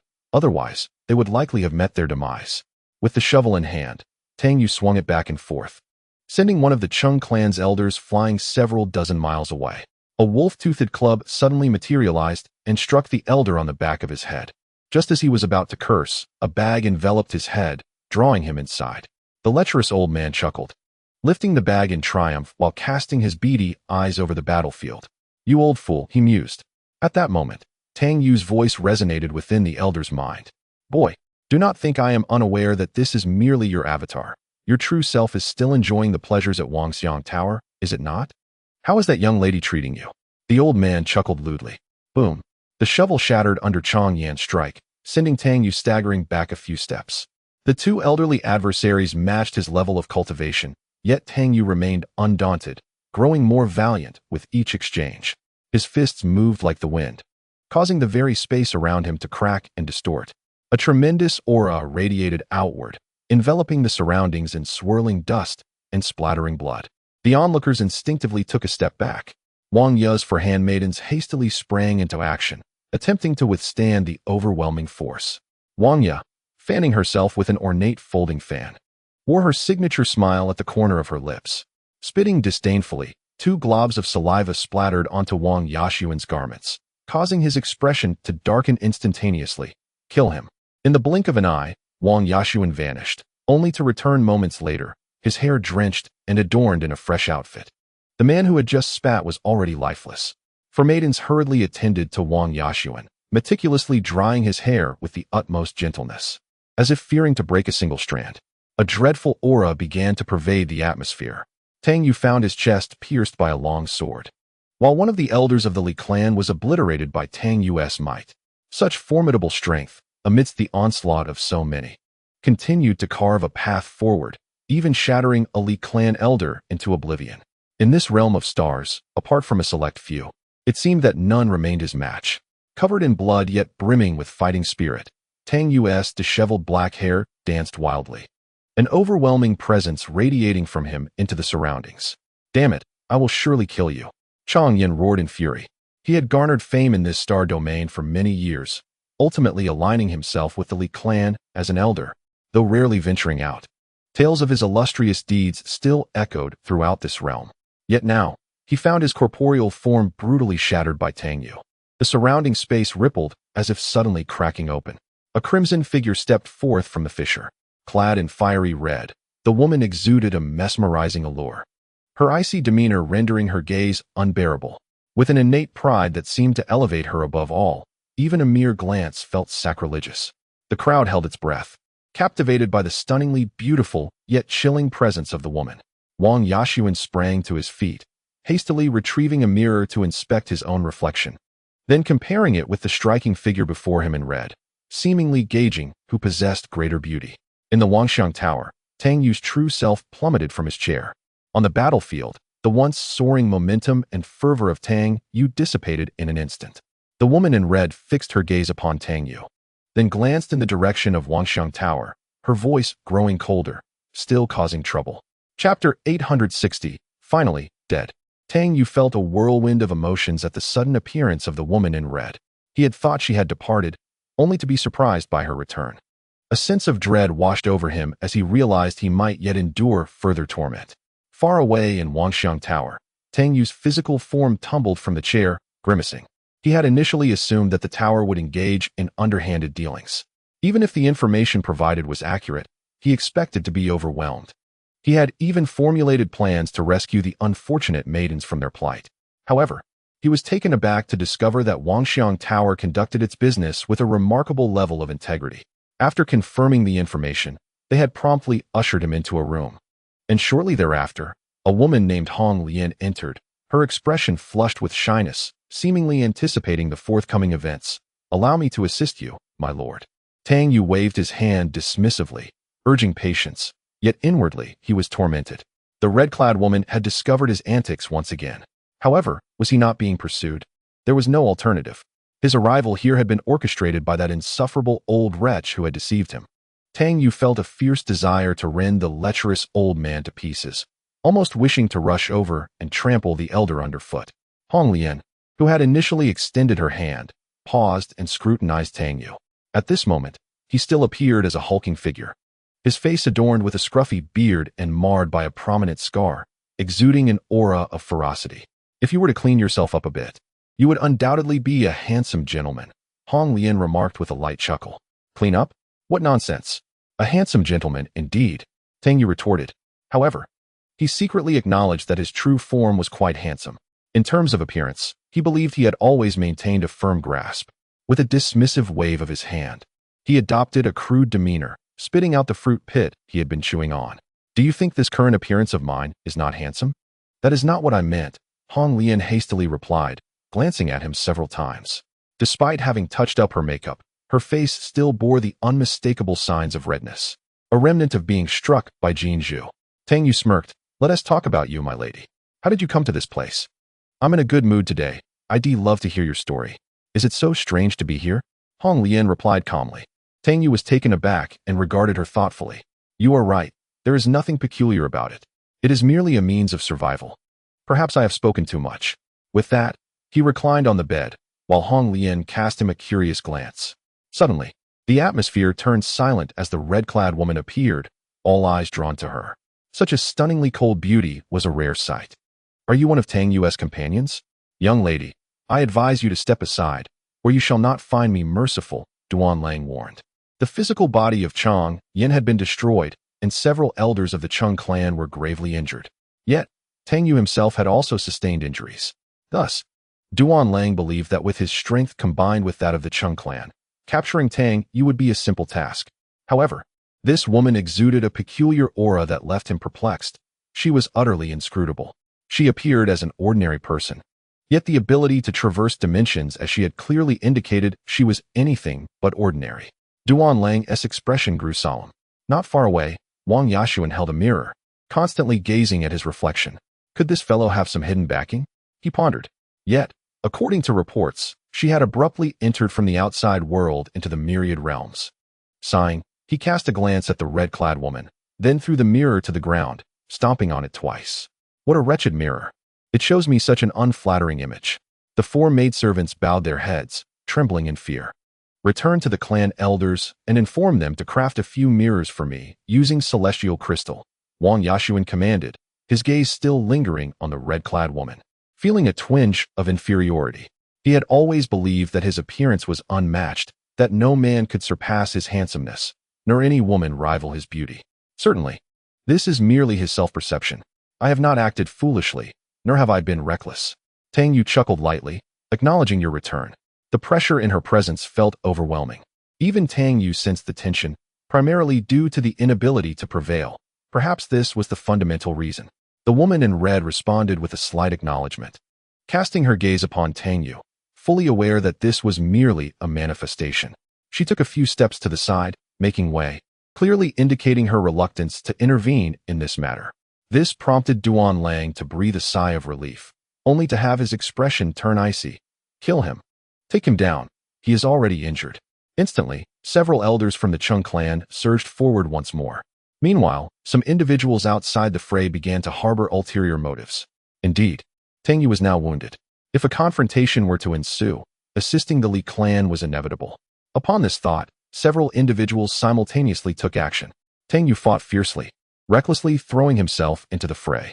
Even at the cost of his own injury, he managed to strike down an elder of the Chung clan. In such a grievously wounded state, how could he still possess such fighting spirit? Alas, he was already injured, and escape was no longer an option. As his injuries mounted, the number of those with ill intentions began to increase.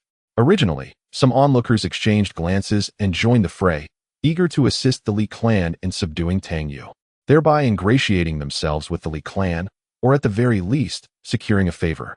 The woman in red stood outside the conflict, her expression frosty. Several individuals stole glances, yet none dared to approach her. "Miss, I am Meng Chung from the Meng family." A man suddenly approached, bowing respectfully to the woman in red. He continued, "Our Meng family holds some influence in this star domain. I see you are alone, which may pose certain dangers. Perhaps you might consider visiting our Meng family estate later." The woman in red cast him a cold glance, her demeanor revealing a hint of displeasure. Upon closer inspection, Meng Chung found himself increasingly captivated. Although surrounded by numerous women, none possessed a presence or beauty that could compare to hers. If he could win her favor, the others could easily be dismissed. The most powerful force in this star domain was the Fire Phoenix City, followed by the Li clan, with our Meng family traditionally allied with the Li clan. Meng Chung smiled faintly, striving to present himself in an elegant manner. In the midst of battle, Tang Yu shot a glance at the young man, inhaling sharply. Boom! He launched a punch that sent several individuals flying. The lecherous old man swiftly followed, wielding a spiked club, striking the back of a foe's head, then stowing the weapon away, grinning lewdly. Boom! With a single strike, Tang Yu staggered back, his arm beginning to rupture, and then his figure vanished like smoke. Had he perished? The crowd was momentarily taken aback. Was he truly dead? At last, he was gone. Duan Lang, heavily injured, could not help but express his relief. Chapter 861, Chong Wei Strikes Back. In this battle, Tang Yu had slain dozens, including several elders from the Chung clan. From the original multitude, only 5 remained, while 2 elders from the Li clan were also gravely wounded. Later, the onlookers surged forward, only to be met with the ruthless blade of Tang Yu, who dispatched many of them. A sense of dread began to creep into some hearts, with a few even feeling fortunate that they had refrained from intervening. Otherwise, they might have met a grim fate at Tang Yu's hands. Sensing the dissipating energy of the qi transforming into the 3 pure ones, Tang Yu pondered briefly before presenting all the golden pearls he possessed to Hong Lian, saying, "This is all I have. It is yours." In truth, he was quite wealthy, having acquired these pearls from the fallen foes, along with a collection of various treasures. Hong Lian was momentarily taken aback, then chuckled softly. "You jest, my lord. This is a choice of mine." She placed the golden pearls upon the bed. Tang Yu's figure vanished from the spot. He had no intention of allowing the members of the Li and Chung clans to return alive. Initially, he had harbored concerns about the emergence of some formidable elders from the Li clan, which prompted his caution. However, with the return of the crimson-clad woman, he felt no apprehension. Even a sweep through the Li clan seemed manageable. Observing the golden pearls on the bed, Hong Lian's eyes flickered before she smiled. "You truly are an intriguing individual." With Tang Yu's demise, the elders of both the Li and Chung clans turned their gazes towards the woman in red, for they suspected her to be an ally of Tang Yu. Now that he was gone, it was not out of the realm of possibility for her to seek vengeance. Yet, the woman remained still, which alleviated their concerns. At that moment, the surrounding space suddenly warped. A familiar silhouette, radiating immense power, appeared in midair, wielding a broken blade that swept through the air with a thunderous roar. The crowd gasped in disbelief at the sight. Some began to realize that this was yet another avatar of Tang Yu. They were astonished. This avatar had previously wreaked havoc upon the Li and Chung clans, and now it had reemerged. Duan Lang stared at Tang Yu in shock, as the blade cleaved through his soul with blinding speed, leaving him no chance to evade. He could only watch helplessly as the strike descended. Chong Yen, positioned farther away and sensing the impending doom, turned and fled. Tang Yu was treacherous, repeatedly toying with them through his avatars. Just when they believed they had vanquished him, he manifested once more. He needed to return and summon reinforcements. ideally calling upon some elders from the Li clan, for subduing Tang Yu appeared far from simple. They had already suffered significant losses, and with the Li clan facing more pressing matters, further losses would render their objectives unattainable. Duan Lang gazed at Tang Yu. Is this your true form? His soul had been shattered by that blow, and his life force was rapidly draining away. The elders of the Chung clan stood frozen, their expressions vacant, as if still transfixed by the brilliant spectacle of that devastating strike. The power of that blow was truly terrifying. Moreover, the timing of the strike was impeccably seized, precisely at the moment they had let their guard down. The sudden onslaught dealt them a fatal blow. Tang Yu grinned. Guess. Duan Lang sighed. Who exactly are you? With that, he collapsed straight down, breathless. The elders of the Chung clan also fell to the ground one after another. As for those who had just attacked Tang Yu, they fled in haste. However, a lecherous old man trailed behind, occasionally knocking one out and stowing them away in a bag. He jingled the bag in his hand, chuckling to himself before departing. He descended into a male brothel, entering through the back door. It was evident that this old rascal was a habitual offender, quite familiar with his surroundings. Tang Yu stood in the center, with no one daring to make a move around him, which filled him with a sense of grandeur. As if to proclaim, is there anyone else? The Li clan, the Chung clan, what are they? Tang Yu scoffed. They're nothing. He glanced around and asked, do you know what this is called? Chong Wei strikes fortune. There's not even a hint of challenge. Turning his gaze to the woman in red, he suddenly became more subdued. Might I inquire about your esteemed name, miss? Meng Chung addressed the woman in crimson. Suddenly, a flash of a blade glimmered, and Meng Chung was cleaved in two on the spot. Those accompanying him pointed at Tang Yu, but upon meeting his gaze, they were instantly silenced. Just wait. Our Meng family will not let you off. After uttering that threat, they turned to leave. Not far away, several more auras emerged, undeniably from the Li clan. Among them, one presence struck Tang Yu as particularly dangerous. However, seeing the woman in red present, his bravado surged.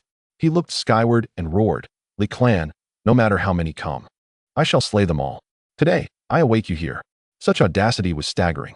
Wang Yashuan gasped, feeling a headache at his arrogance, even questioning whether Tang Yu's mind was sound. This was tantamount to seeking death.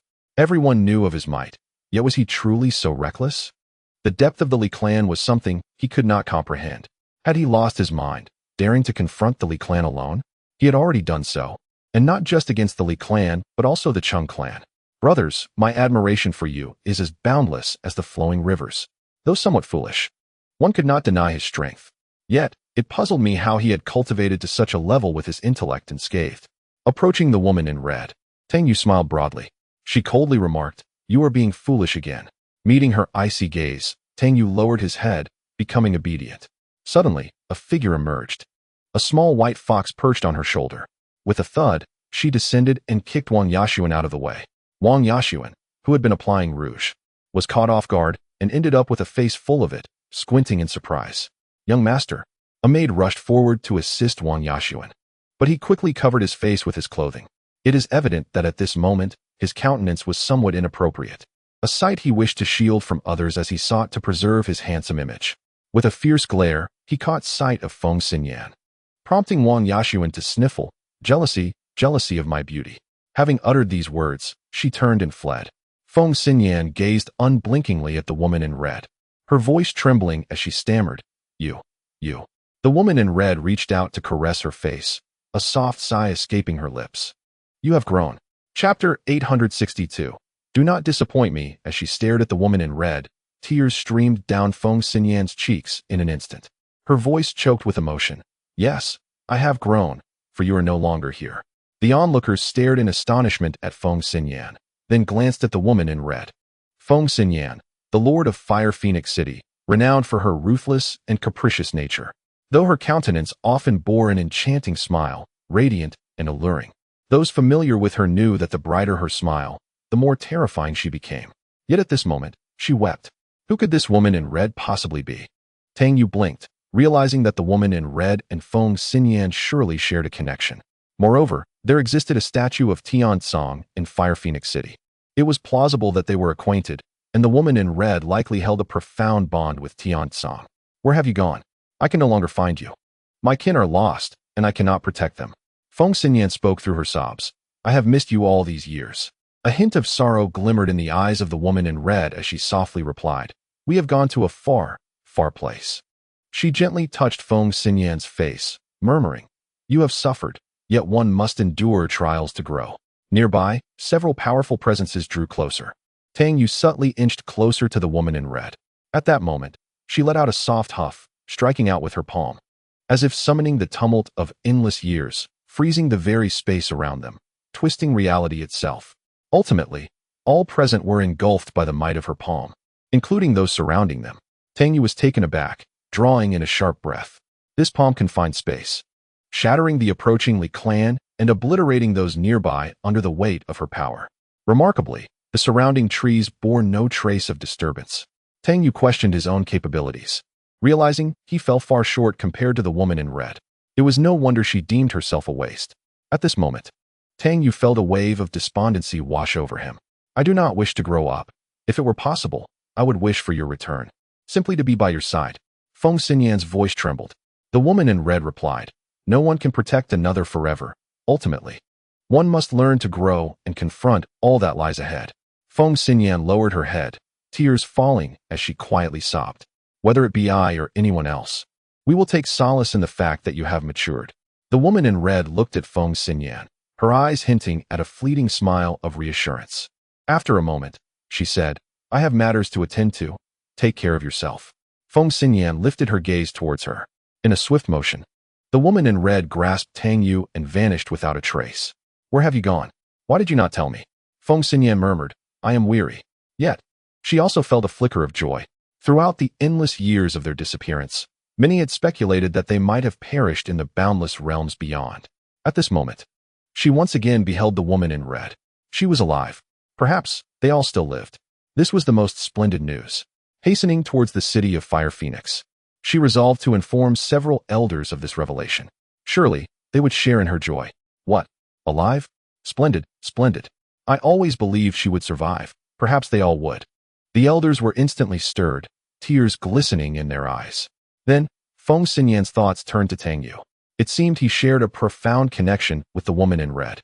If possible, she longed to seek him out and inquire further. Unbeknownst to her, at that very moment, Tang Yu was being led by the woman in red to a desolate place, reminiscent of an ancient battlefield. Frayed flagpoles stood erect, and various weapons lay scattered upon the ground. As he surveyed the landscape, he was met with the sight of countless bones, stretching endlessly. An inexplicable heaviness weighed upon Tang Yu as he realized that not a single complete skeleton could be found amidst the remains. Dust from the bones swirled in the wind, bringing with it a stifling sense of sorrow. "Fight! Fight! To protect the heavens, though death be inevitable." The battle hymn echoed in the wind, imbued with a spirit of valor and defiance, yet tinged with profound melancholy. It was as if the soldiers, fully aware of their doom, still marched into battle, ultimately shedding their blood on the battlefield, their spirits unyielding even in death. Tang Yu swallowed hard. What is this place? This was once a battlefield of ancient times. The woman in red spoke with a calmness that was somewhat unsettling. "In truth, they are all my kin." "Your kin?" Tang Yu's eyes widened in disbelief. "Are all these bones your kin? Did they all perish here?" The dust of the bones rose and fell, a testament to their tragic fate. "Self-detonation," she continued. "Most perished in that manner, leaving behind naught but dust. Even those whose bones remain are broken and incomplete." One can only imagine the ferocity of the battle that ensued. Tang Yu had long suspected that the woman in red, whom he referred to as Xiao Ling, hailed from beyond the heavens. For the Guixu was indeed a realm that transcended them. It seemed she held a significant connection to the Guixu. What truly transpired? "Who are you?" Tang Yu inquired. "Were you not resisting the foreign foes from beyond the heavens?" "These are truths you will uncover in due time," the woman in red replied. "What you must focus on now is becoming stronger. Otherwise, as you can see, this ground littered with bones is a fate that could befall the heavens themselves." "I can no longer grow stronger," Tang Yu suddenly roared. "I am powerless to advance, and even my cultivation is waning. Can you not perceive this? I am fused with the souls of the myriad beings. Indulging in the celestial phenomena entails an incessant absorption of their power. This elucidates why he has refrained from employing such celestial forces in numerous battles. The heavenly phenomena constitute the very foundation of his path. He nurtures the souls of myriad beings, sustaining them with his own magical essence and primal energy. Initially, he transcended to this stage by merging with the soul that was enmeshed in the essence of divinity. Now, any further advancement poses significant challenges. The woman clad in red paused, expressing her unwavering belief in his potential to grow immensely powerful. Tang Yu, do not disappoint me, do not let us down. Otherwise, the realms of existence will face burial beneath the weight of desolation, and all will be reduced to stark white bones. Do you not see the bleakness before you? Furthermore, if you fail to grow stronger, what will become of the souls within you upon your demise? Her voice carried a sigh as she continued, in truth. You could reflect them now, could you not? Tang Yu remained silent. Indeed, he might be capable of manifesting some of them. However, the myriad realms differ fundamentally from the heavenly path. Any individual who emerges here would be of quasi-saint, or even saintly caliber. Moreover, even if he were to reflect them, this star domain could not accommodate their presence. I shall become exceedingly powerful, Tang Yu declared, clenching his fists. Chapter 863. A strike from the river of time. In truth, he did not comprehend why the woman in red made such a statement. Yet inexplicably, he felt compelled to heed her words. Only through immense strength could he alter the course of events. The woman in red softly remarked, "So many hopes now rest upon your shoulders." Tang Yu gazed at her in confusion, hesitating slightly before asking, "Tian Song?" She shook her head. "Why do you persist in believing you are Tian Song? You are Tang Yu, an independent being." At her words, Tang Yu was taken aback. Indeed, he had long thought that Tian Song had fragmented him, and that one day he would return to unify himself. Unbeknownst to him, Tian Song had seemingly morphed into his inner demon. Hearing the woman in red speak this way was akin to a sudden awakening, as if he had been doused in enlightenment. Yes, he was Tang Yu, not some trivial incarnation of Tian Song. Even when the great Tao sought to merge with him, it ultimately failed. Contemplating this, Tang Yu felt an overwhelming urge to let out a roar to the heavens. While the souls of his lifetime resided within him, it was not inherently detrimental. He was them, and they were him. I need not elaborate further. I trust you understand, the woman in red stated. Whenever Tang Yu wished, he could inhabit the souls of myriad beings with his self-awareness and merge into their essence. I comprehend, Tang Yu replied. Although I am continually devouring the power of the celestial phenomena, suppressing my path, I can still perceive it from another perspective. He turned to the woman in red. Pausing before continuing, I have many questions. Can you provide answers? The woman remained silent as Tang Yu pressed on. What precisely do you mean? Is chaos descending upon the realms? What of the great Tao? Does it remain indifferent? After a prolonged silence, she finally responded. There are certain matters, certain realms, which it cannot penetrate. What do you believe the heavenly path truly is? In the original world of the way of heaven, what did you initially perceive it to be? A form of order. Tang Yu pondered and remarked, a world shaped by Pangu's creation. Suddenly, Tang Yu's eyes brightened, and in astonishment he exclaimed, the way of heaven is a construct of another. Could it be that the myriad realms are the same? A chill coursed through Tang Yu's body. Is it truly possible for a being to possess such formidable strength? Yet, considering Pangu's act of creation and the emergence of the way of heaven, it seems somewhat plausible. His thoughts drifted back to a moment not long ago, when the woman in red tore through space, revealing a figure in white engaged in battle against some terrifying entities within the river of time. At that moment, Tang Yu had merely cast a glance, nearly shattering his very soul. Even now, the memory instilled a sense of dread within him. It was utterly terrifying. If this were indeed the case, what purpose did the myriad realms serve in his creation?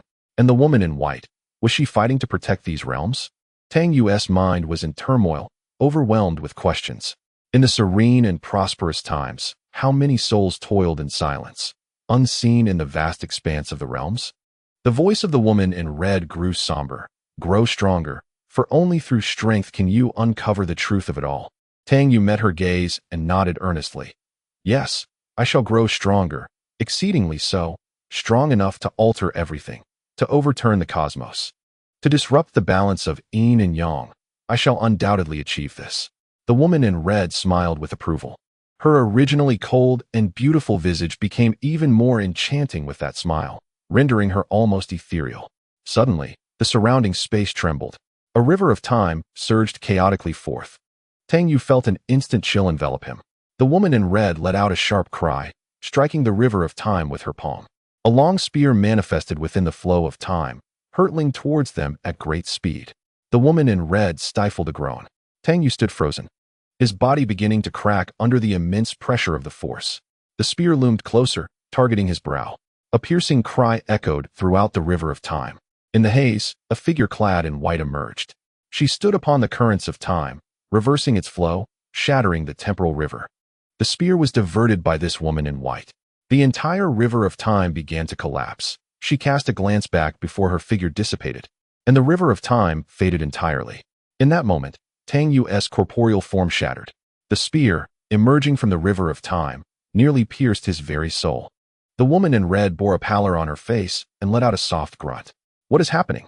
Tang Yu inquired, his body reconstituting as he spoke.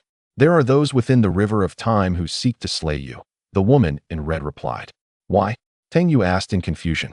After a brief silence, the woman in red spoke. "Do you understand why you initially appeared in the world of the way of heaven rather than the myriad realms?" Tang Yu paused, as if grasping some revelation. "To conceal me? To protect me? But why, truly? That spear's might could surely overwhelm even the heavens themselves. Even if I am a fragmented soul of the heavens, there is no need for such a grand display of force. Is there a terrifying presence seeking to slay me amidst the river of time?" The woman in red gently shook her head and said, "You must remember that you bear the weight of countless hopes. All you need to do is grow stronger. As for the endless horrors beyond the realms, others will shield you from them. Do you not see this? Yet, they too will not be able to hold them off for long. Ultimately, the path ahead must be traversed by you alone." Her voice, though still cold, carried a hint of bitterness. Were it not for that woman in white intervening, Tang Yu would have surely met his demise with that strike, a force he could not withstand. If such a weapon alone was so fearsome, how formidable must that being be? Was this strike unleashed long ago from the river of time? Tang Yu inquired. "It was the shot you fired upon entering the myriad realms," the woman in red replied. "There are many dangers you remain unaware of, all merely held at bay by others. Is it truly possible for someone to defy time and take lives?" Tang Yu asked. The woman in red fell silent for a moment, pointing to the sun above. "What you see is light as the present, is it not?" Tang Yu paused, and she continued, "It is the light of past events, perceived as the present by you, though for the light, it occurred long ago." "I understand now," Tang Yu responded. "That recent strike was akin to the light emitted by the sun, originating from a time long past, but only now reaching me. Upon entering the myriad realms, I was destined for this fate, leading to that strike aimed at my life. Yet, the woman in white calculated this as well. She manifested from the river of time to intercept it." Chapter 864. No past or present. The woman in red nodded. "Yes, it is good that you comprehend." However, Tang Yu remained puzzled about who would go to such lengths to bring about his demise, and why he had incited such a terrifying existence. Perceiving his thoughts, the woman in red said softly, "The myriad realms may perish, and we may all die, but you cannot die. As long as you exist, the realms will endure." Tang Yu stared at her in astonishment. The expression on her face bore an indescribable sorrow and bitterness. "What of the great Tao? Why does it not intervene? Does it not care?" Tang Yu questioned. "It is merely the player of this realm, unaware that it is also a pawn in another's game." The woman in red replied gravely, "For you to grow stronger is the only hope, for time is running short." These words left Tang Yu perplexed, yet he felt the weight of their gravity. Nodding solemnly, he declared, "Very well, I shall grow stronger," whether it was the pressure he felt or something else. In the time that followed, Tang Yu refrained from wandering aimlessly and instead devoted himself to rigorous training in seclusion. Within the celestial phenomena, he immersed himself completely into the essence of a mere mortal, reflecting this essence within the celestial realm. There, he created a world that belonged to the life that individual had once lived. Through the lives of others, one may attain enlightenment and perceive one's own path. Ultimately, Tang Yu returns to his origins, while that individual once again falls into slumber within the cosmic phenomena. To the external world, the lives of others are but fleeting moments. To grow stronger, he immerses himself in rigorous cultivation, nearly to the brink of madness. Yet, such tenacity in pursuit of breakthroughs has left him at a disadvantage. His cosmic phenomena begins to waver, and the foundations of his Tao heart show signs of fracture. He hastily brings his efforts to a halt. This is not merely a matter of forceful ascension, it requires the right opportunities. For Tang Yu, relentless training has become of little use. What realm lies beyond chaos? Tang Yu inquires. The woman in red, standing beside him with her back turned, softly replies, primordial chaos. Are there realms beyond primordial chaos? This question borders on the rhetorical. She had previously mentioned that the path of cultivation is boundless. Throughout history, those who have truly reached the end are few and far between. What realm do you occupy? Tang Yu continues to ask. The woman in red remains silent, gazing into the distance, seemingly lost in contemplation. However, Tang Yu surmises that she must at least reside in the realm of chaos, if not a higher one. The woman in white, emerging from the river of time, is likely even more formidable than she. The Li clan, following the demise of several elders, is led by a patriarch whose demeanor is chillingly indifferent. Unbeknownst to him, the elders dispatched later were all slain by a single strike from the woman in red. However, he remains oblivious to this fact, and thus all blame falls squarely upon Tang Yu's shoulders. At this moment, he finds himself compelled to reassess Tang Yu's prowess. Changyan, having reshaped his physical form, stands below, silent and contemplative. Initially, he believed that subduing Tang Yu would be a simple task, yet he did not anticipate the chaos that ensued, resulting in the demise of several elders from the Chung clan. Could he be of the Chaos realm? The patriarch's voice wavers with uncertainty. Although their clan possesses experts of the Chaos realm, untroubled by such forces, an individual of such strength should be approached with diplomacy. If they could align with the Li clan, it would indeed be a boon. However, it seems that enmity has long been entrenched, rendering any reconciliation unlikely. Even if he wished to set aside these grievances, it is doubtful that Tang Yu would share the sentiment. No, he is certainly not of the Chaos realm. Yet, what accounts for his formidable strength? The patriarch finds himself perplexed. Could it be due to some magical artifact? This possibility cannot be dismissed. After a moment of contemplation, he rises and proceeds toward a secluded inner hall. Upon reaching the entrance, he offers a slight bow and states, Li Qian seeks an audience with the ancestor. Moments later, the door opens. The interior is shrouded in darkness, where 4 individuals sit in silence. What is it? One of the gaunt, skeletal figures speaks up. I report to the ancestor. Li Qian has come seeking to divine the fate of a person, Li Qian states.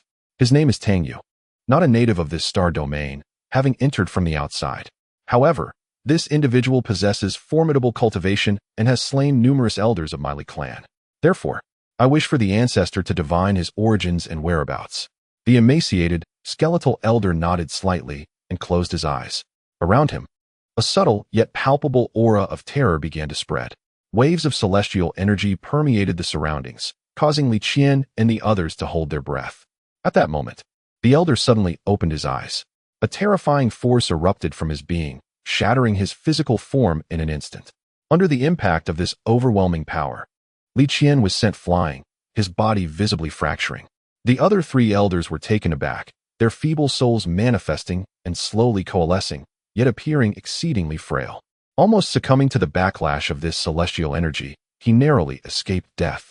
Having immersed himself in the art of celestial deduction for many years, he had witnessed the destruction of the celestial deduction sect at their hands years ago, with only the sect's leader and a female disciple managing to escape. He had learned all their deduction techniques, and he possessed absolute confidence that he had surpassed the leaders of the celestial deduction sect across generations in this art. Yet, at this moment, he found himself the victim of a backlash, a phenomenon he had never encountered before. His soul trembled violently, on the verge of shattering.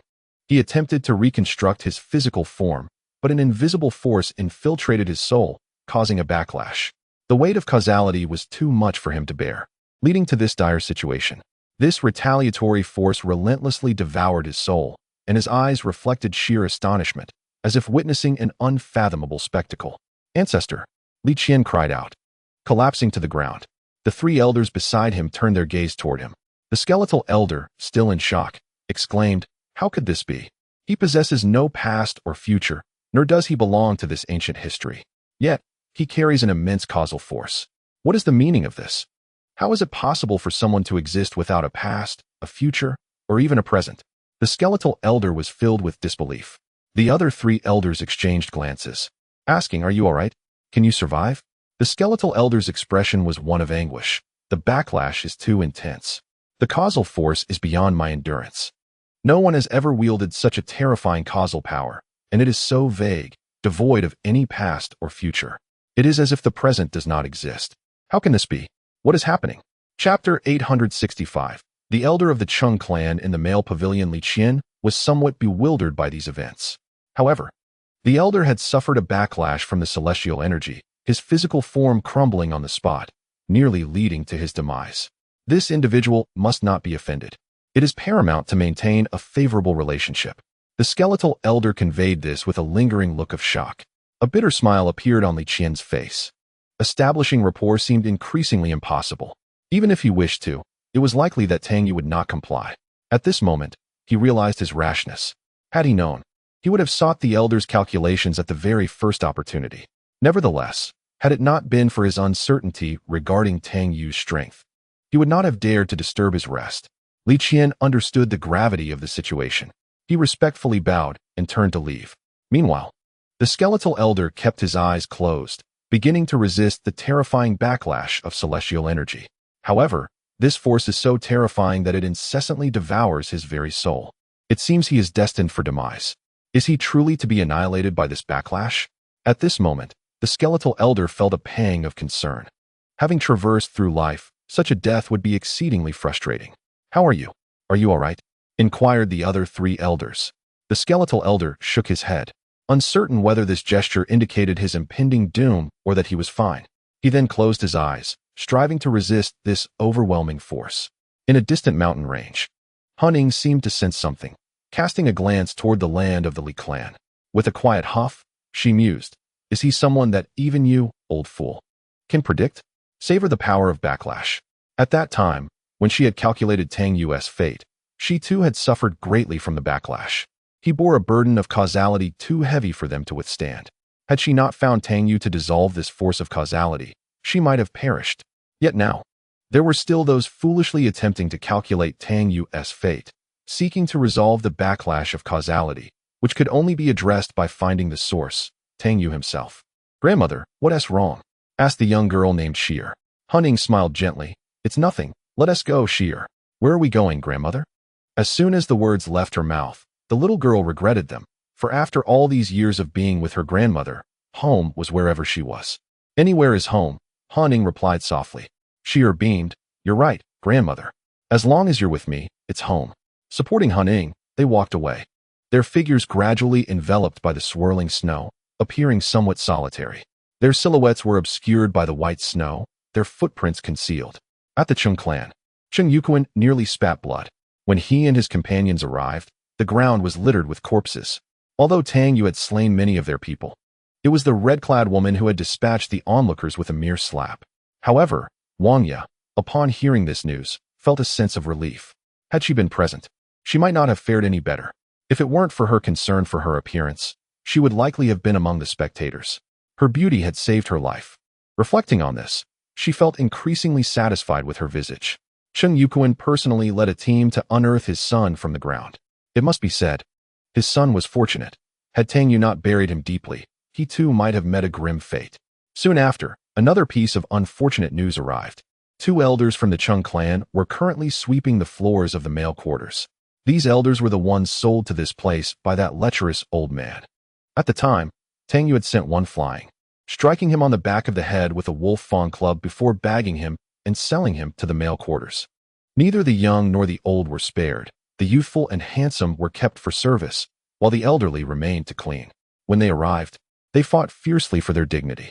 However, they soon settled down, each assuming their designated roles with remarkable enthusiasm, primarily due to their powers being sealed. Even the thought of escape was rendered impossible. Initially, the two elders of the Chung clan shouted fervently, proclaiming their identity as members of the Chung lineage. Yet, in a place like the men's pavilion, where everyone possessed a modicum of strength, it was evident that without such power, survival was futile. What could the Chung clan do? They might as well focus on tidying up after the guards. Thus, the two elders found themselves trapped in this predicament. It seemed that their loud proclamations had attracted many curious onlookers, even prompting visitors to come and witness the spectacle. After all, these were the elders of the Chung clan. Renowned for their previous arrogance, how had they fallen to such depths?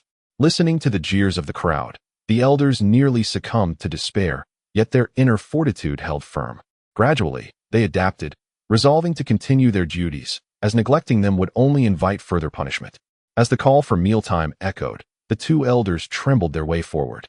Suddenly, Tang Yu materialized, standing majestically in the sky, declaring, "Chung clan, Tang Yu seeks an audience with the master of the Pangu building." The Pangu building had always been shrouded in mystery. Although Tang Yu believed himself unafraid, the Chung clan had suffered successive losses and could ill afford further setbacks.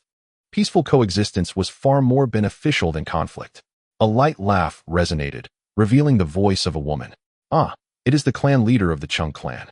This establishment may cater to men, yet we also welcome male patrons." Who would have thought the Chung clan leader had such tastes? Tang Yu's expression darkened, for her words were laced with insult, unashamedly broadcast for all to hear. The townsfolk began to murmur, speculating on whom the clan leader had set his sights upon, suggesting the young woman might as well prepare a suitable arrangement for him. "The arrival of the clan leader is most welcome. As for the fees, there is no need to concern yourself. Consider it a gift from this humble girl," she said with a playful laugh. "Master, I come only to inquire about the presence of my fellow clansmen. I am certainly not one to indulge in frivolous pursuits, and I hope you do not misinterpret my intentions. Should you continue to twist the truth, do not blame me for being ungracious." Tang Yu responded sternly. The laughter continued. "And pray tell, how does the clan leader intend to be ungracious towards me? Do you seek to conquer me? There is truly no need, despite your status. You do not capture my interest. It is wise for one to possess a measure of self-awareness." Tang Yu's countenance darkened further. The laughter persisted. "As for your claim regarding the presence of Chung clansmen here, surely you jest. Who among your clan would dare to provoke me? If any Chung clansmen were to seek revelry here, I would certainly accommodate them out of respect for your lineage. But alas, it seems there are no Chung clansmen present." "Huh. And if there truly were, is it true that all members of the Chung clan are like this?" She coughed lightly twice, then explained, "I did not mean any offense. I trust that the clan leader, with his remarkable intelligence, will surely comprehend." Chapter 866. Unworthy of reception, Tang Yu's expression darkened to the extreme.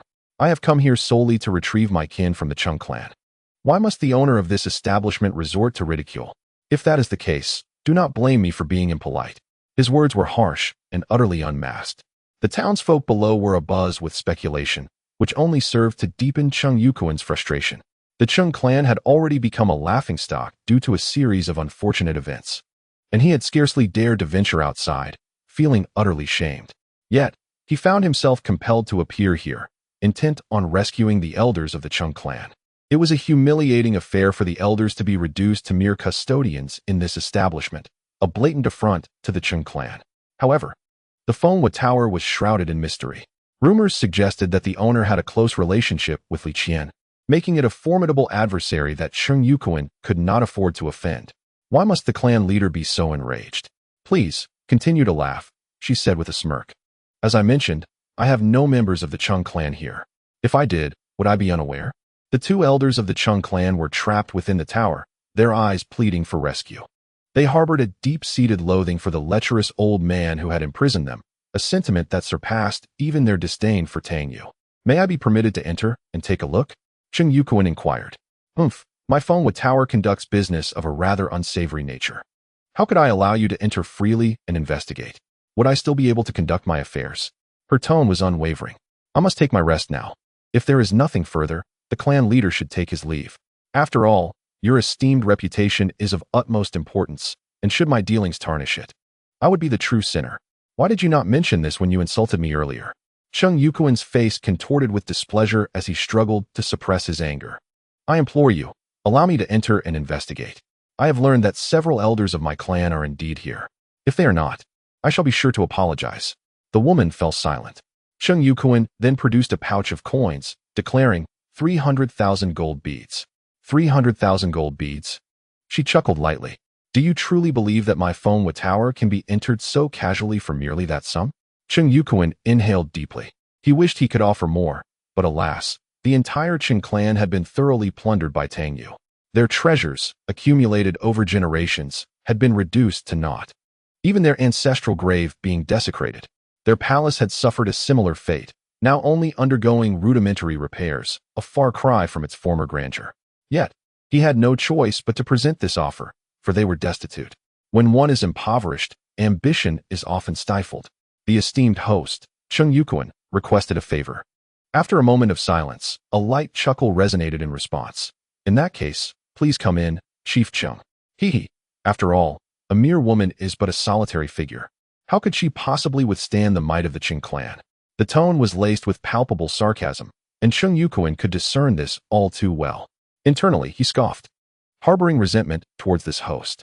Upon entering the Pangu building, the two clan leaders of the Qing family were not concealed. Even the previously forbidden speech was now permitted, though they still lacked magical prowess. Upon seeing Tang Yu, the two elders knelt down, tears streaming down their faces. Chief, we have fallen to such depths. The suffering we have endured is immense.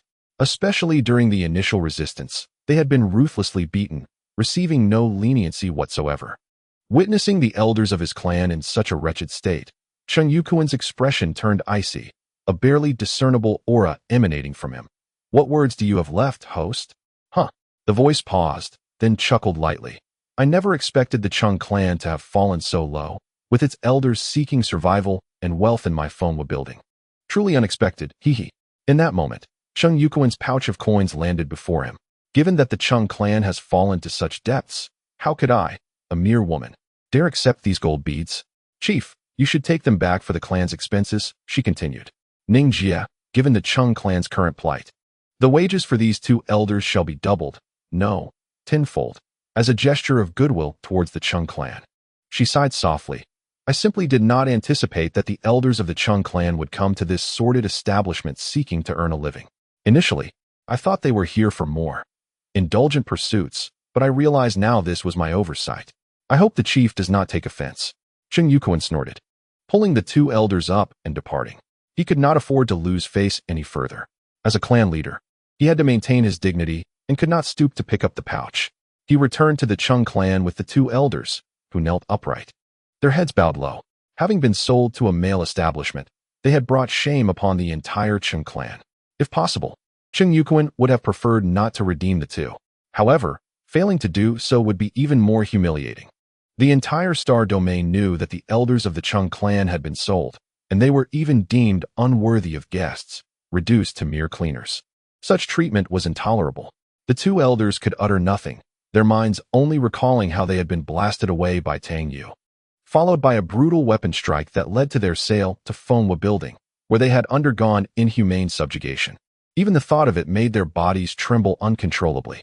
After hearing the elders' words, Tang Yu shuddered.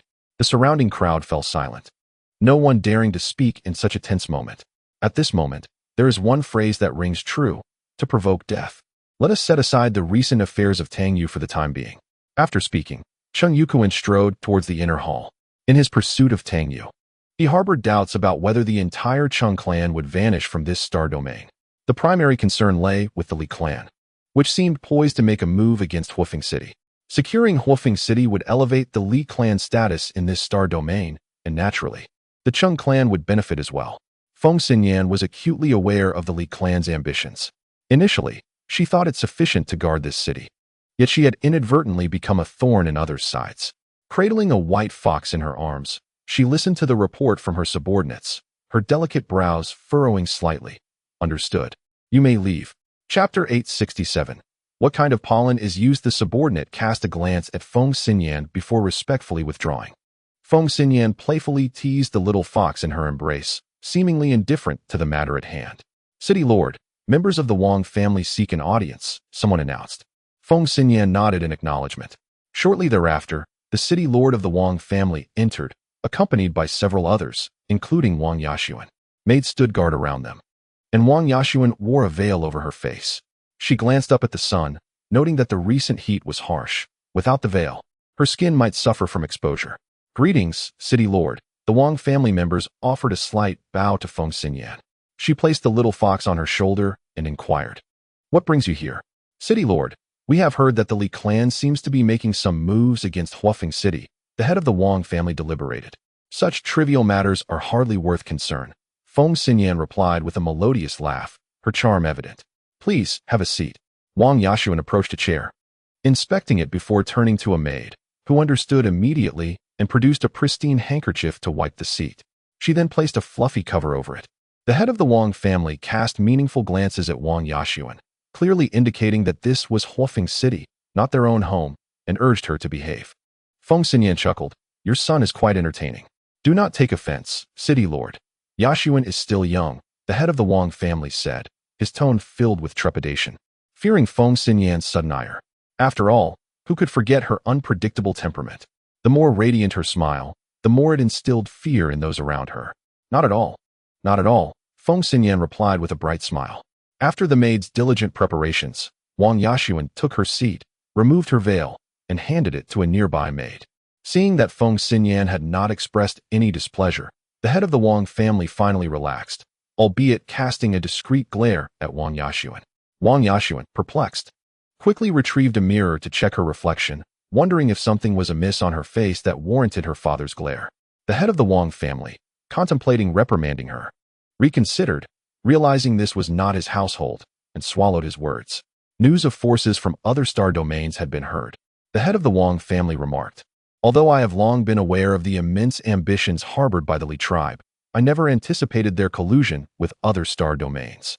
Are they not afraid of inviting wolves into their den, allowing us to be plundered? Feng Xinyan stifled a yawn, covering her mouth delicately, and softly responded, they are merely a troop of buffoons. With a half-smile, she glanced at the head of the Wang family. If you believe that Huofeng City cannot contend with them, perhaps seeking alternative routes would be prudent. The head of the Wang family hastily rose, his voice trembling with urgency. Our Wang family swears eternal allegiance to Huofeng City. Without the city lord, our family would not possess our current standing. If the city lord requires it, we are ever ready to fight for you. Feng Xinyan chuckled lightly. I was merely speaking in jest. There is no need for such fervor. Wang Yaxuan, blinking in surprise, straightened his posture and cast a glance at Feng Xinyan, sniffing the air before his eyes brightened suddenly. What kind of pollen are you using? Its fragrance is utterly enchanting. To Wang Yaxuan, the pollen he carried paled in comparison to this delightful aroma. His father shot him a stern look, as if wishing to silence him with a single slap. After a moment of surprise, Feng Xinyan laughed again. Your son truly possesses a certain charm. The head of the Wang family chuckled awkwardly. Please forgive my son. He is still quite young. Wang Yaxuan gazed at Feng Xinyan with eager curiosity, seemingly desperate to discover the source of her captivating fragrance. Yet, he hesitated to inquire directly. Taking in another deep breath, he pondered for a moment before using magic to carefully preserve some of the scent lingering in the air, intending to return to his clan and have the elders concoct something based on this aroma. As for the discussions surrounding them, Wang Yaxuan paid them little mind, occasionally pulling out a mirror to admire his reflection. For Tang Yu, the past few days had brought about a subtle yet elusive improvement in his magical prowess.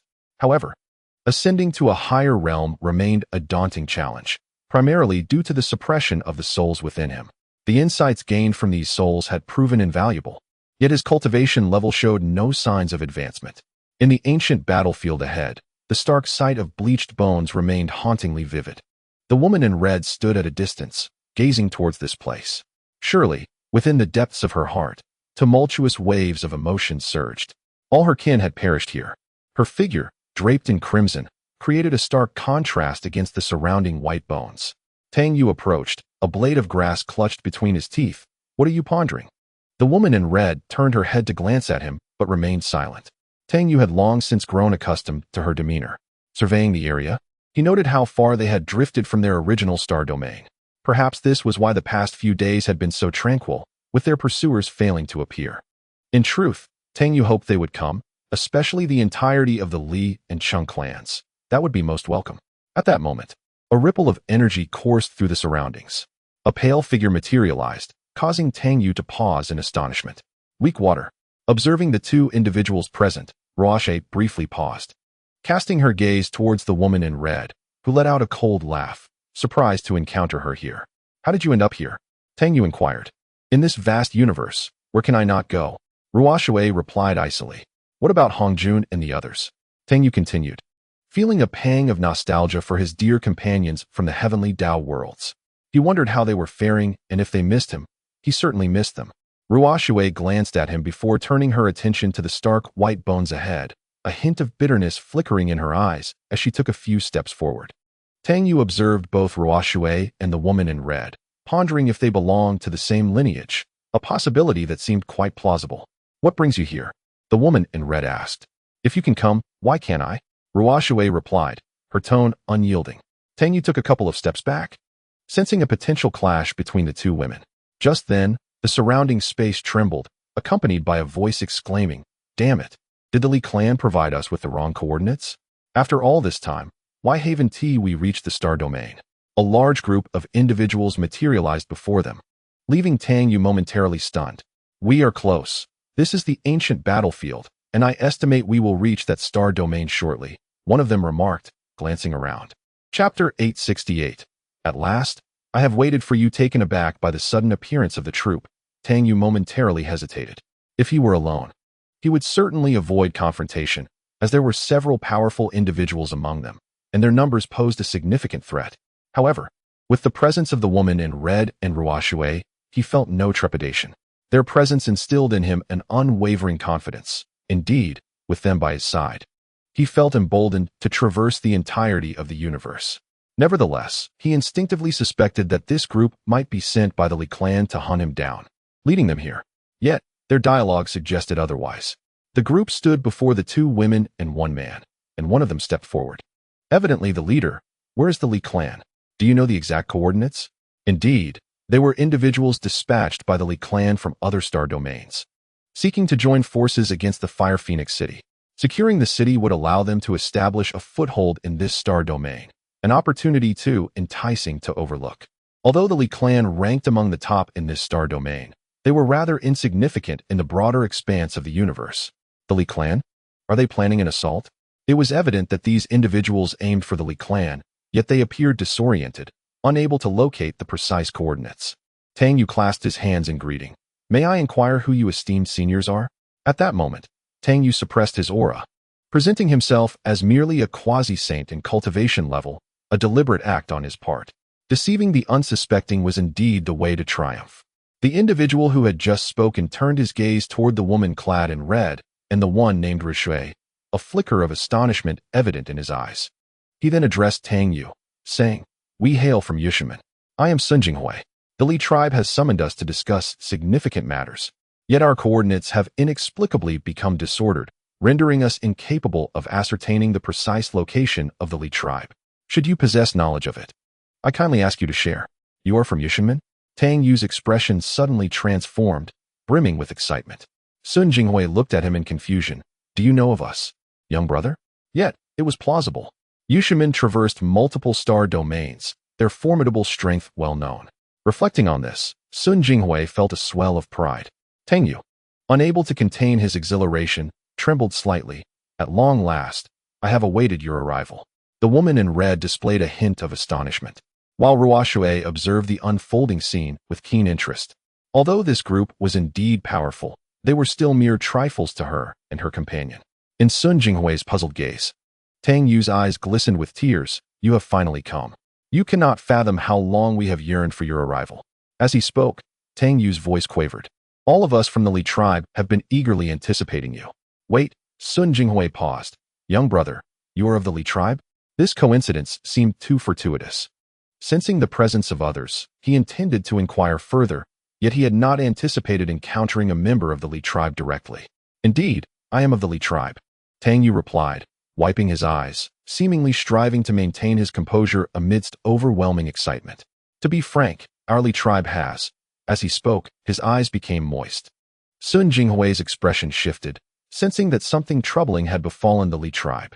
The demeanor of this young brother seemed to suggest as much. Huafeng City. Have they intervened? If so, their assault on the Li tribe would undoubtedly incur significant repercussions.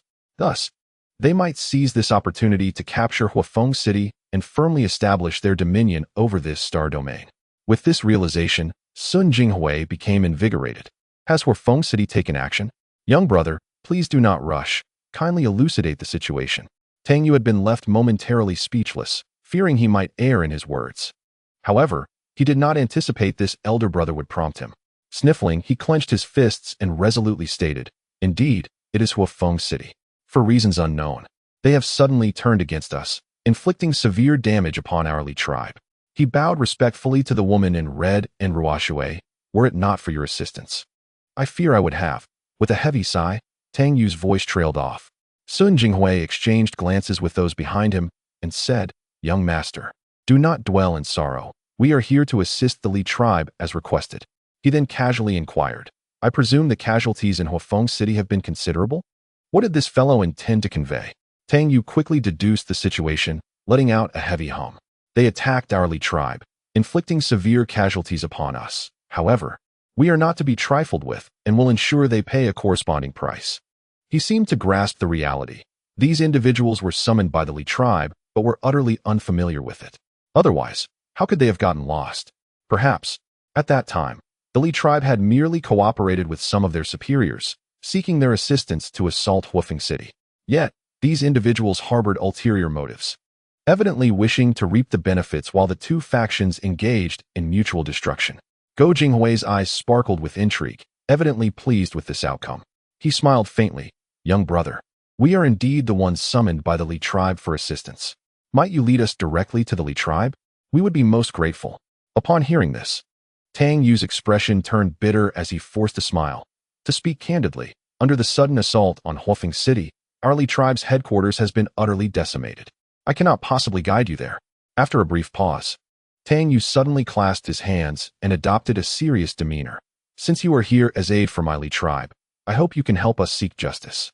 Given the current state of our Li tribe, weakened by the attack on Huafeng City, capturing it now seems the most prudent choice." The group exchanged glances, their eyes meeting with an unspoken understanding, as if they had suddenly fulfilled a clandestine agenda. "Young brother, since we are indeed sent by the Li tribe, we shall assist you," Go Jinghui declared with a snort. "The audacity of Huafeng City, daring to commit such acts, shall not go unpunished." Ruo Shui's eyes twinkled with amusement, while the red-clad woman's lips curled slightly, as if to smile, a vision of exquisite beauty. "Well said, esteemed elder." Tang Yu sighed deeply. "With your esteemed assistance, we shall surely reclaim justice for my Li tribe. Huafeng City, I vow to make you pay in blood for your sins. Do not be disheartened, young brother. We shall lend our full support," Go Jinghui offered. "I hope you will guide us, so we may swiftly eradicate Huafeng City and avenge past grievances." Chapter 869. Bringing people to attack the Li tribe. However, Go Jinghui chuckled coldly within. Should Huafeng City truly be destroyed, this individual would likely become superfluous. He glanced at the red-clad woman and Ruo Shui, continuing, "How about you, young brother? Lead us alongside these two ladies." This request put Tang Yu in a difficult position, for he could not contend with either of them individually. As he pondered how to decline, he heard Roche chuckle softly. "All right." She was genuinely curious to see what this fellow intended to do. The red-clad woman hesitated briefly, but then stood beside Tang Yu. One on the left, one on the right, one in red and one in white. At this moment, who could Tang Yu fear? It was no jest. Even the entire Li tribe would have to kneel before him. It seemed he could stride across the entire realm. Yet, the behavior of the red-clad woman left Tang Yu somewhat astonished. Initially, it was believed that, given the temperament of the woman in red, she might easily dispatch them with a single strike, followed by a reprimand directed at herself for such folly. However, to one's surprise, she began to indulge in the same playful antics. Yet, she must have realized that at this moment, Tang Yu had reached an impasse in his cultivation. Rather than stubbornly persisting in his training, which could lead to stagnation, it would be more prudent to seek opportunities beyond. "Very well, let us depart immediately," Guo Jinghui declared, though his gaze inadvertently flickered towards the two women. The thought of capturing them later brought a sly smile to his lips. "Thank you, senior." Tang Yu responded with a respectful gesture before setting his sights on the distant star realm. Throughout their journey, Guo Jinghui harbored reservations about fully trusting Tang Yu, subjecting him to various subtle tests, all of which Tang Yu skillfully evaded. He even concocted a tale involving a certain Li Ming, claiming to be a peer of Li Qian, but lamented that Li Qian was the unfortunate result of his father's drunken escapade with a courtesan, expressing a myriad of grievances against him. Despite his discontent, the Li clan was still their family, and witnessing their decline caused him unease. The others were momentarily taken aback by his tale. Ruo Shui, with a glimmer of amusement in her eyes, cast a curious glance at Tang Yu, finding the situation rather entertaining. As this large contingent entered the star realm, they were promptly detected by Feng Xinyan and her associates.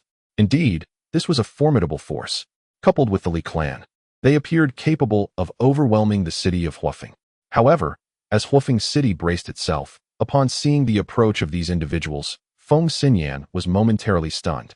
She then turned her gaze toward the woman in red beside Tang Yu, and subsequently glanced at Ruoshui, a hint of bewilderment surfacing in her eyes. After a brief silence, Feng Xinyan suddenly erupted into laughter. "It's nothing. I shall investigate this matter further." "City Lord, no? What if you encounter danger?" "There is absolutely no danger," Feng Xinyan asserted, her figure vanishing in an instant. The others exchanged glances, perplexed. However, Wang Yashuan, upon realizing that Tang Yu was leading the group, blinked in surprise and followed suit. The Li clan, after a prolonged period of anticipation, was finally arriving. If they could collaborate to seize Huofeng City, this star realm would recognize them as its sovereigns. At this moment, Li Qian was filled with exuberance, intent on claiming this realm, as the entire clan prepared to welcome their distant guests. Pointing toward the location of the Li clan, Tang Yu declared with fervor, "That is Huofeng City. I hope the esteemed seniors can seize it in one fell swoop." Gu Jinghui narrowed his eyes slightly. "Indeed impressive, and the formation is well guarded. Yet, such a formation is not beyond our capabilities to breach. Huofeng City, come forth and meet your demise." Tang Yu suddenly bellowed. Feng Xinyan, not far away, was momentarily taken aback before breaking into a light-hearted laugh, seemingly grasping the intent behind his words. Meanwhile, Wang Yashuan glanced at Feng Xinyan, contemplating but ultimately suppressing the urge to mirror her actions. As Li Qian and his companions prepared to greet the newcomers, they were momentarily stunned by the echoing voice, turning to behold Tang Yu standing before them. A sense of foreboding inexplicably arose within me. Today, in the city of Huofeng, I shall seek retribution for the Li clan and others. Tang Yu, consumed by wrath, launched a powerful punch. Naturally, he restrained his realm to that of a quasi-holy being, and the strength he exerted matched that level. The array enveloping the Li clan began to rotate, dissipating his magical power into nothingness. Gu Jinghui and others exchanged disdainful glances. At that moment, Li Qian hurriedly emerged with a group, addressing Tang Yu. "How dare you come here?" To which Tang Yu retorted, "Why should I not come? The blood debts of the Li clan must be repaid today." He interrupted Li Qian, bowing to Gu Jinghui. "I hope you will preside over this matter for us." Gu Jinghui smiled faintly, turning his gaze toward Li Qian. "You brought all these people with you? And they are not weak. It seems Huofeng City is indeed formidable." Little did he know, this was a welcoming committee prepared by Li Qian for him. Just as Li Qian was about to speak, Tang Yu, in a fit of rage, pointed at him. "I will fight you." He charged forward, not towards Li Qian, but towards a quasi-holy individual of the Li clan, engaging in fierce combat. Li Qian was utterly bewildered, having no clue as to what had transpired. "Kill." Upon witnessing Tang Yu's aggression, Gu Jinghui barked an order. Instantly, everyone surged forward, and chaos ensued. Ruoshui laughed heartily from the side, while the red-clad woman smiled charmingly. Feng Xinyan looked curiously at Ruoshui, and then at the woman in red. At this moment, the scene below was in utter disarray. Li Qian was completely flabbergasted. Was this not the power of Yushinmen? Or had Tang Yu summoned reinforcements from elsewhere to assault the Li clan? Contemplating this possibility, Li Qian's anger ignited as he witnessed his clan's members falling. Kill them. Annihilate them. Elders from within the clan, initially hesitant, now rushed out, and the battlefield erupted into chaos. Tang Yu, entangled in battle with a quasi-holy opponent, appeared to be retreating, yet he was intentionally or unintentionally drawing close to those around him, regardless of whether they belonged to the Li clan or Yushinmen. With his seemingly random strikes, foes fell to the ground, all perceived as adversaries in Tang Yu's eyes. Eliminate him. He is the lord of Huofeng City. Tang Yu bellowed as he charged at Li Qian. However, with a single blow, Tang Yu was sent flying. Yet, no one paid him any heed. Wang Yu widened her mouth in astonishment. What is happening? My clever mind and superior intellect seemed to falter at this moment. Is it possible to possess both beauty and intelligence? He had such stunning looks. If he also possessed exceptional intellect, would it leave anyone else with a chance? At the very least, he believed he was not foolish, his wits far exceeding those of ordinary individuals. Chapter 870. The war against the Li clan. With Tang Yu's thunderous shout, Li Qian remained somewhat bewildered, wondering how he had become the lord of Huofeng City. Nevertheless, the battle raged on. The two factions truly appeared as bitter enemies, unable to coexist. The people of Yushinmen were determined to capture Huofeng City. especially after hearing Tang Yu mention that the Li clan had suffered significant losses. Thus, seizing Huofeng City would allow them to advance into this star domain and unify the region. Meanwhile, the Li clan was incensed, for they had always dominated with impunity, and this was the first time someone dared to confront them directly. In their view, this must be a group of individuals that Tang Yu had summoned from somewhere, undoubtedly allied with him. Consequently, both parties harbored ulterior motives, and the misunderstanding escalated. It was primarily Yushimin's fault for not finding someone familiar with the Li clan to guide them. At the very least, they could have avoided getting lost. Even if they did stray, it should not have led to such a misunderstanding based on Tang Yu's mere words. "Who are you to dare lay hands on my Li clan?" Li Qian bellowed. Go Jinghui was taken aback, glancing at Tang Yu, who shouted back, "You despicable fiend! You dare impersonate a member of the Li clan, thinking you could deceive the discerning eyes of our elders? Such arrogance is nothing short of ludicrous. What nonsense! I am indeed of the Li clan." Li Qian felt an ominous premonition rising within him. "You vile scoundrel, you have brought my clan to such a plight. Today, I shall seek justice for the Li clan," Tang Yu, filled with righteous fervor, declared. Meanwhile, an untraceable figure stealthily made their way into the Li clan's territory.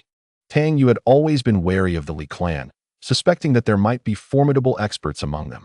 However, with the presence of a woman in red, he felt emboldened. Seizing the opportunity amidst the chaos, he planned to explore the Li clan's inner sanctum, hoping to discover valuable treasures to take as compensation for the relentless pursuit he had endured. He believed that if he acquired sufficient reparations, the matter of their relentless chase could be put to rest, allowing them to coexist peacefully henceforth. Of course, he feared that the Li clan might not acquiesce to this arrangement. The Li clan was currently weakened, as most of their members were engaged in battle. Thus, Tang Yu easily infiltrated their domain. Meanwhile, in the external fray, he continued to battle while retreating. Li Qian attempted to speak several times, only to be deftly sidestepped by Tang Yu. The look in Li Qian's eyes was one of intense desire to consume Tang Yu whole. Yet, he found it peculiar. He had some understanding of Tang Yu's cultivation level, and now, facing a quasi-saint, Tang Yu seemed to be retreating steadily. However, upon closer inspection, he appeared to be maneuvering effortlessly, covertly eliminating those around him. Whether from the Li clan or Yushimin, they were all adversaries. The Li clan had pursued him for days, and Yushimin was likely no better than the Li clan. Most importantly, if they discovered that he was toying with them, they would surely seek his demise.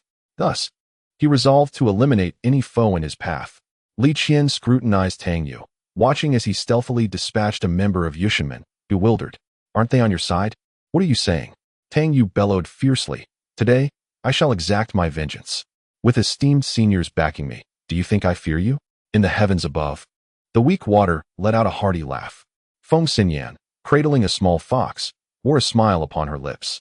The woman in red maintained her icy demeanor, yet her gaze involuntarily drifted towards the inner sanctum of the Li clan. Within the Li clan, the four ancestors were suddenly engulfed by a chilling sensation.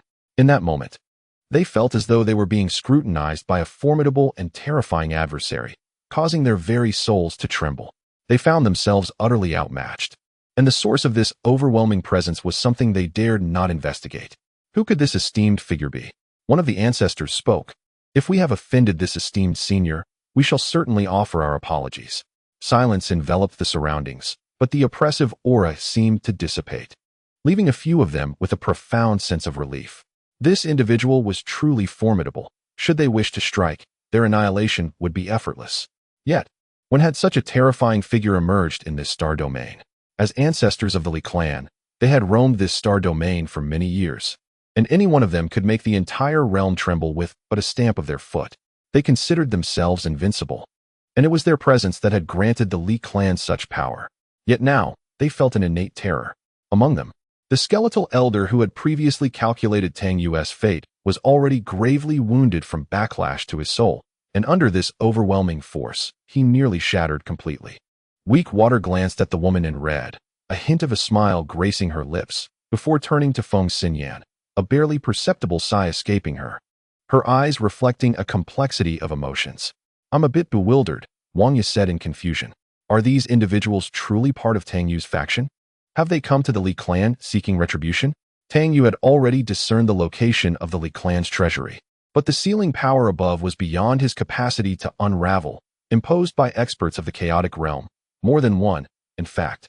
This was enough to confirm the presence of such powerful beings within the Li clan. Fortunately, he had refrained from recklessly flaunting his prowess there, for it could have led to his own demise. Though unable to breach the treasury, Tang Yu felt a twinge of disappointment, which soon transformed into motivation as he entered the grand hall of the Li clan. While there were some guardians present, their cultivation was insufficient. With a mere wave of his hand, Tang Yu sent them all crashing to the ground. He then proceeded to engage in his familiar activities. Ultimately, he departed from the palace, leaving behind a trail of thick smoke. Indeed, it was ablaze. How dare this insolent youth? One of the ancestors suddenly roared. Almost immediately, a subtle yet potent pressure enveloped him, halting his movements in place. This aura felt distinct from the previous one, yet equally terrifying, sending shivers through their very souls. The woman in red cast a glance at Ruoshui, who suddenly turned to Feng Xinyan and inquired, "Is someone bullying you?"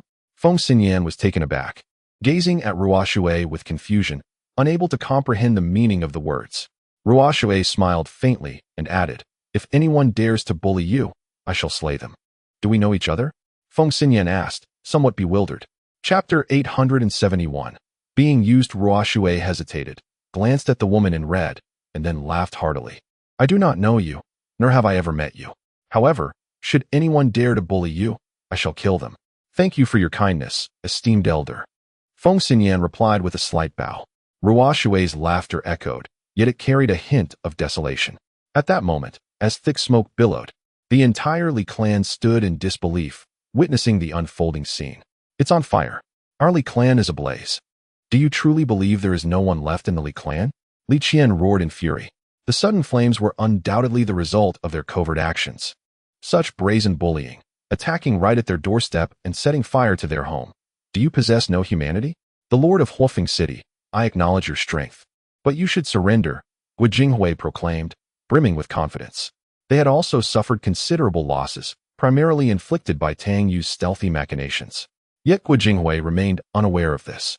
Nevertheless, these losses were inconsequential, for as long as they captured Huofeng City, this star domain would belong to them, allowing them to extend the influence of their Yutian sect. Li Qian nearly spat blood. "What Huofeng City?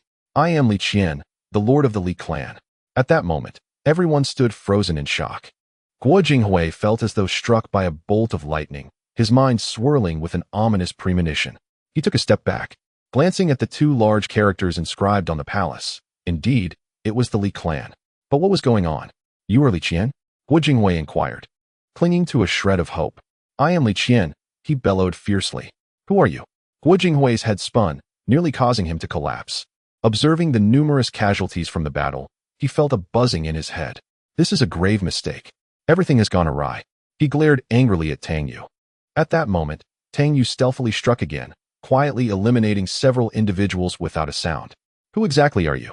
Guo roared. Anyone with a modicum of sense should have realized they had been manipulated. The misunderstanding was profound. They had initially come to aid the Li clan, only to find themselves in conflict with them, resulting in such devastating losses. Yet this boy was exceedingly treacherous, and his performance was remarkably convincing. When they first encountered him, and he spoke of Huofeng City, his subsequent disdain for it led them to trust him too readily. The primary reason lay in the rumors of Huofeng City's significant losses, which incited their impulsive desire to capture it, with thoughts of advancing their Yutian sect into this star domain to expand their influence. Thus, they had failed to inquire further. Li Qian widened his eyes in disbelief. You are not part of his faction. We are from the Yutian Gate." With a sudden surge of emotion, Li Qian spat out a mouthful of blood. You. He trembled, pointing at the members of Yutian Gate, unable to articulate a complete thought. His blood surged within him. Could there be anything more frustrating in this world? The very person he had been waiting for with bated breath was being exploited by others to attack his own clan, resulting in significant losses on both sides. Again, he expelled blood, spurred by the sight of Feng Xinyan smiling at him from a distance. Overcome with agitation, his mind was in turmoil. Tang Yu spoke with grave seriousness. "I am of the Li clan, do not trust him. They have always been cunning and despicable." Upon hearing this, Guixu looked bewildered once more. At that moment, Li Qian suddenly produced a letter and hurled it towards Guixu. This is a letter from your vice master. Guo Jinghui hastily opened it, and a profound realization struck him. They had made a grave mistake engaging with the Li clan, incurring such casualties. Feng Xinyan's eyes flickered as she glanced at Wang Yashuan. Wang Yashuan stepped back, holding a mirror, glancing at it before quickly stowing it away. Feng Xinyan approached him, seemingly whispering a few words in his ear. Wang Yashuan was taken aback. Send me a bottle of that flower powder. Feng Xinyan narrowed her eyes slightly. I could scar your face. Do you believe that? Wang Yashuan retreated rapidly, covering his face as he left, muttering, jealousy, jealousy of my beauty. Meanwhile, a small white fox leapt from Feng Xinyan's shoulder. You. Guo Jinghui angrily pointed at Tang Yu. You deserve to die? It is because of this person that such misunderstandings have arisen, leading to these tremendous losses. If this reaches Yutian Gate, his fate will not be pleasant. Yet, no one anticipated that this young man could be so treacherous, allowing himself to be used against them. At this juncture, Tang Yu could no longer argue his case. With a sly grin, he remarked, if your intellect is lacking, do not blame others. He sighed honestly. I am quite curious how you managed to cultivate your mind to such a degree. The reason they sent you here is likely that your sect no longer requires your services, and thus dispatched you to preserve their resources. Li Qian's expression darkened profoundly. Some elders glanced at him before hastily making their way back to the Li clan. At this moment, thick black smoke billowed from the headquarters of the Li clan. Wherever Tang Yu passed, everything of value was being removed, and fires were set ablaze. You dared to hunt me down. It is time to teach you a lesson. As several elders entered, Tang Yu suddenly appeared, delivering a punch that knocked one unconscious, taking him away with the intention of demanding ransom from the Li clan later. Although he had taken some items, entry to the treasury remained barred. Therefore, whatever he could salvage was worth taking. You will pay for this. Guo Jinghui trembled as he declared, kill him. I want his soul eternally tormented by flames, to make him wish for death. At this moment, Tang Yu revealed his true strength. With a thunderous strike, he obliterated the two individuals before him, shattering them into fragments and dispersing their very souls into nothingness. You have been concealing your power, Guo Jinghui remarked, his eyes narrowing. Tang Yu chuckled. What do you think? He turned to Li Qian, grinning broadly. Do you appreciate the grand gift I bestowed upon you for pursuing me? I will kill you, Li Qian retorted, losing his composure. Kill him. Bring him down. Guo Jinghui was equally incensed. They felt like fools, manipulated by others. At this moment, Tang Yu, brimming with vigor, navigated through the crowd like a tempest, exuding an aura of invincibility. Not bad. Such an indomitable presence truly resembles him, Weakwater commented. The woman in red observed Tang Yu, her gaze shifting. Tang Yu's battle raged on, characterized by his bold and sweeping assaults. Surrounded by foes, he fought with the ferocity of a lone warrior in an empty battlefield. His reckless abandon stemmed from the fact that this was not his true form. Suddenly, a shocked voice echoed nearby. A hefty figure hovered in the air, Wang Gu. The portly man. Chapter 872. Weakwater takes action. Seeing Tang Yu wreak havoc, Wang Gu was momentarily stunned. The events that had unfolded during this period were well known among the inhabitants of this star domain. Initially, he assumed that the Tang Yu he had encountered previously was merely an ordinary version of the same individual. However, he soon realized his grave mistake. This was the true powerhouse. Wang Gu had prided himself on his audacity, having infiltrated the ancestral grounds of the Li clan and pilfered relics from their ancestors. Yet, in comparison to Tang Yu, he felt woefully inexperienced. His actions had been furtive, while this formidable figure confronted the Li clan head-on. Wang Gu gasped in astonishment. At that moment, Tang Yu was a whirlwind of destruction against the Li clan, demonstrating an air of unmatched prowess as he battled the elites around him. His punches resonated throughout the star domain, causing the very fabric of space to collapse around him. Tang Yu's silhouette shimmered ambiguously, standing resolutely above the river of time. With each strike, the river trembled. With a resounding crash, Tang Yu unleashed a palm strike that annihilated several foes in front of him. This blow mirrored the technique of the woman in red, yet it carried a distinct, unyielding force. In contrast, her own spells were executed with the gentleness of a breeze. Imbued with boundless strength, Tang Yu's assault was ferocious and relentless, akin to a tempest. Upon closer inspection, the essence of their techniques bore similarities. A flicker of satisfaction crossed the woman's eyes. She recalled their previous duel, where she had employed various spells, each cast numerous times. Indeed, Tang Yu had grasped the essence of her teachings. His understanding was commendable. Weak water furrowed her brow slightly. Chuckling softly, he has grasped it on his own. The woman in red whispered, you entrusted him with this. Despite being gravely injured, Tang Yu seemed to have become even more fervent, embracing a reckless style of combat. With another devastating strike that claimed more lives, Tang Yu's figure dissipated into the ether.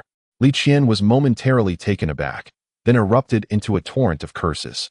His voice faltered as he gazed skyward, only to behold Tang Yu's silhouette, which had mysteriously appeared beside the woman in red, casually picking at his nails with a grass stick.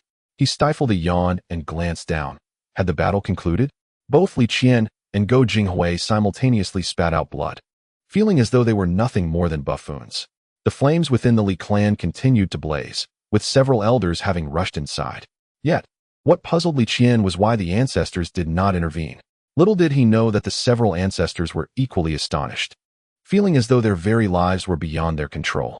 This overwhelming force had the capacity to crush them into dust at any moment. Until the terrifying power dissipated, they remained in a state of trepidation, experiencing a sensation akin to having narrowly escaped death. Feng Xinyan regarded Tang Yu with great interest, a smile playing upon her lips. Why is it, she mused, if you are merely an avatar, does its demise not affect your true self in the slightest? Why are both your avatar and your true form equally formidable? Li Qian, his eyes wide with incredulity, inquired of Tang Yu.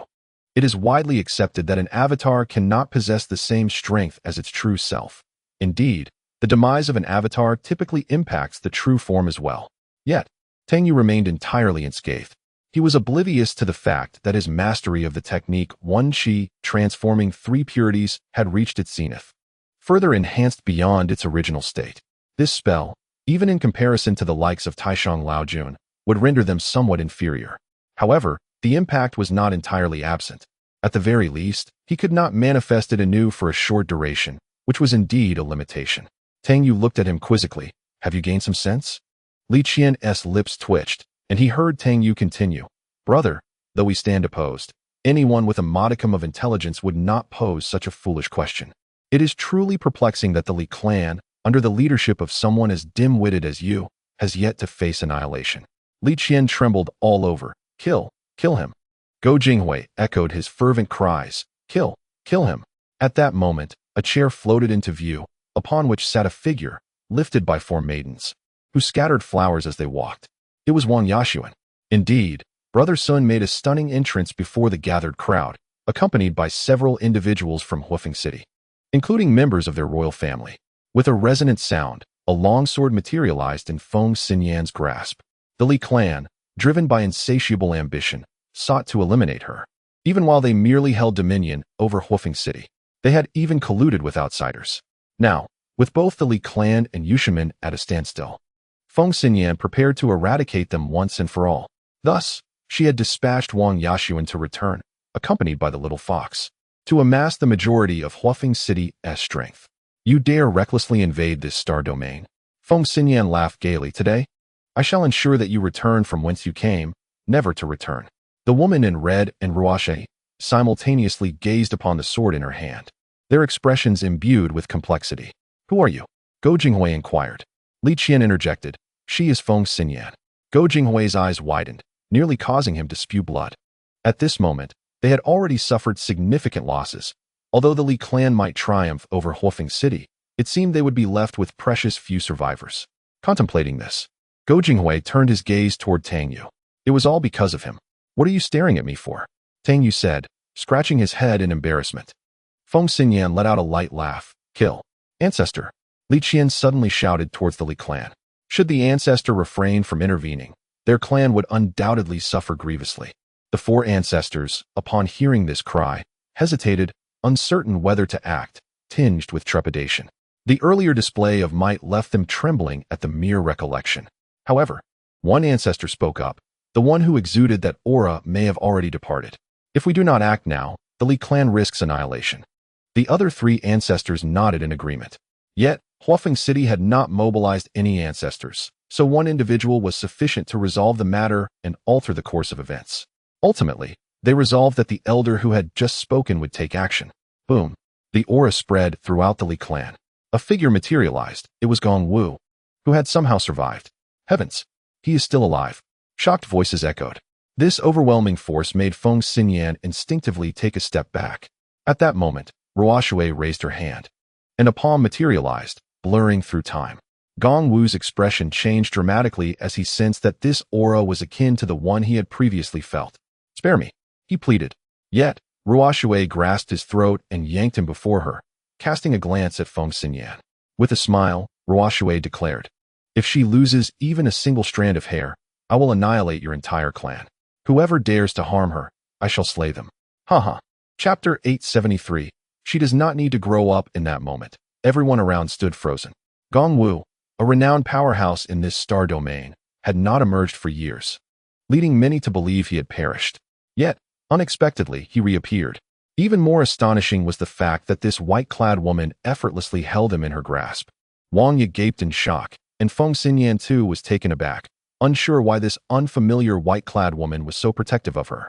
As she racked her brain, she realized she had never encountered her, yet sensed a familiar aura emanating from her. Go Jinghui and several members of Yushimen began to tremble uncontrollably, internally cursing Li Qian. Had they known such a terrifying individual resided in Huofeng City, they would never have dared to approach. Such a person, even their leader would likely find insurmountable to offend, primarily due to the sheer inability to contend with her. Especially at the outset, Go Jinghui attempted to capture the two women. Now, his survival seems to hang in the balance. A few individuals exchanged furtive glances, preparing to flee. "Hey, you youngsters, yes, I'm talking to you. What are you up to?" Tang Yu pointed at them. At that moment, they halted, glaring at Tang Yu with anger. "Spare me," Gong Wufei begged for mercy. The three ancient ancestors of the Li clan witnessed the unfolding drama, but dared not intervene. The power of this woman was formidable, and it was likely that stepping outside would spell their doom. They hesitated, pondering whether to venture out to face death or to feign ignorance. Ultimately, one must rely on oneself to grow, the woman in red remarked softly. Weak Water scoffed disdainfully. "Enough of your self-important demeanor. Self-growth? That stems from a lack of support, compelling one to mature. Now that I am here, she has no need to grow. Huh. Anyone who dares to harm her even a hair's breadth shall meet the annihilation of their entire clan." Her voice resonated powerfully across the heavens, imprinting Feng Xinyan's visage upon the cosmos. "Who are you?" A deep voice echoed from beyond the endless star realms, tinged with disbelief. Weak Water's expression hardened. "I am the harbinger of your doom." With that, she gestured, unleashing a palm strike that flickered across the distant star domain. The speaker watched in horror as he was obliterated, along with his kin, vanishing without a trace. The crowd instinctively recoiled, astonished by Weak Water's might. Her strength was beyond imagination. With a mere gesture, she had extinguished the lives of others across vast distances, reducing their clans to dust. Li Qian trembled, realizing that had he known such a powerful being resided in Fire Phoenix City, he would never have dared to oppose it. Only through personal growth can we truly protect her. How long can we shield her? Someday, we might depart from this place, as you are aware. The woman in red stated. Weak Water sneered, "And what of it? If necessary, I shall clear all obstacles for her before I leave. The annihilation of this realm is not out of the question. I harbor no affection for it. In truth, what I desire is its destruction." She turned her gaze toward the woman in red. "You know, to me, this vast expanse and its multitude of beings are utterly insignificant. Who are you truly?" The voice from the endless expanse resounded once more. "To my knowledge, there are no more than a few individuals with such terrifying power in the heavens. You may perish." Weak Water glanced sideways, striking out with another palm. The voice erupted in terrified cries before falling silent. The action was swift and merciless. Tang Yu blinked several times, suddenly recalling the moments in the heavenly Tao realm when Weak Water had bested him repeatedly. Now he felt a strange sense of relief. She does not require growth. "For I am here," Weak Water stated, turning to the woman in red. "This so-called growth is born from a lack of support, a necessity to mature. But she is beyond that. Your self-righteousness and cleverness are deeply irksome to me." Turning to Weak Water, she spoke again. "If anyone dares to harm her in the slightest, I shall annihilate their entire lineage." Her voice reverberated across the heavens. At this moment, no one dared to refute her, for a gruesome example had just unfolded. Anyone bold enough to utter another word would likely find themselves swiftly silenced by Weak Water's hand. Gongwu was firmly grasped in her hold, and the recent deaths of 2 individuals struck down effortlessly from a great distance only intensified his terror. He recalled the days when he dominated this star realm, invincible and cloistered, yearning for a worthy adversary to engage in a fierce battle. Yet, he had yet to find a rival, for he was no match for this woman. "Spare me. I was blind and have offended you, esteemed one. Please grant me mercy," Gongwu pleaded. Despite having lived for countless ages, he was not ready to embrace death. Only by living could he witness all that the world had to offer, including the ever-changing scenery of the heavens. Weak water snorted, and in an instant, Gongwu was reduced to ashes in her grasp. She looked down, and the members of the Yutian men fell to their knees, exclaiming, "We were blind and foolish to offend the city of Fire Phoenix. Please spare us, esteemed one." Such a terrifying figure, should she wish to eradicate them, could likely do so with a mere flick of her hand. It was almost comical that they, who had been manipulated by Tang Yu into warring with the Li clan, had suffered considerable losses and were now begging for mercy. Yet, they felt no shame. Surviving rendered all else trivial. Not long ago, they had been filled with ambition, contemplating their dominion over this star realm. Now, however, reality had proven brutally harsh. This star realm housed a being of such formidable strength, unlike any they had encountered before. Li Qian stood frozen, utterly at a loss. An ancestor had been so casually crushed, and the Li clan had suffered devastating losses. If things continued as they were, the Li clan would be doomed, especially with that fearsome woman still present. How had it come to this? His gaze turned to Tang Yu, filled with fury. He longed for them to perish together, blaming him for their plight. Had it not been for Tang Yu, the Li clan would not have faced such ruin, nor would they be entangled in conflict with their supposed saviors. Was there a more unjust fate? "Who are you?" Feng Xinyan asked Weakwater, her curiosity piqued. "Why do I feel a sense of familiarity?" Weakwater paused, casting a glance at the woman in red. She replied with a light laugh. "I am merely a protector of yours. Who I am is of little consequence." Chapter 874. The Scar of the Blade. Feng Xinyan regarded Weakwater with intrigue. Someone to protect her? Yet she had never encountered this person before. Li Qian and others from Yutian men trembled with fear, acutely aware that their lives hinged on the whims of this woman. If she desired their demise, it would be simpler than crushing an ant. Li Qian's face was etched with despair. He felt certain the Li clan was finished. Had he been aware of the formidable existence lurking behind Fire Phoenix City, he would not have dared to provoke it, even with tenfold courage. Initially, he had harbored fanciful thoughts of conquering Fire Phoenix City, but now he felt a profound sense of his own ignorance. Guo Jinghui wore a bitter expression. Fraught with concern, what if they implicated the Yutian sect?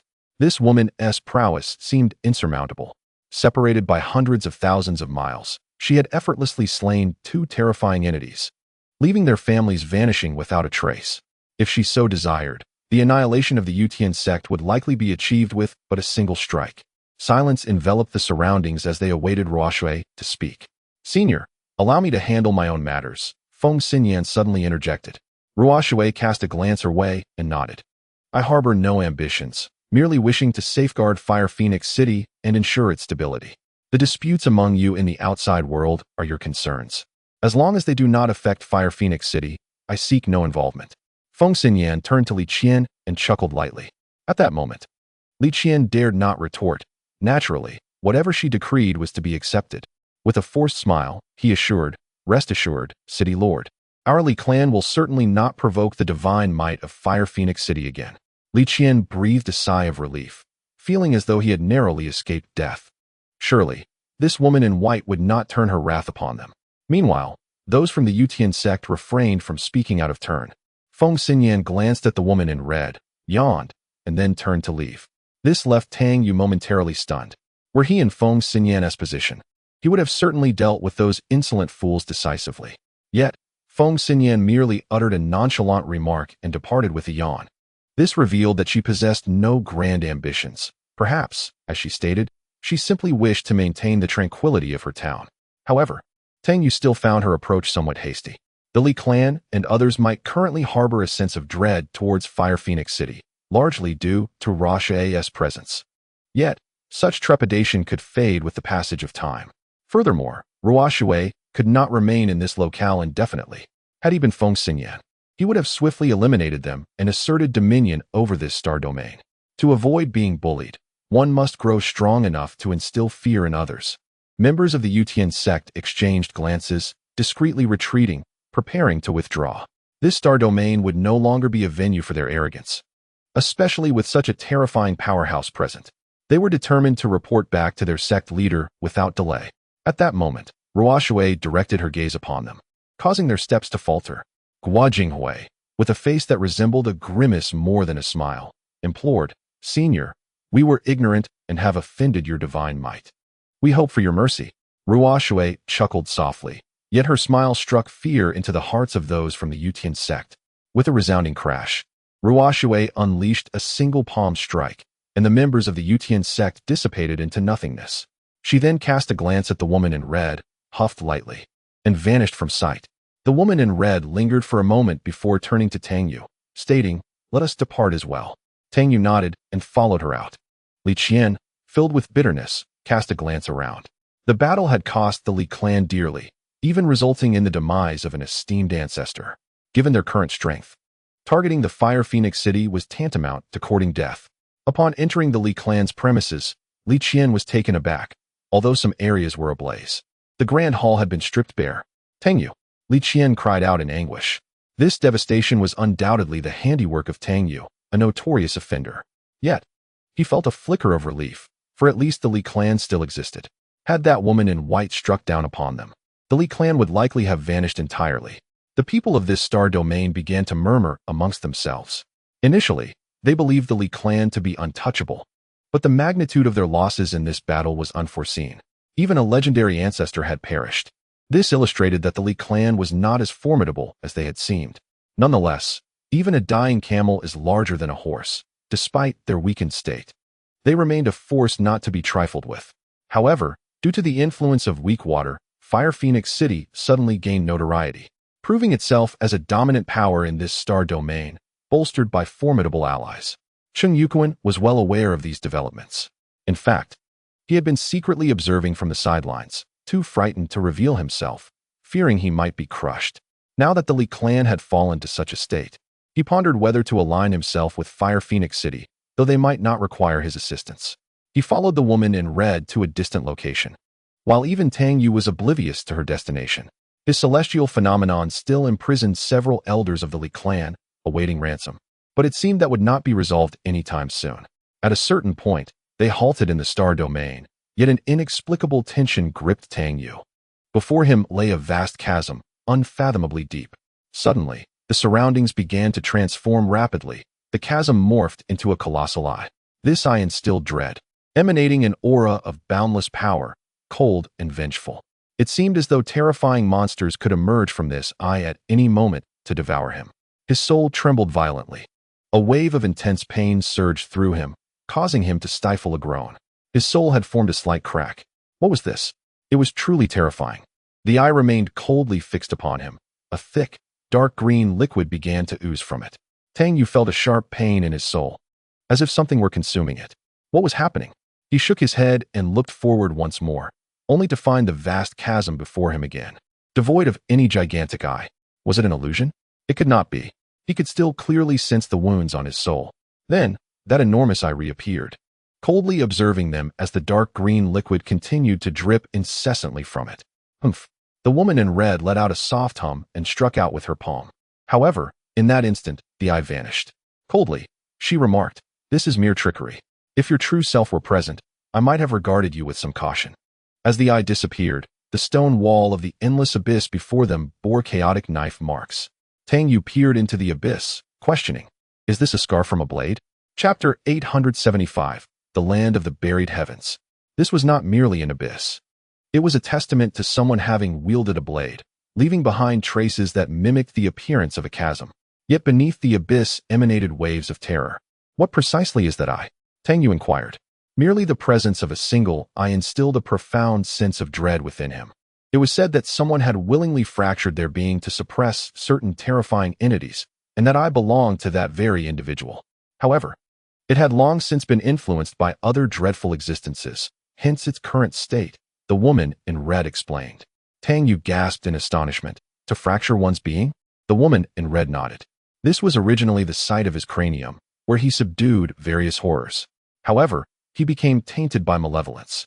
Someone struck here with a blade, shattering his head, yet that eye remained, continuously absorbing the power of those terrifying entities.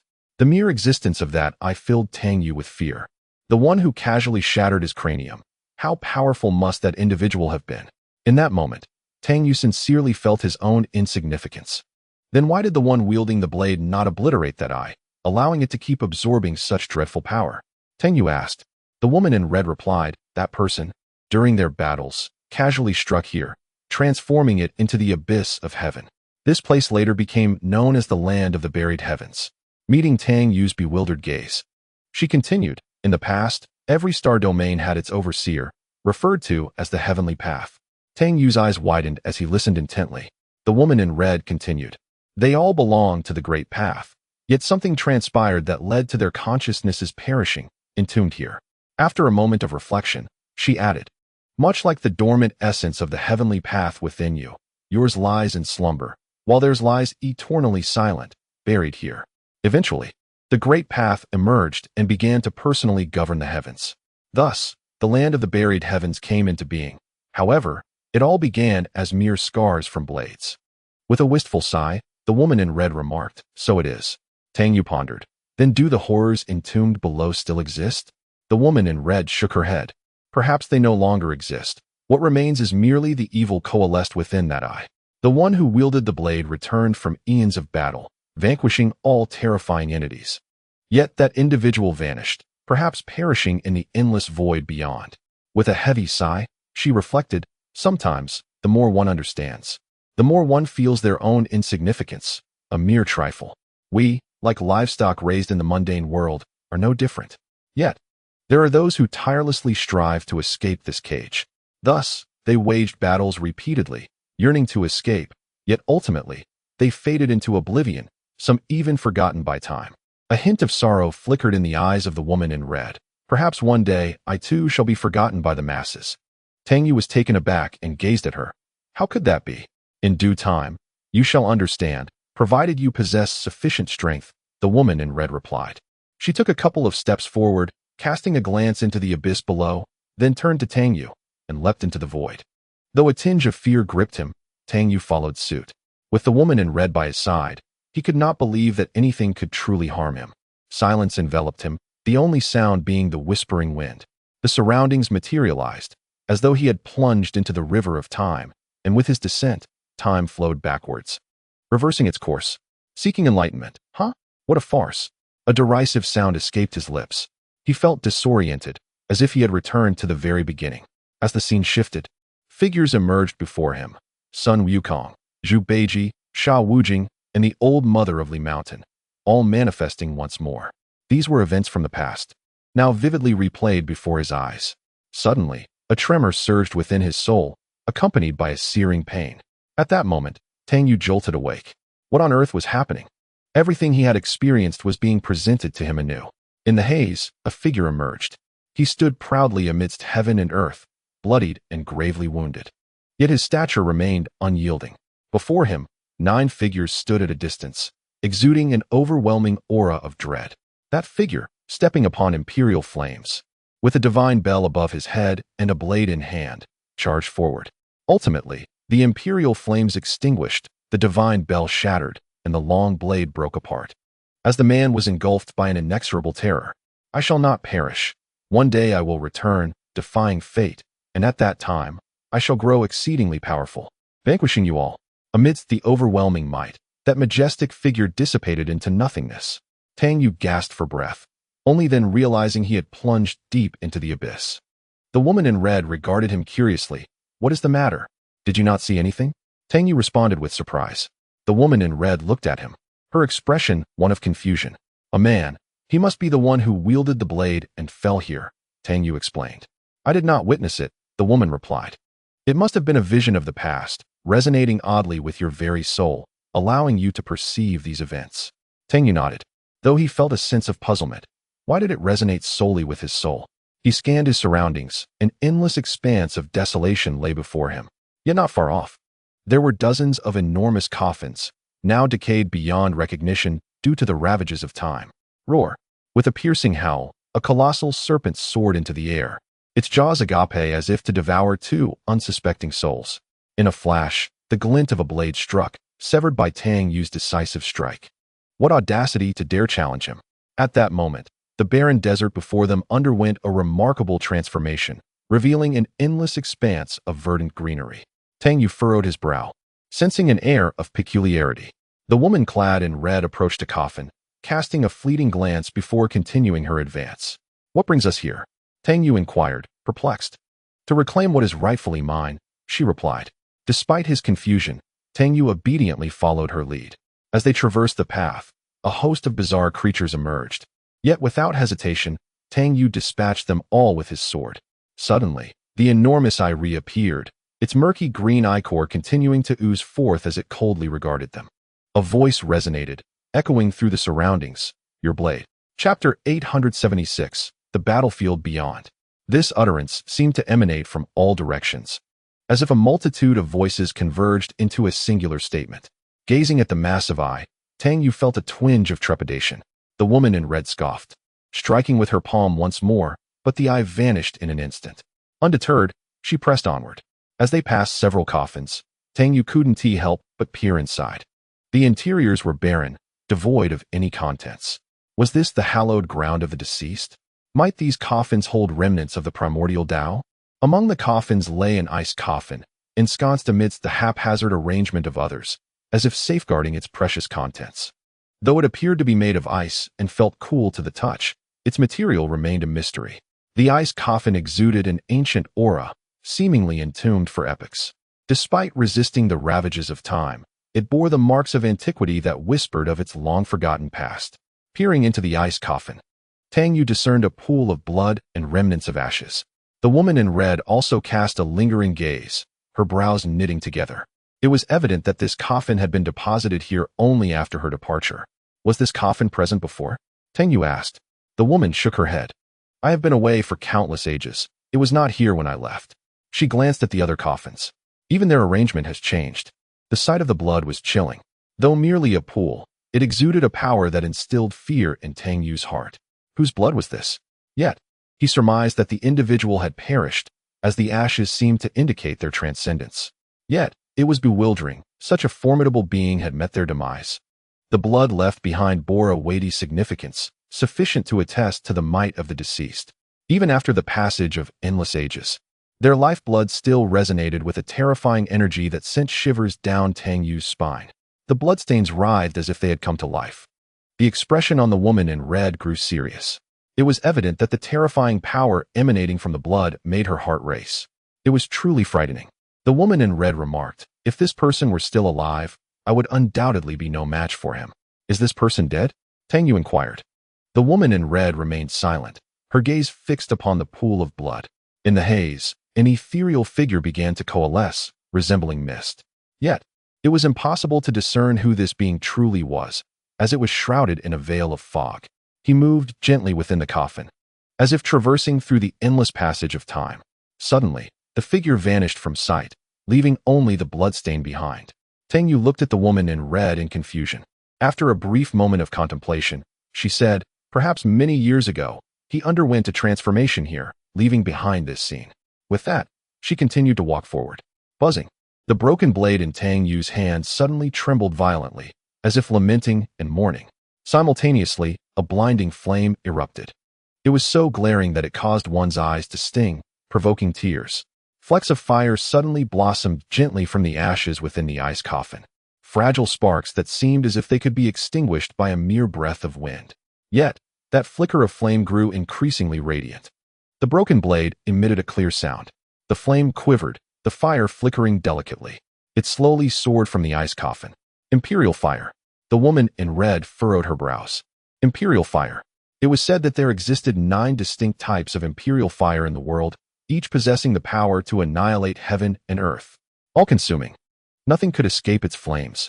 She cast a profound glance at Tang Yu, a glimmer of significance flashing in her eyes. The imperial fire trembled, settling into the palm of Tang Yu's hand. He felt no fear. In fact, he sensed an exhilarating joy emanating from the spreading imperial fire. A surge of delight filled Tang Yu's heart. He was fortunate, there was no denying it. The flames danced around him like a small serpent of fire, ultimately returning to rest in his palm. With a grin, Tang Yu stored the imperial fire away. With it in his possession, he felt confident that he could contend with even those at the Chaos Realm. At that moment, he was filled with vigor, almost eager to venture out and engage in battle with a Chaos Realm warrior. Your innate strength is still lacking, even with the enhancement of the imperial fire. You won't be able to exert much power, the woman in red stated coldly. Tang Yu sighed. I understand. I won't let my newfound power lead to arrogance. The woman was cautioning him against hubris, a lesson he was well aware of. They continued onward until a vast ocean unfolded before them. The woman in red waved her hand and called out, Blade, come forth. Boom. The sea surged tumultuously, rising to the heavens. A dragon emerged from the depths, soaring into the sky, its roars echoing as it ascended. Finally, it spiraled its form, transforming into a crescent-shaped blade that gracefully descended into the hands of the woman in red. Buzzing, other entities continued to emerge from the sea. Transformed into a suit of armor, it adorned the figure of the woman in red. The armor bore marks of decay in several places, stained with traces of blood. Remarkably, despite years of being soaked in seawater, the bloodstains had not succumbed to corrosion. At that moment, the woman in red, wielding a crescent-shaped blade, donned her armor, exuding an unparalleled regal presence. Tang Yu gazed at her and inquired, Is this truly yours? 300 years, at most 300 years, she solemnly replied. If you grow stronger, there remains a glimmer of hope for the myriad heavens. Else, all shall be rendered to naught. The woman in red continued. I shall await you in the boundless realms beyond. She reclaimed her weapon and donned her former armor, preparing to wage war against the endless expanse. May you not let me down. May there come a day when you truly evolve, or perhaps stand before us as a shield, she murmured, her figure gradually fading from Tang Yu's view. Xiaoling, Tang Yu called out. I am Ruoling, came a voice that resonated in his ears. He attempted to pursue her, but the woman in red moved with such swiftness that she vanished without a trace in the blink of an eye. Clenching his fists, he vowed silently to become stronger, for the terrifying beings battling in the realms beyond seemed to safeguard this corner of the universe. Dazed, he emerged from the depths of the abyss. Not far off, fireworks erupted, illuminating the night sky with their beauty. The shouts of vendors and the innocent laughter of children filled the air, presenting a picture of peace and prosperity. Yet, who could fathom the struggles of those engaged in a bloody battle in the infinite expanse? Chapter 877. Encounter with the scurvy old man. After a while, Tang Yu entered the small town, surrounded by laughter and merriment. Fireworks flickered, casting their glow upon the night sky. Children waved sparklers in delight, celebrating what appeared to be New Year's Eve. To his surprise, he discovered that the festivities were also observed here. Yet, a profound sense of loneliness enveloped him. With Xiaoling's departure, he felt like an outsider in this boundless starry domain. Though physically present, he could not assimilate into this world. With no family or friends, he wandered the stars in solitude. It's New Year's. I must indulge in dumplings, he thought, recalling how many years had passed since he last savored them. Chuckling to himself, Tang Yu made his way toward a distant shop. Inside, a group of patrons joyfully feasted together. One of them remarked, I'm sorry, but we're not serving today. Taken aback, Tang Yu offered a polite smile and exited the establishment. The surrounding laughter and joy starkly contrasted his own sense of isolation. He lingered at the entrance for a moment before continuing his journey. After some time, he finally found a shop still in operation. Do you have dumplings? He inquired, pausing before adding, Do you have sauerkraut? The nearby waiter looked at him quizzically, pondering the meaning of his request. Tang Yu scratched his nose and said, Never mind. Just bring me a few side dishes and a drink. Our house specialty is peach blossom wine, the waiter began to enthusiastically explain. However, Tang Yu appeared somewhat distracted. The innkeeper chuckled awkwardly, choosing not to linger in discomfort, and turned to depart. Soon, an array of dishes and wine was served. Tang Yu took a swig of the alcohol, finding it particularly bitter. Moments later, several empty wine jars appeared beside him. Feeling isolated? At that moment, weak water unexpectedly arrived, seated herself, and began to drink without a word. Tang Yu cast a glance her way, but said nothing. The solitude would only deepen. Weak water looked at him and suddenly laughed softly. What do you consider fate? Surely, you understand this better than I do. Tang Yu replied indifferently. Others' destinies lie in our hands. Yet we too are at the mercy of theirs. Weak Water chuckled. In truth, you are rather pitiable. Perhaps you do not grasp the meaning of my words now, but you will come to understand. Do you feel lonely at this moment? In the future, an endless solitude will accompany you. Tang Yu took another sip of wine, his expression somewhat despondent. A predetermined fate carries countless hopes. Weak Water offered a wry smile, paused, and continued. Has she left? After a long silence, Tang Yu finally spoke. I will catch up to her, fighting by her side. I will grow stronger and shield her behind me. Weak Water scoffed. You are still far from that. What is your relationship with Xiaoling? Tang Yu inquired. Weak Water furrowed her brows for a long moment before responding. You will know in due time. Tang Yu chose not to press further, drinking in silence. The two remained quiet. In the distance, fireworks erupted, their beauty both dazzling and cacophonous. Clutching a jar of wine, Tang Yu exited the inn, casually tossing some gold coins onto the table. Weak Water watched as his figure faded from view. Just a few steps away, Tang Yu's eyes brightened at the sight of a candied hawthorn vendor. He purchased one and savored it as he walked. He recalled a past life. During the New Year celebrations when many indulged in candied hawthorns, ice creams, and various treats, adorned in new clothes. He had watched enviously from the sidelines. Realizing then that people were different, his fate was of lesser worth compared to theirs. Yet now, reflecting on it, he could only smile faintly, tinged with a hint of bitterness. Regardless of whether the past was filled with joy or sorrow, it was all beautiful in its own right. Tang Yu shook his head. Here he was, a sage, yet still so sentimental? Was he unwell? Clutching his wine, he appeared on a distant peak, lying on the ground, gazing at the night sky. May I have a sip of your wine? A voice suddenly resonated in his ear. Tang Yu turned to see the speaker, his eyes widening in shock. You old wretch. Indeed, it was that lecherous old man, who now appeared particularly disheveled, as if chased by a dog. Before Tang Yu could utter a word, the old man snatched the wine and began to drink heartily. Tang Yu felt the corners of his mouth twitch slightly. The lecherous old man belched, his heart still racing as he remarked, those scoundrels from the Chung clan. Fortunately, I was quick on my feet. Otherwise, I would have met my demise. I knocked out 2 of their elders and sold them at the male brothel, utterly humiliating the Chung clan. How could they possibly let this slide? Especially those 2 elders, who would gladly flay me alive if they could.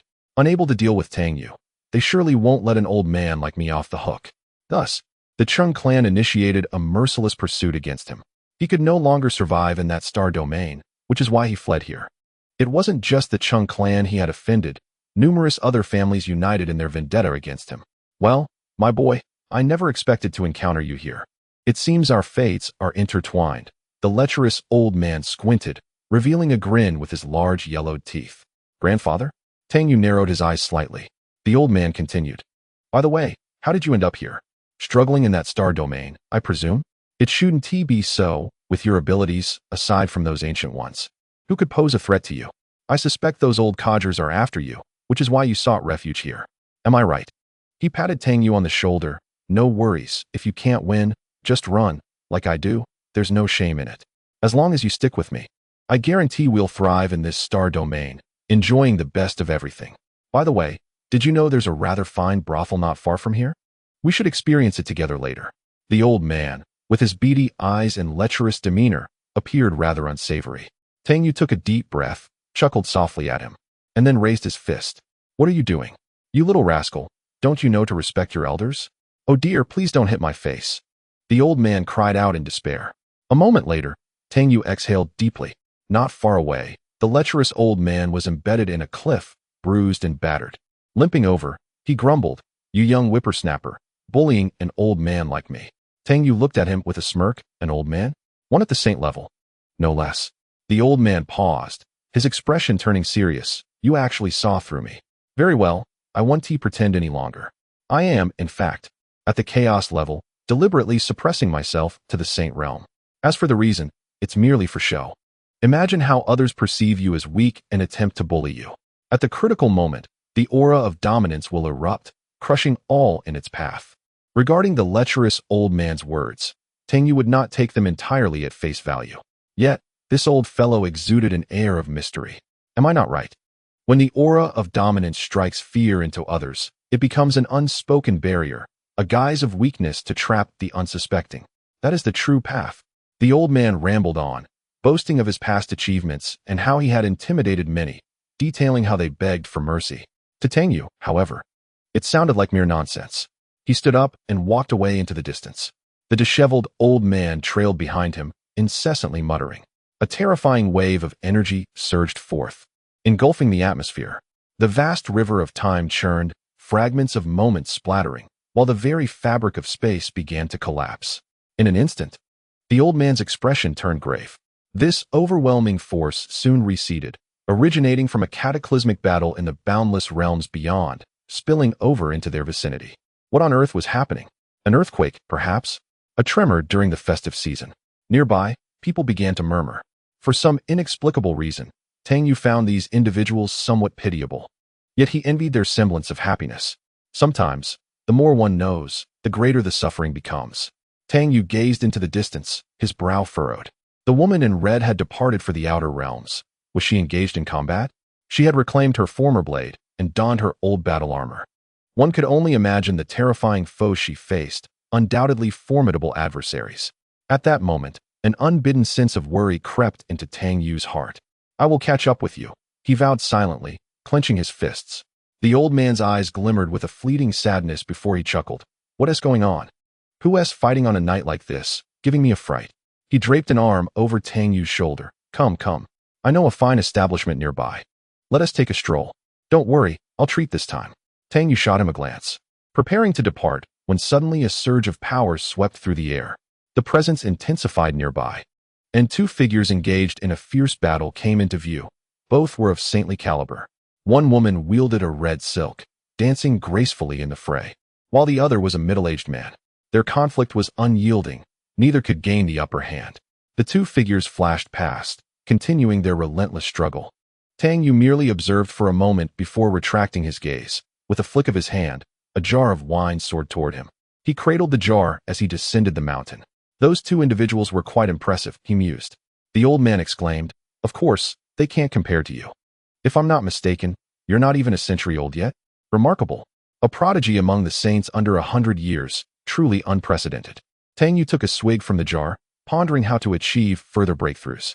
Although the insights gained from the souls of myriad beings had greatly benefited him, their essence remained entangled within his celestial manifestation, inadvertently stifling his path. In such circumstances, if he could advance further, it would result in monumental transformation. Yet, under the suppression of his own path, seeking further progress felt akin to an insurmountable challenge. Boom! Another wave of energy surged forth. The two combatants had returned to clash once more. The reverberations spread outward. Yet, to Tang Yu, it felt utterly inconsequential. Merely two saints. Even if he stood still and allowed them to unleash their full might against him, they would not shatter his physical form. Alas, what a tumultuous affair this is. The lecherous old man suddenly shouted at them. Instantly, the middle-aged man's gaze sharpened, and he retorted fiercely, It's you, you old fossil. Clearly, this old fellow was truly detested by all. Even in this star domain, he had made an acquaintance, albeit an adversary. While the middle-aged man battled with the woman, he cursed, You old fossil, you're still alive. The lecherous old man, grinning with his yellowed teeth, replied, Your grandfather is difficult to bury in the heavens, impossible to extinguish on earth. Even if the heavens crumble, I shall endure through the ages, reigning supreme above and below. In a thunderous clash, the woman staggered back 2 steps, and the middle-aged man charged towards the lecherous old man, exclaiming, You old fossil, surrender your life. However, the lecherous old man abruptly dodged behind Tang Yu. At the moment the force of magic brushed against Tang Yu, it vanished without a trace. The middle-aged man was taken aback, a profound look of disbelief crossing his face. The woman also turned to look at Tang Yu in astonishment. Tang Yu, unfazed, took a few swigs of liquor and casually walked aside, evidently disinterested in the unfolding events. Yet, the middle-aged man refrained from acting recklessly. Instead, he bowed respectfully to Tang Yu, saying, I am Nangong Fei of the Yutian Gate. I apologize for my offense, esteemed senior. May you pardon my rudeness. While it appeared he was apologizing, he was, in fact, leveraging the name of the Yutian Gate to assert dominance, for Tang Yu exuded an aura that was quite formidable. Nangong Fei glared at the lecherous old man, perplexed as to where this old fossil had found such a formidable ally. The lecherous old man chuckled smugly. but quickly subdued his expression when he turned to the woman, seemingly striving to maintain a semblance of decorum. However, his wrinkled visage and dry, orange peel-like skin, along with his beady, shifty eyes, betrayed an undeniable air of lecherousness. Decorum was the least of his concerns. "Miss, is it true that the Yutian Gate seeks to forcibly abduct maidens? You should tell me, and not this young master." The lecherous old man pointed at Tang Yu, saying, "This young master has profound cultivation, a heart of loyalty, and a spirit of chivalry. If you speak, I believe he will certainly extend a helping hand, rescuing you from peril." Nangong Fei's expression darkened to an extreme. Such words seemed to portray the Yutian Gate as a band of bullies. Had he not feared Tang Yu, he would have charged at the lecherous old man without hesitation. The main reason for his restraint was his uncertainty regarding the relationship between Tang Yu and the lecherous old man, coupled with the inscrutable aura Tang Yu emanated. The woman glanced at him but remained silent, directing her gaze back to Nangong Fei, allowing the red silk in her hand to drape over her shoulder. She stood quietly beside them, without uttering a word.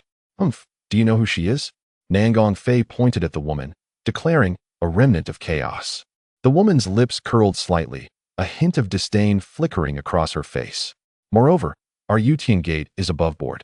We would never engage in such despicable acts as bullying the weak. Should you tarnish our reputation, I assure you, it will be a matter of life and death between us," Nangong Fei retorted. Chapter 879. The chaotic clan. The lecherous old man clicked his tongue twice and exclaimed, "Do I need to tarnish my reputation for this? What kind of virtue does the Yutian sect possess that requires my elaboration?" He pointed at the woman and continued, "What of her being from the chaotic clan? You presume to eradicate them entirely, blinded by your arrogance." The old man chuckled derisively, shaking his head in lamentation. "Is the chaotic clan a scourge upon the realms? Yet who comprehends their magnificence? How much have they sacrificed for the heavens? It is unfathomable that they have fallen to such a fate." He lamented. "In the days of yore, the celestial sovereign was tremendously powerful. If he were still present, would you dare to oppress the chaotic clan so brazenly? With their kin exterminated, only a few lingered on, barely surviving, yet they were relentlessly pursued by you, who naively consider yourselves the bearers of justice." The old man erupted in fury. "I cannot abide your hypocritical demeanor. What manner of beings are you?" "Bah!" Originally poised to depart, Tang Yu halted upon hearing the name Celestial Sovereign, turning his gaze toward the woman. The Celestial Sovereign, the chaotic clan. Upon seeing the statue of the Celestial Sovereign in Huofeng City, he had felt an odd sensation. Could it be that Feng Xinyan is also of the chaotic clan? Nan Gongfei pointed accusingly at the lecherous old man, declaring, "It is the chaotic clan that has plunged the realms into turmoil. They are the eternal sinners of the heavens, deserving of eradication. Now that I have encountered the remnants of the chaotic clan, it is my duty to eliminate this scourge." Tang Yu stepped forward, observing the woman who appeared to be in her 20s, her black hair cascading, exuding a poignant beauty. A hint of sorrow lingered in her brows, evoking a sense of pity, yet she bore an indomitable spirit. "The chaotic clan? Is the celestial sovereign from your lineage?" Tang Yu inquired. The woman glanced at him warily, but remained silent. For years, she had lived in pursuit and was unable to discern whether Tang Yu was friend or foe. Surely, he too must wish to eradicate her kin. "Indeed," she replied softly, "if we must battle, then let it be so." She harbored no illusions of escape, for the man before her was inscrutable. Should he strike, she would have no chance. Tang Yu chuckled quietly, shaking his head gently. "Elder, she is but a remnant of the chaotic clan." Nan Gongfei insisted, "Kill her, for the sake of the people." "Kill her?" Tang Yu laughed, a veiled power emanating from him. Nan Gongfei's expression changed drastically, feeling as if his very being was on the verge of shattering under the weight of that immense force. "Do you intend to conspire with the remnants of the chaotic clan? To stand against the entirety of the heavens?" Nan Gongfei stammered. A flicker of surprise crossed the woman's eyes. She had presumed him to be akin to those who pursued her. Yet, to her astonishment, he seemed to harbor animosity toward Nan Gongfei.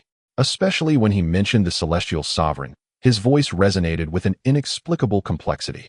Tang Yu sipped his drink, casting a glance at Nan Gongfei, a droplet of liquid drifting languidly from the corner of his mouth, resembling the most ordinary drop of water. Yet it pierced through Nan Gongfei's head. "Show off, will you?" "Huh." The lecherous old man made a face at Nan Gongfei, laughing heartily. Nan Gongfei stood motionless, his eyes wide with an astonishment that reached the pinnacle of disbelief. A single drop of wine pierced through his very soul. There was no trace of magical fluctuations. The control this individual had over his power was nothing short of masterful. Though he had encountered many great sages, none had instilled such terror in him as this man, who emanated a faint hint of chaos.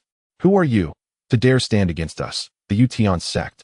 Suddenly, a strange wave erupted from Nangong Fei, and in its wake, a colossal figure materialized. Who dares to harm my grandson? The voice thundered like a bell, resonating without end. The enormous figure seemed poised to crush everyone in its vicinity. A clone? Nangong Fei possessed a doppelganger as well. His soul projected outward, appearing grievously wounded and remarkably frail. Grandfather, kill him, kill him. Had it not been for the presence of his grandfather's essence within his soul, he would undoubtedly have perished from that strike. The woman instinctively took a step back, feeling an overwhelming pressure. Can you contend with him? The lecherous old man cowered behind Tang Yu, his eyes darting about, seemingly ready to flee at any moment. You dare to harm my Yutian sect? The gigantic figure's voice boomed, abruptly interrupted by a swift flash of a sharp blade before him, momentarily silencing him. Meanwhile, Nangong Fei's soul gradually dissipated. Impressive, the lecherous old man remarked, raising his thumb in admiration. I knew they would be no match for you. The colossal figure gazed at Tang Yu in astonishment. Who are you? The Yutian sect will not let you go. Simultaneously, within the Yutian sect, an elder looked toward the scene. Damn it! How dare you kill my grandson? He cursed as he hastened toward them. The massive figure regarded Tang Yu, yet its form began to slowly vanish. You have offended us, the Yutian sect. We will not spare you. As soon as the words left his lips, the silhouette completely disappeared. What a farce! Creating such a spectacle, only to be found lacking. How disappointing! The lecherous old man spat disdainfully. The woman hesitated momentarily before saying, Thank you, senior, though her tone remained cold and guarded. Tang Yu glanced at her. No need for thanks. He could easily detect the wariness in her voice. The gratitude for your life-saving grace will be repaid in the future, she declared, preparing to depart. At that moment, an overwhelming presence suddenly enveloped the area. This aura was unmistakable. An elder appeared, coldly regarding Tang Yu. His teeth clenched as he said, Are you the one who shattered my doppelganger and killed my grandson? He then turned to the woman. A remnant of the Chaos clan?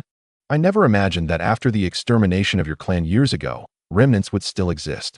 Very well, today I shall eradicate you entirely. You are the one who infiltrated my clan years ago and sold some of our clan leaders' wives to brothels, are you not? He glared at the lecherous old man. Continuing his tirade, Tang Yu stared in astonishment at the lecherous old man, unable to suppress a twitch at the corner of his mouth. Did the matriarch's wife end up in a brothel? No wonder Nangong Fei bore such a deep grudge against him. The lecherous old man chuckled slyly. Indeed, it is I. He deliberately shifted behind Tang Yu once more. Very well, since it has come to this, I shall eliminate you all. The elder's voice turned frigid. With a wave of his hand, a colossal palm descended, intent on crushing several individuals. Boom. Tang Yu stood unwavering, delivering a single punch. Chapter 880, The Wonton Clan. This punch appeared unremarkable, devoid of any discernible aura of power. Yet, regardless, the elder's expression was one of sheer astonishment. The woman gazed at Tang Yu, her eyes wide with disbelief. Although she had sensed his formidable strength, she never anticipated it to such an extent. The might of that punch could withstand an elder of the heavenly gate, even inflicting serious injury upon him. No, not merely an injury. The force of that punch continued to spread, devouring his very soul. The lecherous old man paused, clucking his tongue, and remarked with a mocking tone, Old fool. Is that all you've got? The astonishment in the elder's eyes had not yet faded. At the moment Tang Yu struck, he recognized that Tang Yu was originally at the level of a saint of the Great Tao. However, he too was a saint of the Great Tao, having gained renown over many years of battle. Yet, he found himself unable to withstand even a single punch from Tang Yu. Was he truly a saint of the Great Tao? Perhaps he was not even inferior to those from the Chaos realm. Little did he know, Tang Yu's mastery of the Tao allowed his combat prowess to far exceed that of others at the same level. Furthermore, having acquired a strand of imperial fire, he possessed the confidence to contend even against those of the Chaos boundary. Who are you? What is your realm? The elder inquired. Tang Yu glanced at him, holding a wine jar, and turned to walk away. The elder called after him, We of the heavenly gate will not let you go. His figure gradually faded. taking his soul with him, leaving no trace behind. The woman looked at Tang Yu, opening her mouth as if to speak, but instead offered him a slight bow before departing into the distance. The lecherous old man trailed beside Tang Yu, saying, "Let us strive together to dominate this star domain. When the time comes, I shall acknowledge you as king, and I will be your second in command. Imagine, in that era, this star domain will revere you. All resources will be at your disposal, and every beauty will be yours for the taking." As he spoke of his grand ambitions, the old man's eyes sparkled with longing. Envisioning himself as the second in command of this star domain, brazenly exerting his dominance. "Are you familiar with the Chaos Clan?" Tang Yu inquired. The lecherous old man hesitated, then chuckled, "Of course. Who does not know of the Chaos Clan? They are the eternal villains of the heavens, said to have provoked some terrifying entities that nearly led the heavens to utter ruin." Pausing, he continued, "In those times, each star domain had its governing entities, known as the Heavenly Tao. Due to the terrifying existence, even the celestial order has subsequently begun to fracture repeatedly, leading to the emergence of the Great Tao, which then commenced to govern the realms. However, who can ascertain the truth of this matter?" The lecherous old man remarked. Tang Yu huffed. "I believe your words are merely half-truths. Is Tian Song a member of the Chaos Clan? You are unaware of this?" The old man stared at him in disbelief.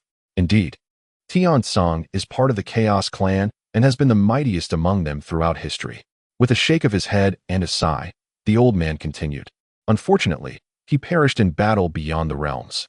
It remains uncertain whether it was the work of the celestial beings, whether he was overwhelmed or fell by another's hand. In any case, it has been an eternity since then. Many have forgotten these events, and even ancient texts have erased references to the Chaos Clan. For the celestial beings, Tian Song is a sinner. Tang Yu learned of this shortly after entering the celestial realms. Yet, he resolutely refused to accept such claims, sensing that there lay hidden truths. Where was the former Chaos Clan? Tang Yu yearned to explore, perhaps uncovering some truth regarding Tian Song. The lecherous old man seized the wine jar from Tang Yu's hands, taking a few hearty swigs, and wiped his mouth with his hand. Once, they resided in a singular star domain, thriving immensely. It would not be an exaggeration to say they commanded the celestial realms. However, they were eventually annihilated, and their star domain fell into ruin, only recently seeing life re-emerge within it.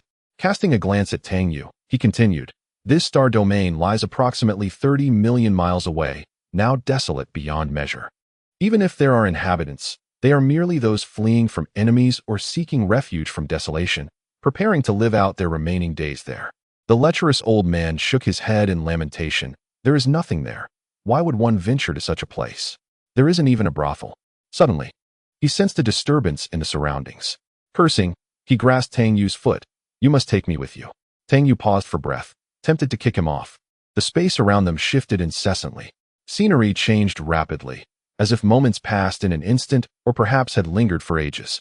Tang Yu found himself above that star domain. "I always thought you possessed multiple powers of the laws. I did not expect you to wield the most pure form of power, the dance of the laws." The lecherous old man exclaimed, surveying the surroundings. "This is the site of the former Chaos Clan's ruins. This star domain has been utterly shattered, with many areas wrecked. Even the spiritual energy necessary for cultivation seems exceedingly feeble. Perhaps this desolation has persisted for so many years as a result. Faint traces of past battles remained visible when the entire celestial realms besieged the Chaos Clan." The lecherous old man said, "Though the Chaos Clan was exterminated in that battle, many of its members managed to escape. By then, Tian Song must have already fallen, right?" Tang Yu subsequently inquired. The old man scoffed. If Tian Song had still been present, they would not have dared to act in such a manner. Even in an assault against the Chaos Clan, victory would have belonged to them. It is unexpected that this lecherous old man holds such a high regard for Tian Song. Tang Yu stepped forward, his gaze encompassing the desolation around him. A melancholic aura wafting through the air. The scent of blood remnants from a bygone era seemed palpable in the breeze. The bones, long buried beneath the sand, had succumbed to the ravages of time, carried away by the winds to distant lands. Not far ahead, a series of gravestones emerged. Who dares to erect such tombstones? Could it be a member of the Chaos Clan? If others were to discover this, all could be obliterated, the lecherous old man muttered. Tang Yu paused momentarily. A taboo, a form of magic safeguarding this burial ground. He sensed a familiar presence. Weak water. Was this enchantment laid by weak water? Could she also belong to the Chaos Clan? Yet, was she not from the Return to Ruins? Tang Yu surveyed his surroundings, extending his hand to touch the taboo. And instantly, a powerful surge of magical energy rippled through the air. Chapter 881. Guardian of the Heavens. Indeed, it was the essence of weak water. Is weak water a member of the Chaos Clan? Many years ago, she was gravely wounded in battle and took refuge in the world of the Heavenly Path, secretly recuperating, thus transforming the Return to Ruins into a forbidden zone. But why did she create the world of the Heavenly Path? The Heavenly Path serves as a gateway to the myriad realms.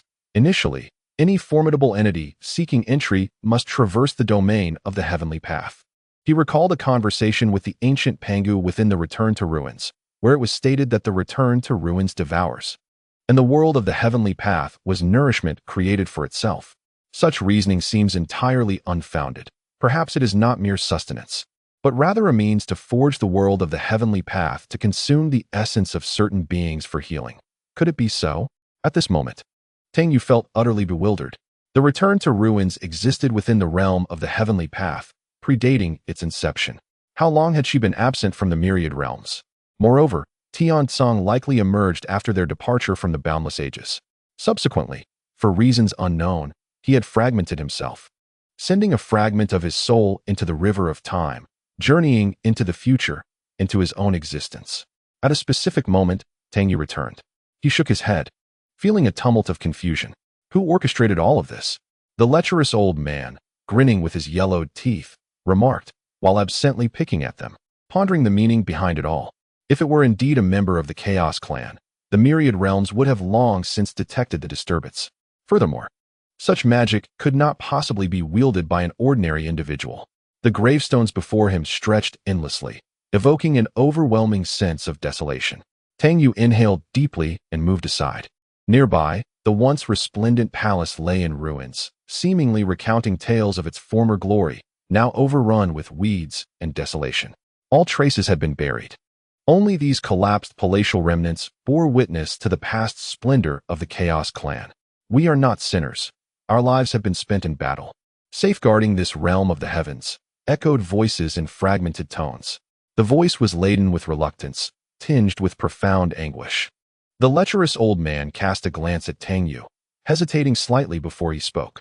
Once, it was said that the Chaos Clan serves as the guardians of the heavens, warding off the invasions of formidable foes.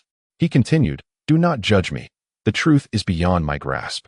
With a chuckle and a shrug, he exhibited an air of disinterest in elaborating further. This old fellow indeed harbored an air of mystery. Yet, should it not be the great Tao that safeguards the heavens?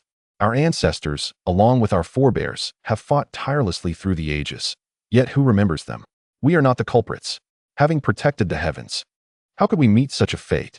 The voice wavered, as if myriad voices were simultaneously articulating a singular sentiment, infused with intense reluctance and suffering. The heavens, the epoch of reincarnation, lay in ruin. Tang Yu listened intently, but all the voices eventually faded into silence. He understood that these were the lingering obsessions left behind by souls on the brink of death. If they were indeed the guardians of the heavens, how could their kin be annihilated by the very beings they protected? The lecherous old man suddenly interjected. Do you think the deeds of the Chaos Clan are truly worthwhile? They safeguarded the heavens, yet it seems they left no trace of their bloodline. Even though the Chaos Clan still exists, they are relentlessly hunted in the outside world. How lamentable, how tragic. Tang Yu was taken aback, shaking his head in response. I do not know. What about you? Before Tang Yu could utter more, the old man continued. Enough of that. You, with your shifty eyes, are hardly capable of such grand deeds or selfless spirit. Initially, Tang Yu would have surely agreed. However, after entombing the myriad beings within himself, even as they suppressed his own path, he still made that choice. Perhaps it was not for the multitude, but for those he cherished. Yet, he had also consigned countless souls to their fate, allowing them to drown together. To be honest, even Tang Yu felt the contradiction within himself. He had always believed himself indifferent to the masses, even selfishly preoccupied with his own concerns and those he cared for. Yet, in the final moment, he chose nonetheless.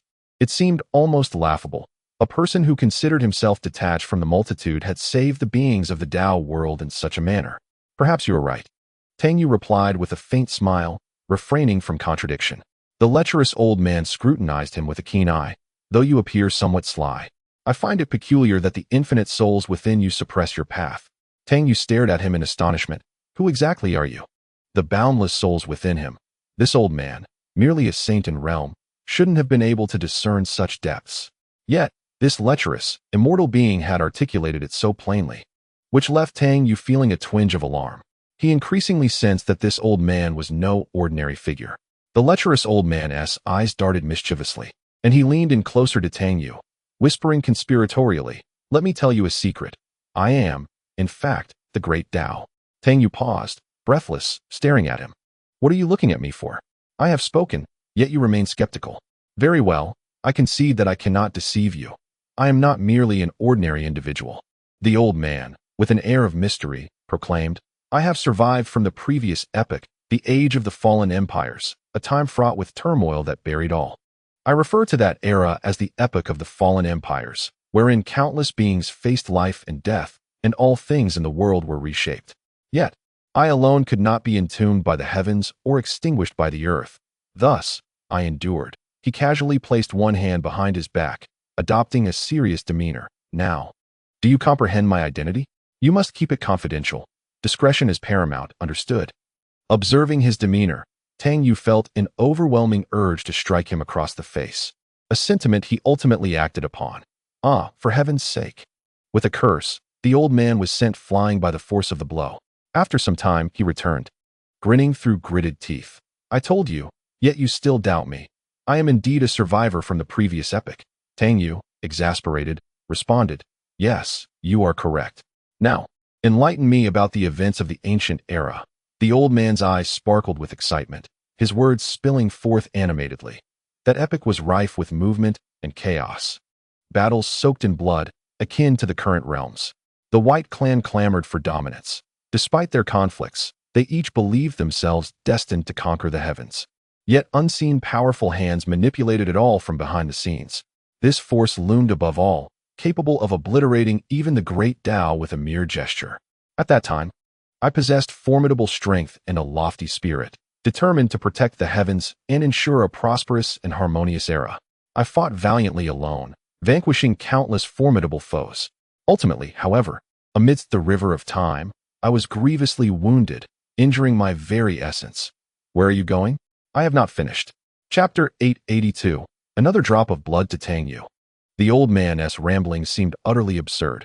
I speak the truth. At that time, I was unmatched, resplendent, and invincible. With a single finger, I could sweep through the realms. Yet, I did not foresee that the battle would wound my essence, leading to my current diminished state. The old man trailed behind Tang Yu, relentlessly chattering away.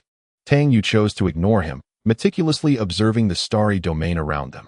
Indeed, there were few souls inhabiting this space. If only he could project the inhabitants of the Tao realm into this starry expanse. However, the spiritual energy here was lamentably scarce. Even the remnants of past battles had shattered this place, preventing the spiritual energy from coalescing. Yet, after so many years, it ought to have been restored. At the very least, the spiritual energy should not be so feeble. Could it be a restriction imposed by the great Tao? A thought flickered through Tang Yu's mind. Surely, the great Tao must have sensed his presence in the realms. But why did it remain inactive?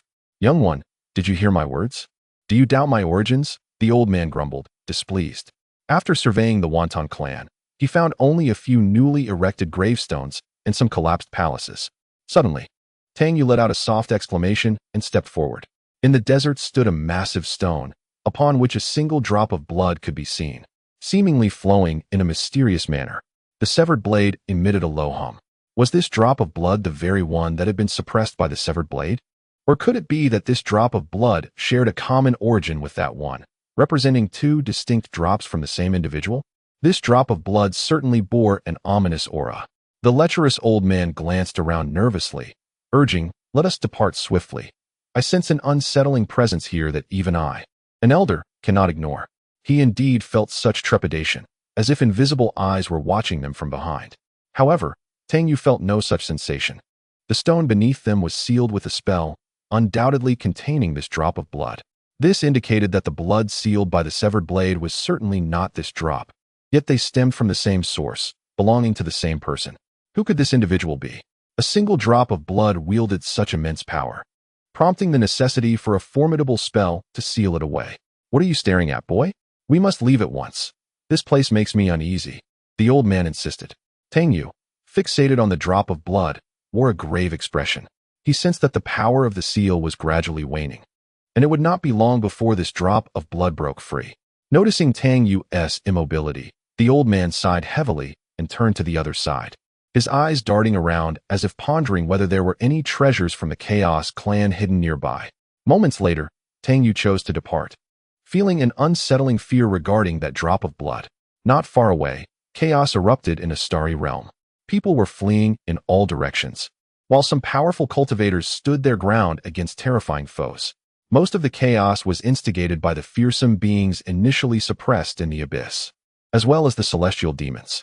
They descended like tigers among sheep, wreaking havoc and slaughter. Meanwhile, Ruashe remained cold and unfeeling, not betraying the slightest hint of emotion, even exhibiting a sense of satisfaction from vengeance. When you annihilated the Chaos clan, you should have anticipated this moment, Ruashe stated calmly. Nearby, Hongjun and the others appeared somewhat pained. Upon entering the myriad realms, they were no longer subjected to the constraints of the heavenly Tao. The spiritual energy here was unparalleled compared to that of the world governed by the heavenly Tao. Originally, Hongjun had been close to becoming a sage, utilizing the essence of the celestial demon, and shortly after entering this realm, he ascended to the status of a great sage. Meanwhile, Juanti and Jia also re-entered the sage realm. They had survived. Indeed, they had not followed the wrong path. Survival was victory, and there was even a possibility of further advancement in their original realms. This was splendid news for both of them. As for the Buddhist sect, it mattered little. They could establish a Buddhist order in the myriad realms as long as they grew powerful. Yet, the little one was absent. Juanti still held fond memories of the chubby little figure. As for Taishang Laojun, he was no longer present. To be precise, he had departed upon entering the myriad realms. The expressions of Jane and Juanti remained unchanged as they cast a glance at Ruashe. In truth, they too yearned to step outside, for this place was undeniably daunting. The presence of so many terrifying entities was overwhelming. Even Ruashe could not entirely eradicate them. Naturally, Ruashe harbored no desire to do so. It was not just the two brothers who felt this way. Even Hongjun felt the urge to venture out. In the realm of the heavenly Tao, he had been a singular existence, exalted and gazing down upon all. However, upon entering the myriad heavens, he realized that even as a great sage, he was merely a younger brother among them. Ruashe silently faded from view, while Hongjun exchanged glances with his two disciples. After a prolonged silence, Jane finally spoke.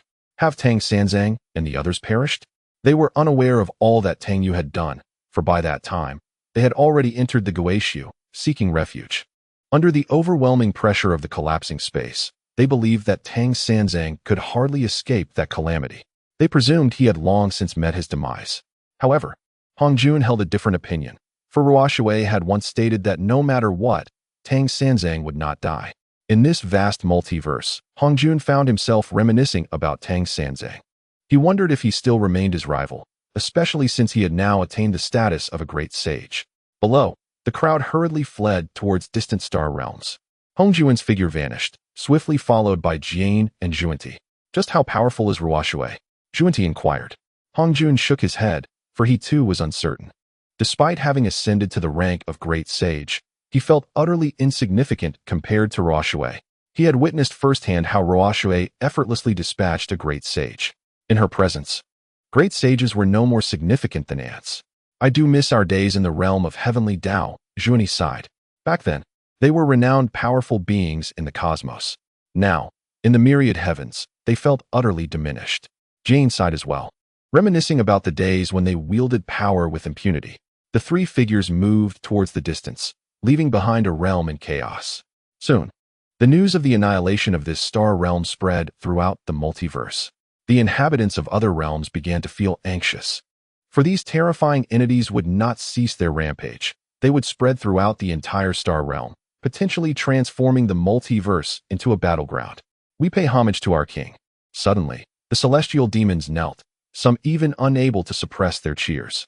Chapter 883, the king of celestial demons. A colossal figure slowly approached from the horizon, the king of celestial demons. It had sensed the aura of the myriad heavens. With the collapse of the heavenly Tao, the essence of the multiverse could no longer be concealed. Thus, many extraterrestrial celestial demons returned in droves. In the past, they had been exiled to the endless void by the great Tao, unable to find their way back. Now, they had returned. Those terrifying entities that had once been suppressed by the Guixu fell silent, all watching that colossal figure. Gradually, the figure diminished in size, ultimately transforming into that of an ordinary human, even taking on a human form. He was an extraordinarily handsome man, seemingly more beautiful than some women. A subtle smile lingered at the corners of his lips. Surrounding him were clusters of celestial demons, undoubtedly having returned from beyond realms. "I have returned," the handsome man remarked, glancing into the distance, a sigh escaping his lips. "This realm of myriad heavens shall undoubtedly lie beneath our feet," declared one of the celestial demons vehemently. Instantly, the others erupted into cheers. The handsome man cast another glance afar, and, with a slight flick of his finger, a piercing scream resonated from the void. A figure plummeted, bearing the mark of a finger between his brows. That singular gesture had pierced his skull, obliterating both body and soul. A formidable being of the Tao was thus extinguished with but a mere touch. The handsome man paid him no heed, as though nothing had transpired. With the celestial demons cheering once more, the star domain became lively. Meanwhile, some individuals had long since fled this territory. Feng Xinyan, upon hearing of a star domain's obliteration, waved her hand nonchalantly, signaling her subordinates to withdraw. The destruction of a star domain, or even all star domains, bore no significance to her. Following the last intervention by weak water, the reputation of Fire Phoenix City soared, leaving no one daring to provoke it. Of course, most lacked the strength to do so. The Li clan, once formidable, had now seen better days. After that last battle, they had sustained irreparable damage and no longer dared to flaunt their power before Fire Phoenix City. The primary concern lay with the terrifying woman in white. They had no desire to provoke her. In recent days, the Li clan appeared despondent, each member lacking vigor. Then, another unfortunate news struck Li Qian like a bolt from the blue. Another elder, the skeletal old man who had predicted Tang Yu's fate, was nearing his end. Initially, it was believed that he could mitigate such backlash with his cultivation. However, the consequences proved to be more dreadful than anticipated. Though he had managed to temporarily suppress it, the force rebounded once more. If this continued, it would not be long before he met his demise. Having already lost one elder, could they afford to lose another? Li Qian was filled with bitterness, pondering the sins that had led to this. Not long ago, he had been brimming with ambition, intending to conquer Fire Phoenix City and unify the star domain. Yet, the harsh reality dealt him blow after blow, leaving his mind in a daze. What should be done about the elder? Li Qian felt a rising panic. The other two elders anxiously observed the skeletal man, who sighed deeply. "I never imagined the consequences he bears would be this immense." A hint of self-mockery flickered across his face. "Many years ago, in pursuit of mastering this art of divination, I went so far as to annihilate its sect, all in an attempt to forecast the fortunes and misfortunes of our Li tribe, and indeed, of our own fates. Reflecting upon it now, I realize I have been rather presumptuous, oblivious to the vastness of the heavens. The secrets of the universe are not something we can recklessly attempt to decipher. It seems I have brought this upon myself, facing the backlash of celestial forces.